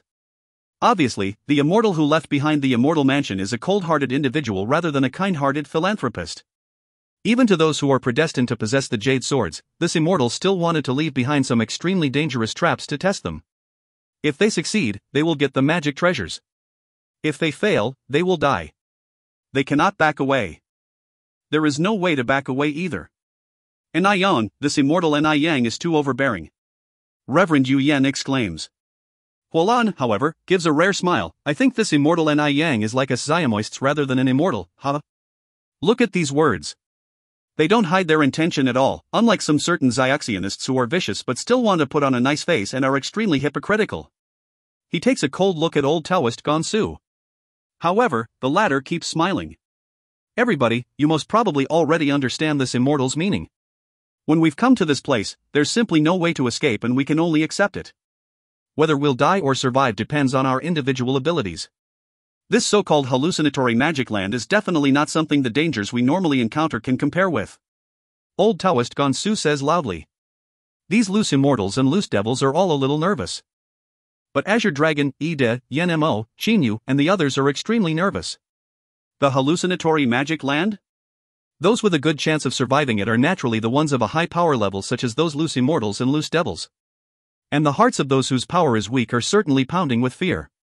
Huolan says with a cold laugh, this immortal Ni Yang created this trap to make things difficult for us, but I think this immortal will let some of us obtain immortal treasures, so the difficulty level will definitely be limited and naturally those with enough power won't have to worry. Is that really so? Reverend Shui Ro suddenly asks rhetorically. Huolan is startled. What do you mean, Reverend Shui Ro? He shouts. Treasures are given to predestined people. Sometimes luck is also very important. I think, if you keep being so careless, you may become the first to die. Reverend Shui Ro casts a glance at Huolan and says smilingly. Huolan is furious. However, right at this moment, melodious sounds rise. In the beginning they are deep and hoarse like the sobbing of a resentful wife, but they tug at everybody's heart. Even those such as Azure Dragon and Qin Yu cannot help feeling unbearably sorrowful in their hearts, their eyes also moistening. However, on one side of Qin Yu, Lear's eyes brighten. Be careful, junior brothers. Keep your minds clear. Don't let these flute sounds manipulate you. Old Taoist Gonsu immediately shouts.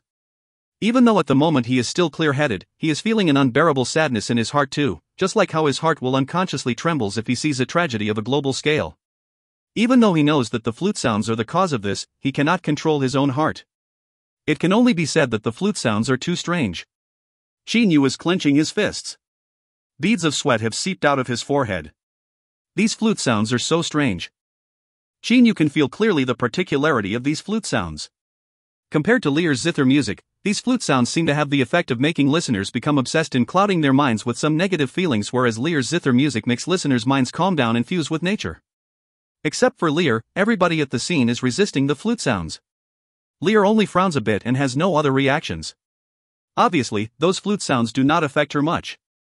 It is unknown if the cause of this is her mastery of music or something else. The flute sounds change.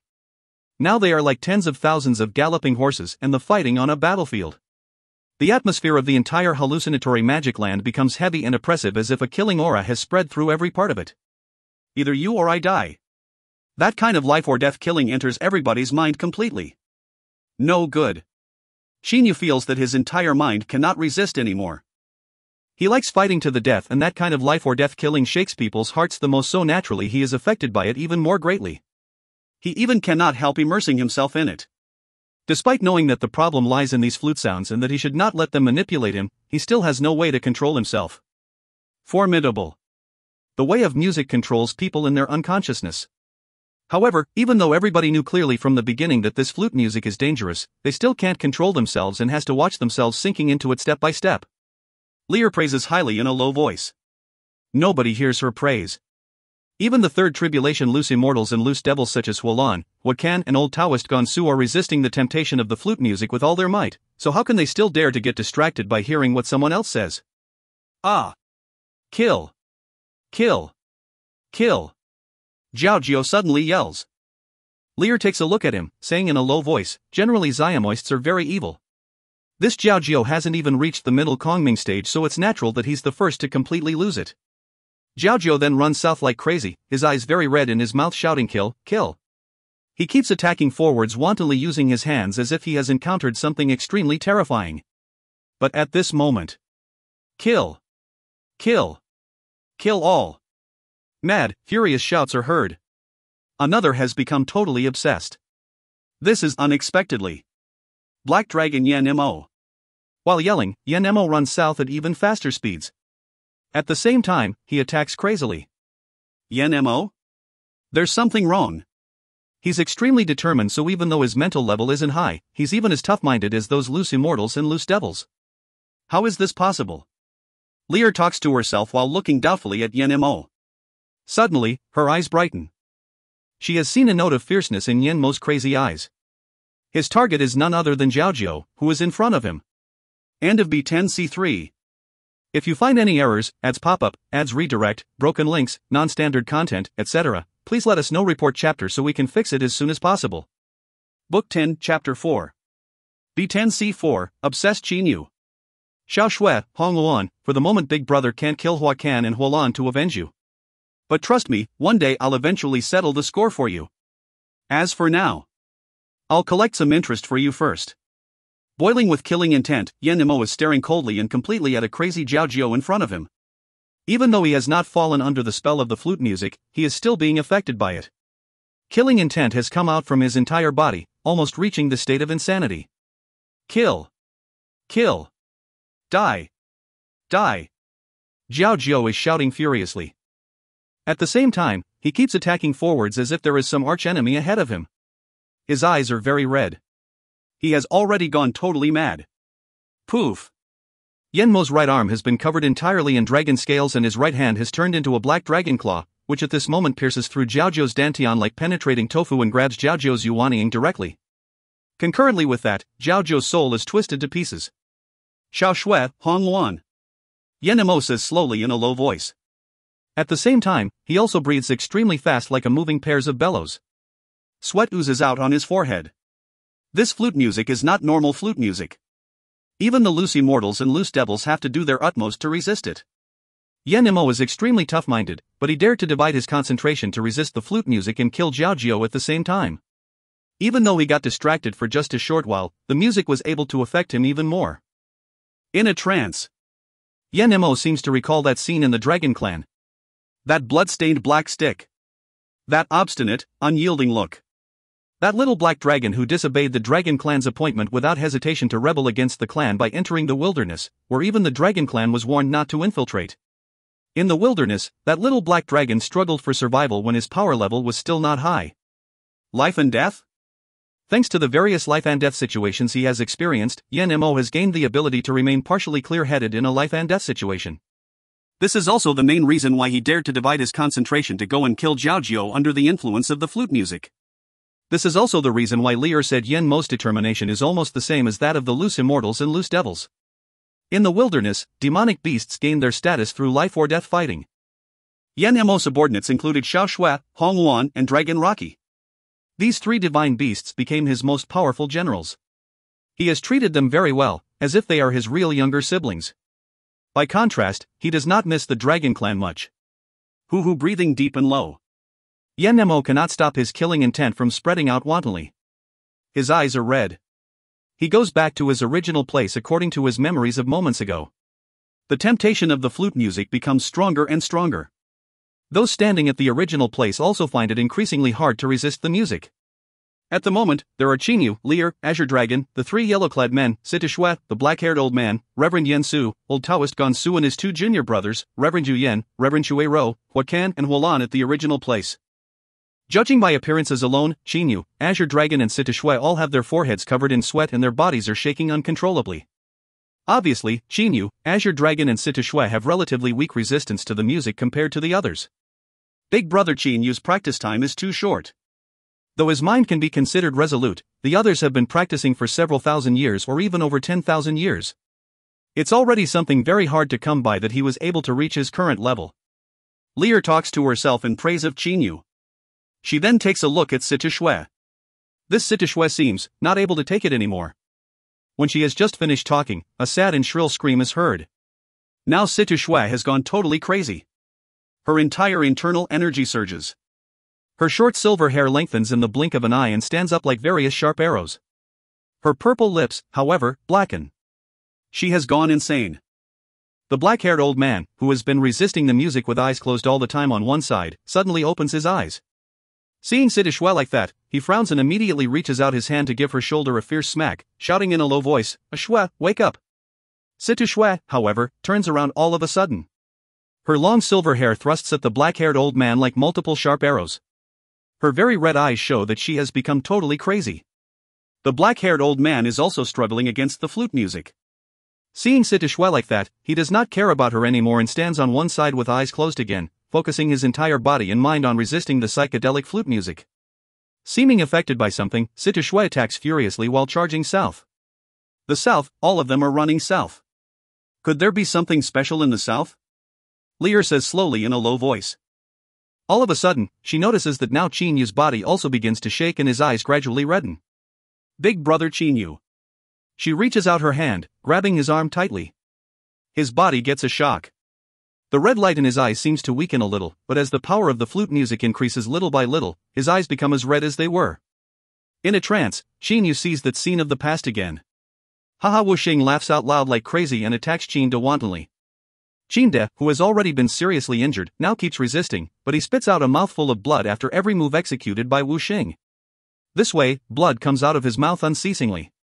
Fenjiuzi is very anxious, so he attacks more ferociously using his flying sword, wanting to go to save Qin and run away. However, relying on his profound energy, Wu De forcibly holds Fenjiuzi down. Qin suddenly lets out a loud shout. He has finally had the most violent collision with Wuxing. Poo. Blood is scattered all over the air. Qin slowly falls down powerlessly. Die. Wuxing says softly.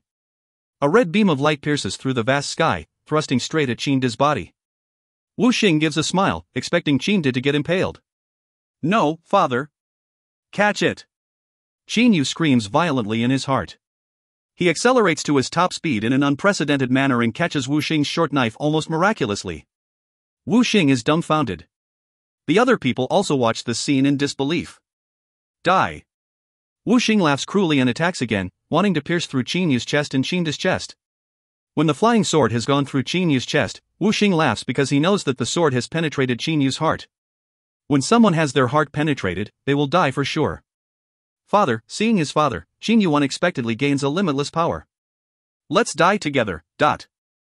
He suddenly shouts furiously, turns around, and thrusts his two hands at Wuxing's chest like sharp claws. However, at this moment, Wuxing seems to transcend his own level.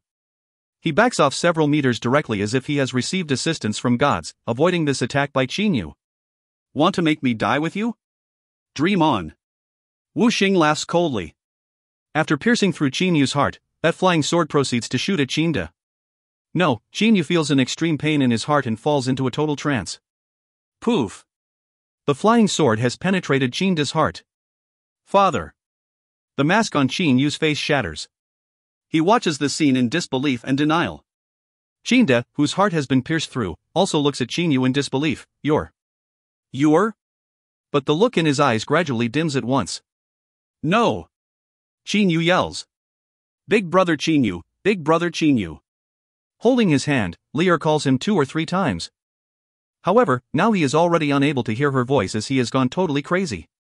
He immediately flings her hand off and runs south straight, his eyes very red. But another individual became obsessed before Qin, Azure Dragon. In terms of time, it can be said that Azure Dragon crumbled earlier than Qin by just a couple of breaths. Big brother Qin is too passionate and his feelings even come from the bottom of his heart. This is the reason why he has a determined disposition. But this also leaves a crack in his mind. Once he becomes obsessed because of kinship, it will be harder for him to wake up. Lier mutters in a low voice. Seeing Qin running south, Lier follows him by running south too. At the moment, still standing in the distance are Reverend Yensu, Ida, the 3 yellow-clad men, the black-haired old man, and the 7 loose immortals and loose devils. Reverend Yensu, Ida, and the 3 yellow-clad men are under such great pressures that their heads are full of sweat. However, the black-haired old man and the 7 loose immortals and loose devils are almost in the same state under the influence of the flute music in this hallucinatory magic land. Even though someone with a high mental level is in general extremely tough-minded, this is not an absolute at all. For example, Yen Nemo is only at the middle Kongming stage, but his mind is exceptionally tough. This black-haired old man is most probably the same as him. Amid the boundless clouds, Qin is rushing south straight. Wuxing, die! Wuxing, die! He is shouting furiously while attacking Wuxing in front of him non-stop. Only somehow Wuxing can always move back several tens meters with utter ease in impossible situations. Every time Qin is about to kill Wuxing, Wuxing simply retreats. Qin, come kill me. Wuxing laughs out loud like crazy. Those loud laughs enrage Qin even more. Revenge, taking revenge for his father. As soon as Qin thinks about how his father was pierced through the heart and died, he goes insane. Suddenly, Qin's whole body makes a sway. He feels as if a basin of cold water has been poured on his head in a harsh winter day. His entire body gives a start. At this moment, the meteoric tear in his chest shakes for a while, then immediately sends out a cold stream which runs straight up Qin's head. The silver-white cold stream goes straight into his head. His spiritual energy simply does not dare to approach it. When the silver-white cold stream permeates into his soul disk, the essence of the soul seems to transform. The flashing electric sparks around the soul become even more powerful and the soul becomes even more condensed. What am I doing? Qin has woken up completely. Seeing the vast sea of white clouds around him, he immediately remembers what happened just now. So dangerous. His back breaks into a cold sweat. This hallucinatory magic land can even trick my mind completely. My father isn't dead and Wu Xing died long ago, but I was lured into believing all the hallucinations. His heart is full of shock. When Qin Yu is in a state of shock, the flute music keeps playing. In the beginning, the music was invisible, but now it comes with pale red ripples which are extremely light in color, almost impossible to see. Various such ripples keep expanding north from the south. Qin Yu's heart begins to shake again. Because his soul underwent a transformation moments ago, this time he has a strong resistance to the music. But, despite that, how can the music which frightens the loose immortals and loose devils so much be so easy to deal with? Last time Qin Yu became obsessed, he woke up thanks to the meteoric tear. However, now it looks like he is very likely to become obsessed again. If he becomes obsessed again, will the meteoric tear still produce its miraculous effects? Ting. Familiar sounds rise. Zither music. Qin Yu's eyes flash with a note of happiness. He turns around to take a look and sees that Lear is sitting with legs crossed on the ground several meters behind him. There is a zither on her lap. She is quietly playing the zither. Various green ripples expand outwards with Lear being at their center. The red ripples of the flute music and the green ripples vanish together as if they are impeccable enemies. Lear's power level is not high, so the green ripples only spread out to a radius of 10 m before they are cancelled out by the red ripples. However, the area within 10 m of her is the safest place in the entire hallucinatory magic land. At the moment, Qin Yu is within this area. Lear, it's you? He is delighted. Lear plucks at the strings, then immediately looks up at him with a brilliant smile. Just now someone lost a lot of face and even sniveled. Qin Yu is startled. Perhaps when he became obsessed moments ago, it was only because he saw his father's death that he shed tears. Go with me, big brother Qin Yu. There are some fantastic things in the south. Lear stands up and gently plucks the zither strings once. A green ripple immediately shoots out in all directions. Its range has decreased to 5 m. Qin Yu goes beside her without delay. The two of them thus run south extremely fast. Unlike Zhaojiao and Sita Shui, Qin Yu and Lear are going south consciously. If there were someone several tens meters away from Lear, he would discover that he simply cannot hear Lear's music. Only within 5 meters of her is the zither music audible. This is indeed very strange. Big brother Qin Yu, look in front of you. Lear suddenly says. Qin Yu raises his head to look forwards. Kill. Kill. Xayamoist, die. Furious shouts are heard. Yan Mo's dragon claw pierces into Sita Shui's dantian directly.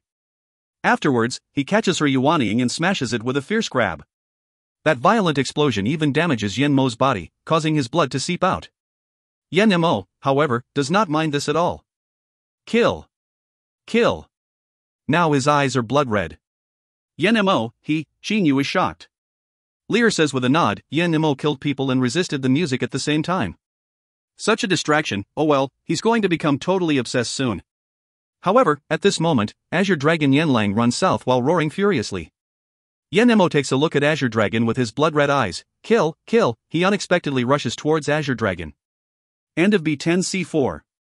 If you find any errors, ads pop-up, ads redirect, broken links, non-standard content, etc., please let us know. Report chapter so we can fix it as soon as possible. Book 10, Chapter 5. B10C5, Elemental Holy Energy. With very red eyes, Azure Dragon is running south straight while roaring. His two hands keep attacking an imaginary enemy non-stop. At the moment, Azure Dragon is paying absolutely no attention to anything else. He simply does not know that Yan Mo is charging at him either. Yan Mo is gasping for breath. His eyes occasionally flash with a red light. Even now, Yan Mo has not been lured into running south by the flute music. This is because he has not become totally obsessed. There is still a tinge of clarity in him. If in the beginning he had not divided his concentration to go and kill Zhaojiao, perhaps now the signs of him becoming obsessed would be even a bit lighter. However, Yan Mo even killed Zhaojiao while hearing the flute music. Because there was killing intent in his heart, naturally it was even harder for him to withstand the hallucinations caused by the music. As soon as Zhaojiao died, Yan Mo became even more murderous. Therefore, when he saw Sita Shui, he got into action and killed her. Now, seeing Azure Dragon, he also wants to go and kill him. No good, Azure Dragon has become totally obsessed. He simply doesn't notice Yan Mo wanting to kill him. Qin Yu says in shock. Lear says with a nod, now Yan Mo is only a step away from becoming totally obsessed. Under such conditions, if he goes on to Azure Dragon, he'll definitely sink deeper. Maybe he'll become totally obsessed immediately. What are you thinking, Big Brother Chinyu? Could it be you want to get into action? Lear looks at Chinyu and says with a faint smile. Actually, Chinyu is in a moral dilemma at the moment. To save or not to save? In fact, even if he tries to save Azure Dragon, he will not have enough power to fight Yenmo, who is crazy at the moment.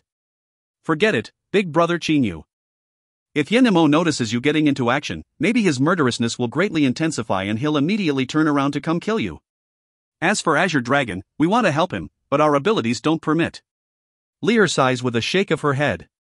Chinyu turns around to look at her and suddenly says, Lear, I've always felt that you seem to be detached from everything in this world. Apparently nothing can affect you. Really? Lear is startled. A yell rises. Chinyu and Lear turn their heads to take a look. They see Yenmo roaring with all his might while holding his head and Azure Dragon still running south. The astonishing thing is, Yenmo unexpectedly has not killed Azure Dragon. No. Yenmo was gasping for breath unceasingly. Sweat is oozing out of his entire body. The violent aura around him is extremely terrifying. Oh. Lear's eyes shine brilliantly. Big Brother Chinyu, this Yenmo is unexpectedly more resolute than I imagined. At the last moment, he was able to stop himself from getting into action. Also, it seems he's even trying to resist the temptation of the flute music. While talking, Lear gently plucks the zither's strings. The green ripples cancel out all of the red ripples within several meters of her. Chinyu notices this too. Suddenly, Yenmo's arms thicken and his fists are clenched to the utmost. He growls in a low voice and bombards the ground non-stop using his fists as if they are big hammers, sending various deep noises through the ground. Along with the noises of the fists smashing furiously on the ground, there are also Yenmo's furious growls. As he bombards the ground again and again, his red eyes flash with hint after hint of fierceness. This is a terrifying kind of look seen after someone has had an outburst in a life and death situation. At the moment Yenmo is totally in that kind of state. In just a while. With a dragon roar, Yenmo suddenly stands up. Killing intent. Towering killing intent. At the moment, Yenmo is like a general fighting on the battlefield, sweeping his dragon eyes around. Right afterwards, he rushes straight in the direction of Azure Dragon. Obviously he remembers clearly Azure Dragon's running path. In a state of obsession, to run is only to take quick steps unconsciously. But Yenmo is flying like a rainbow at a speed nobody knows how much faster than Azure Dragon's. What does Yenmo want to do? Chinyu says doubtfully. We'll know if we keep up with him, right? Lear says smilingly. Afterwards, the two of them follow Azure Dragon by flying south extremely fast. Azure Dragon is taking steps on the ground so he is much slower than Yenmo, who is flying through the air. In just a while, Yenmo catches up with him. Chinyu and Lear see Yenmo charge extremely fast at Azure Dragon then wave his arm to attack Azure Dragon directly. Still want to kill? Chinyu is shocked. Following an extremely heavy hit, Azure Dragon's entire body is sent flying backwards. The part of his clothes on his chest is shaken to pieces completely. No, Lear says with a shake of her head. Yenmo doesn't want to kill Azure Dragon at all. Instead, he's stopping Azure Dragon from running south. Obviously he has figured out that there's definitely something very dangerous in the south. Therefore he's trying to stop Azure Dragon. The reason he wants to do so may have something to do with the fact that both of them belong to the Dragon Clan.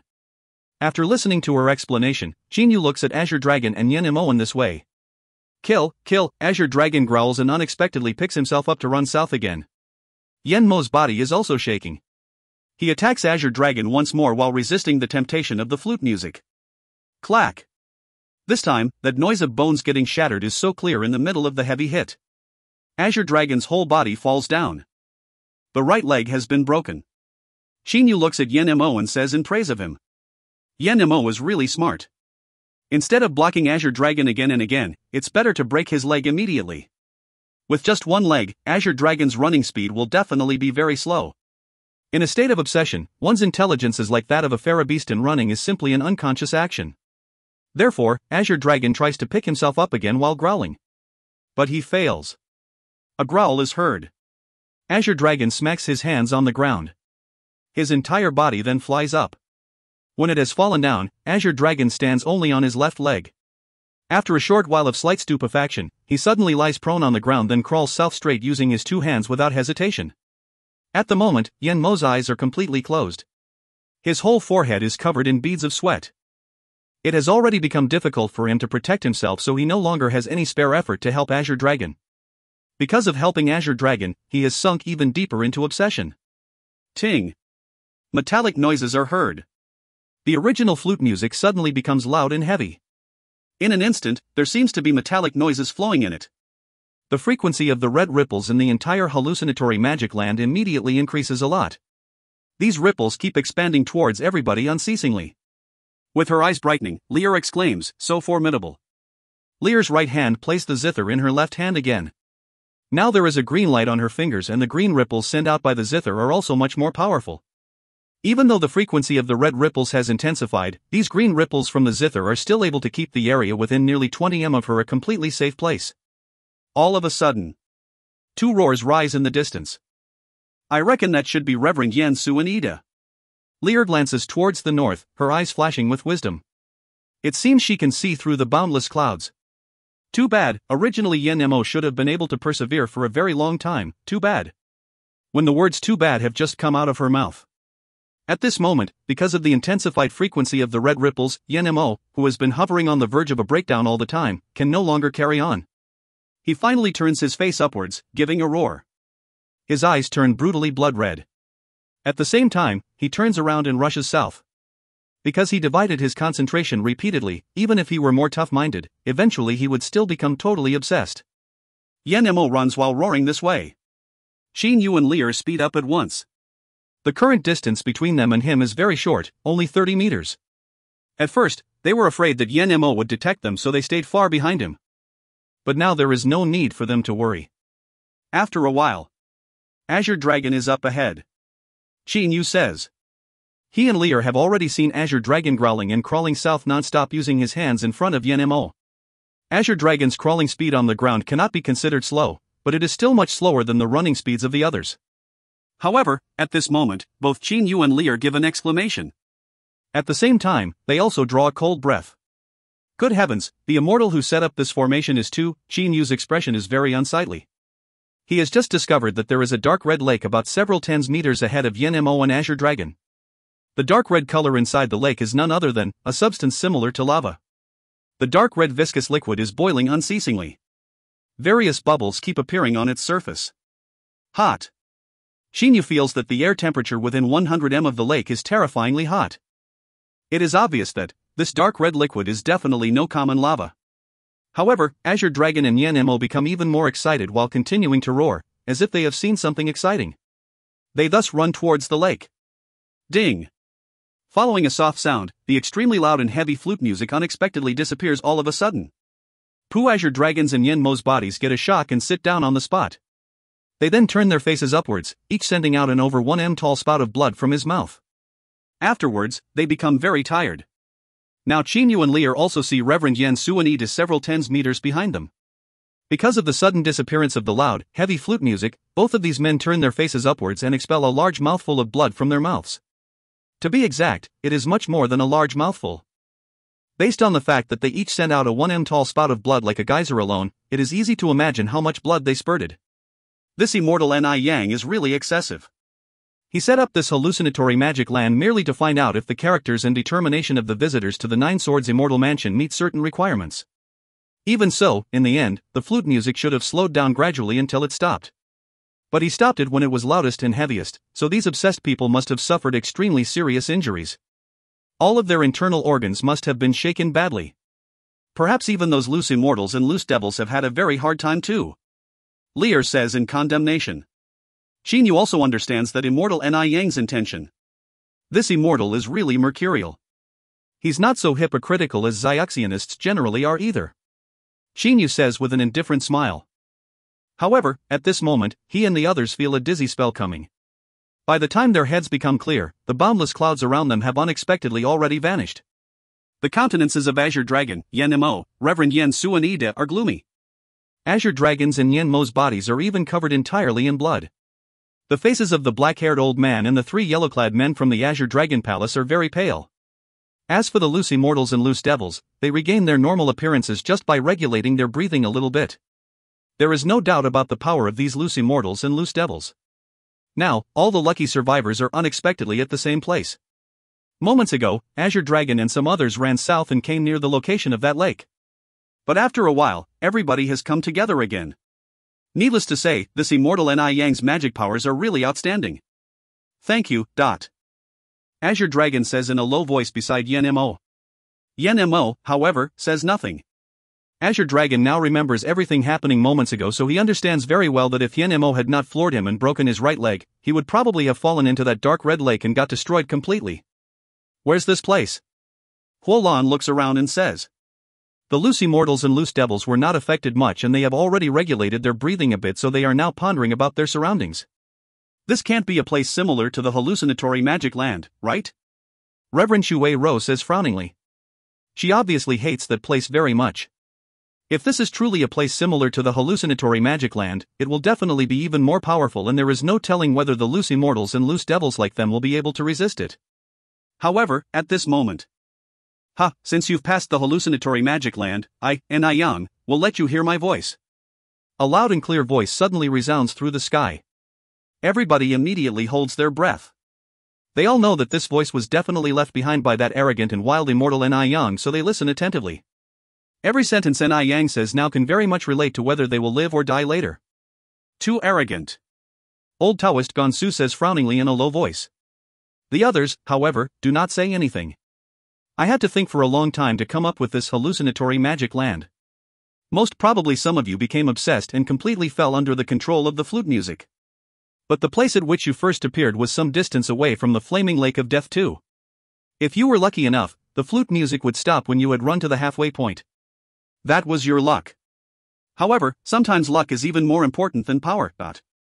When saying the sentence, sometimes luck is even more important than power, the voice of that immortal Ni Yang is much lower and does not have the emotional provocation it did in the beginning. The voice stops for a long time. When everybody even thinks that immortal Ni Yang does not say anymore, the voice resounds through the sky again. In the past, I had to collect quite a lot of precious materials to build the Nine Swords Immortal Mansion. Since you've gone through the hallucinatory magic land, if you go straight towards the north, which gives off a green light, you'll see the outer hall of the Nine Swords Immortal Mansion.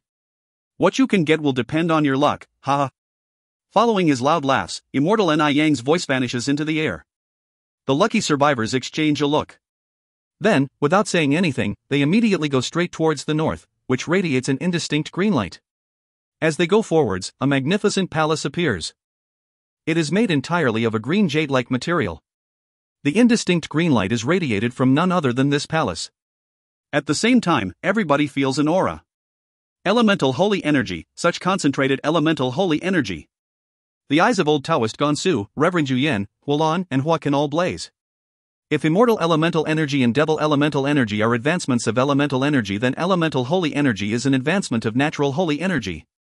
In general, immortals and devils all absorb elemental holy energy to practice. To loose immortals and loose devils, this elemental holy energy can excite them very much. After all, the mortal plane normally does not have elemental holy energy. Like lightning, the 7 loose immortals and loose devils all rush towards the Green Jade Palace with glittering eyes. End of B10C5. If you find any errors, ads pop up, ads redirect, broken links, non-standard content, etc., please let us know. Report chapter so we can fix it as soon as possible. Book 10, Chapter 6. B10C6, what a big chunk of elemental holy ore. Old Taoist Gonsu and his 2 junior brothers Gonshan and Gonming, Reverend Yuyen, Reverend Shui Rou, Huolan, and Hua can all know that this time they have really made a big profit. If those loose immortals in the chaotic astral ocean knew that there are such a palace and such concentrated elemental holy energy in this Nine Swords Immortal Mansion, probably even 6th Tribulation and 7th Tribulation loose immortals would come to this place. And 2nd Tribulation and 3rd Tribulation loose immortals such as themselves would simply have no right to enter such a precious place. After all, loose immortals are also divided into different classes. Generally, those who have overcome the 4th Tribulation are regarded as being of the same class. After all, 4th Tribulation loose immortals are comparable to level 1 immortals and possess many magic powers similar to immortals such as teleportation and the ability to forge immortal weapons. That is only the basic difference. But 3rd Tribulation loose immortals and 2nd Tribulation ones are not even capable of the basics. Only on the Tanglong continent, where Zayationists are in power, are the people like old Taoist Gonsu worshipped by some Zayationists and revered by some schools. In the chaotic astral ocean, those 4th Tribulation loose immortals do not think very highly of them and do not even consider them equals. This time, they were able to come here because of two reasons. First, the information about the Nine Swords Immortal Mansion only circulated within the top echelons of the Northern Territory. Second, in both the Panglai Immortal region and the Purple Flame Devilish Dungeon, the people knowing this information belonged to several schools and they only told it to some members of their own schools on the Tanglong continent. Meanwhile, those formidable loose immortals simply know nothing about this information. Luck. The experts such as Old Taoist Gonsu all sigh with emotion at their own luck in their hearts. They never expected that they would be able to go into such a wondrous place. Judging from the aura of palace in front of them, this Nine Swords Immortal Mansion is definitely not something that ordinary immortals can build. It was most probably constructed by a universal golden immortal, who represents supremacy in the eyes of loose immortals. Absorbing elemental holy energy to practice, my loose immortal body will become even more condensed and refined. And I'll surely enter the boundary of fourth tribulation loose immortals faster. Old Taoist Gonsu's heart is excited. Having elemental holy energy, it'll definitely be easier to pass those loose immortal tribulations. As he thinks about the terrors of loose immortal tribulations, his heart cannot help trembling. He went through the first and second loose immortal tribulations very easily, but the third one made him feel as if he was taking on the 9 from 9th heaven tribulation again. According to legend, loose immortal tribulations only become really formidable from the fourth one. The later a tribulation is, the more terrifying it is. Old Taoist Gonsu is unsure that, if he keeps practicing as he has without some lucky encounters, he will be able to overcome the fourth tribulation. Perhaps this is also the reason why a great number of expert loose immortals have gone into the chaotic astral ocean. After all, there are quite a few rare treasures in this ocean. Many of those treasures can even be seen in the immortal world. For example, certain places of the chaotic astral ocean also have elemental holy energy. Only that kind of place is impossible for ordinary loose immortals to occupy. The occupiers of such places have to be at least 8th tribulation or 10th tribulation loose immortals. As 3rd tribulation loose immortals, if they want to occupy such precious places, perhaps they can only achieve that in their dreams. Humph, these 7 fellas, are you still loose immortals and loose devils? You all went crazy when seeing this elemental holy energy or something. Where's all your senior, lofty bearing? Ida says as he watches the 7 loose immortals and loose devils rushing up. Reverend Yen Su, however, says, elemental holy energy. Do you know what elemental holy energy is, Ed? Ida is startled. He knows that incomparably comfortable aura is elemental holy energy only because just now those loose immortals and loose devils could not help exclaiming in their ecstasy. As for what elemental holy energy is, he really does not know. Ida, you always know natural holy energy, right? Reverend Yen Su asks rhetorically. Of course, natural holy energy is extremely important to us practitioners, whether we're Xiaxianists, Xiamoists, or Zoyogoists. It's the most fundamental thing. What's the matter? Why did you ask me so? Ida looks at Reverend Yen Su and says. Reverend Yen Su says with a smile, natural holy energy is to us what elemental holy energy is to immortals and devils. Boring. Azure Dragon's voice rises. At this moment, he and the 3 yellow-clad men behind him go towards the Green Jade Palace together. Xin Yu and Lear look at him. What he and the 3 yellow-clad men did just now was really astonishing. Using a mysterious formation, the 3 yellow-clad men unexpectedly were able to heal the broken bones in Azure Dragon's leg almost completely. It seems there is also some kind of magic treasure on the bodies of the 3 yellow-clad men. The Dragon Clan's history is profound. Some miraculous magic treasures and weapons it has are basically unimaginable to ordinary people. Besides, the Golden Dragon family, the most elite family in the Dragon Clan, even has hereditary memories so it can have some miraculous skills. Lear says slowly beside Chinyu. Hereditary memories? Chinyu looks at Lear, slightly shocked. He also knows a little about the Dragon Clan. To the best of his knowledge, judging by appearances, it is a clan made up of many dragons. As for the other things, he just does not know. Only when he first saw Black Dragon Yen Mo at that time was he sure about one thing, that is, the Dragon Clan has black dragons, which are also even more formidable than Azure Dragons. Are there golden dragons in the Dragon Clan? Xinyu does not know, but when he heard hereditary memories mentioned, he remembered Xiao He and Ho Fei. Xiao He and Ho Fei also have hereditary memories. Don't waste time. The black-haired old man says with a cold laugh, then immediately goes towards the Green Jade Palace too. We aren't powerful so we can't get those immortal weapons, but if you come into that immortal's palace and bring back a chunk of elemental holy rock, you'll be able to progress very fast in practice. Yen Mo and the black-haired old man go towards the Green Jade Palace simultaneously. Let's go, big brother Chinyu. Lear says smilingly. Xinyu and she also go towards the palace together. Ide and Reverend Yan Su follow too. Ide, Reverend Yan Su, Azure Dragon, and Yan Mo and the Yan spouted shocking amounts of blood, which even included quite a lot of their heart's blood because of the flute music, so the damage they suffered was really too great. But their injuries have recovered considerably thanks to the medical effects of holy pills. The Immortal Palace. Ide and his like do not dare to hope for too much. After all, there are still the 7 loose immortals and loose devils before them. They can only hope that those loose immortals and loose devils will remember the agreement everybody reached outside the gate of the Immortal Mansion. The Green Jade Palace. When Xinyu and Lear come to the outside of the palace side by side, those loose immortals and loose devils have already entered the palace's gate. The Green Jade Palace is exceptionally large. At first sight, it is at least several km long and wide, which is basically comparable to a luxurious imperial palace. Pavilions, terraces, towers and lustrous carvings can be seen everywhere. If one looks carefully, they will see that those carvings are made of materials, the worst of which are already top-grade crystals. What's the material of this gate? Xinyu says doubtfully while looking at that huge dark golden two-piece gate. Lear observes carefully, then says, the mortal world shouldn't have this kind of material. Based on the information in my clan, this gate's material should be some kind of or in the immortal world. It's also extremely valuable even in the immortal world and comparable to middle-grade elemental holy rock. Elemental holy rock, what is it? Xinyu asks doubtfully. Lear says with a smile, elemental holy rock is just crystal containing elemental holy energy. Generally, immortals and devils all rely on elemental holy rock to practice. Absorbing the energy inside elemental holy rock to practice is much faster than absorbing the elemental holy energy in nature. Xinyu understands in his mind. You see, Big Brother Xinyu, this entire palace has the color of green jade. I observed carefully and saw that its walls and even its jade pillars are inseparable.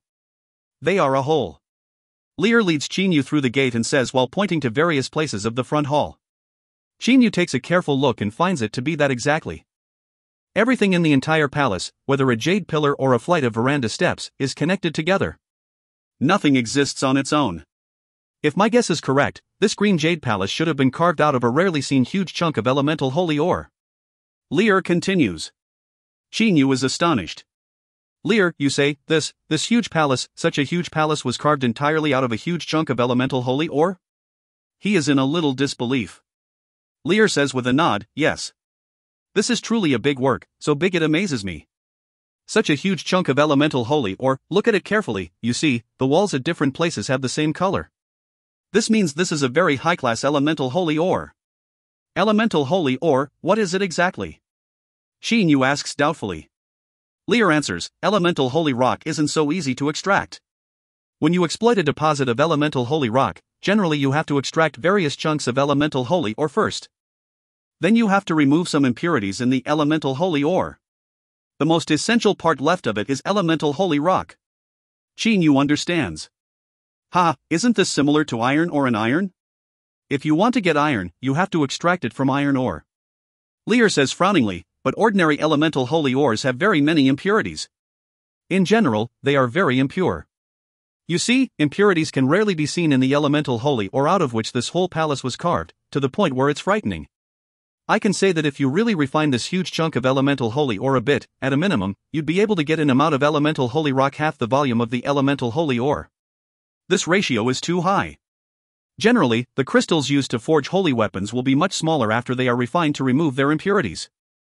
Top-grade elemental holy ore can be discovered in any deposit of elemental holy rock, but this chunk of elemental holy ore is so huge and of such high quality. I'm afraid that, even in the immortal world, it's hard to see a chunk like this in 10,000 deposits of elemental holy rock. Lear seems to know some things about the immortal plane. Xinyu gives a smile, looks like this immortal Ni Yang has a very high status in the immortal world. Yes, very high, it should be exceptionally high. Lear says with a nod. Good heavens, elemental holy rock, the whole palace's walls are made entirely of elemental holy rock. Even the jade pillars, tables and stools are made of elemental holy rock. Old Taoist Gonsu and the other 6 loose immortals and loose devils have carried out a careful search in the central square of the palace. In the end, they even discussed with each other. When their doubts had been confirmed, they came to a conclusion: every place of this palace is elemental holy rock. The most powerful among the loose immortals and loose devils like Old Taoist Gonsu are only at the 3rd tribulation stage, so they have never seen elemental holy rock before and have only heard about it from some of their seniors. But after verifying what they had heard through examination, they eventually reached that conclusion. Lear was able to make her judgment at a glance, whereas these loose immortals and loose devils had to observe for a long time. Junior brother Gone Ming, junior brother Gone Shan, the chance for us to leap through the sky has come. If we have this elemental holy rock, not necessarily much, just a chunk the size of that table, both we and the Qingshu temple will be able to reach new heights never seen in the previous 1 million years. Old Taoist Gonsu tells his two junior brothers through holy sense communication. Now, honest-looking Gone Ming and Gone Shan have also become excited in their hearts. Let's go for it, senior brother. No matter what happens, even if the others protest, we have to bring out this elemental holy rock. We won't need much. There are so many tables and stools in this vast square. 3 to 5 tables will be enough for us. Gone Ming also says via his holy sense. Blazing eyes. The eyes of old Taoist Gonsu and his two junior brothers, Reverend Yu Yen, Reverend Shui Ro, Hualan, and Hua Ken are all blazing. They are communicating through their holy senses. At this moment, Qinyu, Azure Dragon, and the others also go into the vast square. Yen Lang, it's elemental holy rock. No, this should be elemental holy ore, but its purity is extremely high, so it can be considered elemental holy rock. A yellow-clad man says to Azure Dragon in a low voice after examining the floor. The Dragon clan's knowledge is indeed superior to that of the other Xiationists. Azure Dragon says with a sigh in a low voice, too bad, had I known early on that this 9 Swords Immortal Mansion is such a precious place, this time I'd have asked those loose demon seniors in the clan to come here. It couldn't be helped, Yen Lang. There's so much elemental holy rock in this place. If we take some of it, most probably those loose immortals and loose devils won't mind this too much. But if there's really no choice, we brothers can only join forces to fight for it. That yellow-clad man's eyes flash with a hint of fierceness. There's no hurry. It won't be late to wait till the last moment to get into action. Azure Dragon says. Now the 7 loose immortals and loose devils are playing the leading roles instead of the participants such as Azure Dragon, Qinyu, Yen Mo, and Ida. At the moment, the 7 loose immortals and loose devils are in a state of total shock because of the fact that this massive palace is made entirely of what they think is elemental holy rock. These 7 experts do not recognize elemental holy ore. Perhaps they simply still do not know what elemental holy ore is. Everybody, we already know the preciousness of this palace.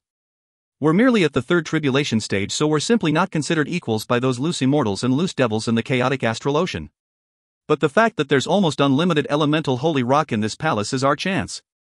Old Taoist Gonsu says slowly while looking at the other loose immortals and loose devils. Reverend Shui Ro, Reverend Yu Yen, Hualan, and Hua can all look at old Taoist Gonsu and listen attentively. To us, there's really too much elemental holy rock in this place. But as far as I know, the spatial rings of our mortal plane simply can't store immortal treasures. Regardless of the other things, this place has so many tables and stools, let's all bring back some of them, okay? Old Taoist Gonsu says smilingly. These haughty loose immortals and loose devils are now ready to take away someone else's tables and stools. End of B10C6. If you find any errors, ads pop-up, ads redirect, broken links, non-standard content, etc., please let us know. Report chapter so we can fix it as soon as possible.